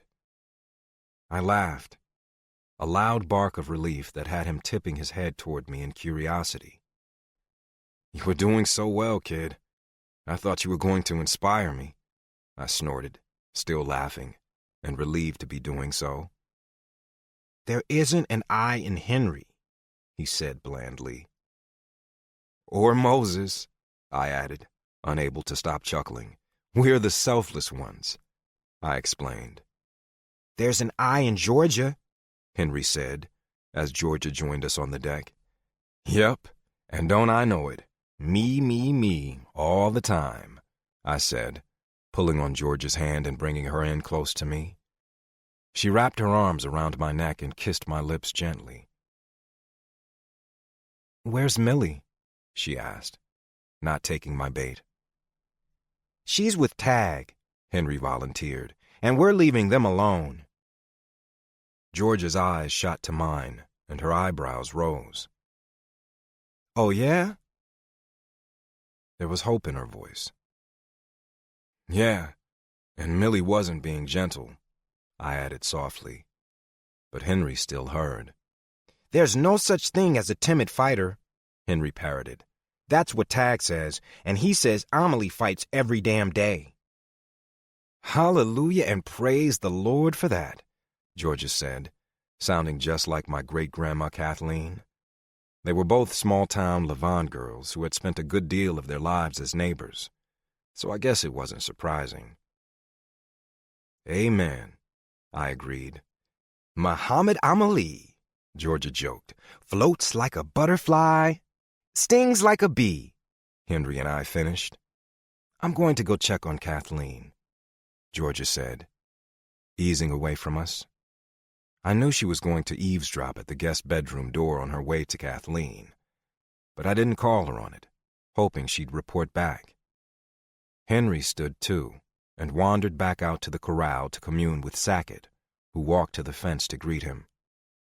From the corner of my eye, I saw a pulse, a shimmer, like the air above the black top on a sweltering day. My neck got hot, and instead of resisting, I opened myself up to the summoning flicker, curious instead of afraid. It wasn't Molly this time. I recognized her, though I'd only seen her once before. She showed me lace. Just lace. A billowing swath, and then she was gone. But I understood, and for the first time since Tag disappeared, the vice around my heart eased slightly. Tag. I traded one room for another, holing up in different parts of my best friend's house. But this time I wasn't hiding. I was healing, or hoping. Maybe that was it. Maybe I was allowing myself to hope. No one came knocking, no one brought food or slid notes under the door, even Henry. He was taken care of, and Millie and I both knew it. So we stayed locked away together. Darkness descended outside and the stars came out. Millie couldn't see them, but I told her they were there, fat and bright in the sky outside the big bay window in the guest room. I told her how I'd lain beneath those stars as a boy, sleeping out on the trampoline in my backyard in Dallas. I told her how 10 years later Moses and I had stretched out on the deck of a boat going down the Nile River in Africa. I'd looked up at that never-ending expanse, and I'd recognized that old feeling, the very same feeling I'd had as a kid. I didn't feel insignificant under the stars. I felt huge, like the heavens revolved around me. I was bigger than the stars. I was bigger and brighter, and the world was mine.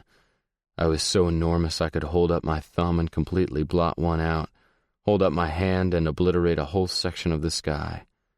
Such power, such size. I wasn't David, I was Goliath. As I laid in that bed with Millie, the drapes pushed aside, staring out at the winking stars over a tiny town I'd never called home, that feeling surged inside me once again. I was relevant. I was significant. I had wanted to disappear, if only so the cancer could disappear with me. But the stars whispered that there was no such thing. You don't ever disappear. You just change. You leave. You move on. But you never disappear, even when you think you want to. Millie didn't laugh. She didn't tease me about feeling godlike. She just listened to me talk, my fingers climbing up and down the smooth skin of her back, tracing the curve of her hip and the length of her leg that was thrown across mine.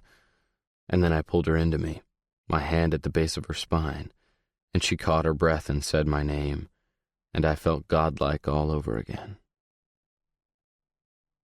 I don't know what time it was when we finally spoke again. We had slept for hours and awoke with growling bellies and dry throats, but stuck our faces beneath the bathroom tap and guzzled water to ease our thirst, just so we wouldn't have to leave the room. Then Millie's mouth found mine, her lips wet and cold, water clinging to her chin and sliding down her breasts, and we began again. Sometime before dawn, I attempted to slide out of bed, untangling myself from my sleeping beauty, only to have her come fully awake and sit up, reaching for me, panicked. Her fear made me sad, because I had created it. "Shh, Millie, I'm not going anywhere. I promise. I'll be right back," I whispered, kissing her forehead and smoothing her hair. "Lay back down. I promise you I won't leave again. Not on purpose. Not ever again." She nodded and sank back against the pillows as I pulled on my jeans. But when I came back several minutes later, her eyes were open and she was waiting, listening for me, the sheets pulled up over her body, one arm curled under her head. "Where'd you go?" she asked.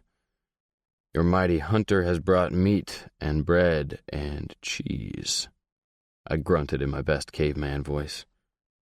"And Miracle Whip?" she interrupted. "Gross. You know I like Miracle Whip." "And Miracle Whip," I said, handing her a sandwich on a plate, complete with Miracle Whip, just the way she liked it. I scarfed down 3 sandwiches in the time it took her to eat one and cracked the top on a can of soda, listening to the bubbles for just a second in quiet appreciation of Millie's favorite sounds. When we were done, I padded back to the kitchen and set our plates in the sink, put the sandwich fixings back in the fridge, and closed the tie on the bread bag. That's when I spied the keys to my truck on the counter and paused, considering. I swept them up and was out the front door, inside my truck, and then back in the house in less than a minute, grateful that the house was still quiet and Millie hadn't chased me down. Millie was brushing her teeth and her hair at the same time, wearing my discarded t-shirt and looking like salvation, even in the dark. I sat on the bed and watched her, enjoying her, but she'd heard me come in, even over the running water. She knew I was there. She climbed back into bed, snuggling down, and I thought about tugging my t-shirt over her head and kicking off my jeans, but some things required pants, and I kind of felt like this was one of them. I crawled up behind her and wrapped myself around her, pulling her back against my chest. Then I whispered into her hair, "Will you marry me, Millie?" "What?" she gasped. "Will you marry me and let me be Henry's brother? I want you to be a part of tag team." I was parroting Henry's proposal, trying to be cute, but my heart was in my throat and my hands felt slick against my t-shirt. I was glad I hadn't pulled it off her. I pressed on. "Statistically, athletes with families have more purpose, better mental health, more stamina, and overall improved performance than athletes who aren't married." If it wasn't word for word what Henry had spattered off to me, it was close. But she was silent, and I couldn't see her face. I was going to ask you a month ago. I bought a ring. It was still in the glove box in my truck, I explained, rushing over the words. And now it was in my pocket, in my jeans, waiting for her to give me an answer. I know. You told me, she whispered. The tapes? I asked, realizing I had indeed told her. Yes. If none of this had happened, if I'd asked you 2 weeks ago before all this went down, what would you have said? I asked, my heart fat in my chest. No, I would have said no, Millie said quietly.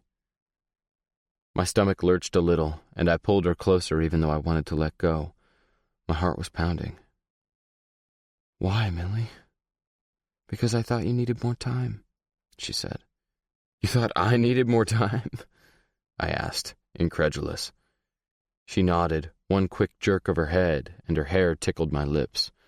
I waited for several seconds, processing. And now? I asked. Now I want to marry you so badly that I don't care if you need more time, she confessed. I laughed, suddenly glad I was lying down. I felt lightheaded with relief, and then something else occurred to me. Have you changed your mind because I don't have any more time? I probed, and my voice cracked. I felt a tremor run down her body. No, I've changed my mind because I don't want anyone keeping us apart. I don't want someone telling me I can't be by your side. I want to be a Taggart or a Taggerson. I felt her effort to smile, but I don't think she succeeded. I want to be yours. I want you to be mine. Hospital beds, my bed, your bed. I don't care. I just want to be with you. You want to take care of me, I said flatly. She ignored my statement and made one of her own. If I wasn't blind, I would have said yes. A month ago, I would have said yes. I waited. But because I'm blind, I would have wanted to give you lots of time to know what you were getting into. I wouldn't have changed my mind, sweetheart. I'm always going to be blind, David. Most likely. Yeah, I agreed. And a month ago you wanted to marry me anyway? She asked, clearly knowing the answer. Yeah, I did. You wanted to marry me in spite of my blindness, and I want to marry you in spite of your cancer. Is that so hard to understand? No, I whispered. Because it wasn't. Not when she put it that way. We lay in silence, listening to each other breathing, thinking, considering. But I'd made my decision the moment I submitted. Moses had warned me that's what it would take, hadn't he? All or nothing, Millie? I asked, my mouth pressed against her temple. All, she answered back. Me too, I whispered. All or nothing. That's who I was. And if I was going to fight, if I was going to stay, I was going to have it all for as long as I could have it. I reached in my pocket and took out the ring. 24. Moses. I got up before the sun rose. I was restless and moody, even more than usual, and I decided to paint for a while. But painting hadn't eased the prickle under my skin or the knots in my belly, and when the sun rose, I made a pot of coffee and decided to spend a little time outside seeing the day break before the rest of the house woke up and made contemplation impossible. You look like your thoughts weigh 1,000 pounds, Tag said, his voice rough with sleep, and the French doors to my left closed quietly. He eased down into the deck chair next to mine and faced the sluggish sunrise, his eyes trained forward. He held a cup of my coffee in a mug between his big hands and sipped at it like heaven came in mouthfuls of caffeine. Well, well, well, I said, and I felt my lips twist up in a smirk. I had told myself I wasn't going to give him any grief about being holed up with Millie for a solid 16 hours. And here I was, giving him grief the moment he set foot on my deck. He didn't smirk back or tell me to shut up. He looked tired, but he looked good. Amazingly enough, he looked good. Content, even. I still wasn't used to his buzzed hair. It looked a little too skinhead for my taste. But Tag worked it. He had the jawline to pull it off, irritating as that was. "You look like shit, Tag," I lied, just because it was our way with each other. "So do you, Mo," he said amiably. "It's your fault," I said, just like I had in the hospital. I immediately felt bad and wished I could take it back. It was his fault, but it wasn't his fault. He didn't respond and took another long draw from his coffee. "Do you ever think about Montlake?" I asked him, sipping the surface of the coffee, not going too deep. Kind of the way I was doing now, dipping my toe into a conversation that felt a little like a cauldron. "All the time," Tag answered, tipping his mug again. "I do too. All the time. Especially lately," I said. We sat like two old men, sipping away, time slipping away, yet not in any hurry to fight it. Funny how that was. Old folks knew their days were numbered, and yet they rarely rushed to fill them. "Those were some dark days, Mo," Tag said softly. "They were dark, but we had nothing to lose," I said. "And now, we've got everything to lose," he said. "Now we've got everything to lose," I repeated. "I dreamed about Dr. Anderlin's wife," Tag said suddenly, inexplicably, and I was distracted from where I was leading the conversation. "What?" I gasped. "Remember that counseling session when you saw her?" Tag insisted, his green eyes sharp. "When we met? That time you wanted to kill me?" I tried to laugh but couldn't gather enough mirth. My laugh just sounded like I'd been punched in the stomach, which was strangely fitting because Tag had done just that. I'd asked him about Molly, and he'd punched me in the stomach, slapped me across the face, and knocked me to the floor. And I'd welcomed it and fought back. "How did you know?" Tag said, his eyes on mine. The din around us quieted slightly. "How did you know about my sister?" The orderlies pulled us off the floor and let us sit, but Dr. Anderlin pressed me to answer.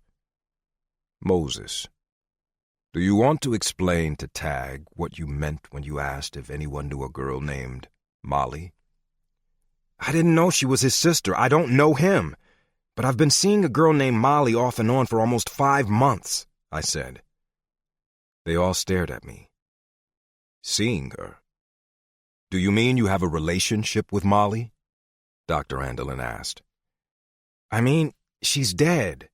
And I know she's dead, because for the last 5 months, I've been able to see her," I repeated patiently. Tag's face was almost comical in its fury. "See her how?" Dr. Anderlin's voice was flat, and his eyes were cold. I matched his tone and leveled my own flat gaze in his direction. "The same way I can see your dead wife, Doctor. She keeps showing me a car visor and snow and pebbles at the bottom of a river.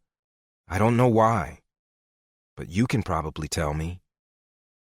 Dr. Anderlin's jaw went slack, and his complexion grayed. "What are you talking about?" he gasped. I'd been waiting to use this on him. Now was as good a time as any. Maybe his wife would go away and I could focus on getting rid of Molly once and for all. "She follows you around the joint. You miss her too much, and she worries about you. She's fine, but you're not. I know she's your wife because she shows you waiting for her at the end of the aisle, your wedding day. Your tuxedo is a little too short in the sleeves." I tried to be flippant, to force him out of his role as a psychologist. I dug around in his life to keep him from digging around in my head. But the savage grief that slammed across his face slowed me down and softened my voice. I couldn't maintain my attitude against his pain. I felt momentarily shamed and looked down at my hands. Then Dr. Andelin spoke. My wife, Cora, was driving home from work. They think she was blinded, temporarily, by the sun reflecting off the snow. It's like that sometimes up here on the bench, you know. She drifted into the guardrail. Her car landed upside down in the creek bed. She drowned. He supplied the information so matter-of-factly, but his hand shook as he stroked his beard. Somewhere during the tragic recount, Tag lost his fury. He stared from me to Dr. Andelin in confusion and compassion. But Cora Andelin wasn't done. It was like she knew I had the doctor's attention, and she wasn't wasting any time. Peanut butter, Downy fabric softener, Harry Connick Jr., umbrellas. I paused because the next image was so intimate. But then I said it anyway. Your beard. She loved the way it felt when you... I had to stop. They were making love, and I didn't want to see this man's wife naked. I didn't want to see him naked. And I could see him through her eyes. But Dr. Andelin was dialed in, his blue eyes intense and full of his own memories, and something else, too. Gratitude. His eyes were full of gratitude. Those were some of her favorite things. She walked down the aisle on our wedding day to a Harry Connick song. And yeah, my tux was a smidge too short. She always laughed about that and said it was just like me. And her umbrella collection was out of control. His voice broke, and he looked down at his hands. The room was so heavy with compassion and thick with intimacy that if the 5 others present were able to see what I could see, they would have looked away to give the lovers a moment alone. But I was the only one to witness Noah Andelin's wife reach out and run a hand over her husband's bowed head before the soft lines of her inconsistent form melded into the flickering light of the fading afternoon. Strange. I hadn't thought about Cora Andelin since I'd left Montlake, and I hadn't seen her since that day, just as I'd predicted.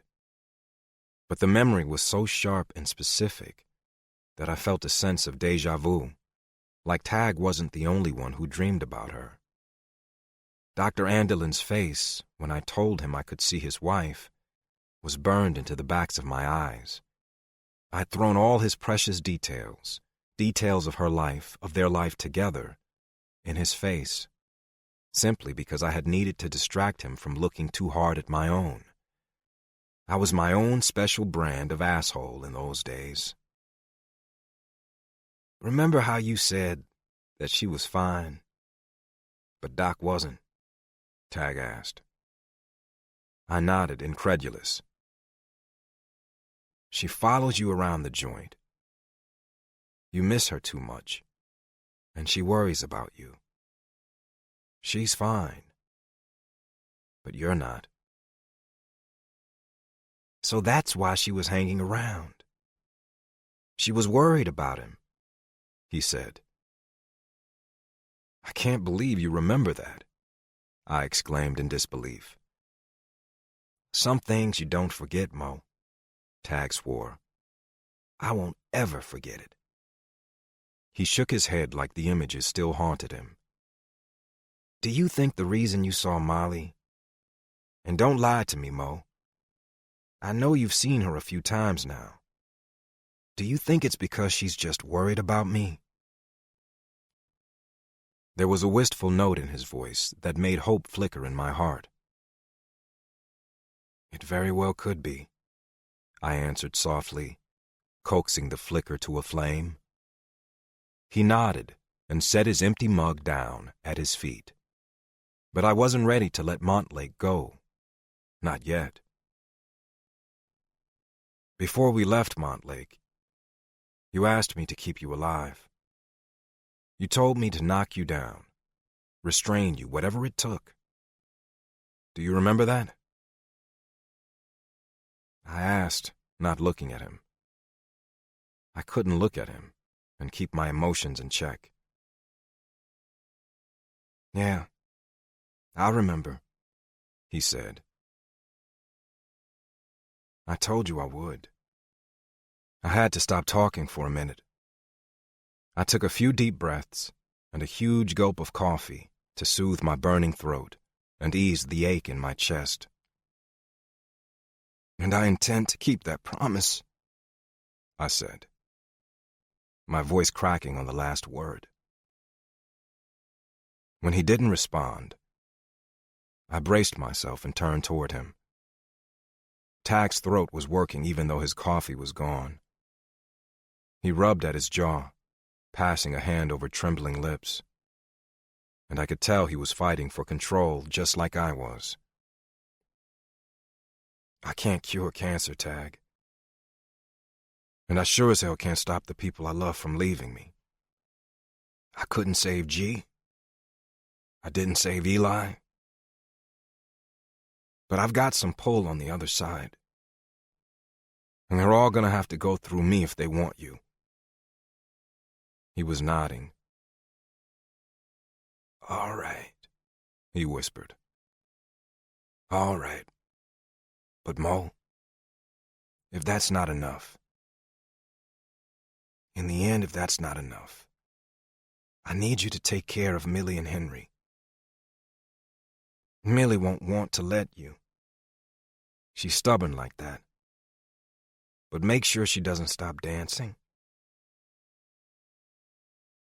I hate it, but she loves it. And that's the important thing. Make sure she's doing the things she loves. Don't let her grieve too long. Don't let her grieve like Dr. Andelin did, making his dead wife follow him around because he couldn't let her go. Help her let me go, Mo. Tell her I'm happy. Make shit up. I choked, laughter and tears warring for supremacy. Tell her I'm fighting with legends in heaven, that I am running through meadows of flowers, that I'm being fed grapes. Scratch that. She wouldn't like that. Just tell her I'm eating grapes. I laughed harder and wiped at my eyes. I'll fight this thing, Mo. I'll fight as hard as I can until the bell rings. But if the bell rings sooner rather than later, then you gotta promise me that you'll take care of my girl. We got a deal? Deal, I whispered. And we were both quiet for a time, battling grief and gratitude and the irony that there is no sorrow without the sweet. I heard the door this time and ducked my head, not ready for an audience. But it was just Millie, and Millie couldn't see my tears. Her face was shiny and pink, like she'd just washed it, and her dark hair was smooth and heavy around her shoulders. She had coffee in one hand. My pot was definitely gone, and she reached forward with the other. Where are you, David? She asked, and she said David like an endearment. I'm here, baby. Tag stood and reached for her hand, guiding her forward and onto his lap. He took her coffee and stole a sip as she dropped a kiss on his whiskery head. Her left arm was wrapped around his neck, and I noticed the ring on her finger. My heart swelled in my chest, and for a moment, there was only the sweet, even if I wasn't surprised. It reminded me of the images I'd been shown the day before. I saw your mom again, Millie, I said gently. Tag turned to stare at me, his eyes blazing in his tired face. Millie turned too, as if opening her mind to the impossibility. I saw her yesterday, just for a minute. I think she wants you to wear her veil. Millie called me. Her voice was scared and apologetic, and it was so reminiscent of the call she'd made 6 weeks before looking for Tag that I was immediately taken back, immediately seized by fear and dread. I'd just seen them at their wedding a week ago, and I'd been so hopeful. I'd been so sure that they were going to beat the odds. Not just the cancer, but the odds. They were crazy about each other, and their beauty and devotion was tangible, a rosy-hued pulse that I had itched to paint. They were moving fast, which was Tag's style, but it wasn't rushed. It was right. The impromptu wedding and celebration at Tag's bar made me wish I could marry Georgia all over again. And we'd gotten a sitter and danced together for the first time since our own wedding. Moses? What's wrong, Millie? We were supposed to start chemotherapy tomorrow, but Tag has been running a fever all day. He's sick, Moses. Really sick. And I want him to go to the hospital. He says we should just wait until tomorrow since we have an appointment anyway, but I don't want to wait. I could call Axel or Mikey, but he's their boss, and they tend to do what he says, even if he's being an idiot. I'm on my way. Tag didn't argue very much, actually. By the time I arrived an hour and a half later, he was too sick to put up much of a fight. Although he winked at me and insisted on sitting in the back seat with Millie so he could hold her hand. They hadn't gotten much of a honeymoon, though Millie said she didn't care. She was more interested in having her husband. Honeymoons could wait. Chemotherapy could not. Henry didn't want to go back to the hospital again. I didn't blame him. I didn't want to go back either, so he stayed with Robin, who wasn't hiding her fear very well. None of us were. I'll be back, Henry, Tag promised. Record the fights for me, okay? I ordered them on pay-per-view. I want the rundown when I get home, he warned. Tag's white count was elevated, but his platelets were still high enough for the first round of chemotherapy to be administered, according to the doctor. They admitted him for observation, but couldn't find any infection or any reason for the fever, and finally concluded 24 hours later that the fever was just his body's attempt to fight the cancer on its own.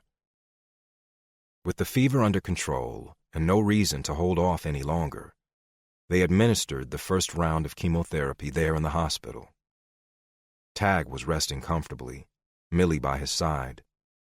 He even had them convinced that he could go home as soon as he was done. Then the shaking began. Tag shook so hard, the bed shook with him, and he went from resting comfortably to courting death in a very short time. I ran for a nurse who could do nothing for him, and she paged the doctor. The shaking continued. It was like the seizure all over again. But Tag was perfectly aware and racked with pain that seemed never-ending. Don't let them save me, Millie. I don't want to be plugged in to anything. Someone will eventually have to unplug. I don't want that. Tag stuttered, grinding his jaw with the effort to form the words. Promise me you'll let me go. Okay, David. Okay, I promise. I promise. Millie crooned, but her eyes were wide open, as if she were straining to see him, as if she were focusing all of her energy on him, as if she refused to have any barrier between them. even her closed eyes. He had turned onto his side, and his forehead was pressed against her chest. She struggled to hold on to him, the rigors shaking her off and making her teeth vibrate with his. But she didn't let go. He asked for something to bite down on at one point, after his mouth started to bleed from him biting his tongue. But he managed to keep his head pressed into her chest while his body bucked on the narrow bed. "We see this sometimes," the doctor said helplessly when he finally responded. "The chemotherapy is attacking the cancer. There's a battle going on right now, and his body is just reacting to it." What the doctor wouldn't say was whether or not Tag would win the battle, and for 4 long hours none of us knew. I had to step out of the room at one point and get control of myself, call Georgia, and reinforce my walls. If my best friend was going to die, I didn't want to know. I didn't want to see his dead sister at his shoulder, his great-grandmother waiting patiently for him to cross over. I didn't want any of it. I didn't want to know. I refused to know. Because hope was vital. Hope was precious. And I would not take that from my friend or the girl who loved him. At one point toward the end of the night, when the shaking started to slow and the very worst was over, Millie stepped into the bathroom, and I took her place beside Tag. He looked at me and said, "Do you see the Moses? Is Molly waiting for me? If she's waiting for me, then we both know what that means." "No, she's not waiting, man. It's just us. You, me, and Millie. We're the only ones here. It isn't time yet, Tag." It wasn't a lie. I just refused to believe anything else. He breathed deeply and grabbed my hand. "I love you, Mo." "I love you too." It was the first time I'd ever told Tag I loved him. The first time I'd ever said something like that to anyone but Georgia. And the words hurt. When I told Georgia I loved her, it didn't hurt. But this was excruciating. "I knew you did," he whispered. And with a reassured sigh, Tag slid into sleep, and I clung to my friend, determined to keep my promise, to keep him earthbound. 25. Tag. It's weird. I started tag team because I knew, in the ring, in the octagon, no one really fights alone. You're standing there, battling an opponent, but the fight really takes place in the weeks and months, sometimes years, that come before a fight. It's in the preparation. It's in the team you assemble that helps you prepare. See, a fighter always has a team. Because you have a team, and that team is counting on you, no one wants to tap out. In MMA, tapping out is worse than losing a fight. If you battle to the end and you lose the fight, you haven't really lost. But if you go into a fight and you have to tap out, that's hard on a fighter. That's hard on his team. That's tough on morale. That means you didn't take your opponent seriously. You didn't do your homework. You didn't prepare. Your team didn't help you prepare, and you got caught with your pants down. Or it means you got scared and you didn't trust your training. You didn't trust yourself. You didn't trust your team, so you tapped out. And that's hard to come back from. No one fights alone. That was my motto for tag team, yet it was my motto for everyone else. It was my motto for my teammates, but I never believed it myself. I was the team. I wanted to be the team for everyone else. I'd told Millie before the Santos fight that everyone fights alone, and I guess deep down I didn't want anyone to have to fight for me. Stupid, obvious, maybe. But that's who I am, or who I was. My goal now, no tap-outs, stick around, stay in it, fight. And like I told Moses, when the bell rings, it rings. And so far, my team is getting me through. My whole team. The guys all came to my wedding in tag team shirts.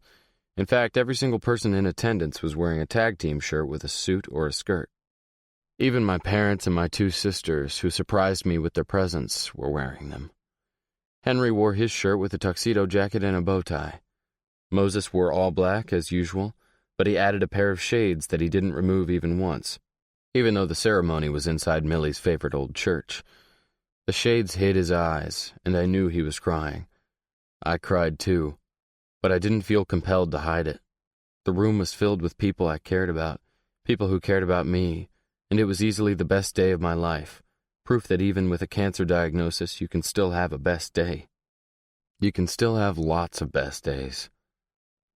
Henry walked Millie down the aisle, and she wore her mother's veil and a white lace dress that seemed more suited to another era, maybe the era I'd described when we first met. Watching her walk toward me in that dress made me believe in destiny, and all the crap Moses and I had always said we didn't believe in. Or maybe it wasn't about the dress at all, maybe she was just beautiful. Looking at her made me happy to be alive, but then again, she'd always had that effect on me. We had a reception at the bar that was more after-party than anything, and Millie and I danced until we were breathless, but left when it was still in full swing.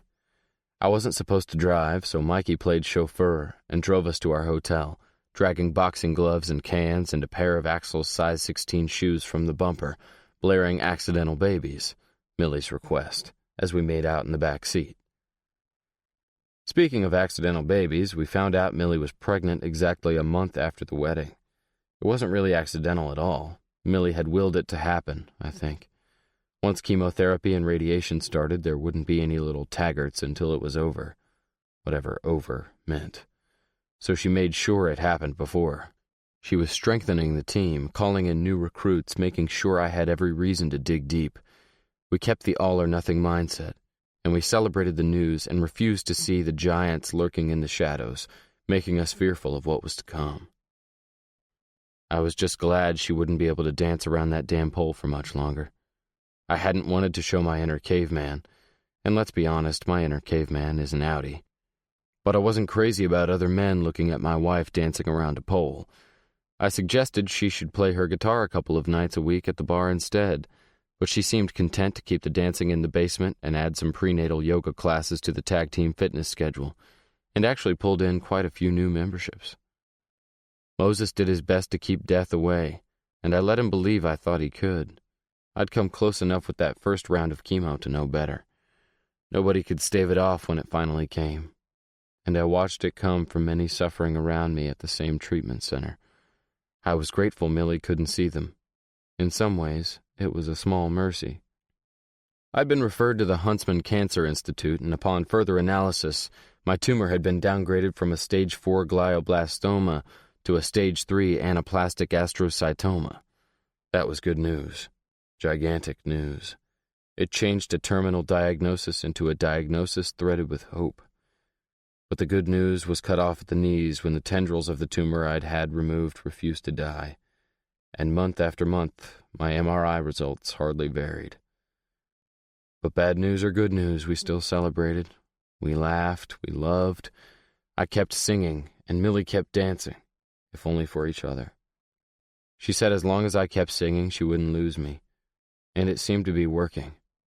Her belly grew, my businesses did too, and Henry grew most of all. He shot up over the summer and started packing on muscle with continued guidance at the gym. With his short hair and changed body, he was hardly recognizable when he started his junior year in high school. Henry had stopped looking for giants around every corner. Instead of giants, we were looking for miracles. It's strange. The more we looked, the more we found, and Henry kept an ongoing detailed log of our finds and recited them every day. Millie's labor lasted a long time. Too long. But we made it. We all made it. Millie handled it like a champ, which wasn't surprising. She was good at almost everything she tried. He was a big boy, 9 pounds, 8 ounces, 22 inches long, and he looked so much like me I could only laugh and cry. He was completely bald, which made him look even more like me. I'd lost all my hair with the radiation, and had kept it short ever since. Henry just nodded sagely like our resemblance was a given. Millie thought we should let Henry name him, and I braced myself for a son named after Japanese beef or something equally exotic that would sound ridiculous on a little white boy. Instead, he thought carefully and pronounced him David Moses, which worked for me. Interestingly enough, though, Millie, who'd never warmed up to my nickname, called him Mo. She said I was her David, and the little guy needed his own identity in the house. She was certain Moses wouldn't mind sharing his nickname, and when Moses heard the news, he said little Mo could have it. He didn't want it. He hated it when I called him Mo, but I knew he was secretly thrilled. Little Mo might have been a big baby, but he was still so small we held him for 3 days straight for fear we would lose him if we laid him down. Millie broke down a few days before he was born, telling me how afraid she was that she wouldn't be able to take care of him, but I never doubted her. She was a natural. What she didn't know, she figured out, and she figured it out quick. She approached motherhood with the same attitude she approached everything, and she'd been mothering Henry for a long time. She wasn't exactly new to the job. I wondered how many blind mothers there were in the world. I knew there were some, even if there weren't many. She demanded that I describe every minute detail as she ran her hands over his tiny body and traced his miniature features, his button nose and his bow-shaped lips, his little ears and his paper-thin eyelids, his fingers, his toes, the bumps of his spine, the slope of his belly. I'd caught her lovingly exploring him many times since his birth, as if she was determined not to miss a thing. It made me ache for her that she couldn't see him, that she would never see her son's face. She would never see my face, for that matter. But Millie was convinced that if she could see, she would know us immediately. Maybe she was right. Maybe she actually saw us better because she took the time to touch us, to feel us, to find us, to know us. Millie was asleep now, and in the soft moonlight streaming through the window in our room, I could see the pale length of her arm and the dark pool of her hair against the white pillow. She was a worker, my Amelie, very well named. She'd been true to her word, and had matched me stride for stride, and taken care of me easily, as much or more than I'd taken care of her. I sat watching my wife sleep, holding my 2-week-old son against my chest, my hand on his tiny back, feeling the rise and fall of his little body as he pulled life into his lungs and let it go again. His fat cheek lay against the opening of the V in my shirt, and I could feel that he'd drooled on me, or drizzled. He'd fallen asleep while nursing, and I'd eased him out of Millie's arms to burp him so that she could rest, and so I could hold him. He ate constantly, and I was convinced it was just because he liked where the milk was coming from. What was it with boys and boobs? He would cry when we forced him to detach, and I had started saying, "Mo wants Mo," which had inspired the Mo Wants Mo slogan I was now going to market with my tag team clothing line. Maybe there would even be a kids line, Mo and Co., or a maternity line, Millie and Mo. I liked that even better. "Mo always wants Mo, don't you, big guy?" I whispered, kissing his soft head. He smelled like boobs. In other words, he smelled like heaven. He sounded like heaven, too, even when he cried. Millie declared his lusty cry one of her favorite sounds the moment he came into the world, bellowing like his life was over instead of just beginning. "Daddy wants Mo, too. More and more and more," I murmured, still watching his mother. I had started making him tapes. I could have moved on to a digital recorder, but the tapes worked for me. I liked how tangible they were. Millie said she was going to take them all and have the contents transferred onto discs, and I said that was just fine. But I kept making the tapes, and I had a big stack of them, a verbal journaling of the last year, the days of my life, the days of our life together. Now I was making them for little Mo. "David?" Millie asked drowsily. She carefully patted the space beside her. "I've got him. Go back to sleep, silly Millie." I thought she was quiet for so long. We were both tired, exhausted. The last year had been heaven and hell, music and misery. It had not been an easy battle, and I still wasn't cancer-free, but I wasn't losing the battle either. I might lose the war. Eventually, I might lose, but we didn't think about that. "Now I've got that song stuck in my head," she said suddenly, startling me. I jerked, and Mo stuck out his lips and let out the saddest cry known to man. Millie and I sighed together, a synchronized "aww" that lifted on the end and conveyed our shared sentiment that he was the cutest thing in the universe. The cry turned into panicked suckling, his little head bobbing over my chest, his mouth wide in search of something I couldn't help him with, and I had to turn him back over to his mother. Millie heard me coming and reached for him, snuggling him down next to her, giving him what he always wanted. "So spoiled," I whispered, laying down beside them, watching them because they were too beautiful to look away. "He's not spoiled, he's a baby," Millie whispered, a smile playing around her mouth. "I wasn't talking about him, I was talking about me," I whispered back. I kissed her softly and she started to sing. "I love your legs, I love your chest, but this spot here I love the best," she crooned. "Is that the song that stuck in your head?" I chuckled quietly. "Yes," she complained in a whisper, "and I need a different verse because nothing rhymes with David." I laughed again. "I love you more each passing day. I love you when you're old and gray," I rhymed. "Oh, that's better," she sighed. "I love you morning, noon, and night," I sang. "I love you even when we fight," she made up the next line. "I love to fight," I teased. "I know," she answered, and her voice was tender. "And that's the thing I love the most." I kissed her again and forgot about the song. I kissed her until her eyes grew heavy and Mo started to wiggle between us. I took him out of her arms once more and let her sleep while I held my boy and told him about my very first fight. It seemed to soothe him, and it soothed me too, remembering the adrenaline, the way it felt to right a wrong, to settle a score, to come out the victor. Mo snored softly in my arms, and I smiled down at him, acknowledging that my battles weren't of very much interest to him. He only liked boobs. I couldn't blame him, but I hoped to be around long enough to help him discover a few other pleasures. I needed to show him how to throw a punch and how to take one, too. I wanted to show him how to fall and how to come back when you were losing. In my life, there weren't many fights I hadn't won, but the truth was, I didn't know if I was going to win this one. I just didn't know.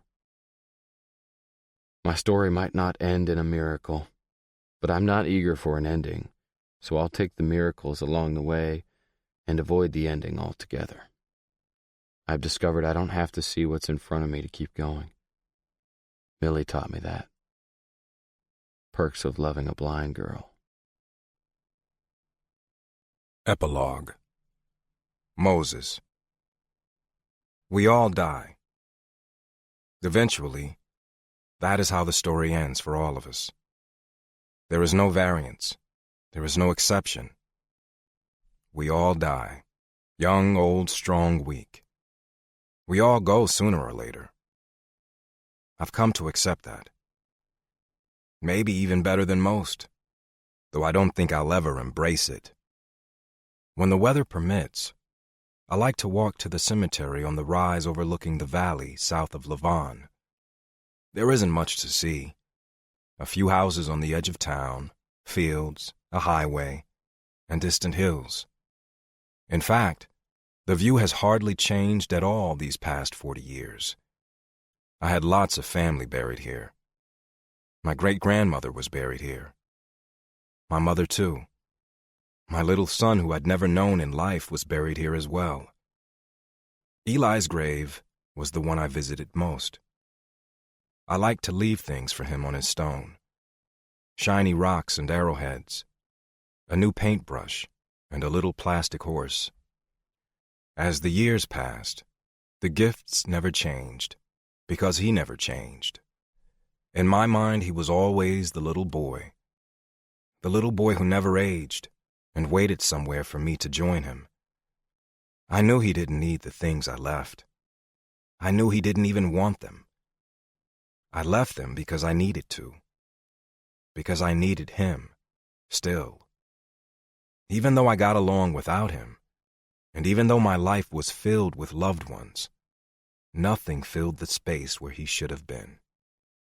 I had other spaces like that. Little scarred alcoves that never looked or felt the same. Inhospitable places that I couldn't fill. Where nothing would grow. Where the walls echoed and silence reigned. And I could match each space to a stone in that cemetery. The Lavon Cemetery had grown over the years. When I'd first come back to Lavon as a young man looking for Georgia, looking for my life, there had still been rows and rows of unused plots, stretches of green grass waiting for loved ones lost. But those rows were filled now. New rows had been added, and the cemetery wasn't so little anymore. Georgia's parents had both passed away, and she'd lost a brother a few years ago, too. Axel was killed in an automobile accident 5 years after Millie and Tag were married. We'd all been devastated by his loss, and when his family in Sweden never came forward or responded to our repeated attempts to contact them, we brought him here, to Lavon, and buried him among family, for that's what he'd become. I'd seen him a time or two, as big and blond and brawny in death as he'd been in life. He always smiled and showed me things, memories of time in the gym, time with Tag and the team, and bits and pieces of things I didn't always understand, but never failed to paint. They were his precious things, his greats, and I didn't have to understand them. Life had not been easy on the team, but life isn't easy on anyone. A few years back, Mikey's wife had lost her fight with breast cancer, and after that, Mikey had gone downhill fast. Their kids were raised, and Mikey was tired. He was a veteran, but he didn't want a military send-off. He lost his leg in Iraq, but found a home in Tag Team. He expressed a desire to be buried here, next to his wife, and we buried them 6 months apart, not far from Axel. When Corey's youngest son died of leukemia a decade ago, they'd brought him here too, wanting him surrounded in death by people who would have loved him in life, had they lived, had he lived.